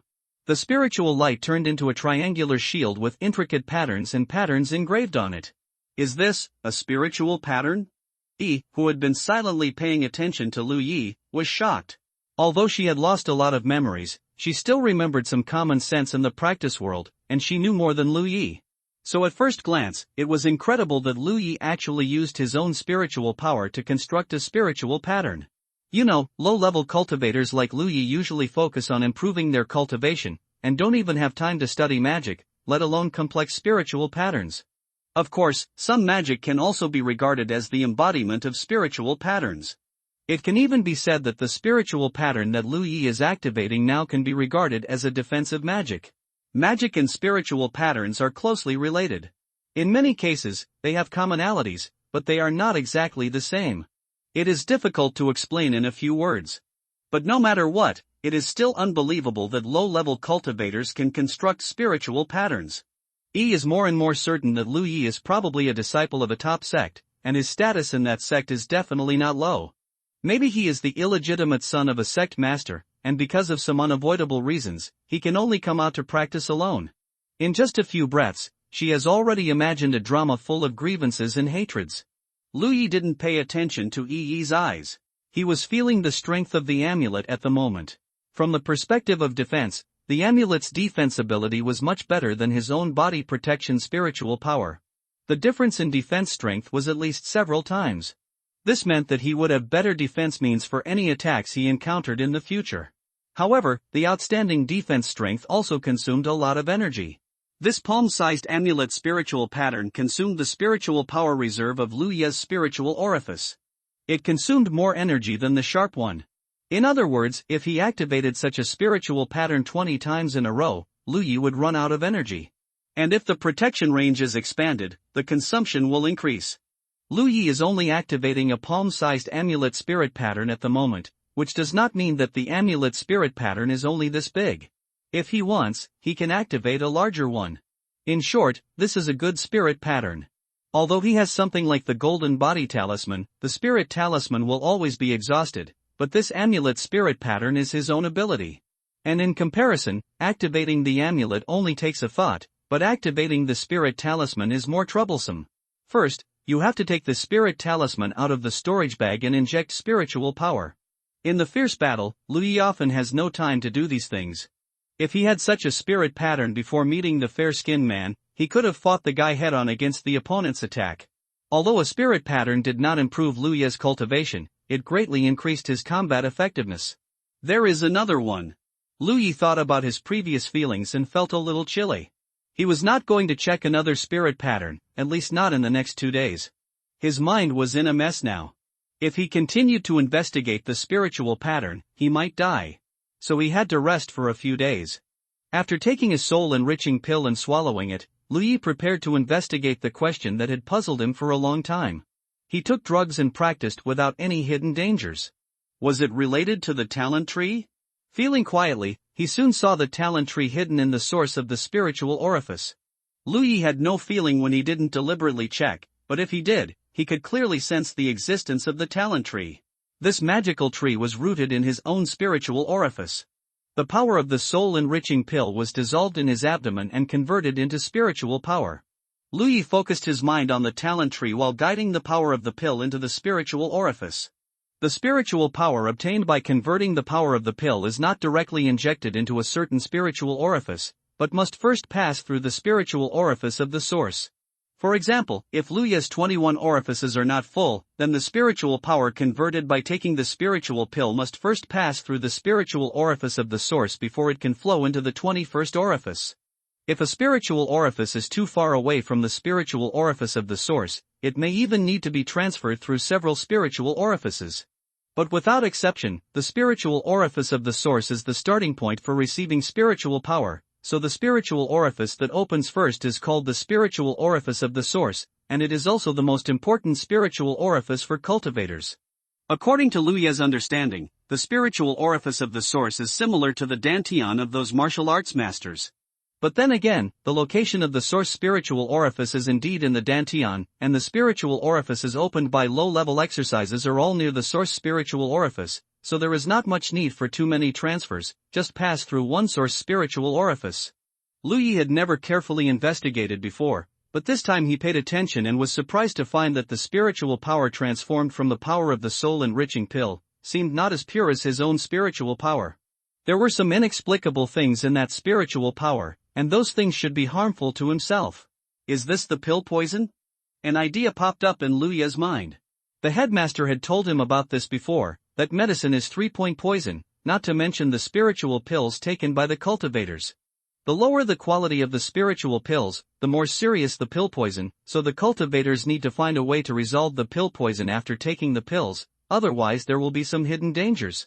The not-so-pure spiritual power flowed into the source spiritual orifice, and flowed into the 21st orifice through the transfer of the source spiritual orifice, but a magical thing happened. There was no trace of the pill poison in the spiritual power that flowed into the 21st orifice, and it became as pure as the spiritual power in other spiritual orifices. Lu Yi was acutely aware of this, and thus determined that the change in spiritual power appeared in the source spiritual orifice. He quickly put most of his mind into the source spiritual orifice, observed carefully, and soon discovered the mystery. The talent tree rooted in the source spiritual orifice grew roots, as if absorbing the spiritual power in the source spiritual orifice, and then fed it back through the flow of the tree body, and those spiritual powers that were not pure became pure after such a process. During the whole process, the talent tree continued to have a gray breath emanating from the body, like ashes after burning. Sure enough, the problem lies with the talent tree. According to the current situation, this talent tree seems to have the effect of purifying spiritual power, and all the poison in the pills has been burned by it. Lu Yi remembered another thing, that is, since he opened his mind to practice, he felt a little uncomfortable every time he finished practicing, as if covered with a layer of dust. This situation became more and more obvious after he entered the Lingxi battlefield and had enough Yunling pills. On the contrary, this phenomenon did not occur when he did not have Yunling pills for a period of time before and practiced refining essence into qi. Combining all these, Lu Yi suddenly realized. The talent tree has the function of purifying spiritual power. The poison of the pills he took while practicing drugs was burned by the talent tree, so there was no hidden danger in his practice of taking drugs, and those burning poisons could not disappear without a chance, so they were all excreted from the body, causing him to feel like he was covered with dust every time he practiced. Everything was clear, and Luya's previous conjecture was confirmed, which was not a big surprise. However, after figuring out these, he would not have too much psychological pressure when taking drugs to practice in the future. Relaxing his mind, Luyi continued to guide the pill power in his abdomen, and the spiritual power of the 21 orifices gradually increased. Yi was still paying attention to him nervously, but seeing that he was no longer abnormal, she couldn't help but fall asleep. God knows how she, a spirit, could sleep. She was awakened by the sound of breaking air. When she opened her eyes, the sky was bright, and the bonfire beside her had already burned out. Not far away, Luyi was naked from the waist up, holding a knife in one hand, and kept slashing. Every movement was not fast, but his expression was meticulous. Is this guy made of iron? Yi's eyes twitched. In fact, Luyi slept for 3 hours last night. Although the physique of a cultivator is stronger than that of a mortal, he also needs to rest, especially a low-level cultivator like him who has not completely escaped from the realm of mortals. However, he knew that the road ahead would be full of twists and turns, so he was unwilling to waste time. When Luyi finished his morning practice, Yi and Daho had already collected enough firewood to light it, and Luyi took out a piece of snake body from the storage bag and threw it to them for processing. After eating and drinking, the group continued on the road. The journey was not as good as imagined.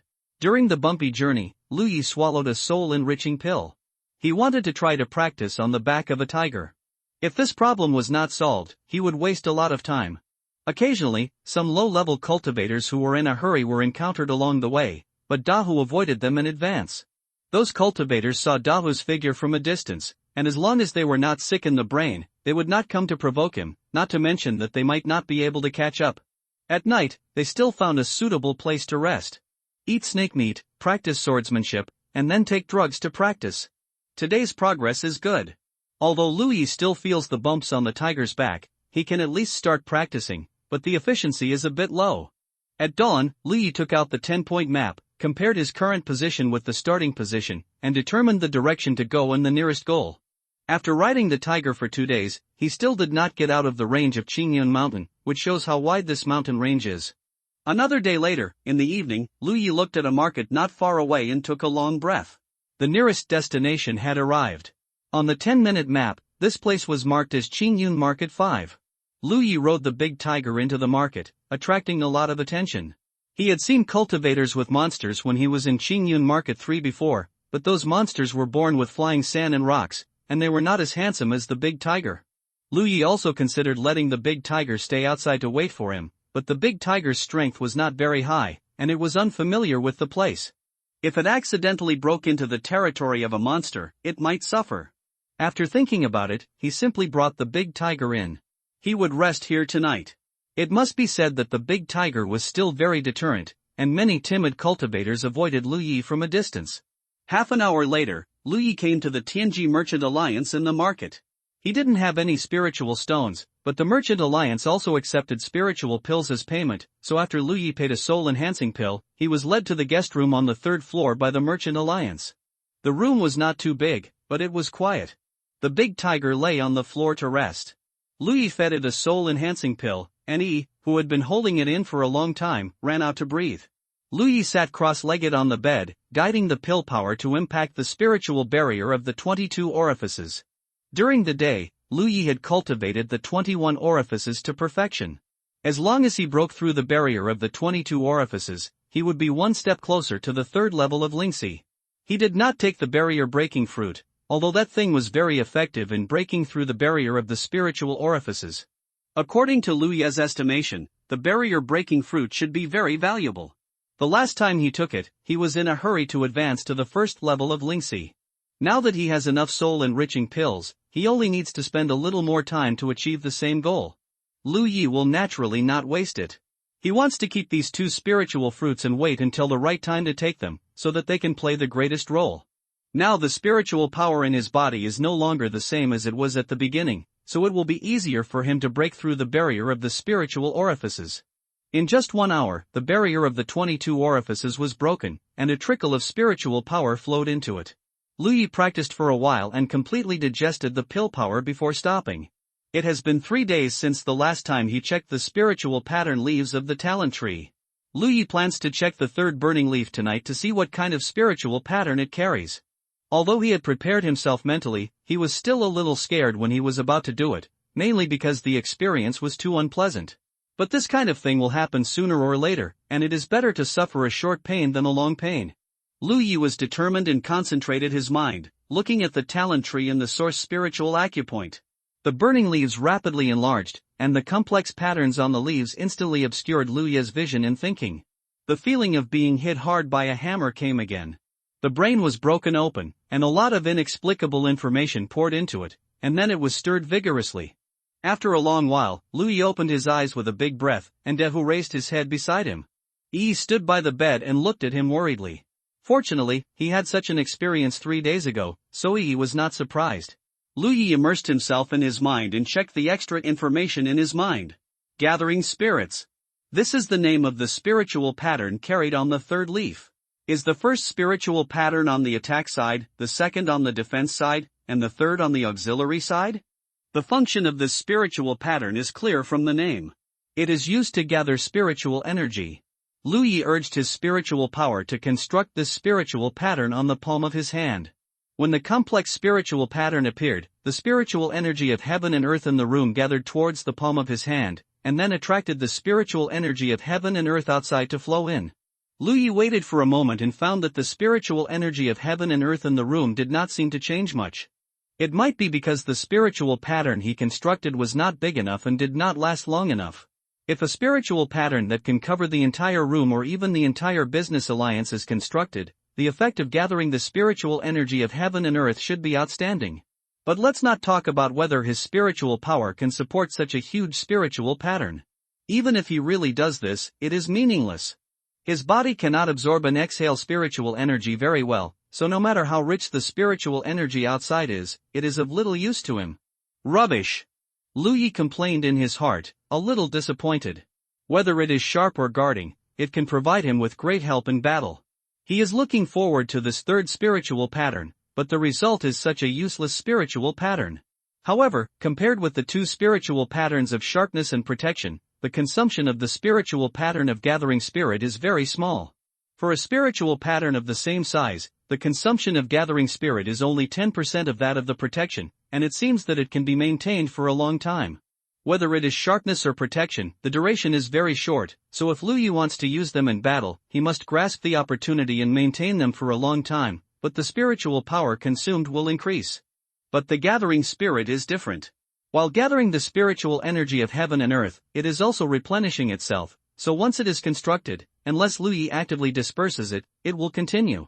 Thinking about it this way, this thing is not completely useless. If a large enough spiritual pattern of gathering spirit is constructed in a certain sex resident, the spiritual energy of heaven and earth in the resident will become more and more dense. Yi looked at this scene in shock. 3 nights ago, she witnessed Lu Yi casually constructing an inexplicable spiritual pattern, and saw it again tonight, and these two are completely different spiritual patterns. Yi is not sure what the spiritual pattern 3 days ago is used for, but this time the spiritual pattern obviously has the purpose of gathering the spiritual energy of heaven and earth. Who is this guy? His cultivation is not high, but his research on spiritual patterns is so thorough. You know, this will take a lot of time and energy. It seems that he is really related to a big shot from a big sect.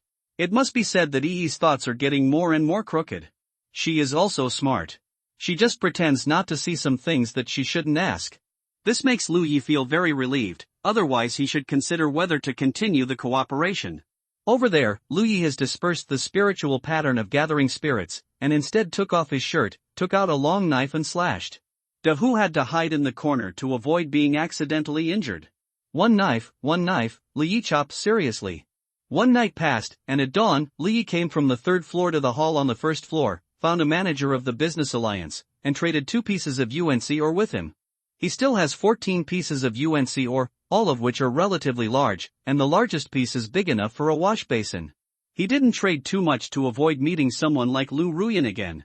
Anyway, along the way, he would encounter many branches of the Tianji Merchant Alliance, and selling the ores in his hands in small quantities could reduce some risks. Before leaving Qingyun Market 3, if he was not in a hurry to buy a 10-point map, he would not have risked selling more than a dozen UNC ore, as it would have been easy for him to be targeted. 2 pieces of UNC ore, 103 pieces of Lingshire. This time he didn't buy Yunling pills, but saved them.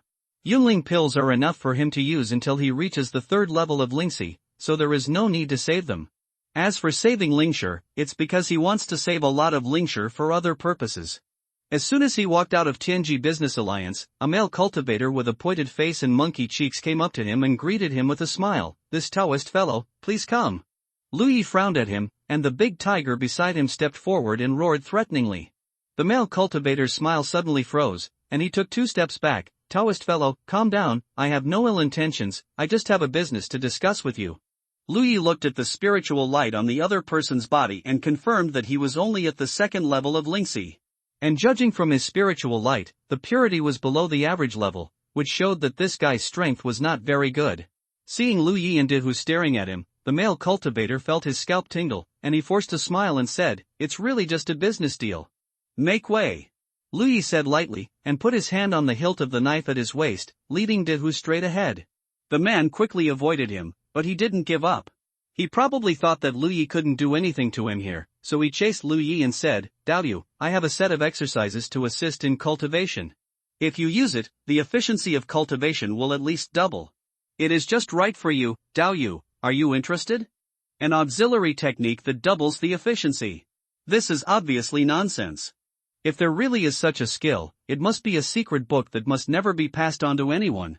Even the top sects regard it as a treasure, and it is of great value. Why go around looking for people to sell it like this? Looking at the male cultivator's appearance, Lu Yi knew that he was not specifically looking for him. Instead, he was squatting outside the business alliance and randomly selecting targets. "I just happened to be seen by him at the right time. Not interested." Lu Yi was not prepared to entangle with him anymore. But he didn't expect that person to still be chasing after him, constantly introducing the beauty of that technique to Lu Yi, how easy it was to practice, and how it was highly compatible with various low-level techniques. Anyone could easily get started, and even looked calm.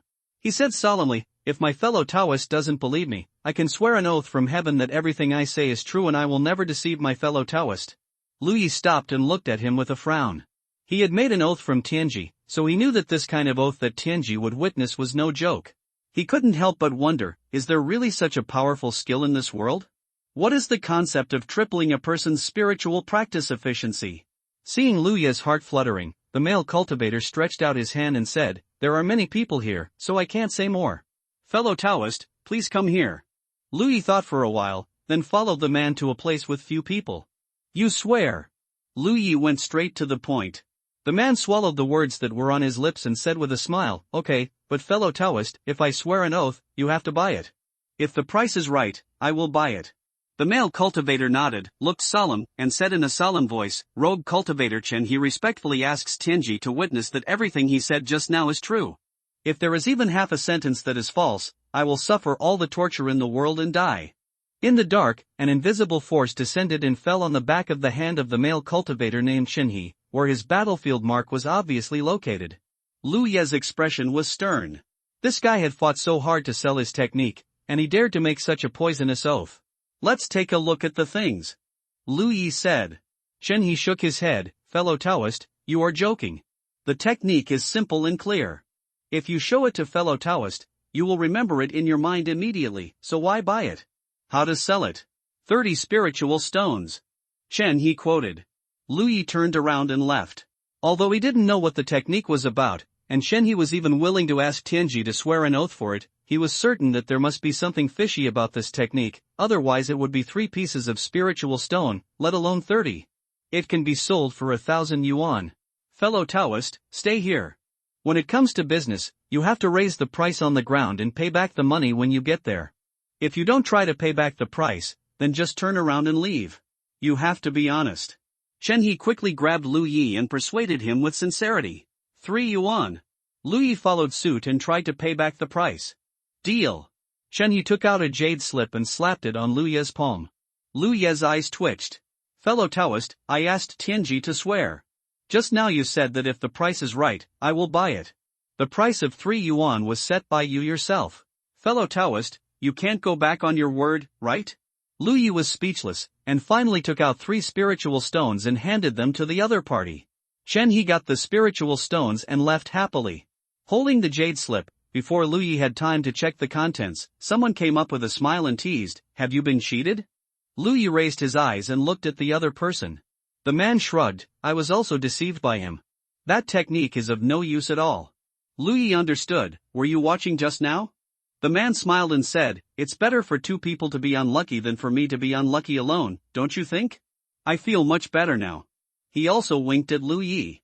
Lu Yi said calmly, "If I were you, I would compete with him for business. So what he can sell, you can't. Instead of watching others being deceived, why not defraud some spiritual stones yourself? Maybe you can make a fortune." The man fell into deep thought after what Lu Yi said. He patted his thigh for a while and said, "That makes sense." When he looked up, he saw Lu Yi's figure in front of him. Outside the market, Lu Yi rode on the back of a big tiger and left, too lazy to pay attention to the intrigues of those profiteers. Although he was sure that he was really deceived, fortunately, he only spent a small amount of spiritual stones, only 3. He only got more than 100 spiritual stones from the Merchant Alliance. He was rich, but not too wealthy. However, Chen He even took the heavenly secret oath, which shows that this technique is really as he said, and can improve the efficiency of practice, otherwise the oath would have backfired. What happened? Lu Yi became suspicious and began to investigate the name of the technique. Gluttonous meal, this is the name of that technique. Moreover, it is a book whose quality is difficult to judge, because the entire exercise route includes only 15 spiritual orifices. You must know that the Golden Chan Xiaoyao technique practiced by Lu Yi is already the lowest yellow level technique, which can open up to 27 people. This gluttonous meal only has 15 orifices, which are not even as good as Huang level skills. But considering that this is not a technique for cultivation, but for auxiliary purposes, it is understandable. As Chen Yi said before, the route of this exercise is clear at a glance and extremely simple. Because the number of spiritual orifices included is very small, and the spiritual orifices are all distributed near the lower abdomen, it is very compatible with all low-level exercises. Sex. Whether the compatibility of the 2 exercises is high or low depends on how many spiritual orifices are repeated in the routes of the 2 exercises. The more repetitions, the higher the compatibility. All low-level skills open spiritual orifices scattered around the lower abdomen, because the source spiritual orifice is here. Many low-level skills open almost the same spiritual orifices, but the difference in the characteristics of the skills is caused by the different routes of practice. The same 9 spiritual orifices, connected in different orders, will have different speeds of spiritual power flowing through them, which will then affect the strength of the cultivator. Therefore, the order of connection between spiritual orifices is a very rigorous matter. The 15 orifices of the Taotai meal practice route basically overlap with the 27 orifices of the Golden Cicada Xiaoyao Ju, and only 2 orifices are not included in the Golden Cicada Xiaoyao Ju. In other words, if Lu Yi completes the practice of the Golden Cicada Xiaoyao Ju and then opens the other 2 orifices, he can get a glimpse of the secret of the Taotai meal. There is no rush. After he completes the practice of the Golden Cicada Xiaoyao Ju, he will see if this Taotai meal is really so magical and can double the practice efficiency. After collecting the jade slip, Lu Yi took out the 10-point map again, compared the distance between King Yunfang City 3 and 5 on the map, and calculated the time he spent. Then he looked at the route he planned to the Bishu sect. After a little calculation, Lu Yi couldn't help but sigh. At this speed, even if there was no delay on the road, it would probably take a long time to return to the Bishu sect's headquarters. If there was a delay due to something, it would only take longer. The road ahead was long, but fortunately Lu Yi was not alone, at least he had Yi and Dahu by his side. Half a month later, the dusty Lu Yi appeared in front of a canyon. Compared with the embarrassment of riding a tiger before, he was undoubtedly much calmer at this moment. On the first day of riding a tiger, he was almost torn apart, and the inner thighs were rubbed bloody. It was impossible to practice in that state. Today, he has completed his original expectation, that is, riding a tiger and practicing while taking pills. Although the efficiency is not as good as normal, it is better than wasting time. Half a month later, he opened 3 more spiritual orifices. Now he is also a cultivator with 25 orifices, and he is only 2 orifices away from the 3rd level of Lingxi. At this speed, in another 6 or 7 days, he can practice the Golden Cicada Xiaoyao Ju to perfection. Not only has his strength grown, but the tiger has also become significantly stronger. The snake meat in the storage bag had been shared by him and Dahu, and 80% of it went into Daho's stomach. The snake meat was of great benefit to a demon beast like Daho, not to mention that Lu Yi gave it 2 soul-enriching pills every day. In just half a month, Daho's body seemed to have increased in size and became more and more majestic. Lu Yi had no way to judge what kind of strength Daho had now, but he estimated that even if he fought with Daho, he would not be able to gain any advantage without the help of spirit talismans and spirit patterns. And Yi was Daho's spirit, and when Daho became stronger, she would also become stronger. So although the average strength of a group of 1 person, 1 tiger, and 1 spirit was not very high, if they joined hands, the power they could exert should not be underestimated. This increased Lu Ye's capital to walk in the Lingxi battlefield, and he felt more and more that it was a wise decision to bring Daho and Yi with him. Along the way, Lu Yi passed by a neutral market, where he rested for a night, sold 2 pieces of UNC ore, and got some spirit stones. Now he has more than 200 spiritual stones in his hand. There is still a little short of it. By the time the next branch of the Tianji Business Alliance comes, it should be almost done. Leaping down from the tiger's back, Lu Yi looked at the canyon in front of him and took out the 10-point map for comparison. This is a place called Lietian Gorge. The terrain is steep and the cliffs on both sides are thousands of feet high. From the map, on the left side of Lietian Gorge is a sect station called Jiuxing Sect, which belongs to Wanma Ridge, and on the right side is Shenmen Station, which belongs to Haotian League. Lietian Gorge is located in the middle of these 2 stations, and its location is closer to Jiuxing Sect. The grades of the 2 sects are not high. Shenmen is 9th grade, Jiuxing Sect is 8th grade, and such grades are normal in the outer circle of the battlefield. What's more, the route planned by Lu Yi is an arc, almost sticking to the edge of the battlefield, so although he passed through the range of several sect stations along the way, they were all 8th or 9th grade. He would not rashly enter the residence of a higher level sect, even if that sect belonged to the Haotian League. Before entering the Lingxi battlefield, the last words of the headmaster were still ringing in his ears. He dared not casually expose his identity as a disciple of the Bishu sect, although he did not know what the consequences would be if he was exposed.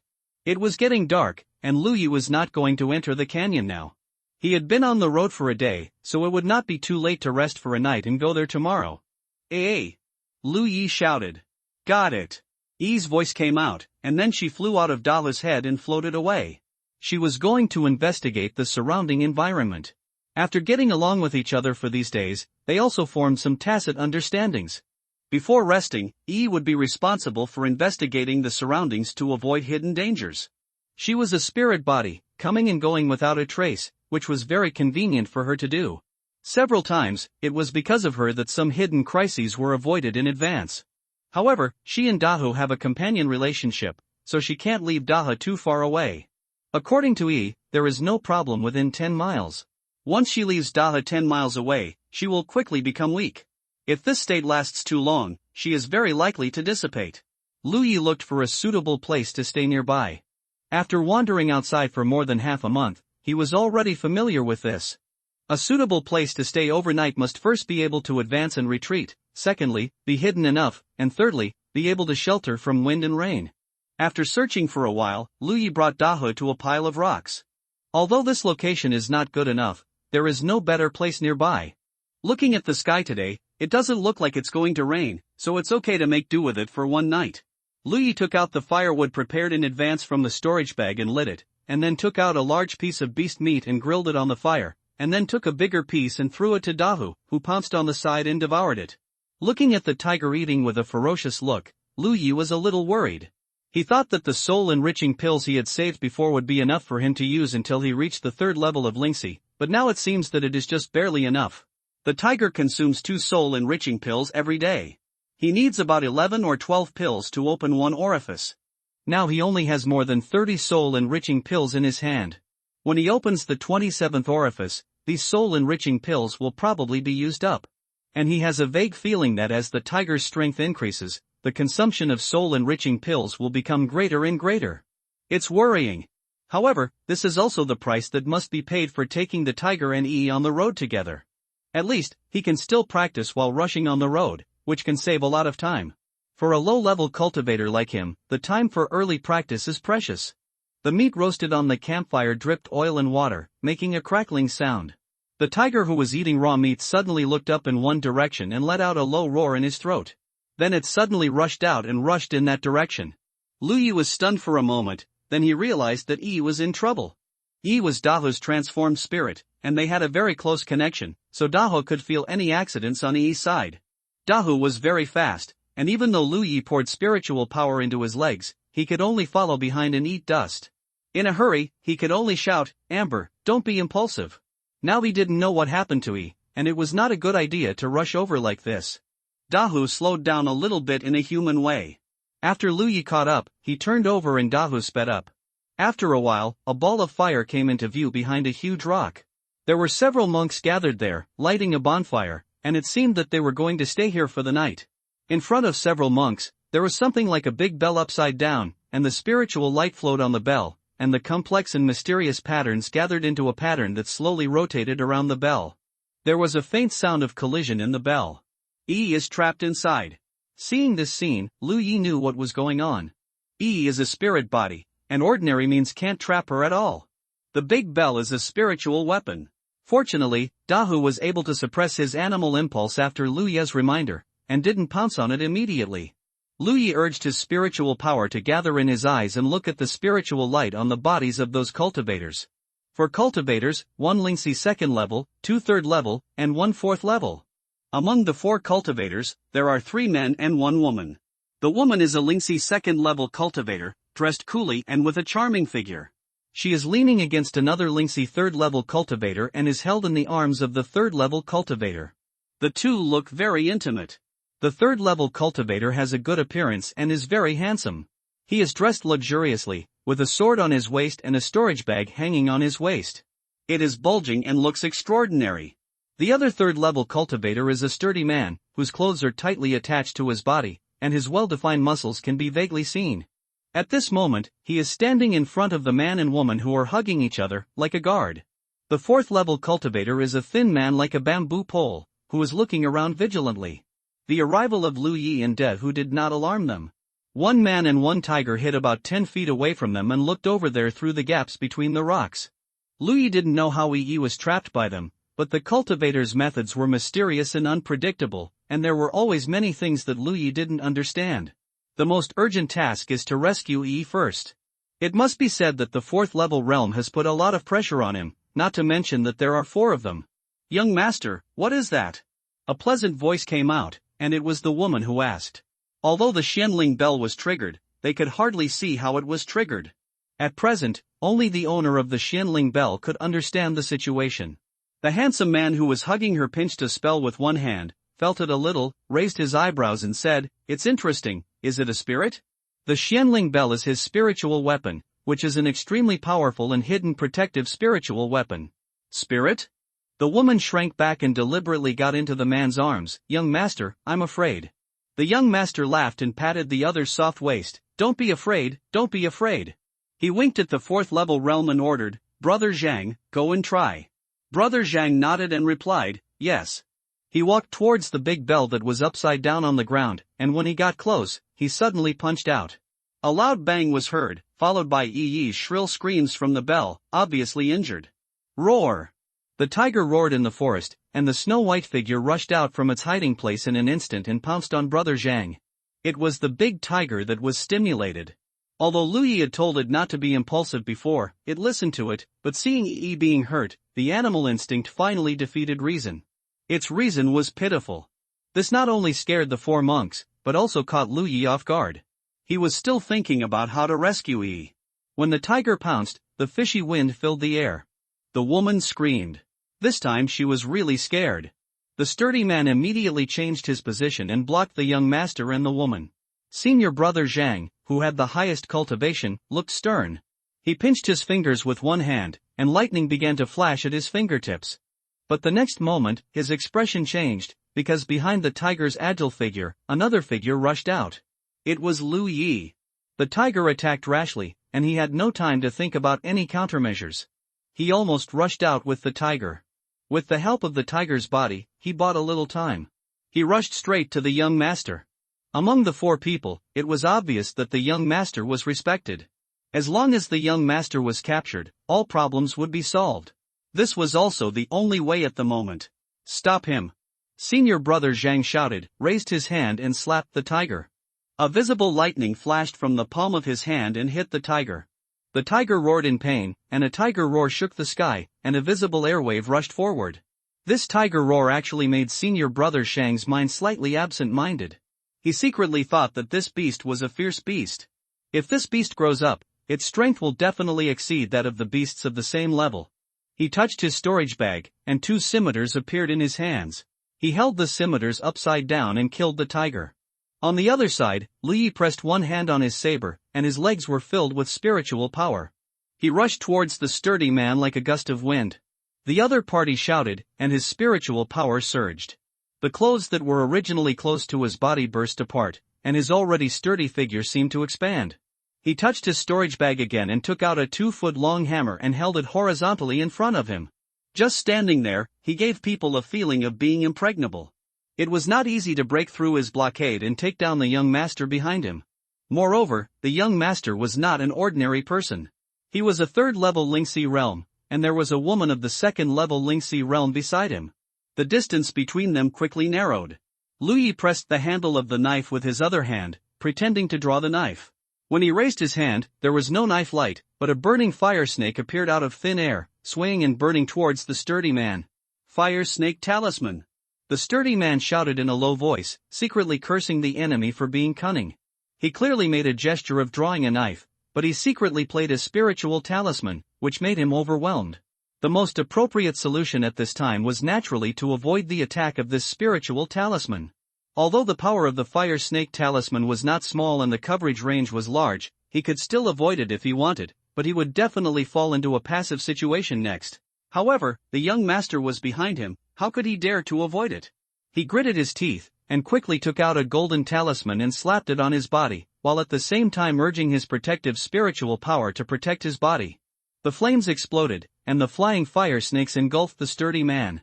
The next moment, he rushed out of the flames unscathed, and rushed towards Lu Yi, who was rushing towards him, swinging the sledgehammer in his hand and shouting angrily, "You think you can hurt me with just a talisman?"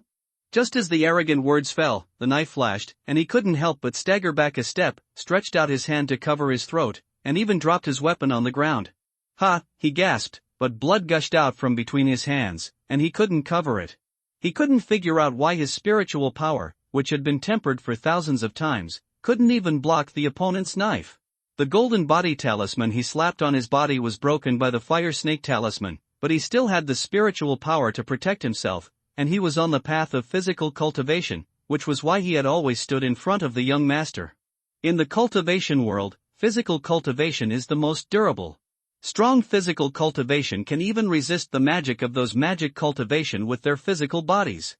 Although he is a small physical cultivation and cannot fully exert the advantages of physical cultivation, he should not be broken by the opponent's knife anyway. However, in fact, his throat was cut open by Lu Yi's knife. If his physical body was not strong enough, this knife could cut off his entire head.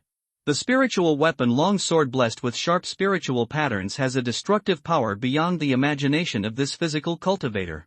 Lu Yi was also surprised. He didn't want to kill the opponent with one sword. He instinctively swung the sword just to force the opponent back.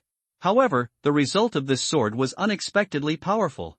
Lu Yi guessed that this was related to his recent strength improvement. The stronger his strength, the more powerful the spiritual patterns he triggered. In the final analysis, the spiritual patterns existed based on his spiritual power. Moreover, the long sword in his hand barely made it into the category of spiritual weapons, not the ordinary iron sword before. The same spiritual pattern on a spiritual weapon and an ordinary iron sword would have different power. A fire snake talisman and a sharp slash allowed Lu Yi to kill a 3rd-level physical cultivator with the cultivation of the 2nd level of Lingxi. He barely paused, passed the physical cultivator and killed in front of the young master in bright clothes. The young master was obviously scared silly, mainly because a series of changes happened too quickly. He was still thinking about studying the spiritual body trapped by the Xianling bell. After senior brother Zhang punched out, a snow-white tiger rushed out, and a fierce cultivator followed closely. Before he could figure out the situation, the physical cultivator in front of him fell down, holding his neck. At the critical moment of life and death, the young master instinctively pushed the woman in his arms, and pushed her towards Lu Yi's blade when the woman was completely defenseless. The woman's expression was panicked, and she watched a sharp knife flash before her eyes.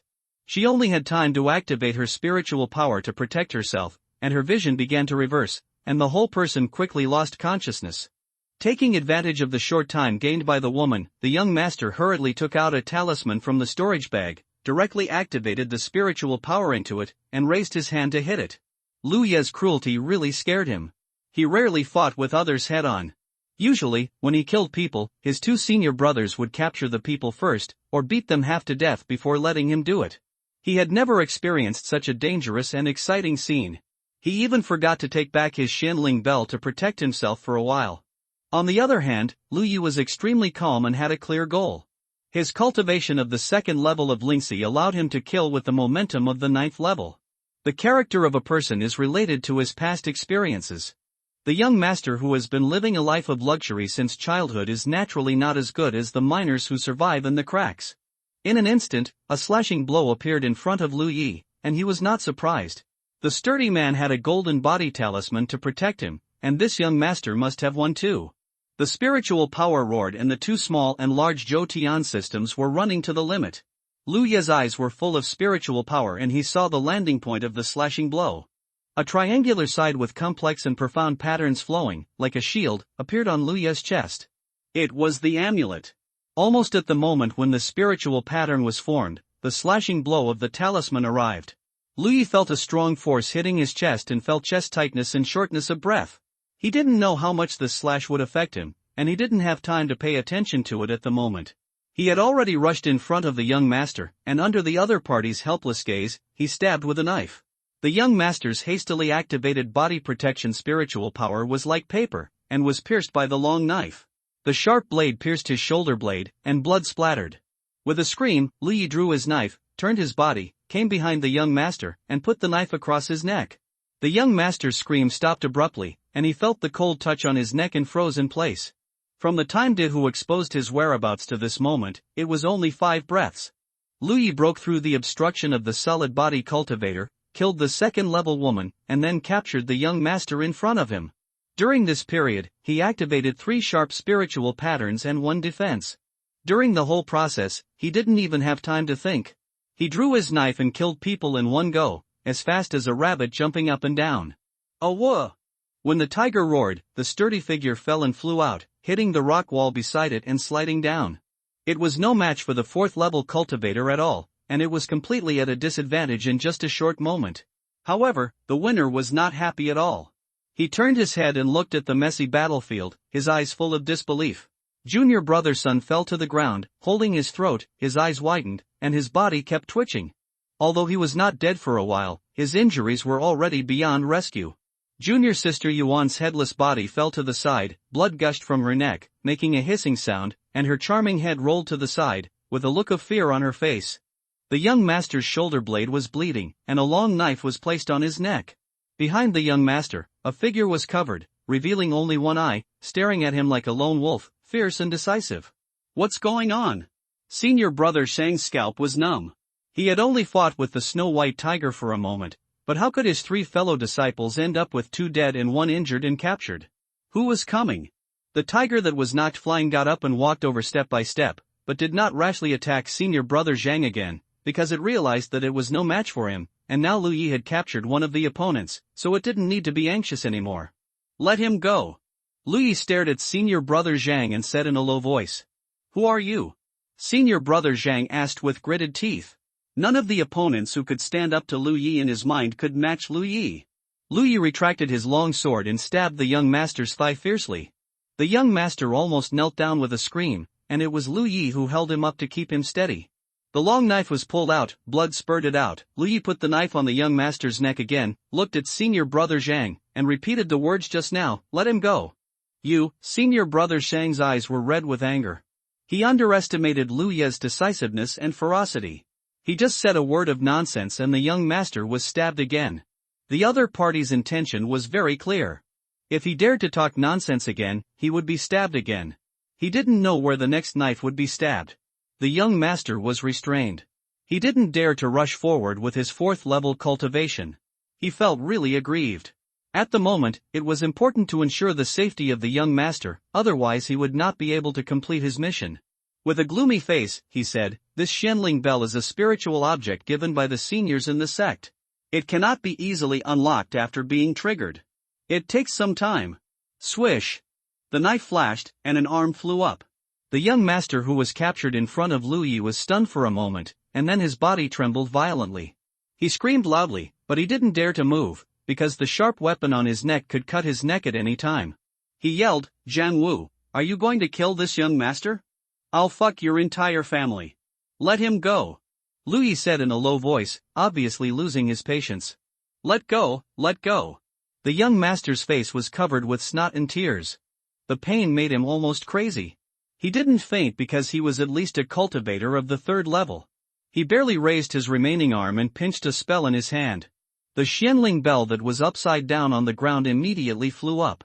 The big bell spun around, shrank quickly, and flew back to the young master's hand. Lu Yi was stunned. Only then did he know that the spiritual weapon was controlled by the young master. The trapped Yi got out of it and rushed towards the big tiger at the first time. He plunged into the big tiger and disappeared.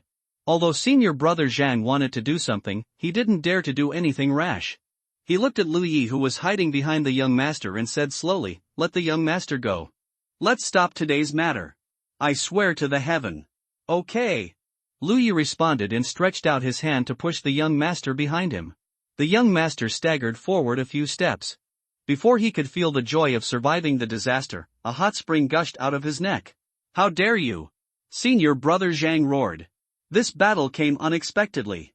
Lu Yi didn't even know who his opponent was. But since he followed De Hu and rushed out, the outcome of this fight was doomed. Either you die or I die. There is no reason to talk about in the cultivation world. The realm of cultivation is the truth. It is definitely not feasible for him, a Lingxi's 2nd level realm, to talk to others about reason. He might even get himself involved. After the attack, he killed 2 of the opponents in a row, and they were in a situation of life and death. Although senior brother Zhang was willing to swear the Heaven's secret oath, as long as Lu Yi released the young master, he would let the matter go, but that was only his oath. You must know that the young master captured by Lu Yi is a sex young master. Such a person suffered such a big loss, how could he give up? Even if Lu Yi forced him to swear the Heaven's secret oath, he still had an entire sect behind him. Others will not be restricted by the Heaven's secret oath. In the end, the most likely result is that Lu Yi will be hunted down by the entire sect. If you want to avoid this result, there is only one way. Drive them all away, kill them all. Of the 4 monks, 2 died and 1 was seriously injured. The young master's neck was cut by a long knife, and blood gushed out like a fountain. He raised his hand to cover the side of his neck, but it had little effect. At the same time that senior brother Zhang roared, Lu Yi had kicked the young master on the back, kicking him out and falling straight towards Zhang Wu. "Save me!" The young master was in mid-air, shouting with his teeth and claws bared. Looking at the young master rushing towards him, he could vaguely see Lu Yi hiding behind the young master rushing towards him, and Zhang Wu was confused for a moment. If he didn't catch the young master at this time, the young master would inevitably fall to the ground, and his injuries would be more serious, and he might really be beyond rescue.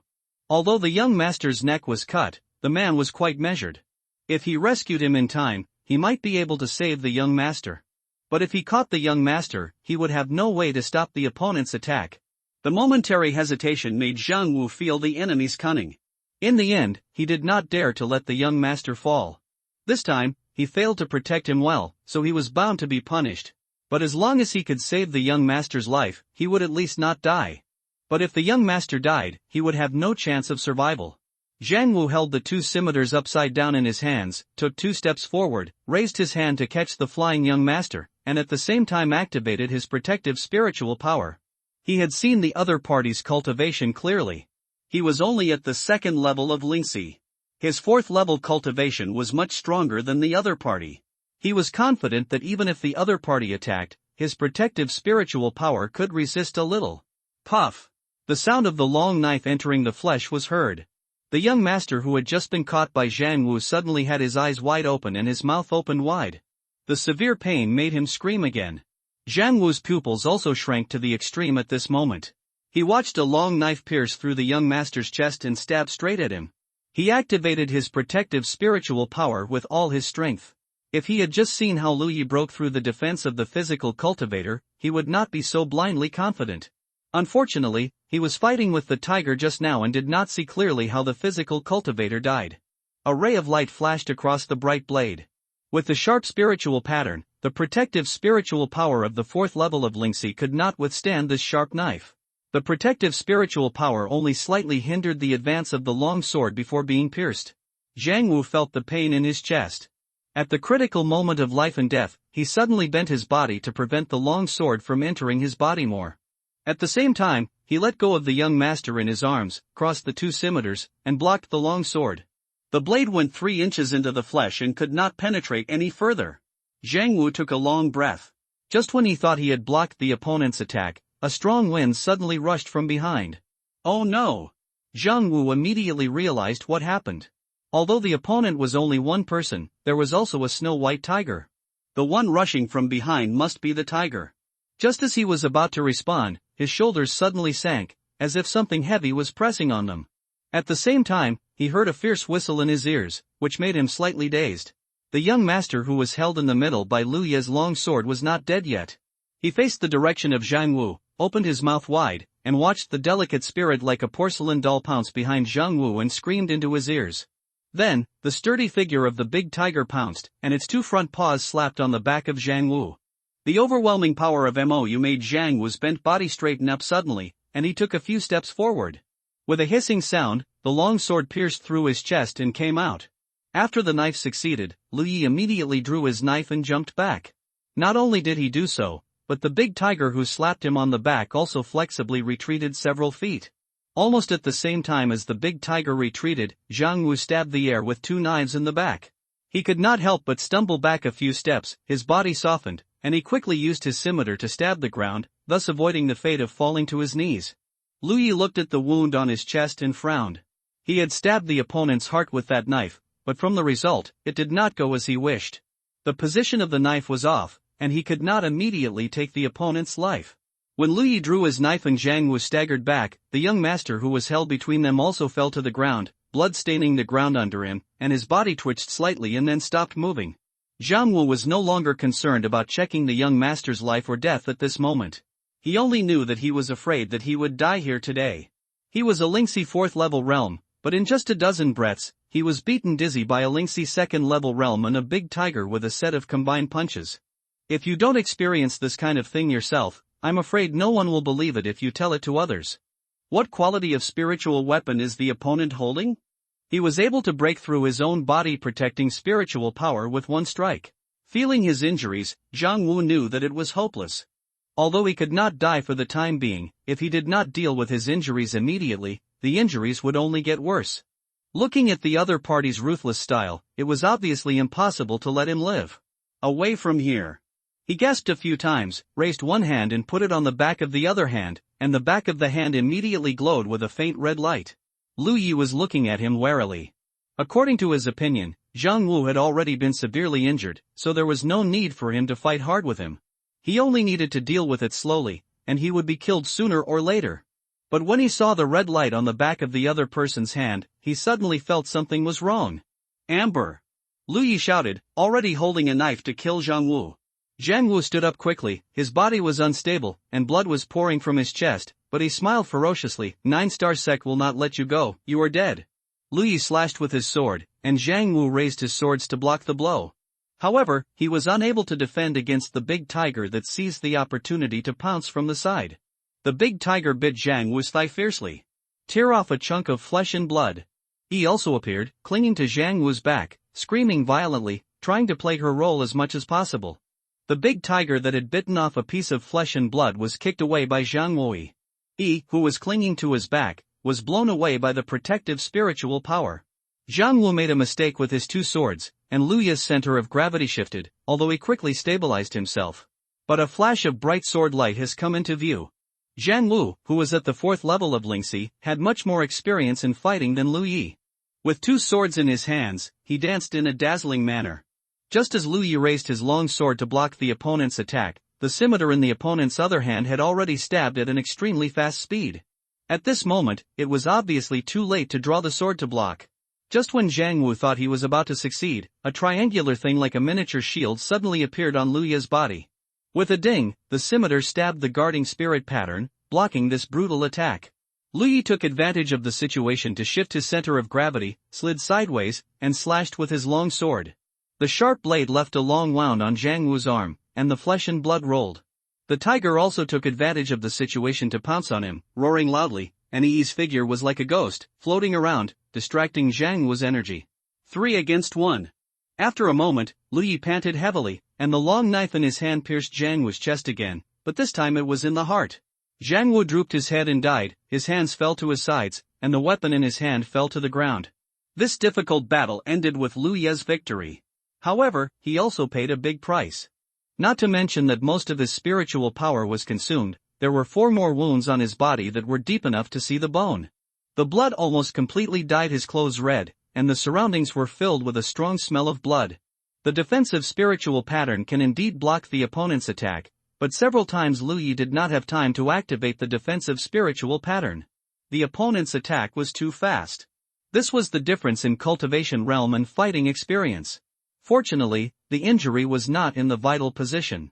Fighting against a 4th level realm with a 2nd level Lingxi realm, he still paid such a huge price to take down the opponent after severely injuring the opponent and taking a great advantage. Lu Yi deeply realized his own shortcomings. Not only was he seriously injured, Dahu and Yi were not in good condition either. Dahu's half-body was blood red, and Yi's figure became much dimmer. After hastily cleaning up the battlefield, putting away the storage bags of those people, and not letting go of the young master's Xianling bell, Lu Yi climbed onto the tiger's back and shouted, "Go!" Dahu jumped out and rushed towards Lietian Gorge. Halfway through the journey, Lu Yi's vision began to blur, and his body was almost exhausted. He felt that he should not be able to hold on. He only had time to remind Yi and Dahu, "If you encounter a fork in the road, don't walk around, find a place to hide, and other things will be discussed after I wake up." Before Yi could react, Lu Yi's body tilted and almost fell off the tiger's back. She hurried forward and supported Lu Yi. Just half an hour after Dahu took Lu Yi away, a figure suddenly appeared on the battlefield. The man looked at the traces left on the battlefield, raised his head and shouted, "Found it." Instantly, 2 more figures came from not far away. The 3 looked at the messy battlefield and knew that something was wrong. "What should we do?" "Notify Brother Chao Yi." One of them said this, sighed, and urged his own war mark to send a message. After waiting for a while, a burly figure fell, with a strong spiritual light around him. It looked more powerful than the 5th level of Lingxi that Lu Yi had seen before. "Brother Chao." The 3 saluted. Chao Yi stepped forward and checked the bodies of the 4 fellow disciples, his face gradually gloomy. Judging from what was left on the battlefield, junior brother Sun had his neck cut off and bled to death in a short time, while junior sister Yuan was beheaded. The young master had injuries on his thigh, shoulder blade, neck, and one arm, and the fatal injury was in his chest. As for Zhang Wu, he had more injuries on his body, and it was obvious that he had experienced a great battle, and the fatal injury was also in his heart. Waste! Chao Yi gritted his teeth and cursed. He really couldn't figure out how the young master who was protected by the Xianling bell died. You know, although the Xianling bell is only a low-grade spiritual weapon, its defense is still very strong. When in danger, as long as the Xianling bell is used for protection, even if it encounters the 7th level of Lingxi, it can resist for a while. If it is below the 7th level of Lingxi, don't think about breaking the protection of the Xianling bell in a short time. In the outermost circle of the battlefield, not to mention the 7th level of Lingxi, even the 6th level is hard to find. The cultivators of the 6th and 7th levels of Lingxi are like overlords here. Cultivators of this level usually stay in their own sects and will not go out easily. If he had not received the message from Zhang Wu this time, he would not have come here. With the protection of the Xianling bell and the follower of Zhang Wu, who was at the 4th level, this is why he and Dong Shai let the young master wander outside without worry. What's more, this location is still within the radiation range of the Jiuxing sect's headquarters. The young master was killed on the territory of his own sect. How can he explain this to the sect master? It can be said that the face of the Jiuxing sect was lost overnight. Xiao Yi could almost imagine how angry the old men in the sect would be when this news was passed back to the sect.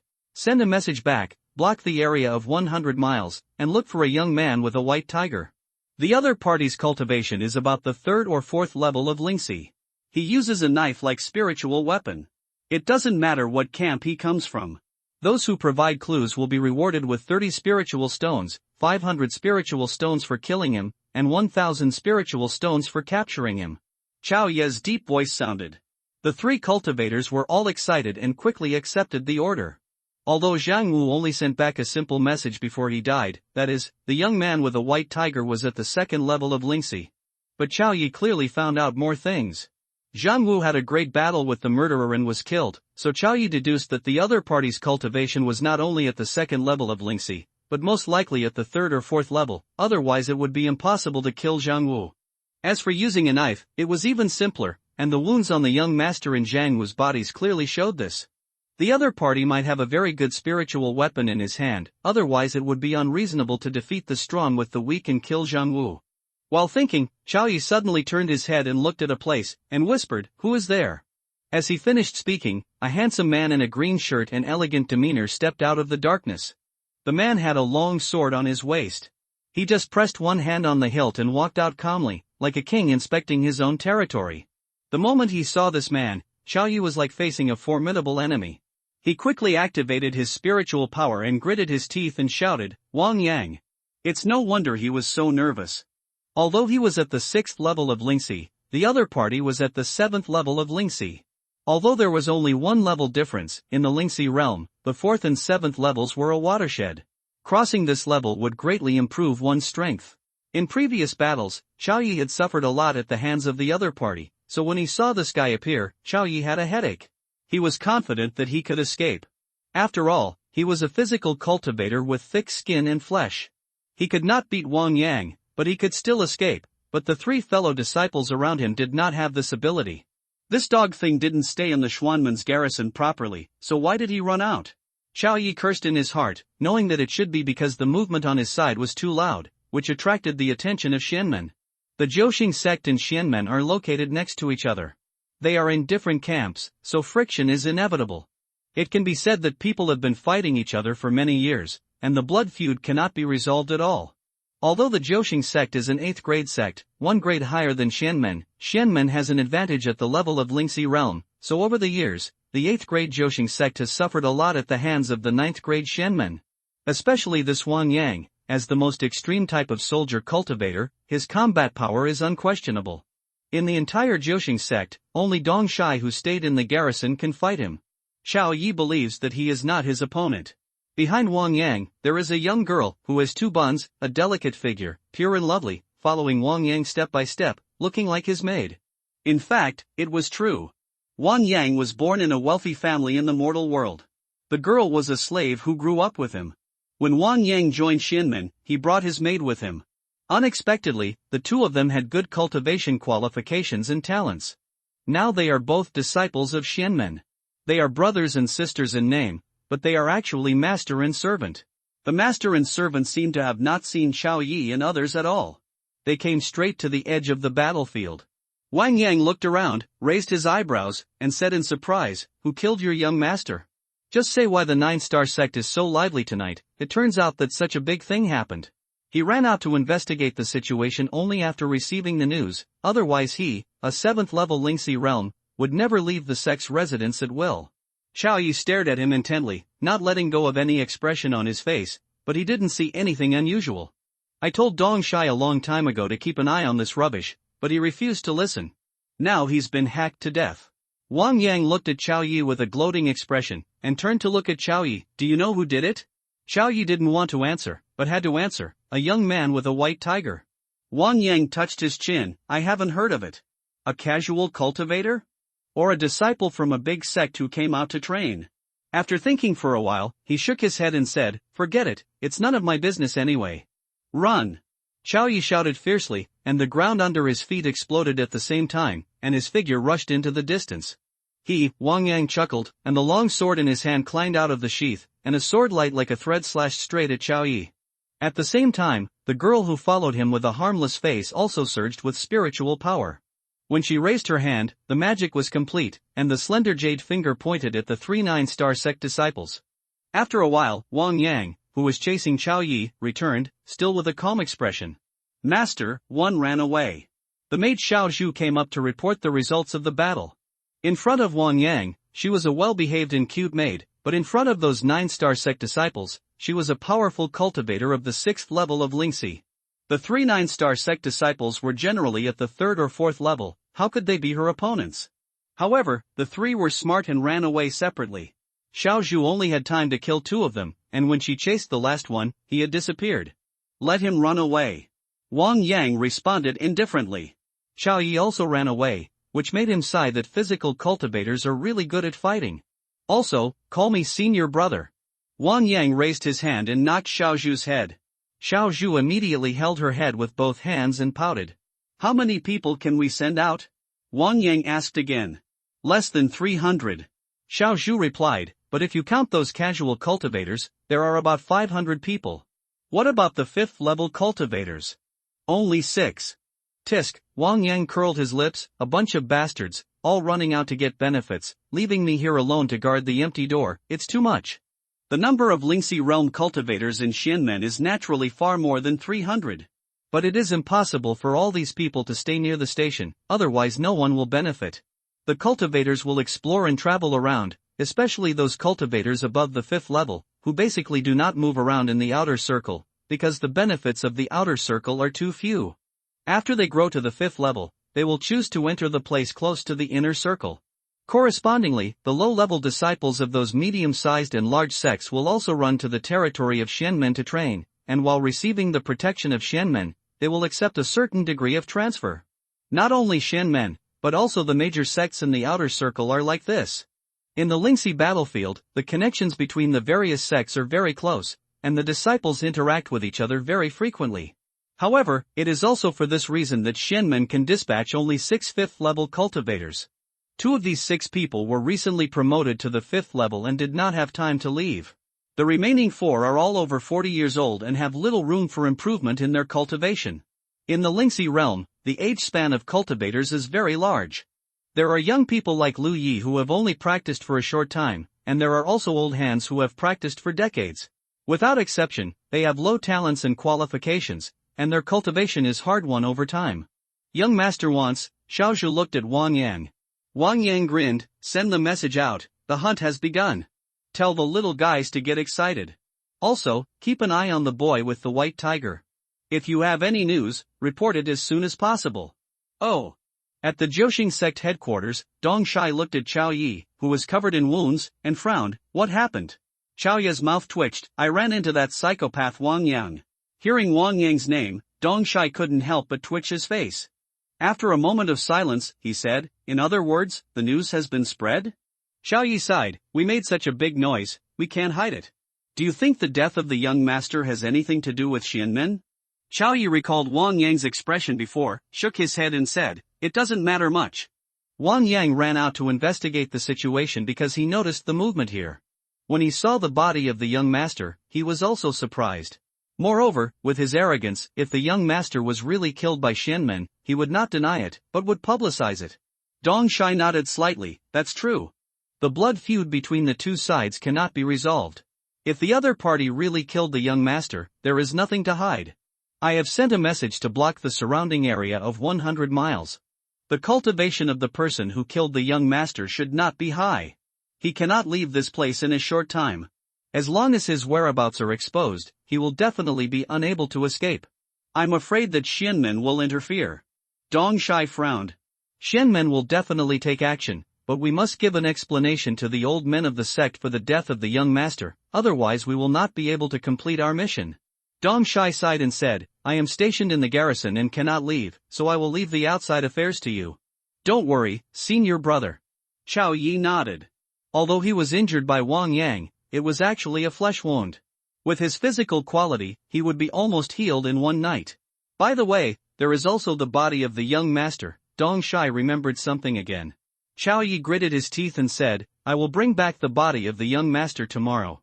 He prayed in his heart that Wang Yang would not take the body of the young master away. With his character, he should not do such a tasteless thing. In the darkness, Lu Yi woke up leisurely and immediately felt the pain in the wound. There was heavy breathing next to him. It was Amber.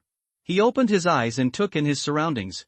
There was a sound of wind whining in the ears in a dark and deep corridor. This corridor was not sealed, but was open at both ends. Realizing this, Lu Yi immediately understood that he should still be in the split sky gorge. He didn't know how long he had been unconscious, but it wouldn't have been too long. Amber didn't take him through the split sky gorge, so it seemed like there was an accident. It is marked on the Sherfin map that Split Sky Gorge is an extremely complex terrain. Entering the Split Sky Gorge, it was just an ordinary canyon at first, with the terrain on both sides getting steeper. But further in, the canyon was separated by solitary peaks, and one road became two. Further back, the 2 roads became 4, and the 4 roads became 8. In the end, there were dozens of roads in the Split Sky Gorge, and these roads were not completely isolated. The bottoms of the mountains that separated them were filled with corridors that ran through both ends. Through these corridors, one could travel between roads. The continuously split routes and the countless corridors connecting these routes have formed an extremely large natural maze deep in the Split Sky Gorge. This is also the reason why Lu Yi would choose to pass through the Split Sky Gorge. With such a complicated terrain, it would be difficult to figure out the direction except for monks who have been hanging around here all year round. And he has a valuable 10-point map in his hand. With the map in his hand, he doesn't have to worry about getting lost. He can pass through the Split Sky Gorge as long as he follows the directions on the map. He just didn't expect that he would encounter some sudden changes outside the Split Sky Gorge, which led to the current situation being a bit unfavorable. The tunnel he was in now should be a tunnel inside a certain mountain peak. In other words, he was in the maze inside the Split Sky Gorge. Sitting up, Lu Yi was a little stunned, because his coat had been taken off and torn into strips, and his wounds were bandaged. Judging from the clumsy technique, it should be Amber. This ability is obvious. Lu Yi, are you awake? Floated over from the side and said in surprise. Amber also raised her head and glanced at him. Lu Yi responded, feeling the injuries on his body. He took 2 healing pills before he fell into coma. Now his injuries are obviously showing signs of improvement, but it will take a few days to recover. Although Zhang Wu severely injured him, the most dangerous injuries on his body were caused by the young master's slash with the spirit talisman. At that time, Lu Yi activated the guardian spirit pattern in time, but judging from the result, that slash was clearly it broke through Yusho's defense and left an inch-deep wound on his heart. You must know that even Zhang Wu's attacks couldn't break through Yusho's defense, but the spiritual talisman broke through. The spiritual talisman sacrificed by the young master at the critical moment was obviously very lethal. If there was no Yusho, just that one blow could take down Lu Yi Xingming. After confirming that his injuries were not serious, but just a little weak, Lu Yi took out a set of clothes from his storage bag and put them on. He also took out a water bag and food, threw a portion to Dahu, and started eating himself. How long have I slept? Lu Yi asked while eating. It's been a day and a night. Sat cross-legged in front of him and whispered back. What happened? There are many people around, probably looking for us. We almost exposed our whereabouts several times, and now we are lost. Lu Yi nodded. This was expected. At that time, after he used the young master to severely injure Zhang Wu, he originally did not intend to fight him head-on. With such injuries, as long as time is delayed, Zhang Wu will become weaker and weaker. There is no doubt that when Zhang Wu is exhausted, he will find an opportunity to kill him. Is a better strategy. But when he saw the red light on the back of Zhang Wu's hands, he knew that his original plan would not work. The battlefield marks on the backs of the monks' hands not only recorded some information, but could also be used for communication. Zhang Wu was obviously trying to sway people at that time, so Lu Yi had to fight him quickly. After killing Zhang Wu, he originally planned to cross the Split Sky Gorge as soon as possible. As long as he passed through the Split Sky Gorge, he would be out of the 9-star sect's sphere of influence. By then, the 9-star sect would not be able to do anything to him. But now it seems that the response from the Joshing sect is faster than he expected. A large number of monks have poured into the Split Sky Gorge and are searching for his traces. After all, it was the young master who was killed, so it was reasonable for the 9-star sect to react violently. He is still safe at the moment, but the situation is definitely not good. One person is fighting against a sect, even if the sect is only 8th grade, it is not something Lu Yi can withstand. In the final analysis, he is just a second-level Lingxi person. Xiao Xiao, it has only been 3 months since he entered the Lingxi battlefield and fought hard. He was deep in thought as he ate. Nowadays, it is impossible to rely on one's own ability alone. Xianmen is near Joshing sect. These two forces belong to different camps and are so close. There must be grievances between them. If there is a commotion on the Joshing sect side, Xianmen will most likely not turn a blind eye. If the prediction is good, there may be some actions on the Xianmen side. In this way, Xianmen may be able to help him share some of the pressure. But it was impossible for him to take the initiative to seek cooperation with Xianmen. On the one hand, his identity as a disciple of the Blue Blood sect could not be exposed, and on the other hand, he was not qualified to cooperate with others at the second level of Lingxi. Of course, this is only the most ideal situation. Lu Yi doesn't know whether Xianmen will intervene. I'm sorry. Yi suddenly apologized. She felt that Lu Yi seemed a little angry. Lu Yi looked up at her and said vaguely, "Did you do something wrong?" Yi said, "I will be more careful next time and won't expose my whereabouts easily." When she was trapped in the Shanling Bell, she felt the endless darkness and no light until she heard Lu Yi's voice vaguely, and then she calmed down. To be honest, she was really surprised that Lu Yi could save her, because there were 4 cultivators, and basically all of them had higher cultivation than Lu Yi. In that case, even if Lu Yi left her alone, she would not blame anything. After all, they were just partners, and the cooperation time was not long. They had not established any deep friendship. Lu Yi did not need to put his own safety at risk for her. But Lu Yi still went. It's not her fault. When she was investigating the surrounding environment, she found the 4 Jiuxing sect cultivators. She wanted to sneak in to see the situation, but who knew that they had set up the Shanling Bell in advance and trapped her in it? But in the final analysis, this time it was because she was not careful enough. If she didn't get too close, the Shanling Bell would not be activated. In the end, Lu Yi was seriously injured and unconscious, and Yi blamed herself even more. Swallowing the food in his mouth, Lu Yi looked at Yi and said, "I asked you to check the environment. It's not your fault that you were trapped. I should save you. I was injured because of my poor practice. Don't feel sorry for anyone." Yi looked at Lu Yi with a touching face, and felt that the man in front of her was the best person in the world. Unexpectedly, Lu Yi changed the subject, "But if you can't discipline Amber, then I think it's better for us to go our separate ways." Amber? What's wrong with Amber? Yi was confused.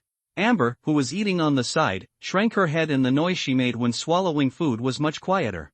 When Yi saw it like this, she knew it must have done something wrong. She pursed her lips and asked Lu Yi, "What did Amber do wrong?" Lu Yi turned his head and glared at Amber, and briefly told her about Amber's rash rush when he went to rescue her before, and then said, "Remember the first of our 3 rules?" Yi sat in front of him obediently, with her back straight, and immediately replied, "Everything is based on you. If we disagree, I will listen to you. You have a good memory." Yi turned her head and whispered, "Amber." Amber whimpered, and his strong body slowly moved in front of Yi, raised his eyes, and looked at her pitifully. Yi raised her hand and slapped Amber on the head. "Lu Yi told you not to be impulsive, why didn't you listen? You can't rush at that time, you have to follow the arrangement. Slap him for every word." Yi also knew that Amber's previous impulse had some bad consequences. Judging from the results, Lu Yi killed the 4 monks and rescued her, but if Amber could be more patient, the situation would definitely be better, and Lu Yi might not have fainted because of this. This time, she was able to escape, all thanks to Lu Yi's decisiveness. If Amber had rushed out at that time, he would have missed the opportunity if he had hesitated a little. Yi remembered this favor in her heart, and in order to teach Amber a lesson, she was merciless and hit Amber's head. "Okay." Lu Yi interrupted her and looked at her seriously, "I don't want this kind of thing to happen again." It wasn't long after the cooperation started, and everyone had to adapt to each other and have a running-in period, but it was enough to experience this kind of thing once. If it happened again, Lu Yi couldn't guarantee that he could get away with it. He didn't want to be killed by his own people one day. "Got it." Yi nodded and looked at Amber again, "Remember?" Amber whimpered softly, which was considered a response. Yi looked at Lu Yi again and said sincerely, "Thank you." This thank you was for Amber and for herself. After all, Lu Yi risked his life to help her escape, and this matter was not over yet. They were trapped in the sky-splitting gorge, and it was unknown whether they could escape. Lu Yi waved his hand and checked his condition. There was no need to worry too much about the injury. He just needed to recuperate for a few days. His spiritual power had been consumed a lot in the previous battle and needed to be replenished. However, what surprised him was that the spiritual barrier of the 26th orifice showed some signs of loosening. He had practiced until the 25th orifice was full, and had not tried to impact the 26th orifice. Now he thought that it should be because the spiritual power surged during the fierce battle with Zhang Wu and impacted the spiritual barrier. This was a good thing, saving him some time to practice. But before that, he had to replenish his spiritual power. In such a dangerous environment, it was very important to have a good condition. He might encounter a fierce battle at any time, and Lu Yi would not have time to recover at that time. However, he was not in a hurry to practice, but winked at Yi. Yi understood and patted Amber's head. The spirit and the tiger immediately separated and went to both sides of the corridor. In this way, with the two of them monitoring the corridor, Lu Yi would not be blocked in the corridor and would have room to advance and retreat when encountering danger. After Yi and Amber left, Lu Yi looked down at the back of his hand again. After activating his spiritual power, the back of his hand was covered with a layer of blue light, which turned into several lines of large characters. Name, Lu Yi. Identity, disciple of the Blue Blood Sect. Cultivation, 25 apertures. Merit, 34. Lu Yi looked at the line of merit numbers in astonishment, and couldn't figure out where the number 34 came from. Last time, he killed the fair-skinned man in Lu Ruyan in Qingyun Mountain and got 8 merit points. This time, he killed 4 people, and the merit became 34. In other words, the 4 people gave him a full 26 merit points. Lu Yi is still unclear about the use of merit. He asked Yi, but Yi didn't seem to know much about it. Her memory was severely impaired. She knew some things, but she didn't know some things. This thing must be useful, but how and where it can work, we have to explore slowly. If you don't understand, you don't bother to think about it. Lu Yi threw a soul-enriching pill into his mouth, refined the pill power, replenished his own consumption, and his spiritual power slowly recovered. Lu Yi had discovered before that the efficiency of recovery and cultivation, as well as the consumption of spiritual pills, are very different. When it comes to simple recovery, the speed is much faster than cultivation, and the consumption will be much smaller. The most intuitive comparison is that Lu Yi has opened 25 orifices now, and the total amount of spiritual pills he spent during the period is nearly 200, which took nearly 3 months. But if he ran out of spiritual power in the battle and wanted to replenish it, it would be impossible to consume 200 spiritual pills, let alone 3 months. If this is true, the price a cultivator needs to pay after a battle is too high. During the practice, the power of the elixir is often depleted, and it takes a lot of effort to polish the spiritual orifice. It is a gradual process from opening a spiritual orifice to fullness, but once the elixir is full, it is much easier to restore it. Time passed, and the elixir was consumed one by one. 2 days later, Lu Yi recovered completely, but there were only more than 20 elixir pills left in his hand. There was no movement from Yi and Amber, and it seemed that their location was safe for the time being. Lu Yi was not in a hurry to leave. He didn't know what was going on outside. Leaving rashly would only make the situation more troublesome. He was only 2 orifices away from the 3rd level of Lingxi. The barrier of the 26 orifices was still loose, and there were enough spiritual pills in his hand, so Lu Yi decided to improve his cultivation by 1 level first. At the 2nd level, he could cooperate with Amber and Yi to kill Zhang Wu. If he reached the 3rd level, his strength would increase, which would be of great help to the current situation. What's more, his injuries had not healed yet, so he could take advantage of these few days to recuperate. Having made up his mind, Lu Yi continued to swallow the spiritual pills and urged his spiritual power to attack the barrier of the 26 orifices. 5 days later, in the corridor in the belly of the mountain, Lu Yi sat cross-legged with a solemn expression. He had opened the 27 orifices the day before yesterday, and spent some spiritual pills to cultivate the 27 orifices to a full state. Today was the time to advance to the 3rd level of Lingxi. With the previous 2 experiences, Lu Yi was very familiar with it this time. The spiritual power started from the 19th orifice and followed the route of the exercise, passing through the 20th orifice, the 21st orifice, and finally the 27th orifice. The spiritual power kept running in these 9 orifices, repeating over and over again, and the speed was getting faster and faster, until a certain moment, it broke through a bottleneck, and Lu Yi, who was sitting cross-legged, was shaken, and the spiritual power around him surged. At the level of Lingxi realm, every time you advance to a higher level, you will have 1 more small Zhoutian circulation system in your body. Lu Yi is now at the 3rd level of Lingxi realm, with 27 orifices opened. With 1 circulation of 9 orifices, there are 3 small Zhoutian circulation systems in your body, and spiritual power flows through them like a stream, gurgling endlessly. What surprised Lu Yi was that after he achieved the 3rd level of Lingxi realm, he clearly felt that these 3 spiritual power circulation systems had some resonance, which did not happen when he achieved the 1st and 2nd levels. This resonance made the speed of spiritual power flowing in his body faster. Now he has also practiced the Jinshan Xiaoyaoju obtained from Manager Yang to perfection. If the 27 orifices opened in his body are connected in a certain order, the pattern formed is like a toad lying on the ground. The name of Jinshan Xiaoyaoju probably comes from this. Every time the spiritual power circulates, it is like the toad's breathing. The three spiritual power circulation systems seem independent, but in fact they can affect each other. In theory, if the cultivation level increases by one level, Lu Ye's strength will also increase by more than 30%, but he feels that his strength has increased by more than 30%, about half.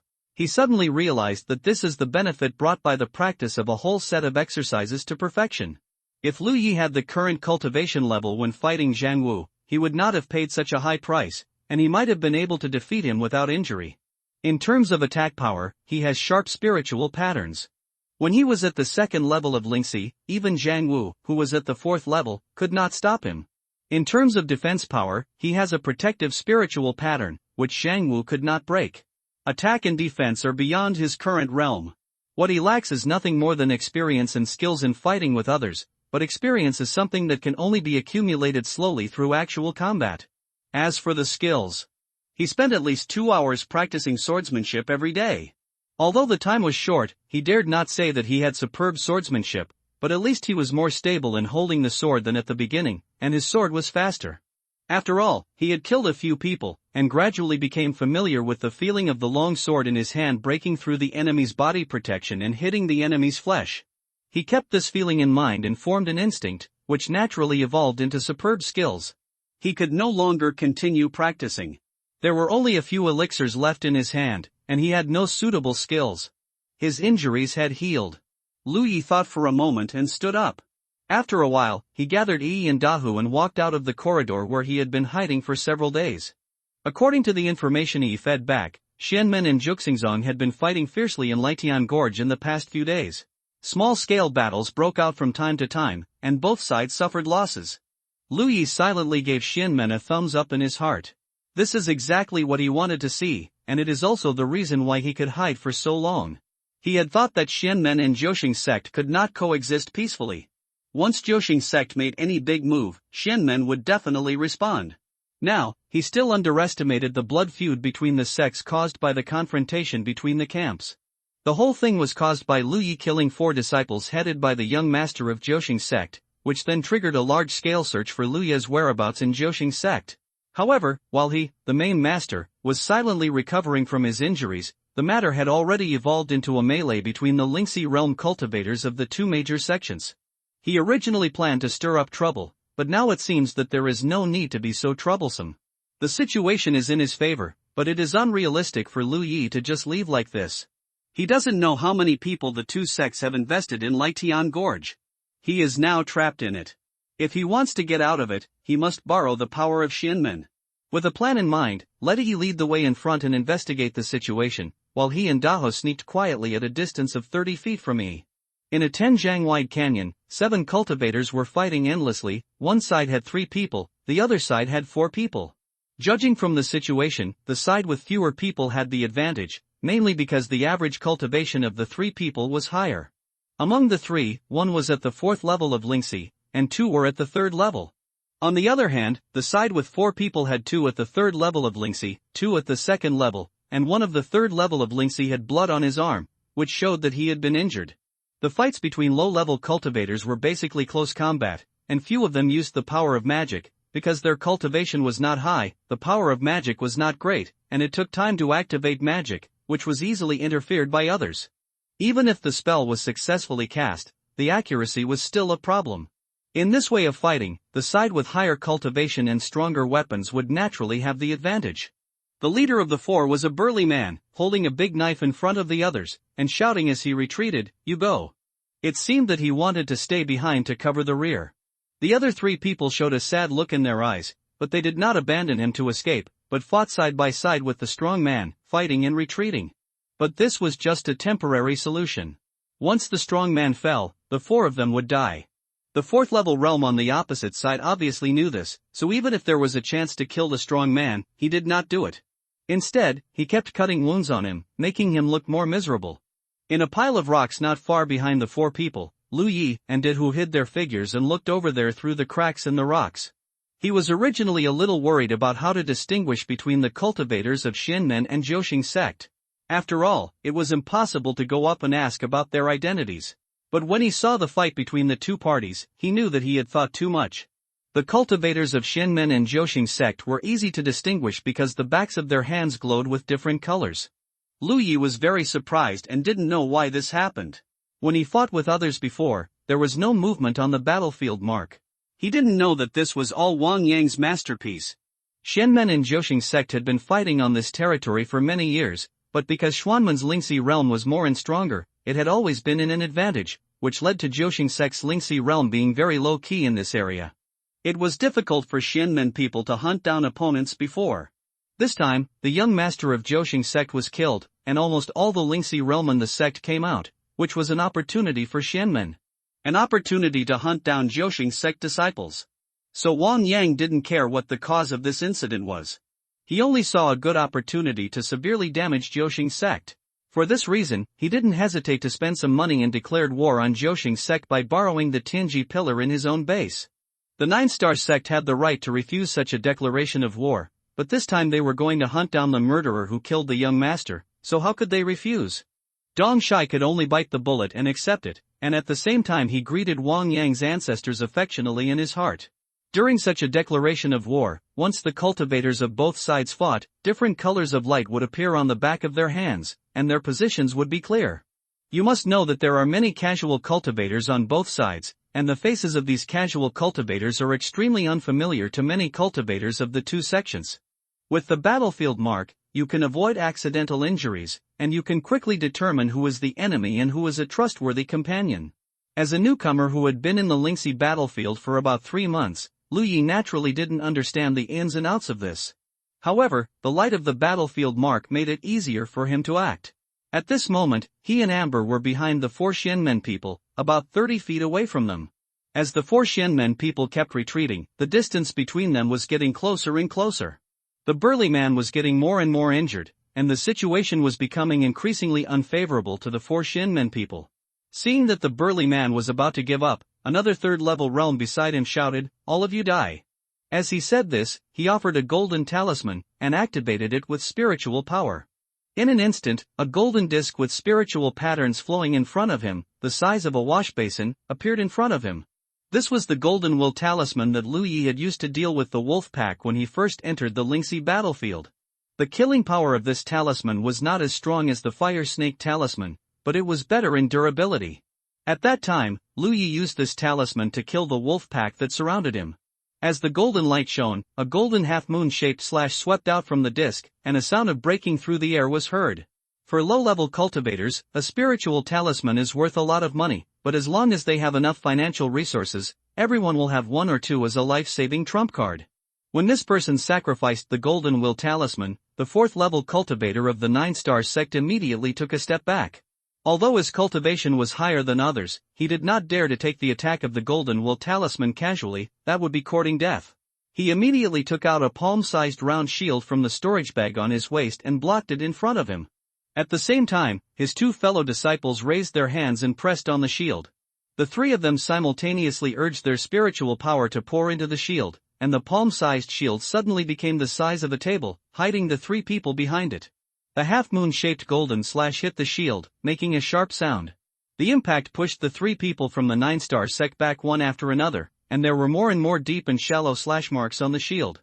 However, the slash of the golden will talisman obviously could not break the protection of the shield. This shield is a defensive spiritual weapon. The 4 people from Shinmen gradually despaired. The golden disc formed by the golden will talisman slowly dissipated. The 4th-level cultivator of the 9-star sect put away the shield and said with a murderous look on his face, "You can't even die now." Although his defensive spiritual weapon blocked the opponent's attack, it was severely damaged. He didn't know how many spiritual stones it would cost to repair it, which made him feel so distressed that he almost bled. He raised the weapon in his hand and was about to step out, but he looked behind the 4 people from the 9-star sect with a look of astonishment. At the same time, the 4 people from the 9-star sect also noticed something strange. Someone was rushing behind them. Before they looked back, a shadow had passed over their heads. The next moment, a white tiger appeared in the field of vision. On the back of the tiger, there was a young man in black clothes. White tiger, young man. Instantly, the 7 cultivators present understood who was coming. Lu Yi put his hand on the hilt of the knife, jumped out from the tiger's back, stared at the 4th-level cultivator, unsheathed the long knife, and slashed at the opponent's neck from top to bottom. The fourth level cultivator reacted quickly. When Lu Yi appeared, he saw Lu Yi's cultivation level, the third level of Lingxi, which was exactly as Brother Chao had guessed. His cultivation level was one level higher than Lu Yi's.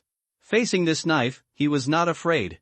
The weapon in his hand was horizontal to his side, blocking this fierce knife. However, because Lu Yi seized the initiative and carried the momentum of the attack, this knife pressed him down. Before he could release the force, Lu Yi was in mid-air and had already returned the knife and stabbed straight.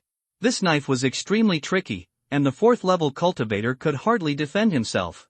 He was also a ruthless person. He immediately activated his protective spiritual power to protect the position where he was about to be hit by the knife, and at the same time, the weapon in his hand slashed towards Lu Yi's neck. Although the third and fourth levels are only one level apart, there is a huge gap in strength, because the fourth level needs to open a lot more spiritual orifices. So this person thought that Lu Yi's knife would at most cause him some minor injuries. His protective spiritual power was not for show, but if Lu Yi was hit by him, his entire head would be chopped off. Thinking of the reward of 1,000 spiritual stones, the fourth level cultivator was excited. With so many spiritual stones, he could completely cultivate to the 6th or even 7th level. With a puff, the long knife pierced through his chest. The severe pain broke the fantasy of the fourth level cultivator. What surprised him even more was that his must-win attack did not hurt Lu Yi at all. At the moment when his weapon slashed Lu Yi's neck, something vaguely flashed and blocked his attack. Lu Yi climbed over him and slashed at the back of his neck again. The sharp blade cut off his neck like tofu, and the protective spiritual power became useless. His head flew up and blood gushed from his neck. Lu Yi rolled to the ground, and a stream of blood spurted out from his waist and abdomen. It was another third-level realm who stabbed him with a sword when he was not prepared. However, the injury was not serious, at most it was a flesh wound. At that time, he had to activate the defensive spiritual pattern to block the fatal blow of the fourth-level realm cultivator, and he was unable to defend against other attacks. He could only rely on the protective spiritual power to resist. Fortunately, his spiritual power was pure enough and the protective effect was not bad. The sudden change in a flash stunned the four people of Xianmen. They thought they were going to die, but who knew that the young man riding a white tiger came out from behind and killed the opponent's fourth-level realm in one encounter. They were surprised, but Lu Yi did not stop. The dust flew under his feet when he landed, and he killed the third-level realm who stabbed him with a sword. The other party was obviously shocked by the death of his senior brother. Facing Lu Yi's oncoming knife, he just instinctively held his sword horizontally to block. However, the long sword broke with a sound. Not every low-level cultivator has a spiritual weapon. Only spiritual weapons can resist the sharp long sword, and ordinary weapons cannot resist it at all. The sharp blade fell from the opponent's nose, broke the opponent's cheek, and pulled a foot-long wound on the chest and abdomen. Blood and internal organs flowed out together. The man screamed, and Lu Yi raised his knife and chopped him to the ground. The second one. The last remaining third-level realm was fighting fiercely with Amber.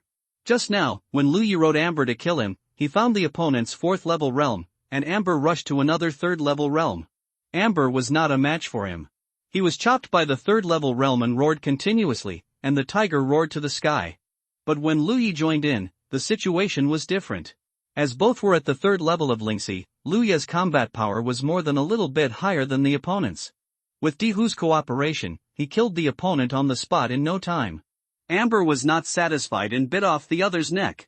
The warm blood sprayed all over its head and face, making it look even more ferocious. The fierce battle subsided, and the three people from Jiuxing's sect were all defeated. The whole battle took only 10 breaths, and the four people from Xianmen who were fast didn't react in time. When the four Xianmen people came back to their senses, Lu Yi had already packed up the spoils, climbed onto the tiger's back, and flew away. Just now, a girl in the group of four stuttered, and even her companions didn't understand what she was going to say. What they saw just now was too shocking for them. Lu Yi, a cultivator of the third level of Lingxi, couldn't hide at all. There were also 2 cultivators of the third level of Lingxi among them, but no one had ever thought that a cultivator of the third level of Lingxi could be so aggressive. In just 10 breaths, he killed 3 opponents that they could hardly compete with, and one of them was at the 4th level of Lingxi. This was considered a cross-level killing of the enemy, which was usually only possible for disciples from large sections. It can be confirmed that if the young man riding the tiger just now wanted to attack them, they would die faster than the 3 people from the 9-star sect. Just as they were distracted, the big tiger that was far away suddenly turned around and rushed towards them again. The burly man of the third level changed his expression, and quickly protected the three junior brothers and sisters behind him, looking ahead vigilantly. After a while, Amber stopped in front of the four people, and Louis sat on the tiger's back, looking down at them, less than 5 feet away from each other. The strong sense of oppression made the chest of the female cultivator in the team rise and fall, and she was a little breathless. "Do you have elixirs?" the young man on the tiger's back suddenly asked. "Ah. Yes." The burly man quickly responded, "Do you want it?" Louis nodded, "I need elixirs." The burly man quickly untied the storage bag on his waist, opened the lock of the bag, thought about it, and whispered to the three junior brothers and sisters, "Give me your elixirs." The three dared not refute, and took out the elixirs from their storage bags and handed them to the burly man in a hurry. The burly man took out his things and transferred them to other people's storage bags. After a while, he threw the storage bag containing the elixir to Louis, who caught it. "Thank you," Louis said, throwing out the spoils he had collected before, and Amber turned around and left again. It was not until Louis's figure disappeared that the four people from Shinmen breathed a sigh of relief. When Louis came back to ask them for the elixir just now, they thought they were going to be robbed. But even so, they could only pinch their noses and accept it. Not to mention that they were not Louis's opponents. No matter what, Louis had saved their lives. Compared with the elixir, their own lives were naturally more important. When the burly man threw the elixir to Louis, he had already thought of the words and was ready to thank him with the elixir as a gift. Who knew that Louis didn't ask for it in vain, and threw the spoils he had just obtained to them again. Looking at the 3 storage bags on the ground, 2 low-grade spiritual weapons, and a tattered small shield, the 4 people from Shinmen were speechless for a while. After a brief calculation, the 4 found that they not only did not lose money, but even made a small profit. They were all a little amused. Bending down to pick up the things on the ground, the burly man pondered for a moment and said decisively, "Return to the base." Almost everyone was injured, and the most important thing was that they had no more elixirs on them, and it was difficult to support the next battle. In the current situation, it was undoubtedly the wisest to return to the base to repair first. Moreover, they were unable to open the storage bags of the 9-star sect monks. They had to return to the base, hand them over, and ask the elders of the sect for help. On the other side, Louis wrote Amber to find a corridor to check the harvest. It was a sudden idea to find someone from Shinmen to exchange elixirs, mainly because he had too many storage bags on him. Before entering the sky-splitting gorge, he had several storage bags on him. After killing the group of people led by the young master of the 9-star sect, he had 4 more storage bags. If he took more, he would have no place to put them. Putting them all in his arms would affect the battle. And these storage bags were locked with prohibitions, so he couldn't open them. Instead of keeping them with him, he might as well exchange these things with the people from Shinmen for some elixirs. The number of elixirs given by the 4 people from Shinmen was not large. Everyone's cultivation was not high, and they were not rich on weekdays. They would consume the elixirs quickly. The 4 people gathered 16 elixirs for Louis, 5 of which were healing elixirs. Louis asked for elixirs at that time, but didn't say what kind of elixirs he wanted. So they took out the soul-enriching elixirs and healing elixirs together. The harvest was okay. Louis felt that his impromptu idea was very good. In this way, he might be able to get a lot of cultivation supplies here in Lightian Gorge. The merit number in the battlefield mark also changed, from 34 to 56, an increase of 22 merit points. The increase in these numbers was simply a mystery to him. The last time he killed the 4 young masters of the 9-star sect, he increased by 26 points. This time, he increased by 22. He didn't know what the standard of increase was. He made up his mind that next time he kills someone, he should pay attention to the changes in numbers, and perhaps he could infer some patterns. He was not seriously injured in this battle, but was stabbed in the waist and abdomen by a sword from a 3rd-level realm. He bandaged it a little and repaired it a little, and then he was on the road again. The spiritual power in his body was sufficient, and he could continue to fight. From time to time, traces of the war can be seen in the canyon. There are dried blood and broken corpses in many places, which shows that the battle between Shinmen and Joshing sect was fierce. Not far away, who was investigating the situation in front, reported that a team of 2 people was coming this way. Louis immediately asked Amber to hide, and he went to meet the 2 people. A moment later, Louis ran into the 2 people head-on, and both of them were alert and looked at each other. Louis's eyes were bright as he judged the other party's cultivation. 2 Lingxi third-level cultivators were not too weak. Moreover, judging from the injuries on the other party, they had obviously experienced a fight. Perhaps there were more than 2 people on the other side. What puzzled Lu Yi was that the battlefield marks on the backs of the 2 people's hands did not emit any light, so he didn't know which camp the 2 people belonged to, and he had no idea where to start. What surprised him was that the other party relaxed immediately after looking at Lu Yi. One of them even smiled and greeted him, saying as he walked, "Doubt you are brave enough. You dare to act here alone?" Lu Yi's mind turned, and he knew that the other party might have mistaken him for one of their own. The hand pressing on the hilt loosened, and said lightly, "They were killed and scattered." The man said, "That Dao Yu is really lucky. If you don't mind, you can act with the 2 of us, and the 3 of us can take care of you." "Of course." Lu Yi nodded, with a posture of silence being golden. The man raised his hand and said, "Although I don't think it's necessary, please verify your identity with us." As he spoke, a red light appeared on the back of his hand. Lu Yi raised his eyebrows and confirmed the look in his eyes. He was someone he could chop. When the gravel under his feet flew, Lu Yi had already killed the 2 men with a knife in his hand, looking at them in astonishment. After a short while, Lu Yi packed up his spoils and left, leaving 2 incomplete corpses on the spot. A Lingxi 4th-level cultivator couldn't withstand 3 blows from Lu Yi, let alone a Lingxi 3rd-level cultivator? Being taken advantage of by Lu Yi, their demise was already certain. This time, Lu Yi paid attention. Every time he killed a person, his merit increased by 3 points, and 2 people would be 6 points. Now his merit has reached 62 points. At night, in a corridor in the belly of the mountain, Lu Yi hid and repaired, while Yi and Daho continued to monitor both ends to prevent anyone from invading without knowing it. That day, he fought 3 battles and had a good harvest. He didn't want any of the spoils, but exchanged them all with the Xianmen people for elixirs. He got more than 20 elixirs, 80% of which were Yunling elixirs. Compared with these spoils of war, Lu Yi felt that the biggest gain was the experience of fighting with others.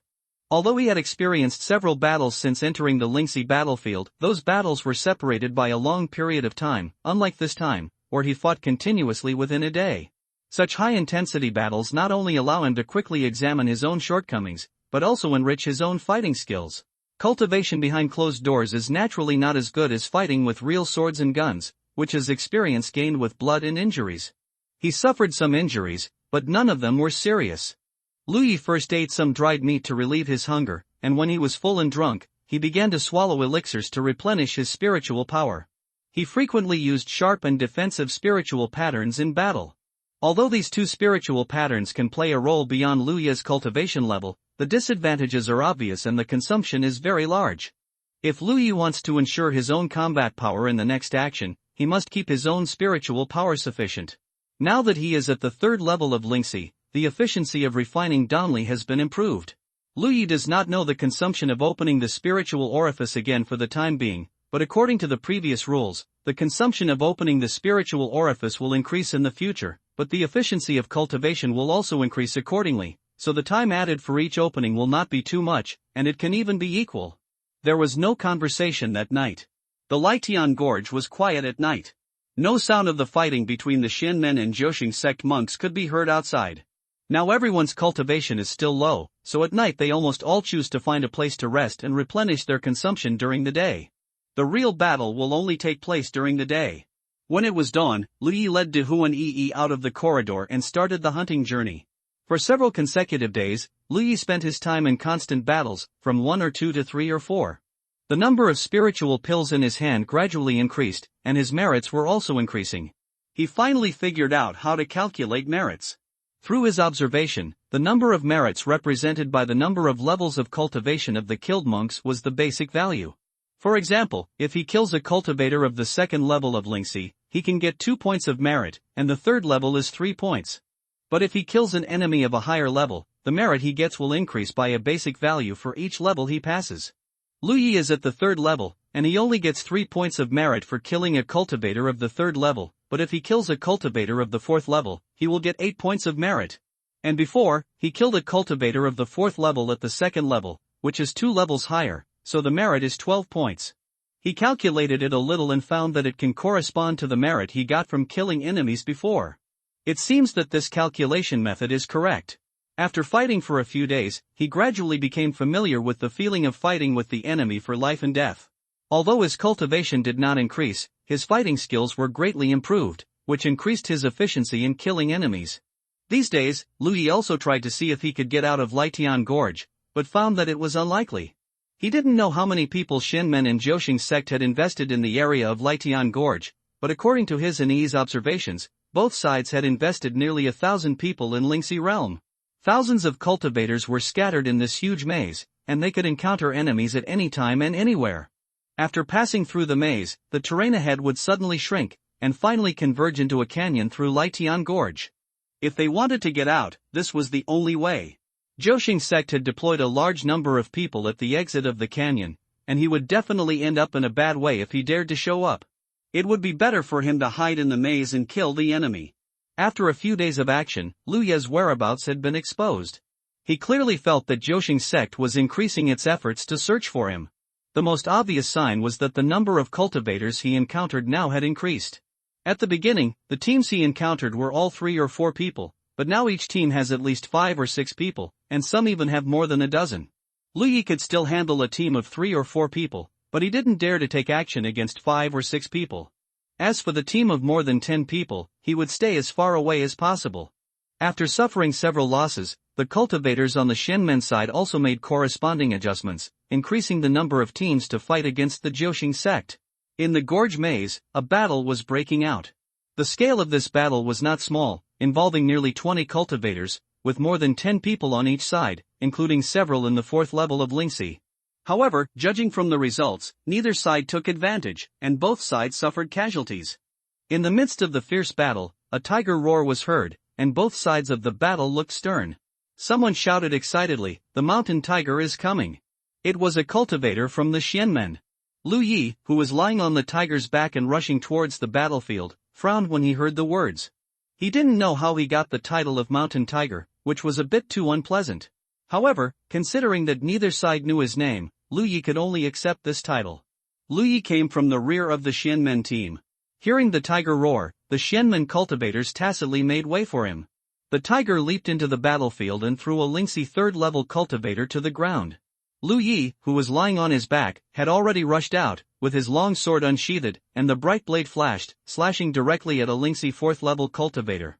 The one fighting with this man was a 4th level cultivator from the Xianmen. This guy had a baby face and looked harmless. Seeing Lu Yi coming at him, he couldn't help but shouting, "Don't steal my head!" He had the upper hand. As long as he was given enough time, he could take down the other party. It's not surprising that he shouted like that. The main reason is that the name of Guoxinhu has been widely spread among the Xianmen monks in recent days. It is said that this guy never takes the spoils after killing people. He just wants the Xianmen people to give him some elixirs. Another point is that this guy is always elusive and likes to steal heads. Sometimes he can save the Xianmen disciples from danger by doing this. Many people are grateful for the life-saving grace. But sometimes, when the Xianmen people are obviously in the upper hand, he will come out and attack them, and end up stealing the merits that others have obtained. The Xianmen monks love and hate this man. When Lu Yi rushed out, the baby-faced monk who was shouting became anxious and his attack became more fierce. The man who fought with him was not a match to begin with, and now he was attacked by Lu Yi, and his situation was immediately critical. Although the name of the mountain tiger came from the Xianmen, the monks of the 9 Stars sect were also familiar with it. It can be said that this was the reputation that Lu Yi had earned in the past few days. Reputation is a very strange thing. Facing an ordinary 3rd level cultivator, any 4th level cultivator would not feel too much pressure, but if this 3rd level cultivator killed several 4th level cultivators and made a name for himself, the situation would be different. The 4th level cultivator of the 9 Stars sect was under great pressure at this moment. He was fighting 1 against 2, and was unable to fight back. In just 3 breaths, he was suppressed by Lu Yi and the baby-faced monk and almost had no power to fight back.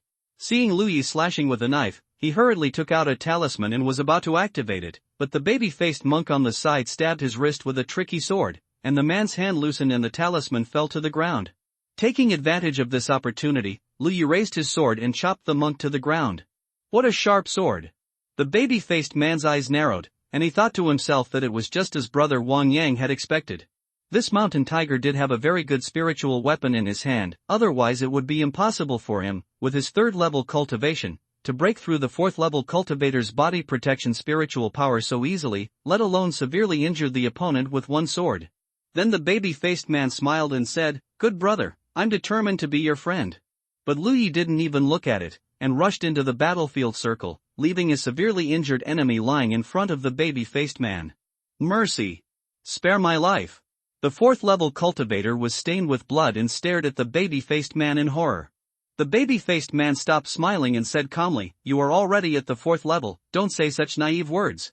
The long sword in his hand pierced into the opponent's chest, and the man suddenly straightened up. A little red light overflowed from the back of the dead 4th level's hand and floated into the back of the baby-faced man's hand. The baby-faced man smiled again, raised his sword and rushed towards Lu Yi, shouting, "Good brother, I'll help you." After an incense stick, the battle subsided. The Jiuxing sect's cultivators were completely wiped out. It was not that they didn't want to escape, but that they had no chance to escape. In such a battle in a gorge, once they were defeated, there was basically no way to survive. Running away with your back to the enemy would only lead to faster death. The Shinmen side also suffered losses, with 3 deaths and the rest were basically injured, but overall, it was a hearty victory. The living people were not too sad, but happy instead. This was the norm on the Lingxi battlefield. Countless Lingxi realm cultivators fought each other on the battlefield, and death was commonplace. In this battle, only 2 people died under Lu Ye's knife, but at least 4 or 5 people were injured by him. After the battle, no one from Xianmen collected the spoils, and they just looked at Lu Yi quietly. It was not that they did not want the spoils, but Lu Ye's style of doing things in the past few days made them form a tacit understanding. All the spoils belonged to Xianmen, and accordingly, the Xianmen monks gave Lu Yi some elixirs as compensation. The baby-faced man was the leader of this group of people. He stepped forward and clasped his fists and said, "What's your name, junior brother?" 5 feet in front of him, Lu Yi was applying healing pill powder to the wound. It was the first time for him to experience such a large-scale melee. The number of people involved in the previous battles was not large, and the largest battle involved less than 10 monks. This time there were 20 people. He found that this scale of melee was very dangerous for any monk.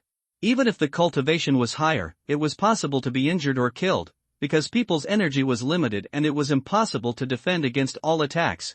There were several wounds on his body, all of which were left by the 9-star sect monks' counterattack before their death. Hearing the question from the baby-faced man, Lu Yi paused for a moment. Before he came in, the headmaster told him not to reveal his identity as a disciple of the Bishu sect, and the name Lu Yi was obviously not allowed to be used. Many sects knew that he was accepted by the Bishu sect. He didn't want the name of Guoxinhu. Yay! Lu Yi really made a choice. It turns out to be junior brother Ye. The baby-faced man smiled and bowed again. "I am Chu Tian from Xianmen." Lu Yi bowed, with a dull look, and a posture of not allowing strangers to enter. "It's like this," Chu Tian slightly sorted out his words. "Senior brother Wang Yang sent a message a few days ago, saying that if there is a chance, he would like to invite junior brother Ye to visit Xianmen. I wonder what junior brother thinks." "Wang Yang?" Lu Yi frowned. Chu Tian said with a smile, "It's a senior brother who is in charge of my sect's residence." Lu Yi was not surprised that the other party invited him to visit Xianmen. He had saved many Xianmen monks these days, and his practice of exchanging elixirs with them also made many Xianmen monks earn money. It was reasonable for the other party to show some expression. Inviting him to visit was obviously a gesture of goodwill.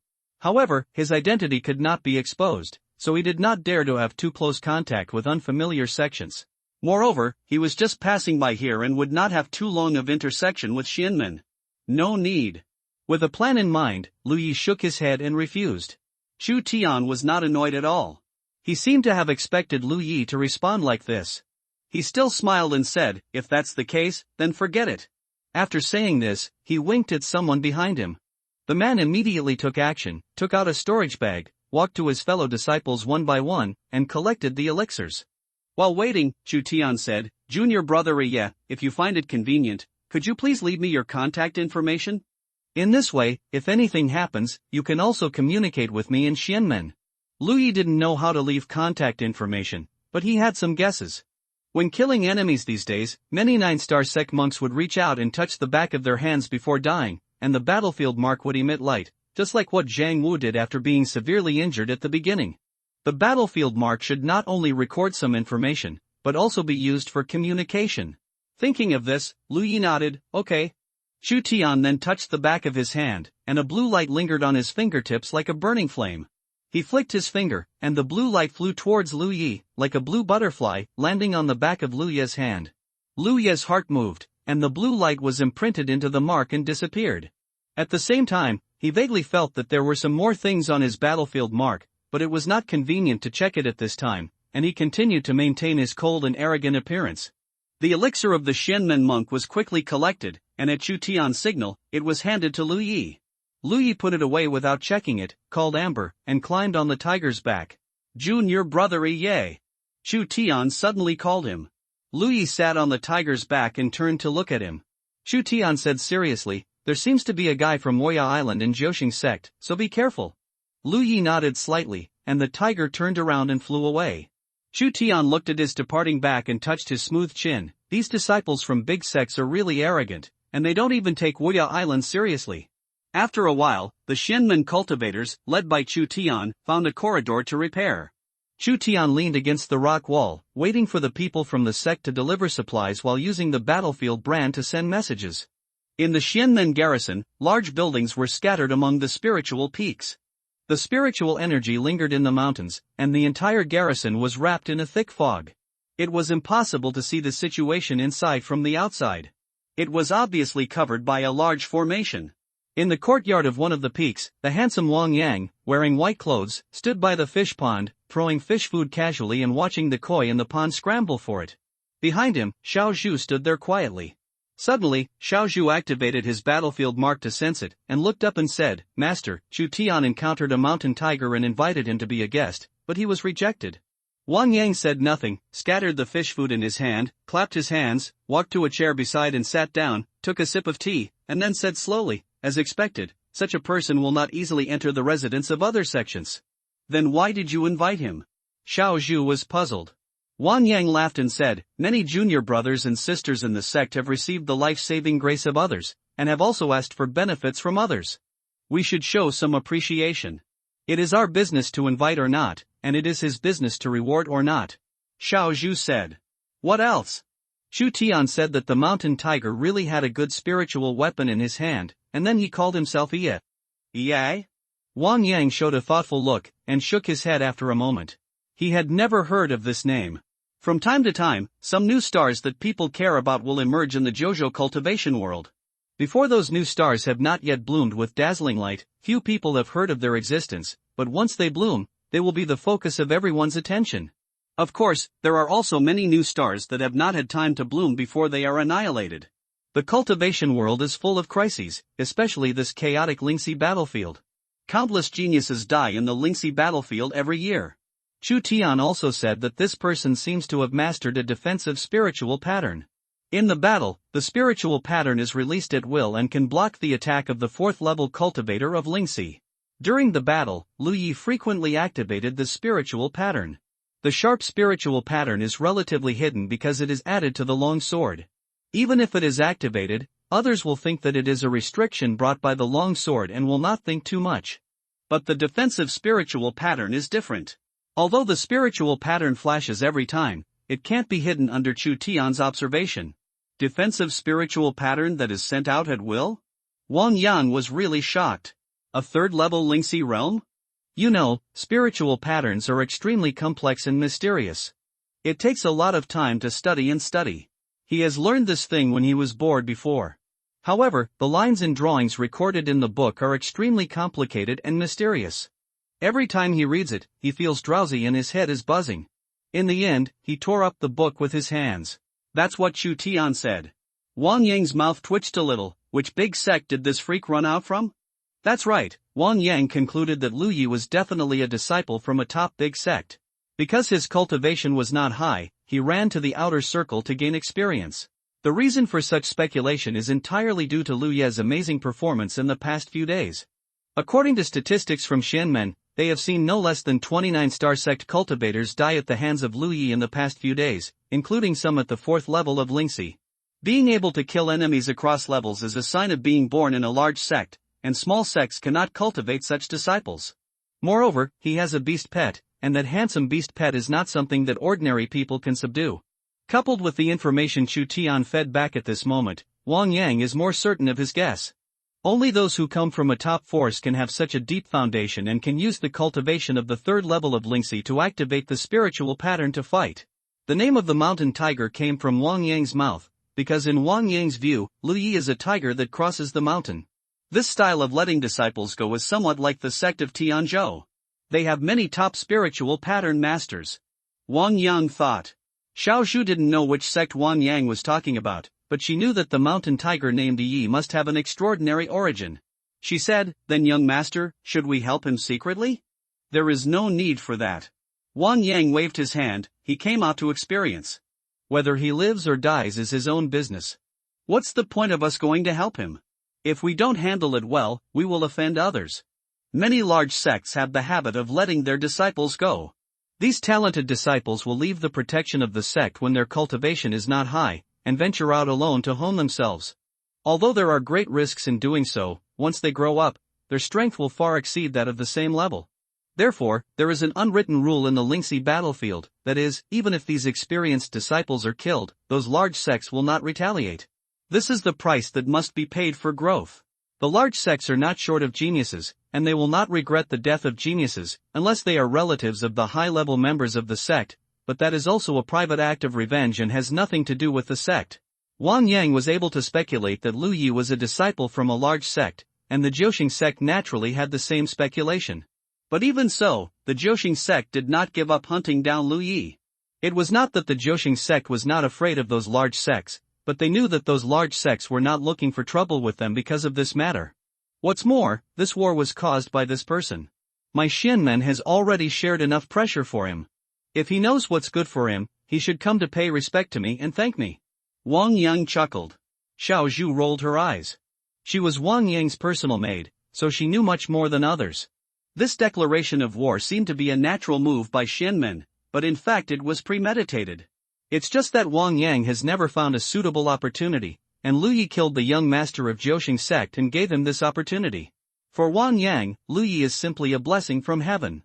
Wang Yang is going to the inner circle of the battlefield, where the cultivation of the 7th level is nothing, and it is very likely to encounter a life and death crisis. So before he leaves, he has to find a way to hit Jiuxing sect hard, so that even if he has an accident, the situation here can be stable for a while until someone can replace him. What are the casualties? Wang Yang asked again. 30 people died, but 70% of them were those casual cultivators. Xiao Zhu replied. Wang Yang nodded. This result satisfied him. He ordered, increase the efforts and end this declaration of war as soon as possible. Only by ending this declaration of war as soon as possible can the plan begin. As for the casualties, the 9-star sect is also counting them. Xiao Yi looked at Dong Shai with a worried look on his face. Brother, our casualties are a bit heavy. Nearly 60 people have been killed since the start of the war. Dong Shai was shocked. Why are there so many? Even if the 9-star sect is not a match for the Shinmen, there would not be such a big loss in a few days. Xiao Yi said, it's all the work of that mountain tiger. He always suddenly kills when the two sides fight, and many disciples die because of him. This bastard. Dong Shai was furious, his face gloomy for a while. Where are the 5-level realms in the sect? They are all targeted by the other side. Xiao Yi was a little helpless. There are only a few 5-level realms that the two sects can dispatch now. Everyone knows each other's details, so it is easy to be targeted.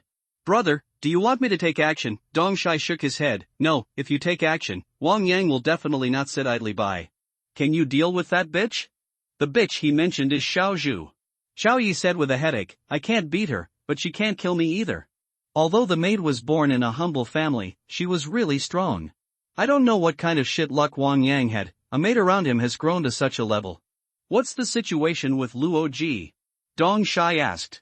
Speaking of Luo Ji, Xiao Yi's head hurt even more. That guy didn't take this declaration of war seriously at all. I don't know where he ran to.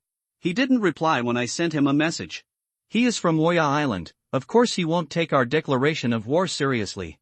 Dong Shai's face was cloudy for a while, and he gritted his teeth. Doesn't he want the purple clothes? Tell him that as long as he brings the head of the mountain tiger, I will give him the purple clothes. Brother! Xiao Yi looked at Dong Shai in shock. Go!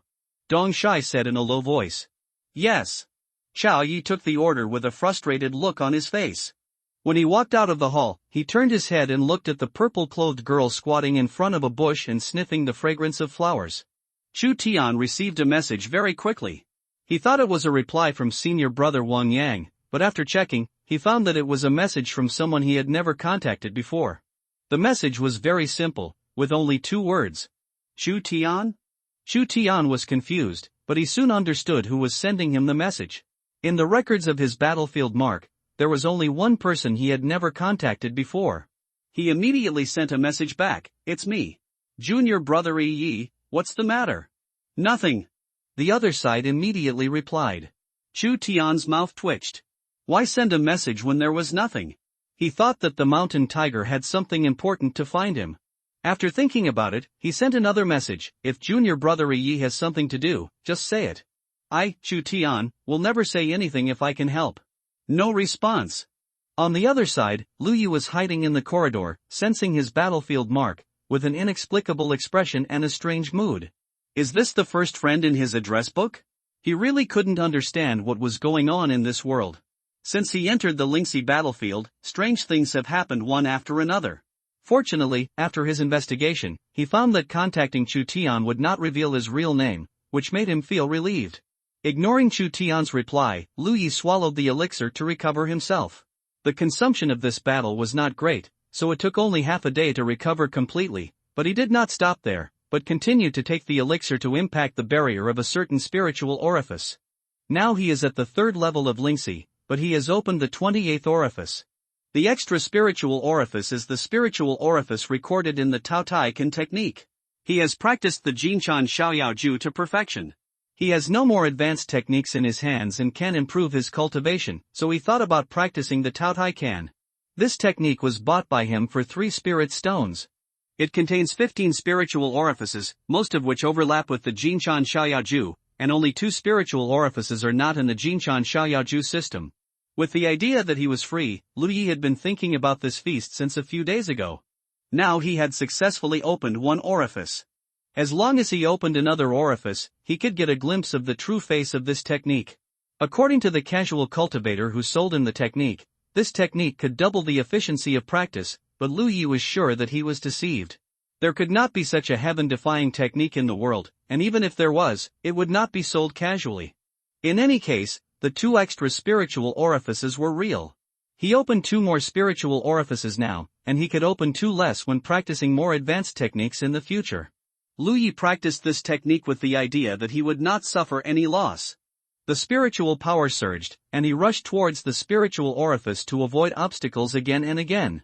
Compared with the beginning of practice, it was much easier to attack the spiritual orifice barrier now, because he had enough spiritual power in his body. During the impact, the barrier of the spiritual orifice continued to loosen, and there was also a sour feeling coming from the spiritual orifice. After only about an hour, Lu Yi felt that the barrier of the spiritual orifice was shattered. The 29th orifice opened. The next thing was simple. If you want to practice a set of exercises, you must let your spiritual power flow along the route of the exercise. However, because the 15 spiritual orifices of the Tao Tai can overlap with the Golden Cicada Xiaoyao Ju to a large extent, if he wants to practice the Tao Tai Kan, he must first interrupt the operation of the Golden Cicada Xiaoyao Ju. The 3rd small Zhoutian does not need to be interrupted because the 9 spiritual orifices are not in the Tao Tai Kan's route. Lu Yi had never done this before, but after a brief attempt, he found that it was actually a very simple thing. The small Zhoutian circulation system was originally generated by the rapid flow of spiritual power in the 9 spiritual orifices. As long as the rapidly flowing spiritual power was stabilized, the flowing spiritual power would return to the spiritual orifices. Lu Yi tried to let the spiritual power flow again, and in just a short moment, it returned to its original state. Now he had a plan in mind, and he was much more confident and bold. He calmed the flow of spiritual power in the first 2 small Zhoutian systems in his body again. After all the spiritual power was returned to the spiritual orifices, he began to follow the Tao Tai Kan's route of practice, allowing the spiritual power to flow through the 15 spiritual orifices in turn. 1 cycle, 2 cycles.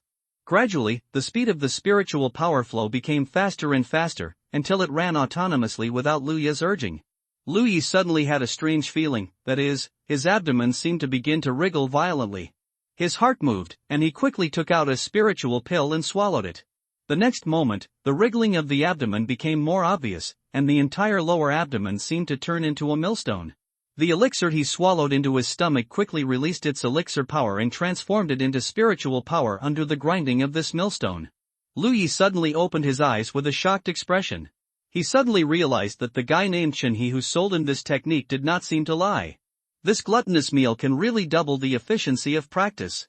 The speed of the pill power dissolving is much faster than before, so his efficiency in refining the elixir can naturally be improved. Chen He did not lie, no wonder he dared to swear the secret oath in front of him. However, Lu Yi soon figured out why this technique was sold everywhere. The gluttonous meal can double the efficiency of cultivation. At first glance, it sounds extremely against the sky, but in fact, cultivators who take elixir to cultivate will accumulate elixir poison. Once the elixir poison accumulates, the spiritual power in the body will become unclear. The more elixir they refine, the more obvious the situation will be. Therefore, after a period of cultivation, cultivators will stop taking elixir and instead find ways to dissolve the elixir poison. In other words, under normal circumstances, it doesn't matter whether the efficiency of cultivators refining elixir is fast or slow. Slowing down even has its benefits. But Lu Yi is different. He has a talent tree to burn the elixir poison. The elixir will only turn into spiritual power when it enters his stomach. It is purer than the ordinary cultivators who have been tempered for thousands of times. Therefore, the effect of the gluttonous meal on improving the efficiency of cultivation is real for him. The combination of the talent tree and the gluttonous meal is simply a perfect match. Realizing this, Lu Yi was inevitably a little excited. In this way, he would undoubtedly save a lot of time in the future. However, this also means that he is destined to go further and further on the road of taking drugs to practice. The power of a spiritual pill was quickly consumed, and Lu Yi's spiritual power gradually became full. Perhaps because of the practice, his stomach began to gurgle. Lu Yi immediately took out the food from the storage bag and ate it in big mouthfuls. Then he found an interesting thing: his ability to digest food has also become stronger. The 15 spiritual orifices of the gluttonous meal are all distributed near the stomach. When the skills are running, the whole stomach wriggles violently, like a millstone. Under the powerful grinding force, it can not only quickly refine the pill power, but also digest food. After Lu Yi's investigation, he found that the reason why the gluttonous meal was so effective was not simple digestion, but more absorption. It was useless to digest without absorption. Only by absorption could the efficiency of cultivation be truly improved. In his perception, Lu Yi found that if the 15 spiritual orifices were connected according to a certain rule, a pattern that looked familiar to him would be obtained. He thought about it briefly, raised his hand and urged the spiritual power to construct a spiritual pattern. It was the third spiritual pattern he got, the gathering spirit. As soon as the gathering spirit pattern in his hand appeared, an invisible pulling force was generated, and the surrounding spiritual energy began to flow towards this side. The gathering spirit pattern is an extremely complex and profound pattern, constructed with spiritual power. The pattern he got by connecting the gluttonous meal according to a certain rule is undoubtedly much simpler, but the two should be from the same source. Is it a coincidence? Or did the cultivator who created the gluttonous meal method borrow the structure of the gathering spirit pattern? The main function of the gathering spiritual pattern is to gather the spiritual energy of heaven and earth. If the power of the elixir is compared to spiritual energy, then the Tao Tai Can is also gathering, but it turns the gathered elixir power into spiritual energy for the cultivator to absorb. Thinking of this, Lu Yi suddenly had a vague idea in his mind, but when he wanted to make this idea clear, he found that he couldn't think of it for a while. He fell into deep thought and let the Tao Tai Can operate. The spiritual energy of the surrounding heaven and earth gathered towards Lu Yi under the guidance of an unknown force, merged into the gathering spiritual pattern on his hand, and then dissipated, repeating over and over again. However, Lu Yi soon discovered that a part of the spiritual energy of heaven and earth flowed into his abdomen, and with the grinding of the Tao Tai Can, it turned into his own spiritual power. This surprised him a little. He has been practicing in the past few days by refining the elixir, supplemented by refining the essence into qi, mainly because the efficiency of swallowing and exhaling the spiritual energy of heaven and earth is too low, and his body is difficult to accept the spiritual energy, as if there is an invisible barrier covering his body, isolating the spiritual energy of heaven and earth from outside. Even the efficiency of practicing with the help of spirit stones is not high. Strictly speaking, spirit stones are the condensation of spiritual energy. It is difficult to accept spiritual energy, and naturally it cannot accept the power of spirit stones. But now he has not practiced, and Tao Taikan has actually gathered some spiritual energy to grind and refine. This also indirectly verifies Liu Ye's previous conjecture that the person who created the Tao Taikan technique must have used the construction of the spirit-gathering spirit pattern, otherwise the two would not have similar properties. Of course, the spiritual energy gathered by Tao Taikan is not much. The real purpose of this technique is to refine the things that enter the stomach. Gathering spiritual energy is just a side effect. Thinking of this, the vague idea in Liu Ye's mind suddenly became clear. Tao Taikan can gather spiritual energy, and the spirit-gathering spirit pattern can also gather spiritual energy. The two come from the same source. The effective Tao Taikan technique is brought about by the operation of 15 spiritual orifices in series, so the focus is on the spiritual orifice. What if he adds the spirit-gathering spirit pattern to the spiritual orifice? What will happen? Liu Yi was shocked by his bold idea. Although he was only a junior cultivator who had practiced for a few months and knew nothing about many common senses in the cultivation world, he also knew the importance of spiritual orifices to cultivators. It can be said that once there is a problem with the spiritual orifice, the cultivator's life will be affected. When he got the soul-gathering spiritual mark, he investigated the characteristics of this spiritual mark and finally came to a rubbish evaluation, because it was difficult for his body to accept external spiritual energy. Even if he activated the soul-gathering spiritual mark, it would not be of much use. But he seemed to have entered a blind spot in thinking. The soul-gathering spiritual mark can not only be added to the hands, but also to other places. For example, in the spiritual orifice. If his idea came true, then the soul-gathering spiritual mark would not be rubbish at all, and it would even become the most useful spiritual mark. The more he thought about it, the more he felt that this idea was feasible. Liu Yi stopped the operation of the Tao Taikan Gongfa and switched to the Jinshan Xiaoyaoju. The cultivators around him did not dare to bless their own spiritual orifices with spiritual patterns. The biggest reason was that the construction of spiritual patterns was complicated. Even the most experienced spiritual pattern masters might fail to construct them.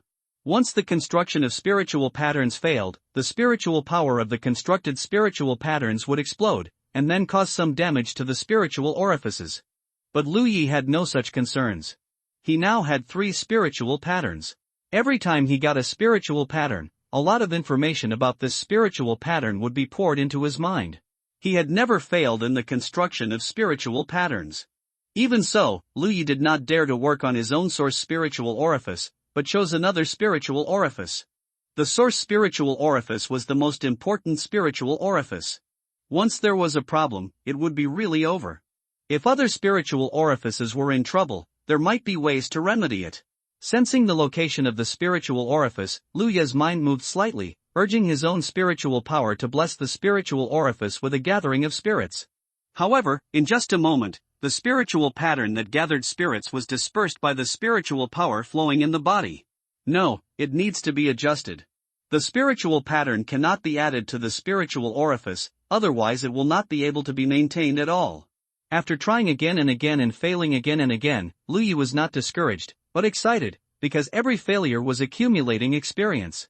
The biggest difficulty in adding the spirit-gathering pattern to the spiritual orifice is the surge of one's own spiritual power. The circulating spiritual power will break the spirit-gathering pattern. So if Liu Yi wants to add the spirit pattern to the spiritual orifice, he must avoid the impact of spiritual power, otherwise he will not succeed. But this will involve another problem, that is, if the constructed spirit pattern is too far away from the spiritual orifice, it will not have much effect. For example, Liu Yi constructed the spirit pattern on his hand, and the spirit pattern played a role in gathering spiritual energy, but his body found it difficult to accept external spiritual energy, so it could not be converted into his own spiritual power. How to make the spirit pattern work while keeping the spirit pattern stable requires finding a balance point. Fortunately, the consumption of constructing a spirit gathering pattern is not high, which Liu Yi discovered when he got this spirit pattern before. 2 hours later, it still did not succeed. Liu Yi tried to change the shape of the spirit pattern. Under normal circumstances, the spirit pattern is a flat shape. It is impossible to change the spirit pattern unless you have a deep understanding of this. Although Liu Yi has not studied the knowledge of spirit patterns, when he gets these spirit patterns, a lot of information about them will flow into his mind, allowing him to understand the mysteries of these spirit patterns. For the 3 spirit patterns that he has mastered now, Lu Yi has the ability to change the shape, but what he lacks is the experience of actual operation. He tried again and again until half a day later, a spirit pattern of gathering spirits took shape, and this time, it was not dispersed by its own flowing spiritual power. Success! Lu Yi showed a happy look and silently sensed that under the effect of the spirit pattern, the spiritual energy of the surrounding heaven and earth gathered and poured into the spiritual orifice, turning into his own spiritual power. At this moment, the spirit pattern of gathering spirits was transformed into the shape of a hole by him, and then blessed on the spiritual orifice. The tip of the funnel poked into the spiritual orifice with the smallest amplitude. In other words, the spiritual energy gathered from the outside world will be directly injected into his spiritual orifice through this small funnel, and will be transformed through the flow of spiritual power without passing through his body. In this way, no matter whether Lu Yi's talent is 1 leaf or 64 leaves, it will not affect the effect of the spirit pattern. I am really smart. Lu Yi couldn't help but give himself a thumbs up in his heart. Although he successfully added the spirit pattern to the spiritual orifice, and also allowed himself to swallow the spiritual energy of heaven and earth, because the spirit pattern was very small, the effect it could play was very limited. This is just one spiritual orifice. Lu Yi has now opened 29 orifices. What would be the effect if all 29 orifices were blessed with the spirit pattern? Lu Yi couldn't help looking forward to it. If this idea could be implemented, then his practice in the future would not be limited to swallowing spiritual pills, he could also swallow and spit out the spiritual energy of heaven and earth. Not only can it save a lot of practice resources, but it can also improve his own practice efficiency. When this idea came out, Lu Yi couldn't help but try it immediately. With the experience of the first success, the second time became much easier. In less than half an hour, Lu Yi blessed his second spiritual orifice with the small funnel spiritual pattern, followed by the third spiritual orifice, the fourth spiritual orifice. Lu Yi gradually became proficient. When he reached the 10th spiritual orifice, Lu Yi could already vaguely feel the effect, and when he reached the 20th, the effect was more obvious. It was already night when Lu Yi blessed all 29 spiritual orifices with the gathering spiritual pattern. At this time, he clearly felt that the spiritual energy of the surrounding heaven and earth was constantly pouring into his spiritual orifices, and with the rush of spiritual power, it was transformed into his own power. The gathering spiritual pattern can last for a long time because it is constantly gathering the spiritual energy of heaven and earth to replenish itself. In principle, as long as Lu Yi does not actively disperse these spiritual patterns, they will last forever. Of course, in reality, this is impossible. At this moment, Lu Yi is in a stable state, so the spiritual pattern can be maintained, but once he fights with others, his own spiritual power will flow and surge, which will easily destroy the spiritual pattern. But in the end, this is a no-cost business. Lu Yi only needs to construct the spiritual pattern at the right time and bless the spiritual orifice, and then he doesn't need to do anything. The spiritual energy of heaven and earth will be gathered and poured into his body, and he can even do other things. Now it depends on how much benefit these spiritual patterns can bring him in a certain period of time. In order to find out this, he calmed down and concentrated his mind, sensing the changes in the spiritual power in his body. 3 hours later, he came to a conclusion that if the spiritual pattern of 29 spiritual orifices can last for a day and a night, the benefits brought to him are almost equivalent to taking a pill of soul-enriching pill. Not much, but not a small amount. You have to know that these are only 29 spiritual orifices, and the total number of spiritual orifices in the body of a cultivator is as many as 360. If Lu Yi can bless and gather spirits in 360 spiritual orifices one day, the benefits will be great. Now he had a lot of soul-enriching pills, the auxiliary skills Tao Tai Can, and the help of the soul-gathering spirit pattern. Lu Yi was eager to find a place to practice in seclusion to the 9th level of Lingxi. However, what made him feel helpless was that he had no suitable skills. The Jinshan Xiaoyao Ju he got from manager Yang could only be practiced to the 3rd level of Lingxi. He originally planned to wait until the next market to go to the Tianji Merchant Alliance to see if he could buy a skill. For this, he sold 4 pieces of UNC ore and saved more than 200 spirit stones along the way. But who would have thought that he would be trapped in the sky-splitting gorge and unable to escape for the time being? This is a bit worrying. After thinking about it, Lu Yi raised his hand and tapped on his battlefield mark, sending a message out. Chu Tian was meditating to recover, and suddenly felt the message coming. He hurriedly checked and found that it was Lu Yi looking for him. Having learned from the previous experience during the day, Chu Tian replied cautiously, "Junior brother Yi, what's the matter? Do you have a Xian level technique?" Sell me one. Chu Tian was puzzled. What do you want the Xian level technique for? In the corridor, Lu Yi looked at Chu Tian's reply speechlessly, thinking that this guy might be an idiot, and replied patiently, practice. Chu Tian looked at Lu Yi's reply and couldn't help scratching his head. After a while, the message was transmitted back to the Xianmen station. Wang Yang looked at Xiao Zhu with a surprised expression. Is the news correct? Xiao Zhu nodded. The news from Chu Tian should be correct. Wang Yang thought seriously for a moment, and couldn't help but sigh. It is indeed the style of those big sections.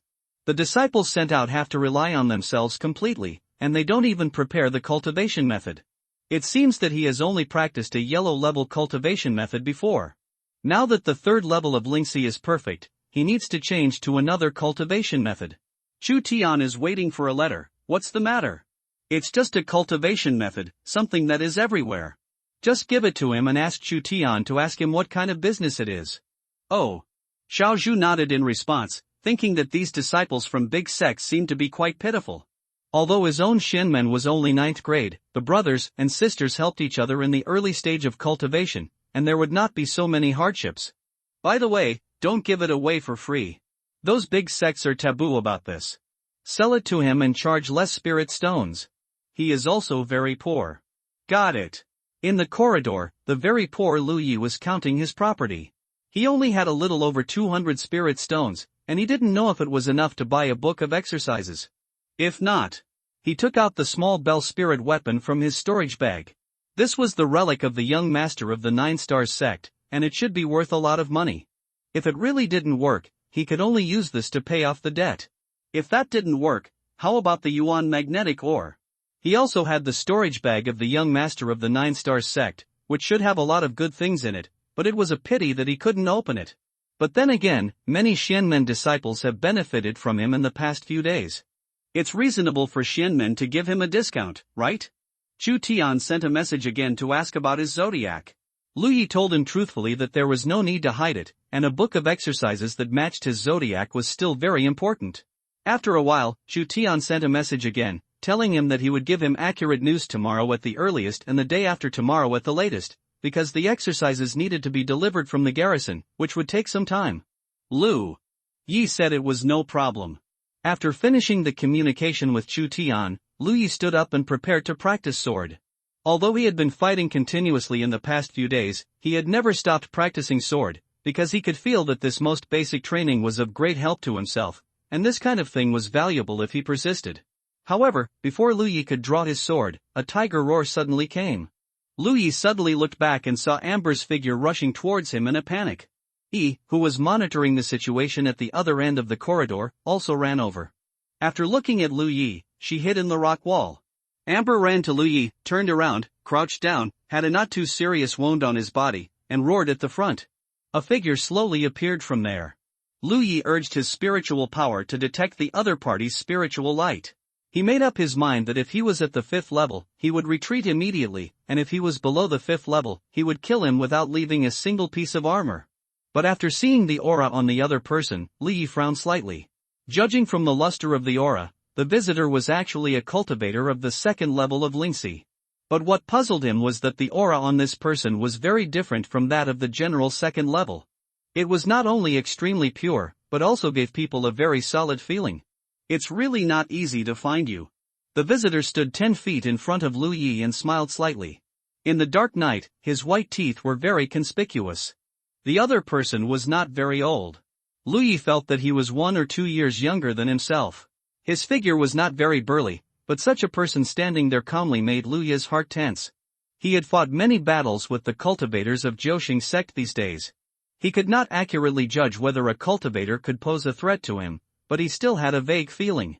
The fact that he could make his heart tense showed that this 2nd level cultivator must have something unique. Mountain Tiger, the man asked, and without waiting for Lu Yi to answer, he introduced himself. Wuya Island, Luoji. Lu Yi immediately remembered that Chu Tian had mentioned this person to him during the day. He didn't ask what Wuya Island was at that time, but from Chu Tian's tone, this should be a very powerful force, and the cultivators from such a force must have extraordinary background. So after the other party introduced himself, Lu Yi stepped on the ground, drew his long sword, and rushed towards the man. Cut it first and talk later. He can kill the 4th level and the 2nd level, So how can the third level be afraid of a second level now?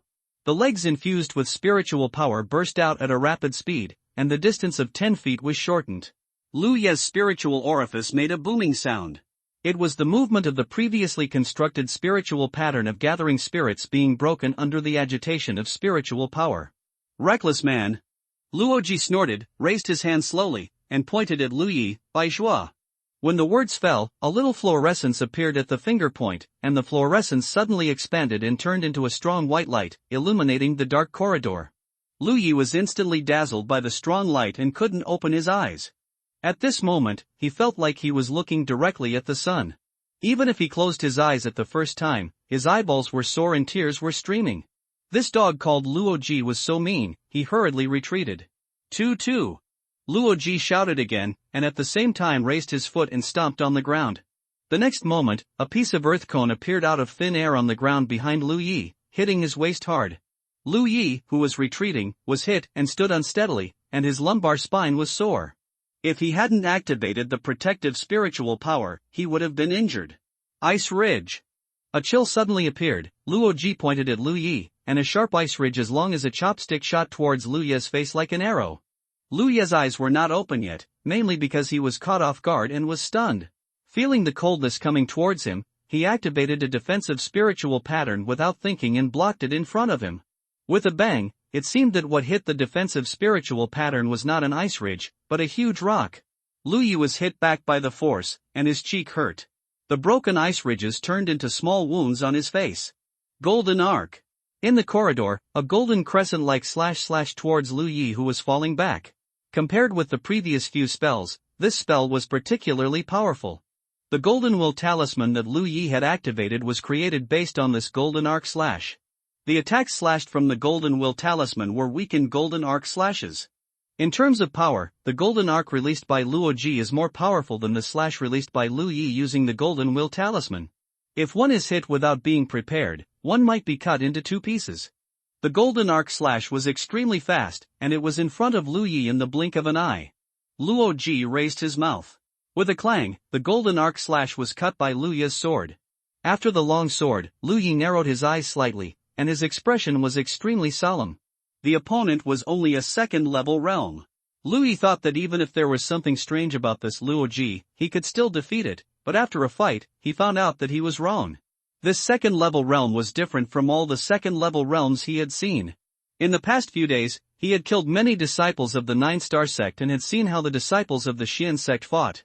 Although some spells were occasionally used, they all took some time to prepare. No cultivator had ever been able to achieve the level of Luoji. The opponent's spells were easy to use, and his attainments in those spells were extremely high. It was obvious that he was taking the path of magic cultivation. What surprised Lu Yi even more was that the spiritual power of this second-level realm seemed to be more concentrated than his own. Before, he could not tell by just looking at the spiritual light, but now that he started fighting, the opponent's spiritual power fluctuations were clearly visible. That was definitely not the spiritual power fluctuations that a second-level cultivator could have, and it was even stronger than the fourth-level cultivator he had killed. Combining everything in front of him, Lu Yi immediately thought of a possibility. This guy, he practiced a heaven-level technique. The skills are divided into heaven, earth, black and yellow. The yellow-level skills can only allow people to practice to the third level of Lingxi, the black level can reach the sixth level, and the earth level can reach the ninth level. There are only 9 levels in Lingxi. Logically speaking, the earth-level skills are enough to allow a Lingxi to practice to the great perfection. In fact, this is not the case. The earth-level skills can only allow a cultivator to open 180 spiritual orifices, while the human body has 360 spiritual orifices. After practicing to 180 spiritual orifices, if you want to open more spiritual orifices, you must switch to heaven-level skills. A Lingxi 9th level cultivator who practices earth-level skills and opens 180 spiritual orifices can open the 181st spiritual orifice after switching to heaven-level skills, but switching skills will cause his original realm to slip several levels. In the classification of heaven-level skills, 180 spiritual orifices are only the level of the 6th level of Lingxi. In short, the number of spiritual orifices opened by a cultivator is not the standard for judging the level of cultivation, but the number of small Zhoutian cycles in the body is. Cultivators who open the same number of spiritual orifices do not necessarily have the same cultivation. In the only teaching and training session, the headmaster had told Lu Yi about the differences between the techniques, so he remembered these things. This Luo Ji seemed to be only a cultivator of the second level of Lingxi, but in fact, he had opened at least 50 spiritual orifices. Because the spiritual power fluctuations when he cast the spell were much stronger than Lu Ye's. For the heavenly level techniques, opening 18 orifices is the first level, and 45 orifices is the second level. After realizing this, Lu Yi immediately understood that this Luo Ji was the most powerful opponent he had ever encountered. You must know that under the earth level techniques, opening 45 orifices is the standard of the fourth level of Lingxi. In other words, Luo Ji, who practiced the heavenly level techniques and only had the second level of cultivation, actually had the cultivation level between the fourth and fifth levels of ordinary cultivators. In addition to his attainments in magic, he would not be inferior even to an ordinary fifth-level cultivator. This is the foundation of a disciple from a top sect. They start to determine their future path at a very young age, and then continue to study and explore on this path, strengthen their bodies, and start practicing when they are of the right age. They will not rush to improve their cultivation, because every time they improve their cultivation, they need to open 2 or 3 times more spiritual orifices than ordinary cultivators. Such people, when their cultivation is not high, can often cross 2 or 3 small levels to fight with others. Even if their cultivation is improved, it is common to kill enemies across levels. Such people, once they grow up, are all overlord-level strongmen. Lu Yi was honored to meet a future overlord. The instantaneous confrontation ended with his complete defeat. When Luo Ji appeared, he rushed up, but the opponent's several magic spells hit him and he was forced back to his original position. For a soldier cultivator like him to fight against a magic cultivator, getting close to the distance is the kingly way, but Luo Ji's body is obviously not so easy to get close to. Which sect are you from, you reckless man? Luo Ji did not pursue the victory because he was sure of victory. It was not that he underestimated Lu Yi, but the environment here was not suitable for a soldier like Lu Yi to perform. Instead, it would make his magic more threatening. In the early stage of cultivation, being able to perform magic can gain a great advantage. The corridor here is narrow, and Lu Yi can't move at all. Lu Yi obviously realized this, and retreating from the exit at the back was the right way, but he didn't plan to do so.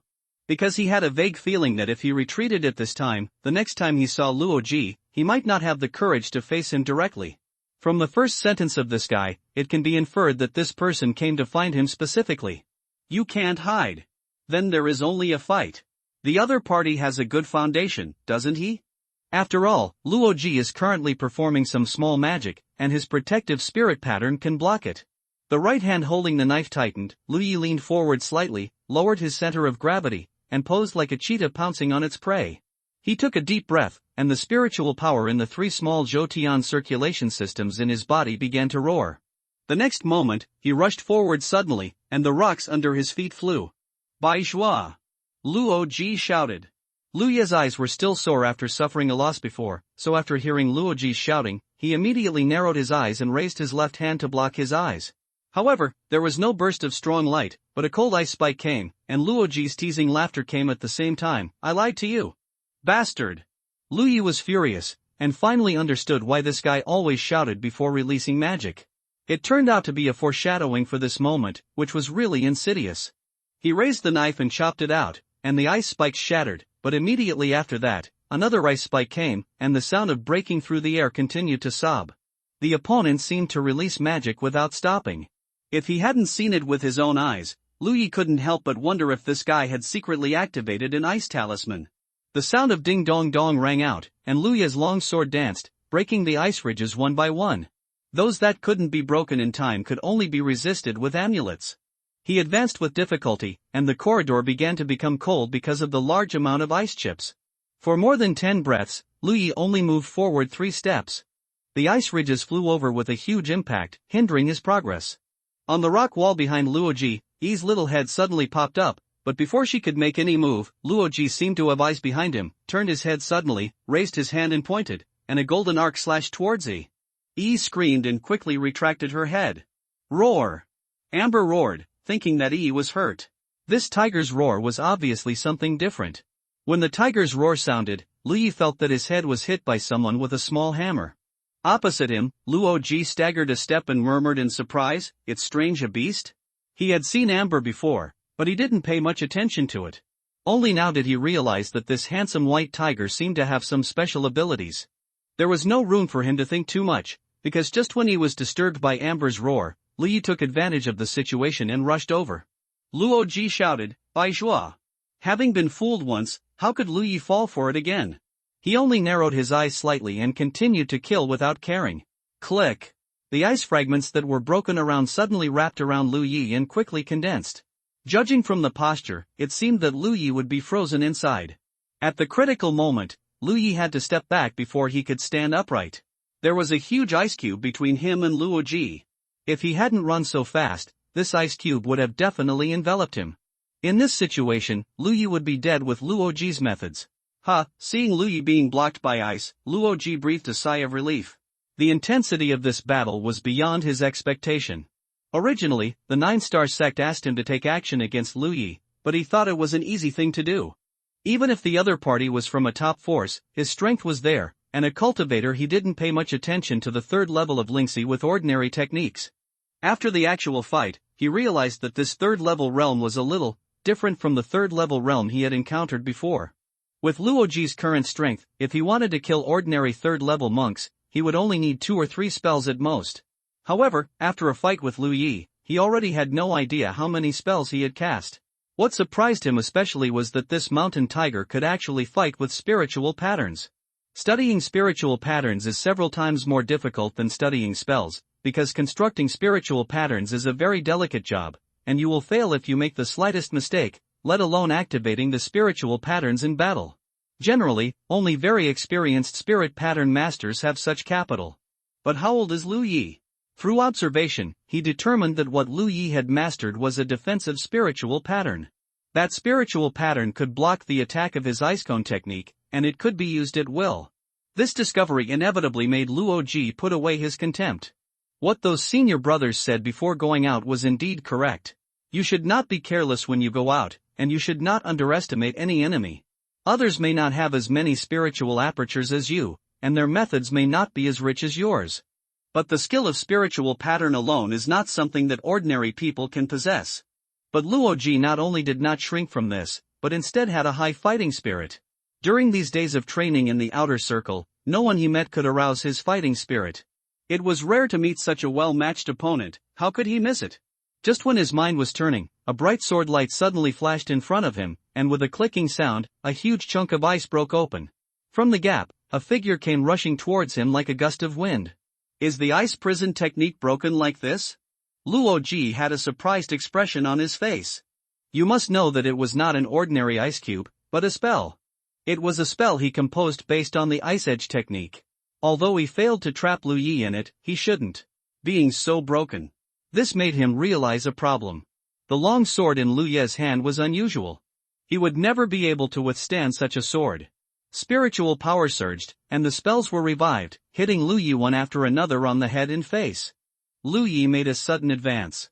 This time, he no longer used his knife to cut away the spells, nor did he dodge them. Instead, he rushed past them. All the spells that came were blocked by him with his guardian spirit pattern. In the dark corridor, light continued to bloom, and the distance between them quickly narrowed. Luo Ji's eyelids twitched and he secretly scolded Lu Yi for being such a brainless and reckless man. But it was undeniable that this reckless man's response made him a little panicked. In the confrontation between military cultivators and FA cultivators, FA Shou's world is dominated by distance, but once they get close, FA cultivators generally have no good end. In just 3 breaths, Lu Yi reached 2 feet in front of Luo Ji. The long knife in his hand flashed with light, and as the body approached, he slashed out with one blow. Luo Ji retreated hastily, but at this moment, Yi appeared from behind him again, her figure quickly solidified, and she raised her hand and slapped Luo Ji on the shoulder. Luo Ji was so frightened that he lost his mind, but he soon realized that this palm was not very lethal, and was easily blocked by his body-protecting spiritual power. Suddenly there was a bright light behind him. The light was so sharp that it seemed like sharp thorns stabbing his back. Yi, who was hit by another palm, immediately screamed in pain and stepped away. But being blocked by her like this, Luo Ji had no way to avoid it. If it were an attack from another third level, Luo Ji would still be confident to block it with his own body-protecting spiritual power, but he had seen the ferocity of Lu Ye's ice prison breaking technique, so how could he dare to rely on it? Fog shield. He shouted, spiritual power surged, and his whole body was immediately wrapped in a layer of foggy spiritual power. Lu Ye slashed with a knife, even the sharp knife failed to break through the fog shield's protection. He felt like he had struck a piece of rubber, and the long knife slashed in, but was stuck inside. Luo Ji retreated, raised his hand and pointed at Lu Yi, gritted his teeth and said, Golden Arc. Now it was Lu Ye's turn to avoid it. The golden half-moon shaped slash hit Lu Ye's chest, but before that, he had activated a guard spirit pattern to protect him. Lu Yi took out his sword again and struck down hard. Bing Long. Wind knife. Thunder halberd. Luo Ji's angry shouts echoed in the corridor, and with his shouts, spells of different attributes were constantly activated, hitting Lu Ye's chest with a bang. He seemed to be full of momentum, but he retreated step by step.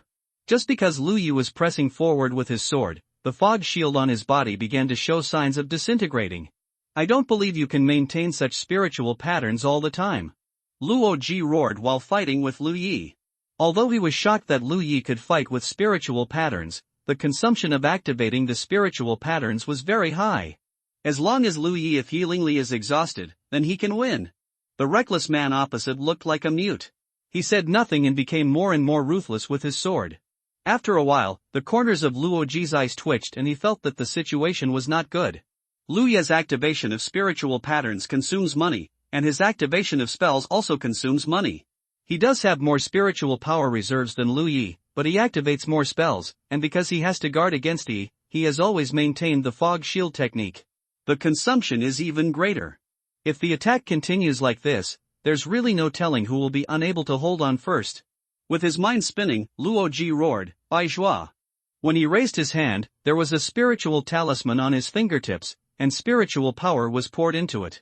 Lu Yi felt like he couldn't hold on any longer. His fight with Luo Ji didn't last long, at least half a cup of tea, but in such a short period of time, his spiritual power had been reduced to 8/10. This was the most intense battle he had ever encountered, and his opponent was only a second-level monk. So when Luo Ji called out Bai Zhua, he knew there was a trick, and he jumped back suddenly. At the same time, he touched the storage bag on his waist and pinched a magic talisman with his fingertips. Their eyes met, and each of them was stunned. When the spiritual power surged, the two spiritual talismans bloomed at the same time. Water guns suddenly appeared, and 3 water guns attacked Lu Yi in a triangular shape. The fire snake surged and swayed to burn Luo Ji. With a loud bang, the tunnel shook violently, and gravel fell down. The collision of water and fire instantly generated a large amount of high-temperature gas in the tunnel. Lu Yi and Luo Ji's bodies flashed with spiritual light, and they were all knocked out by the powerful impact. They cursed in their hearts and stood up in disgrace. When Lu Yi chased after him with a knife, Luo Ji had already escaped from the tunnel, turned around and shot a talisman at Lu Yi. Lu Ye's head shrank, and the talisman exploded with golden light all over the sky, hitting the ground around him. Looking again, Luo Ji had run away. Lu Yi stepped forward to chase him, and Amber also caught up from behind. Lu Yi turned on the tiger's back and his speed increased sharply. The fleeing Luo Ji looked back, his nose crooked with anger. Seeing that he couldn't escape, he simply gave up and turned to face Lu Yi. He pinched a talisman in each hand. He slapped one of them on himself and was immediately covered by a layer of solid golden light. This was a golden body talisman, and the quality was not bad. At the same time, he threw another talisman at Lu Yi. Lu Yi jumped out from the tiger's back and slashed at the attack with a knife. At the same time, he told Amber, "Stay away." The huge impact made him fall to the ground, and his whole body was sore. When he stood up, he saw Luo Ji standing there, hooking his hand at him provocatively. "Come." Lu Yi said nothing, took out a golden body talisman from the storage bag and slapped it on himself. Luo Ji couldn't help but sigh. The other party's financial resources seemed to be not weaker than his own. In the gorge, the two sides, with little spiritual power left, began to fight with talismans. Various talismans were constantly activated, and colorful lights flew up and flashed. The noisy movement spread all over the place, attracting the attention of the monks of the two major sects nearby, but after observing the situation from a distance, no one dared to step forward easily. The intensity of the fight was so intense that there was no room for them to intervene. If they were accidentally involved, they would surely die. The 5th-level realm might be able to intervene in such a battle, but there were not many 5th-level realms that the two major sects could dispatch. Since the start of the war, The fifth-level realms of both sides have been clamping each other in the center of the sky-splitting gorge, and no one could move. This is why Lu Yi has not encountered a fifth-level realm in the past few days. At this moment, the sky was bright, and Lu Yi was breathing heavily. He had never expected a battle to be like this, but the dawn of victory was just around the corner, because he found that the opponent seemed to have no talismans to attack. This is a matter of course. Luo Ji is a cultivator of magic, proficient in all kinds of low-level magic. The power of the magic he exerts is more powerful than ordinary talismans. He only has less than 10 attack talismans on him, and more of them are for defense. In a fierce battle with Lu Yi, basically all the attack talismans were used by him, which made him feel ashamed. In his opinion, a real cultivator of magic should not disdain to use the power of talismans. That is a manifestation of incompetence. But now, incompetence is incompetence. It is better than being killed by that reckless man. Seeing Lu Yi actually raised his knife to kill, Luo Ji felt bad and turned around and ran. However, the sound of pursuit behind him was getting closer and closer. Turning his head, he saw Lu Yi riding on the back of the snow-white tiger again. Shameless! Luo Ji cursed in his heart, and at the same time shouted, "Don't chase, otherwise I will make you look good." Such childish threats, Lu Yi would never take it to heart, and the tiger chased him even more fiercely. "You forced me to do this." Luo Ji gritted his teeth, turned around, faced Lu Yi, and reached out to take out something from his storage bag. Lu Yi didn't know what the other party had taken out, but Luo Ji's posture made him feel bad. Just as he was thinking this, Luo Ji had thrown the thing in his hand out. Lu Yi looked at it and found that it was just a square seal, the size of a palm, white in color, and made of unknown material. However, the next moment, he was horrified. Because the small seal suddenly became larger, suddenly became the size of a table, and then fiercely stamped towards Amber. Amber was also agile, and changed the direction of movement abruptly, carrying Lu Yi to the side to hide. With a bang, a 2-foot-deep pit appeared where the seal fell. The earth shook. Seeing this scene, Lu Yi's eyelids twitched. This thing is definitely an incredible spiritual weapon. If it had been stamped just now, he and Amber would probably have become meat paste. Amber tried to lead Lu Yi to attack Luo Ji, but the seal seemed stupid, but it was actually very flexible. It fell from the sky again and again. Dahu dodged in a panic and almost failed to dodge several times. "Run!" Lu Yi shouted on Amber's back. Dahu also knew that the situation was not good, so he turned around and took Lu Yi to escape. "Where are you running to?" Luo Ji was in a dominant position and showed a crazy smile on his face. "Didn't you chase me so happily just now? Let's fight to the death, you reckless man." The situation reversed. Just now, Lu Yi was chasing Luo Ji to kill him, but now it was Luo Ji chasing Lu Yi to kill him. It can only be said that the law of heaven is good, and no one can escape from it. Boom boom boom. Every time the seal fell, the earth trembled and rocks flew. This thing should be Luo Ji's spiritual weapon to save his life. He didn't use it before because he was confident in his own strength and his own arrogance was at work. However, after being forced into a desperate situation by Lu Yi, he completely untied the shackles of his body and mind.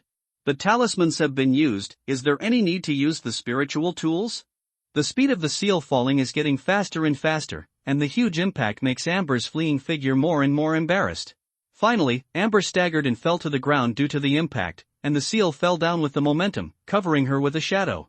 Amber got up hastily, but it was too late. At the critical moment of life and death, Lu Yi urged the little spiritual power left in his body to quickly form a protective spiritual pattern to block it. The seal fell, and the protective spiritual pattern only lasted for a moment before it broke, but then the second protective pattern was formed, and then broke again, and the third one appeared. Finally, the seal was stopped, and they only stalemate for a moment. The light on the seal began to dim and obscure, and quickly shrank, returning to its original appearance, and the luster on it was completely lost. Lu Yi raised his hand and grabbed the seal, but because of the violent trembling of fatigue, his hand actually grabbed nothing. The seal fell on his head, smashing a bump on his forehead, but it lost its previous power. With a loud laugh from afar, the seal flew back with a whoosh and landed in Luo Ji's hand. At this moment, they were 30 feet apart. Luo Ji leaned against a rock without any image, looking at Lu Yi over there with a big laugh, as if he had one. The gorge between the two was dotted with huge pits. The aftermath of the fierce battle had subsided, but the battle was not over yet. Lu Yi stood up with all his strength and walked towards Luo Ji step by step. Luo Ji could no longer laugh. But before he had taken a few steps, Lu Yi fell to the ground, splashing a cloud of dust. Yi floated out from the side and helped Lu Yi up. The two looked at each other with a questioning look in their eyes. Lu Yi slowly shook his head. Yi wanted to cooperate with Amber and take advantage of Luoji's current weak state to see if she could kill him and completely solve the opponent. But Lu Yi felt that Luoji looked exhausted, but at least he could still perform one or two spells. His seal spirit weapon was also a problem. He almost couldn't resist the 3 defensive spirit patterns just now, not to mention Amber and Yi. If they were hit by this thing, they would lose their lives. Undoubtedly, Luoji was a sinister guy, which could be seen from his various behaviors in the previous fight. How could such a person really make himself exhausted when he knew that Lu Yi had 2 helpers? Lu Yi even suspected that even if he could really get in front of the other party, he couldn't kill Luoji. He was really exhausted. Luoji watched coldly from a distance for a while. Seeing that Yi and Amber didn't take the opportunity to kill him, a hidden disappointment flashed in his eyes, and at the same time he was relieved. As Lu Yi expected, he looked like he had no strength to fight, but if Yi and Amber dared to approach him, he wouldn't mind letting them see what the foundation of a disciple from a top sect was. The current situation was undoubtedly the best. He didn't need to waste his last bit of strength on insignificant helpers. He raised his head and shouted to Lu Yi, "I'll recover a little bit, and then I'll come and kill you." At the Joshing sect station, Chao Yi and Dong Shai were waiting together.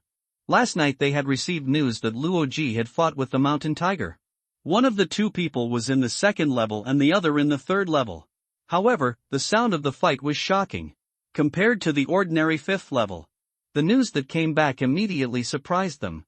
Luoji, who they had high hopes for, was not able to quickly deal with his opponent. Instead, he had an inextricable fight with the opponent. As expected of a disciple from a top sect, he is indeed not that easy to kill. If it were an ordinary festival, Joshing sect would not hold on to it, but the young master had to take revenge and could only continue to wait. At this moment, Dong Shai's expression suddenly changed. "The results are out?" Chao Yi asked nervously. "No, it's that cheap maid next to Wang Pan. She left the Xianmen station. She doesn't want to kill Luoji, right?" Chao Yi was shocked. "I don't know. I can't rule out this possibility. You need to go." Chao Yi's face twitched. Although he was both at the 6th level, he was really no match for that cheap maid. Every time he fought against that woman, he could not escape a severe beating. There was nothing that could be done about it. He followed the path of physical cultivation. The woman was a legal practitioner and was naturally more advantageous. They had fought against each other many times in the past 2 years, and every time he was beaten until his nose was bruised and his face was swollen. So he really didn't want to face the maid named Xiaozhu, but Dong Shai had already spoken, so he had no choice but to accept it. Anyway, it's just another beating. With this mood in mind, Chao Yi strode towards the outside, with a look of determination that I would go there despite the thousands of people. Dong Shai watched him farewell and couldn't help but sigh. Chu Tian was leading a group of junior brothers and sisters to recuperate in a hidden place, when a woman with a double bun suddenly walked over from not far away. "Senior sister Xiaozhu." Chu Tian said hello quickly with sharp eyes. Xiaozhu stepped forward and asked, "How is the situation?" She was not asking about the situation of Chu Tian and others, but Lu Yi. The Joshing sect could receive news of the battle between Lu Yi and Luoji, and Shenmen could naturally do the same, so now everyone knows that these 2 disciples from top forces have met and are fighting endlessly. Chu Tian sighed with a look on his face, "My brains are about to be knocked out. Senior sister Xiaozhu, those 2 guys are simply not human beings." "Who has the upper hand?" Xiaozhu asked. Chu Tian shook his head, "It's like a pound of a caddy. One day, this person is chasing that person to chop, and sometimes that person is chasing this person to beat him." "They've been fighting since last night?" Xiaozhu frowned slightly. "It's not like they are fighting all the time. Occasionally they will stop and recover for a while, but they will start fighting again soon." Chu Tian obviously got a lot of information here. This recovery ability, Xiaozhu was secretly shocked. For monks at the 2nd and 3rd levels, this kind of recovery ability is really abnormal. Most people simply cannot endure such a long battle. "Where are they?" Xiaozhu asked. Chu Tian immediately pointed out the direction, and Xiaozhu walked away. A moment later, Lu Yi and Luoji, who were fighting fiercely, turned their heads at the same time and looked in one direction warily. This battle was extremely tense. Everyone was almost exhausted before, and then they recovered for a while. It didn't take long, at most, it took more than an hour. Luoji took the lead in attacking Lu Yi. Detonate the second battle. However, this time the two of them did not use any more talismans to attack, mainly because all the attack talismans in their hands were used up, and only some defensive talismans were left. Luo Ji didn't activate the Great Seal Spirit weapon anymore. That thing consumed too much, and his little recovered spiritual power couldn't sustain it for too long. If he couldn't deal with Lu Yi quickly, he would have to wait for death. During the period of stability, he didn't even use other spells, and only used an ice cone technique to fight Lu Yi, because this was his best skill and the least expensive one. There is no grudge against each other, and they have never even met before, but fighting in the Lingxi battlefield has nothing to do with grudges, only about positions and camps. Different camps are the reason for fighting. Under the gaze of two pairs of eyes, an exquisite figure walked out from over there. Luo Ji immediately tensed up because he could see that the person was not from the 9-star sect. But soon, he relaxed. After the woman appeared, another burly figure also appeared. It was Chao Yi of the 9-star sect. These two 6th-level monks suddenly appeared here together, leaving him a little confused. He looked at Chao Yi with inquiring eyes. Chao Yi shook his head, indicating that he should not be impulsive, and then stood next to him. Luo Ji immediately understood that Chao Yi was here to contain the other party. Taking this opportunity, he quickly sat cross-legged, took out the elixir, drank it and refined it. On the other side, although Lu Yi didn't know what was going on, he could see Luo Ji's movements and took the elixir accordingly. He also took out a large piece of animal meat, stuffed it into his mouth, and threw another large piece to the big tiger on the side. Xiaozhu walked to Lu Yi and stood not far away, a little speechless, and introduced to him on guard, "I am Chu Tian's senior sister." Naturally, Lu Yi would not believe her easily. He immediately summoned Chu Tian for questioning. After receiving confirmation, he nodded slightly and said vaguely, "What's the matter?" At the same time, he looked up and down, his eyes passing over the plump chest. He couldn't help but wonder why this woman was dressed like a maid. "Give me 2 spiritual stones," Xiaozhu said. "What?" Lu Yi suspected that he heard wrongly. 2 spiritual stones, Xiaozhu reiterated. Lu Yi was confused by her. This woman came over to him and asked for 2 spiritual stones. What did she mean? Robbery? It doesn't make sense. After pondering for a while, Lu Yi took out 2 spiritual stones from the storage bag and threw them to the other party. Xiaozhu reached out to catch them and threw a jade slip to Lu Yi. "Sold to you." Lu Yi frowned and took the jade slip. After a brief inspection, he immediately understood what this woman meant. This is clearly a skill, and it is an earth-level skill. Naturally, 2 spiritual stones cannot buy an earth-level skill. This is obviously the goodwill released by Xianmen. In any case, I have saved the lives of some Xianmen disciples these days. This was an unexpected surprise. He had contacted Chu Tian before, just wanting to buy a Xian-level technique. Now it is better to have an earth-level technique, which can allow him to open up to 180 orifices, which saves him the trouble of having to deal with spiritual problems. After reaching the 6th level of Shi, go and look for the technique. Thank you. Lu Yi thanked him. Xiaozhu didn't take it seriously, turned around and looked at Chao Yi not far away, with a smile on his face.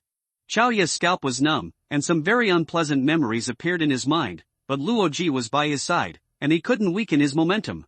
He took a step forward and said, "Change a place?" Xiaozhu smiled even more. "That's exactly what I meant." The next moment, Chao Yi turned around and rushed away at an extremely fast speed. Xiaozhu took one step and chased after him. Soon the two people disappeared. Lu Yi swallowed all the food in his mouth, and with a flick of the long knife, he went towards Luo Ji. At the same time, battles that were far more fierce than before broke out in various parts of the split sky gorge. The monks from the two sects fought to the death, and the breath of life continued to be annihilated. 3 days later, on both sides of the messy battlefield, Lu Yi and Luo Ji were separated by dozens of feet and recovered. During these 3 days, the two fought more than a dozen battles, several times a day, but no one has been able to decide the winner. After 3 days of fighting, Lu Yi was exhausted physically and mentally. He didn't even sleep much in these 3 days. He couldn't understand why the guy named Luo Ji on the opposite side recovered so quickly. In this battle, both sides have played their cards. In the head-on confrontation, neither can do anything to the other. Now it depends on who can last longer, so the recovery speed is particularly important. In the same period of time, whichever side can recover more spiritual power, that side can continue to accumulate advantages. With the help of the gluttonous meal, Lu Yi can refine the elixir twice as fast as usual. When he rests, he will also build a gathering spirit pattern in his spiritual orifice to absorb the spiritual energy of the surrounding heaven and earth. With these two methods, it can be said that Lu Ye's recovery speed has reached an outrageous level. The average 6th level realm may not recover as fast as him. Having the same doubt as him, Luoji cursed in his heart, how could this reckless man recover so quickly? Although he was in the 2nd level of Lingxi, he had already opened his mind to 55, almost twice as much as Lu Yi, and the elixir he took was not an ordinary Yunling elixir, but a small huandan specially made by Woya Island. This elixir is not much different from Yunling elixir when used in cultivation, but if it is only used for recovery, the effect is about 30% stronger than Yunling elixir. When he was recovering, he also used the spirit stone, grabbing a piece in each hand, and desperately swallowing the spiritual power in the spirit stone. Such a three-pronged approach did not allow him to gain any advantage. He really didn't understand what was going on. Compared with Lu Yi, he had less time to rest, and he had hardly closed his eyes for 3 days because he would be harassed by Amber and Yi. In the frontal battle, Amber and Yi could not help much, but if they were just harassing, there would be no problem. They had recovered for about 2 hours each, and Lu Yi opened his eyes. As usual, another round of fighting began. As expected, Luoji on the opposite side also opened his eyes, stood up, faced Lu Yi, and walked towards him step by step. He didn't want to get close to Lu Yi, but the distance between them was a bit far, and he needed to walk to a distance suitable for casting. Lu Yi on the opposite side rode on Amber and rushed towards Luoji, pointing the long sword in his hand at the ground, ready to go. Luoji stood still, with the spiritual light flashing in his hand, brewing magic. At this moment, he suddenly frowned, sensed it slightly, raised his hand and said, "Wait a minute." Lu Yi frowned, but still let Amber stop. Luoji dispersed the spiritual light in his hand, panting and said, "No more fighting, you win." Lu Yi stared at him intently, wondering what this guy was doing. As if to reassure Lu Yi, Luoji took the initiative to explain, Xuanmen's declaration of war against Juxingzong is over. Juxingzong is no match for them and has withdrawn to their base, so I'm leaving. He was originally invited by Juxingzong to deal with Lu Yi. Now that Juxingzong has lost, it is meaningless for him to stay here. Lu Yi naturally would not easily believe his lies. After a few days of fighting, he was more and more sure that Luoji was a little bitch, so he immediately used the battlefield mark to send a message to Chu Tian to ask about the situation. Chu Tian quickly replied with a joyful tone, confirming Luoji's statement that Xianmen won the final victory in this battle. This is not surprising. Although the grades of the two major sects are 1 grade apart, Xianmen is stronger at the level of Lingxi realm, and Juxingzong is not a match. Lu Yi had killed many Juxingzong monks before, which further expanded Xuanmen's advantage. In the past few days, Xianmen has been accumulating advantages in small-scale battles, and finally decided the outcome in one fell swoop, forcing Juxingzong monks to retreat to their base. At this point, the battle between the two major sects came to an end. "How is it?" Luoji asked after Lu Yi finished the contact. Lu Yi nodded slightly, exerted a little force on his legs, and Amber rushed forward and quickly forced towards Luoji. Luoji was shocked. He really didn't understand what Lu Yi was thinking. The battle between the two major sects was over. There was no point for them to continue fighting here, so he didn't know why Lu Yi was still rushing over. But there was no time to entangle these things at this moment. Seeing that the big tiger carrying Lu Yi was approaching quickly, Luoji could only activate the ice prism to deal with it. Lu Yi tilted his head to avoid the attacking ice prism, jumped out from the tiger's back, chopped down with a long sword, and rarely showed a grim smile. "When to start the war, you have the final say, when to end it, I have the final say." Luoji suddenly ran to him to fight to the death. He fought for 3 days in a row, which made him very angry, and he also consumed a lot. He had accumulated a lot of elixirs a few days ago, but only about 30 pills were consumed in the past few days. During these 3 days, he couldn't even practice, wasting a lot of time in vain. This kind of loss can't be compensated by Luoji's Yuan. How could he let Luoji go without getting rid of the evil in his heart? After 3 days of fighting, they were already familiar with each other's methods. Luoji would not be so easily approached by Lu Yi, but he didn't expect Lu Yi to be so persistent. It was too late to retreat when he didn't notice it. When the long sword fell, Luoji had already slapped a golden body talisman on his body. The long sword with sharp spiritual patterns chopped on the layer of golden light and failed to break it completely. Instead, a large seal suddenly appeared, turned into the size of a table, and pressed towards Lu Yi. Lu Yi pulled back quickly, and a big pit immediately appeared on the spot. The ground shook. When he stood firm, Luo Ji had already pulled 10 feet away from him, and even forced back the joint sneak attack of Amber and E. Luo Ji did not dare to activate the power of the seal for the second time because it consumed too much energy. Taking this opportunity, Lu Yi stepped on his feet and rushed towards Luo Ji again. He swayed his body to avoid the attack of the ice cone, and the light of the defensive spiritual pattern occasionally flashed on his body. Can win. As long as there are a few more battles, he can kill Luo Ji. Although Luo Ji's recovery speed is basically the same as his own, or even stronger than his own, Luo Ji has swallowed too many spiritual pills in the past few days. The only consequence of a cultivator swallowing a large number of spiritual pills in a short period of time is that the spiritual power becomes obscure, especially for a cultivator like Luo Ji. The lack of purity of his own spiritual power is very fatal. The power of the spell he casts will become smaller, and the time of casting will become longer. Lu Yi has clearly noticed this, which is why he insists on continuing to fight. He didn't need to kill Luo Ji this time. He just needed to force him to continuously consume his spiritual power and take elixirs to replenish it. Luo Ji would become weaker and weaker, and one day, he would be able to kill this guy. However, the battle did not continue. Halfway through the battle, Luo Ji shouted, "Take money to buy life." He obviously realized his problem. It was not a solution to continue fighting like this. Although Lu Yi could not kill him in a short time, as long as he continued to delay like this, his situation would get worse and worse, and he would not be Lu Yi's opponent one day. This powerful shout made Lu Yi stun for a moment, and pointed his long sword forward. "I want your seal." The seal is definitely a very good spiritual weapon, and it is estimated that it is more valuable than the small bell he got from the young master of the 9-star sect. Luo Ji laughed and brewed a spell in his hand. "Let's fight to the death, now. Right now. What can you pay?" Lu Yi asked in a deep voice. He didn't have to kill Luo Ji, but he felt that he had lost too much in the 3-day battle. If Luo Ji could make up for this loss, he could stop fighting. Of course, the main reason is that if they really fight to the death, even if he can kill Luo Ji, he will have to pay a huge price. The other party will not be so stupid as to keep fighting with him. Before the situation becomes too bad to be reversed, Luo Ji will definitely fight to the death. Luo Ji took the seal out of his storage bag, and then raised the storage bag. "All yours." "So sincere?" Lu Yi was a little surprised, but considering Luo Ji's consumption in the past few days, there might not be many good things in this storage bag, at most some spiritual stones and spiritual pills. Luo Ji was so straightforward, Lu Yi couldn't force him anymore, and continuing would only lead to a dead end, so he just hesitated for a moment and nodded, "Okay." Luo Ji threw the storage bag forward, and didn't even ask Lu Yi to swear any oath of heaven, because in his opinion, although everyone had different camps and positions, they were all disciples from top forces, so they still had some credibility. "I never knew your name." Yi. Luo Ji nodded and looked at Lu Yi deeply, as if he wanted to remember his appearance in the depths of his soul.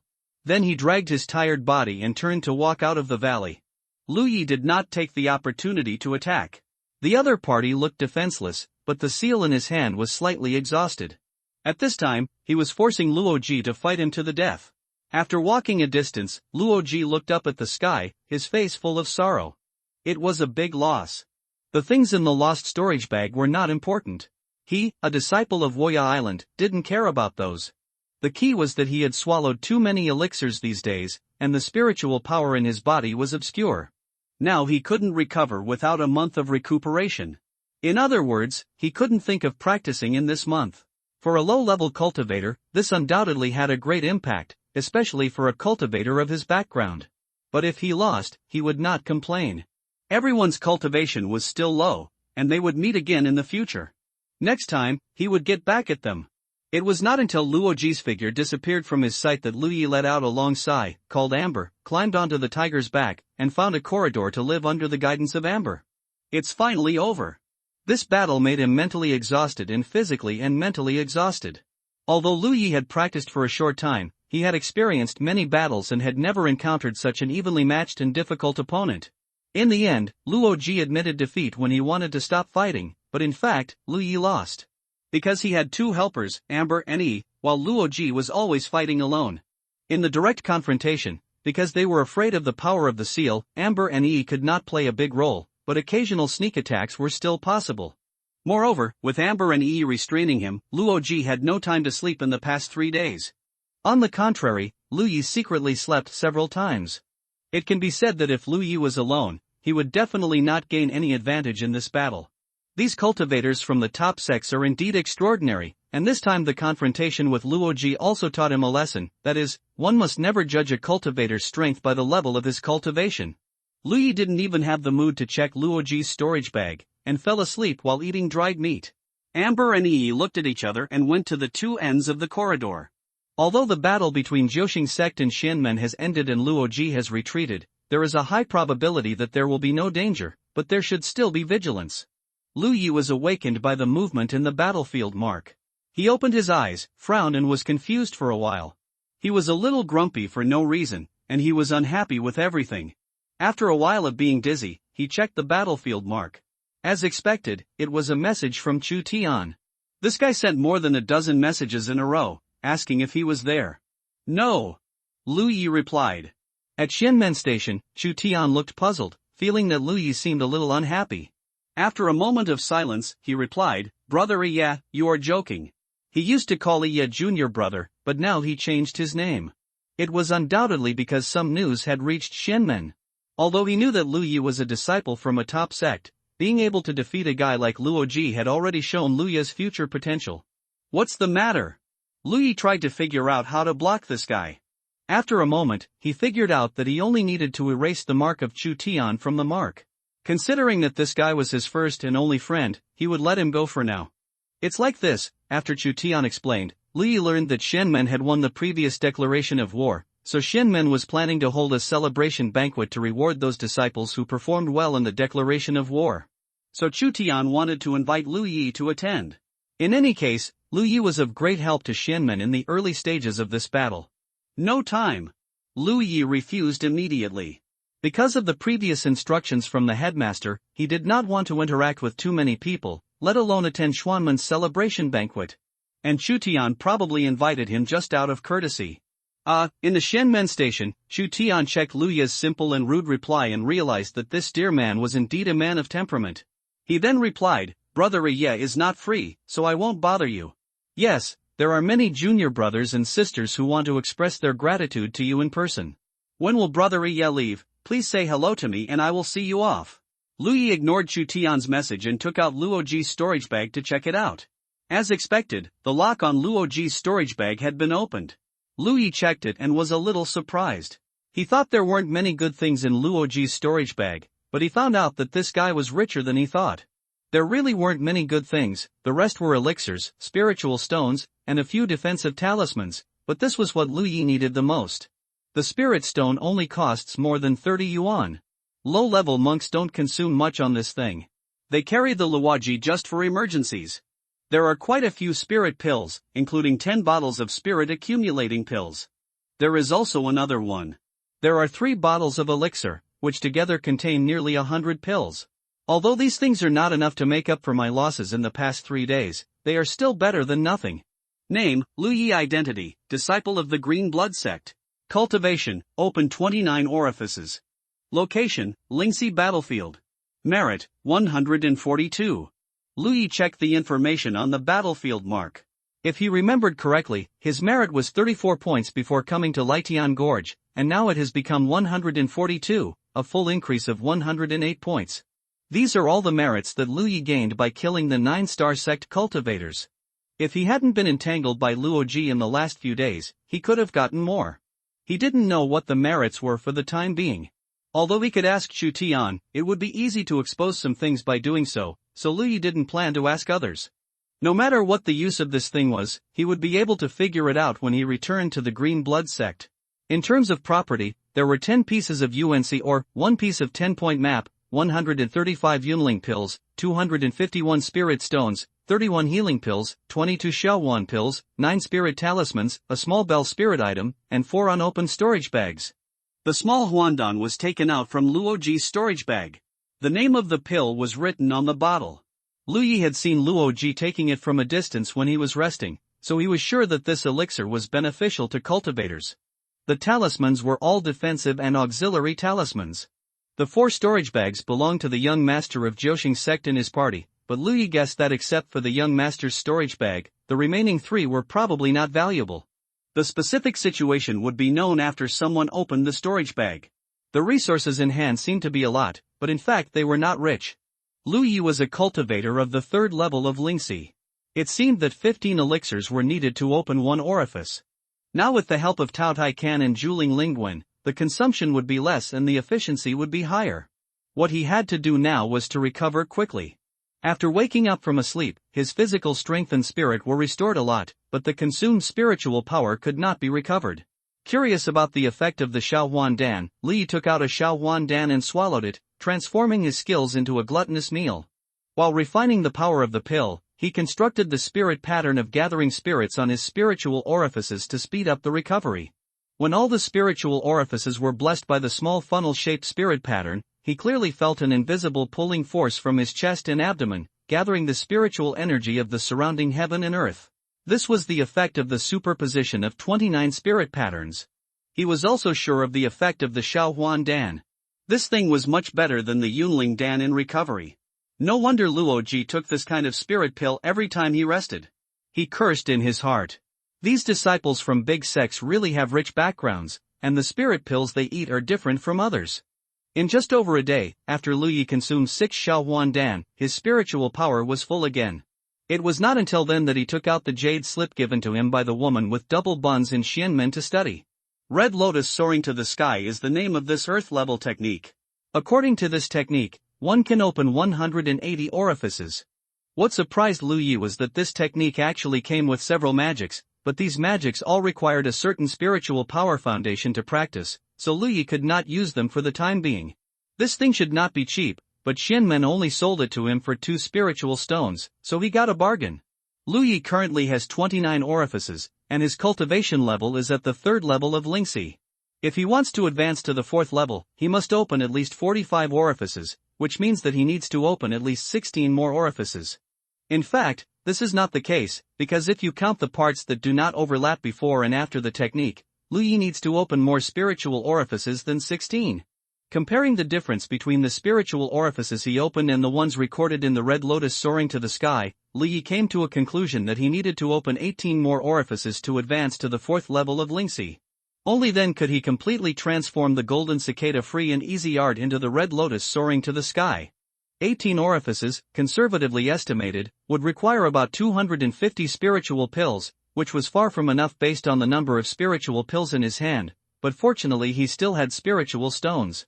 After thinking about it, Lu Yi sent a message.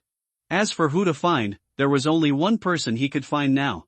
251 spiritual stones, to buy some of your spiritual pills and food. He was not going to delay here any longer.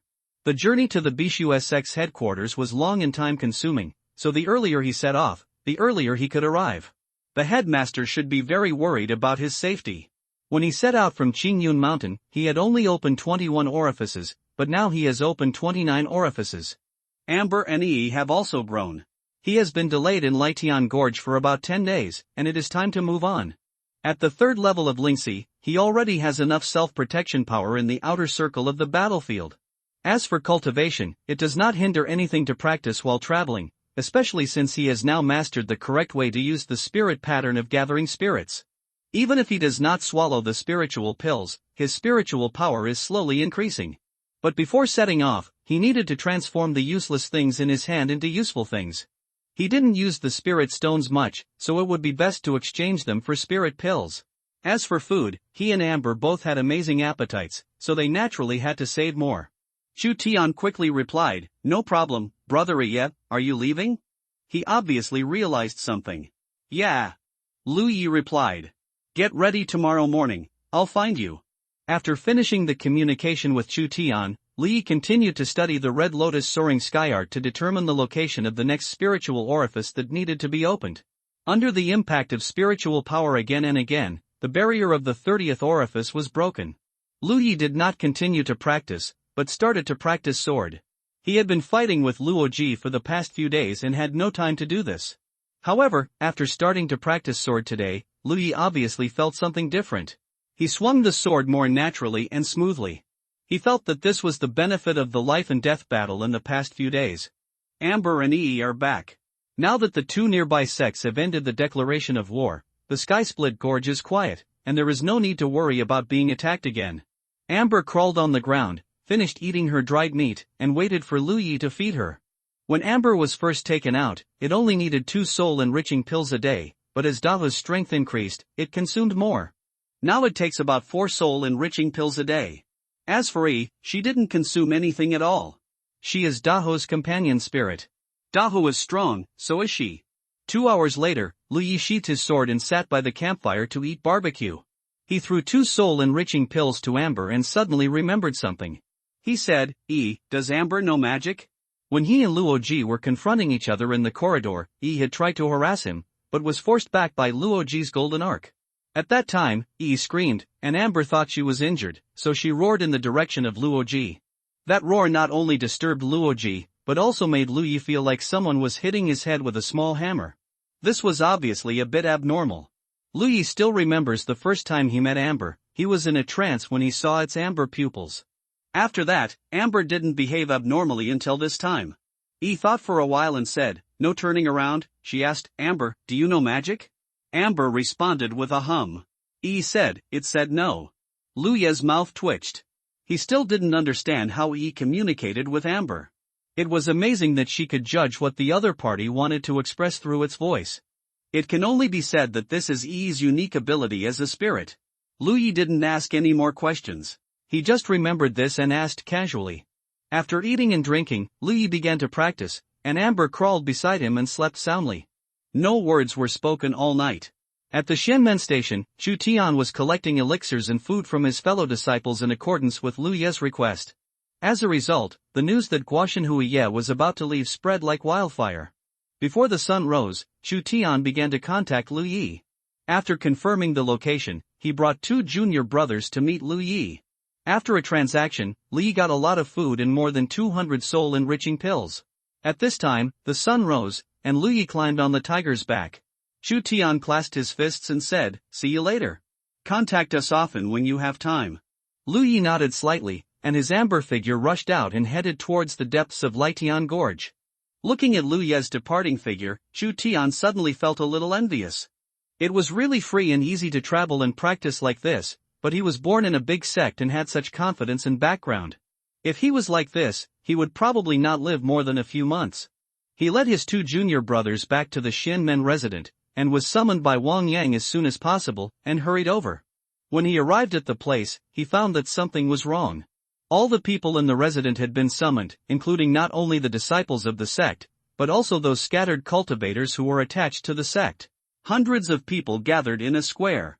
Wang Yang stood there straight, with his hand on the hilt of the sword, as if waiting for something.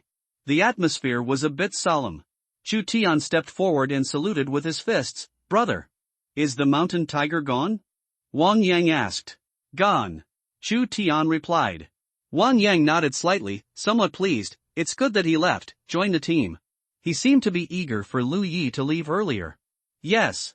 Chu Tian walked into his team, confused by the current situation, but Wang Yang suddenly gathered all the people, obviously to do something big.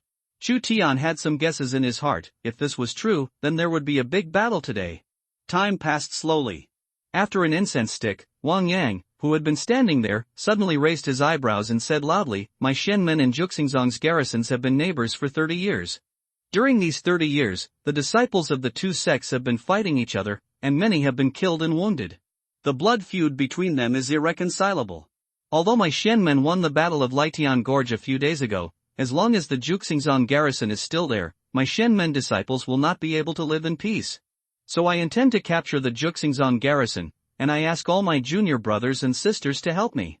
As soon as he said this, the whole audience was in an uproar. It was only one day after the declaration of war, and Wang Yang was going to capture the Juxingzong garrison.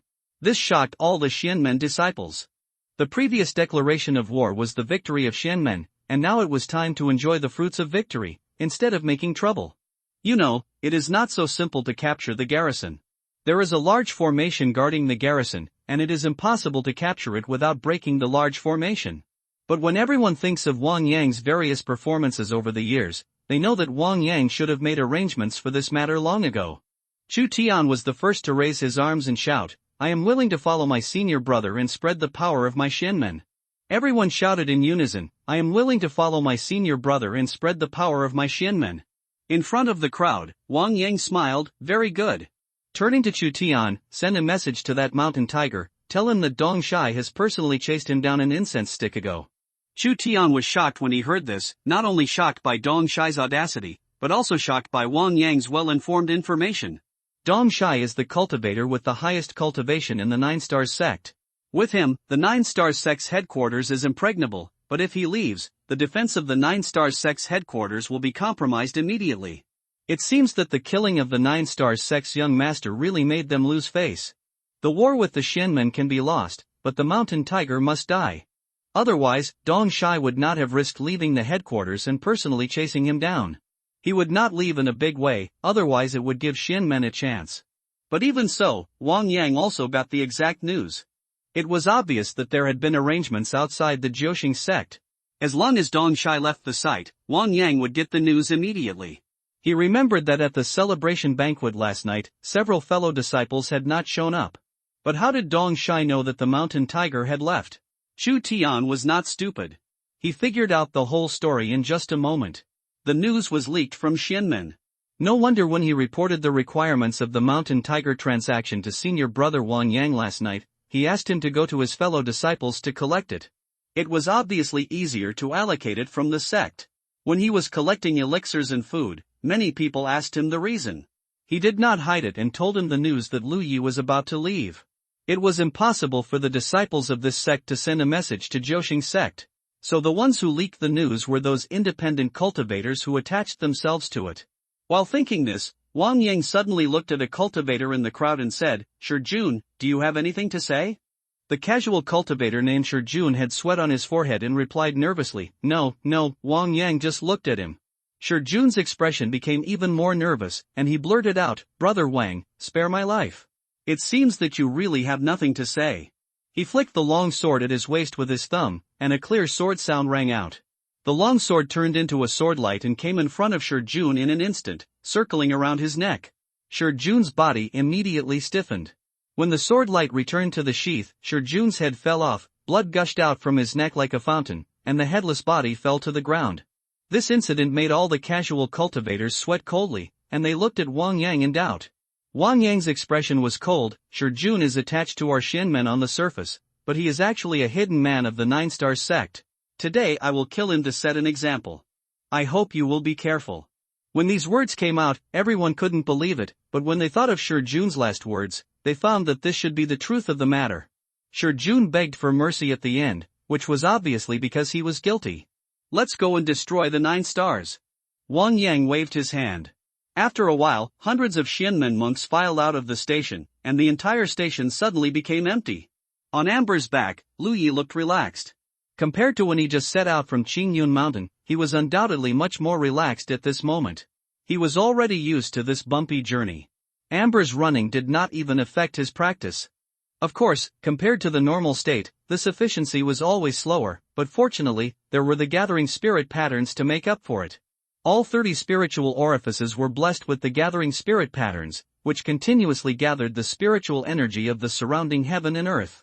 With the dissolution of the elixir power in the abdomen and the influx of spiritual energy, the spiritual power in the newly opened 30th orifice continued to increase. He did not use the gluttonous meal, mainly because it took a little time to switch the skills. This was not like the previous time when he was tired of fighting with Luoji and resting. At that time, they were both in sight. If Luoji had any abnormalities, he would immediately find them and switch the skills in time. He couldn't rush the journey.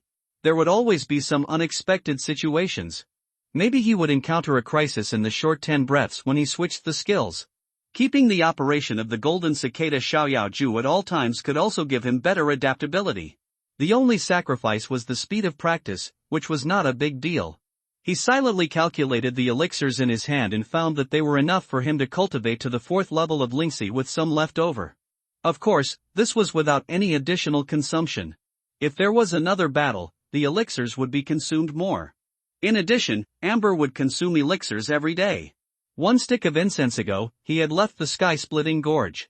Amber was still very fast.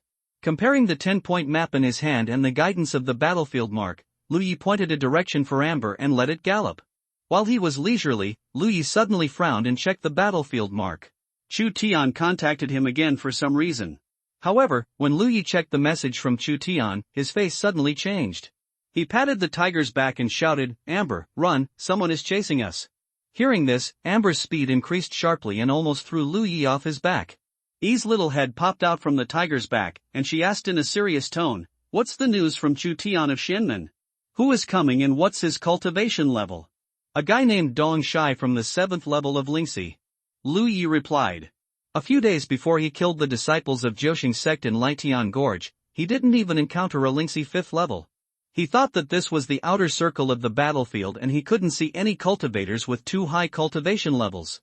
But until he saw the woman with double buns and another burly man from Jiuxing sect, Lu Yi didn't know what the cultivation levels of the two were, but they were definitely higher than the 5th level. At that time, he realized that there were cultivators above the 5th level in the outer circle of the battlefield. The reason why he didn't encounter them was because the two sects were clamping each other. And the cultivation level of the 7th level of Lingxi is undoubtedly the mainstay of a sect's garrison. Such a guy came to chase him in person, which shows how much the Jiuxing sect hates him." Lu Yi was in a heavy mood. Although he fought back and forth with Luo Ji, he was confident that he could fight even if he met a Lingxi level 5, but if the opponent was a Lingxi level 7, he would not be able to resist. Yi also knew that the situation was not good, and turned to urge Amber to run faster. Amber used all her strength, running like lightning, the wind whimpering on both sides, and the surrounding scenery constantly retreating. There was another message from the battlefield mark, and Lu Yi hurried to check. "Brother Ye, try to hold on. Dong Shai will not stay with you for too long." "What do you mean?" Lu Yi hurriedly replied. In the Xianmen camp, Chu Tian, who was following Wang Yang to raid the Jiuxing sect's headquarters, was entangled for a while, not knowing how to explain this matter. Speaking of this matter, it was Xianmen who took advantage of Lu Yi. The news that Lu Yi was leaving Lietian Gorge was leaked here, which then caused Dong Shai to hunt him down. But this fact is really hard to say. Telling it out will only offend that mountain tiger. He comes from a top force. As long as he doesn't die, he will definitely do something in the future. It's not a good thing to offend others at this time. Just say whatever you want. At this time, Wang Yang's words suddenly came into his ears. If the thing is done, then don't be afraid of others knowing it. If he is a wise man, he will naturally know what to do. With Wang Yang's instruction, Chu Tian felt a little relieved, and then sent a message. "My Xianmen brothers are rushing to the 9 Stars sect's headquarters at this moment. As long as Dong Shai receives the news, he will rush back as soon as possible, so Brother Ye, you must hold on." Looking at the message from Chu Tian, Lu Yi couldn't help but feel a little confused. Dong Shai, the Dinghe Shenzhen of the 9 Stars sect, just ran out to hunt him down, and Xianmen actually came out in full force and attacked the 9 Stars sect's headquarters. This time is a bit coincidental. It was as if Xianmen had been waiting for this opportunity, and Xianmen had invited him to a celebration banquet last night. Lu Yi didn't know if Xianmen had a chance to capture the 9 Star sect's base by doing this, but since it had already been done, there must be some certainty. When he was in Lietian Gorge, Dong Shai couldn't take action, because it was too close to Xuanmen's base, and it was likely to attract Xuanmen's interference, so if Dong Shai wanted to kill him, he had to wait until he left Lietian Gorge.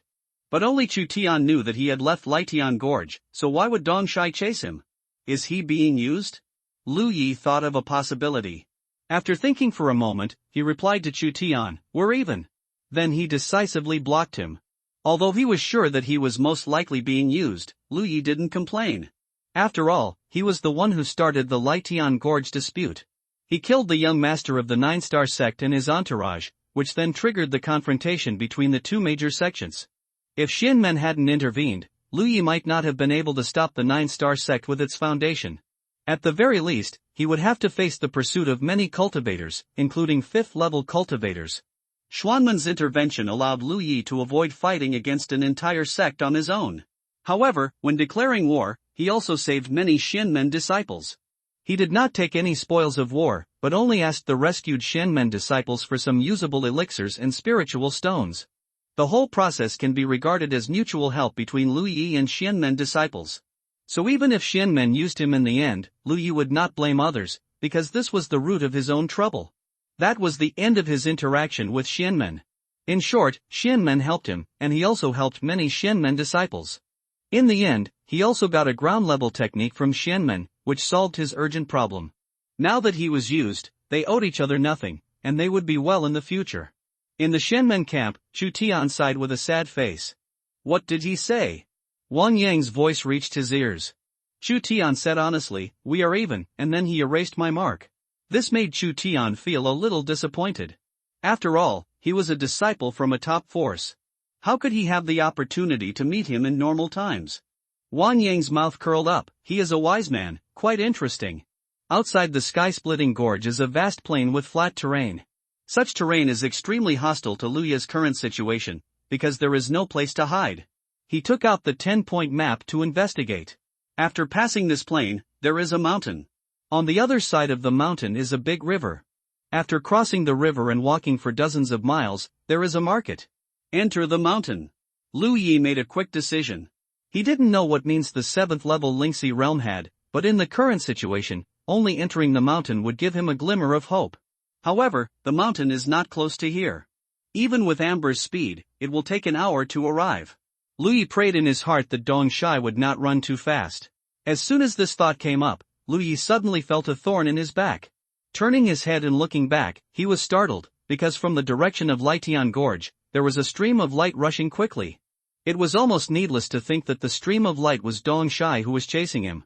Although it was a long distance away, Dong Shai saw Lu Yi riding Amber at a glance, and stared at him with hawk-like eyes from afar. The thorn in Lu Ye's back was exactly the opponent's murderous intention. Can fly? Lu Ye's heart skipped a beat. He thought that he could rely on Amber to escape this guy's pursuit with a high probability. After all, Amber was still running very fast, especially in the current emergency situation. Amber had already gone all out. But he never expected that Dong Shai could actually fly.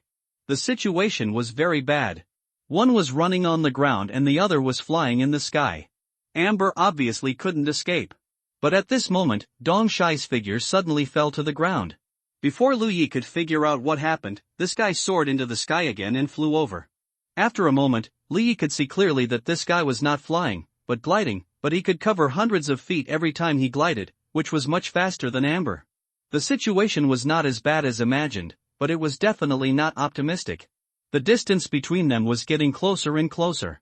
If the situation continued like this, Dong Shai would catch up in less than an incense stick.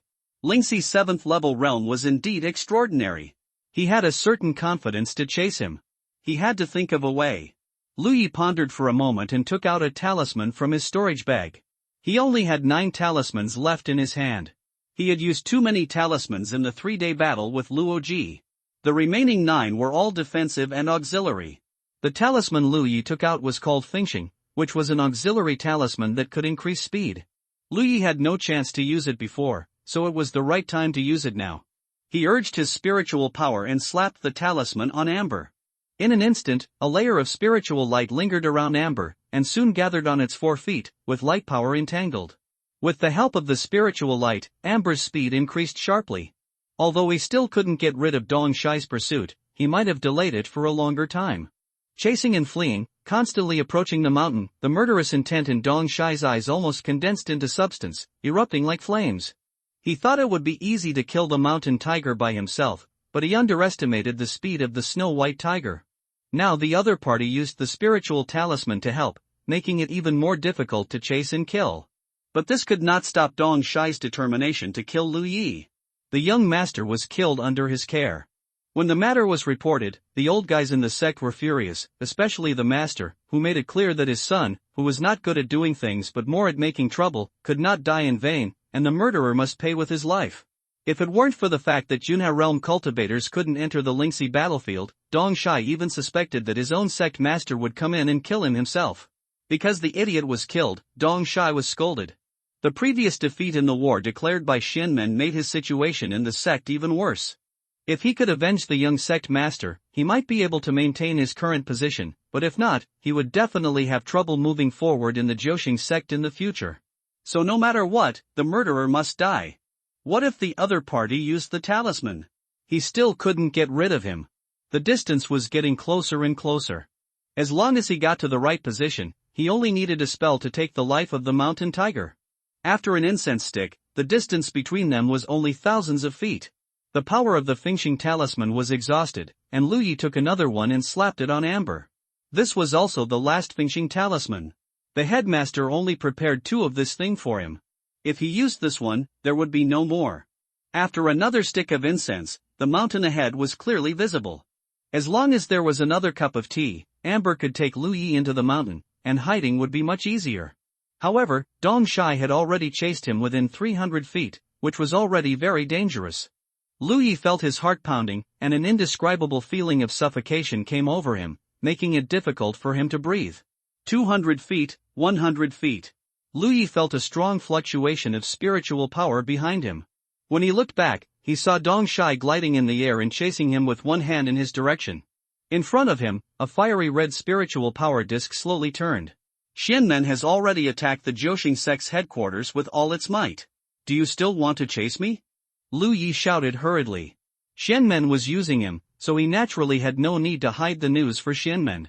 At this critical moment of life and death, he would naturally delay as much as possible. Dong Shai was obviously stunned when he heard this.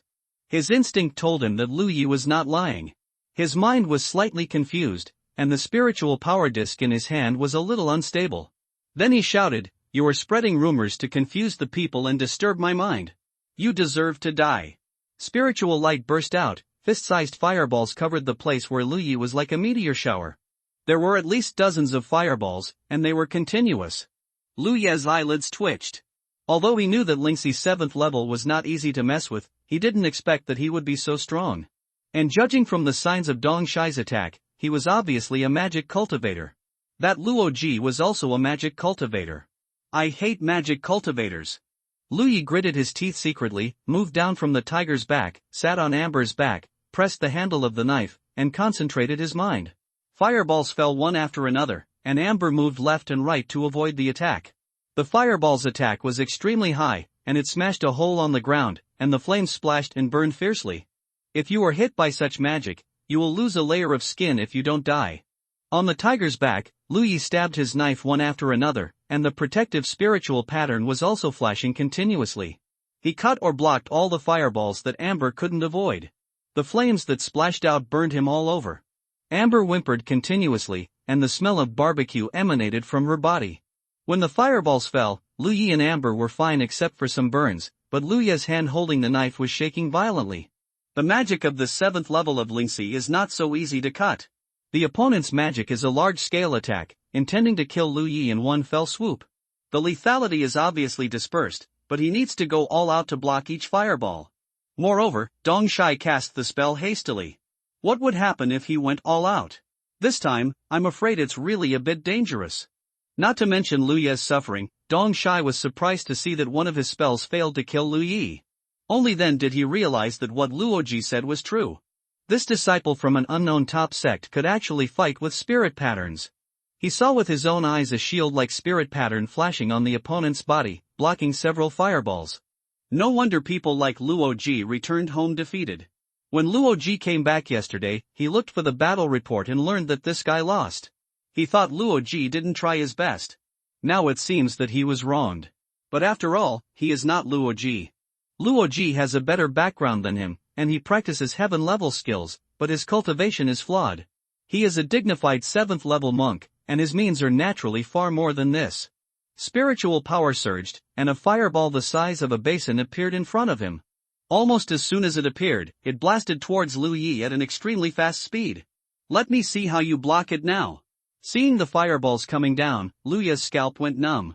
Although there were many fireballs just now, they were only the size of a fist.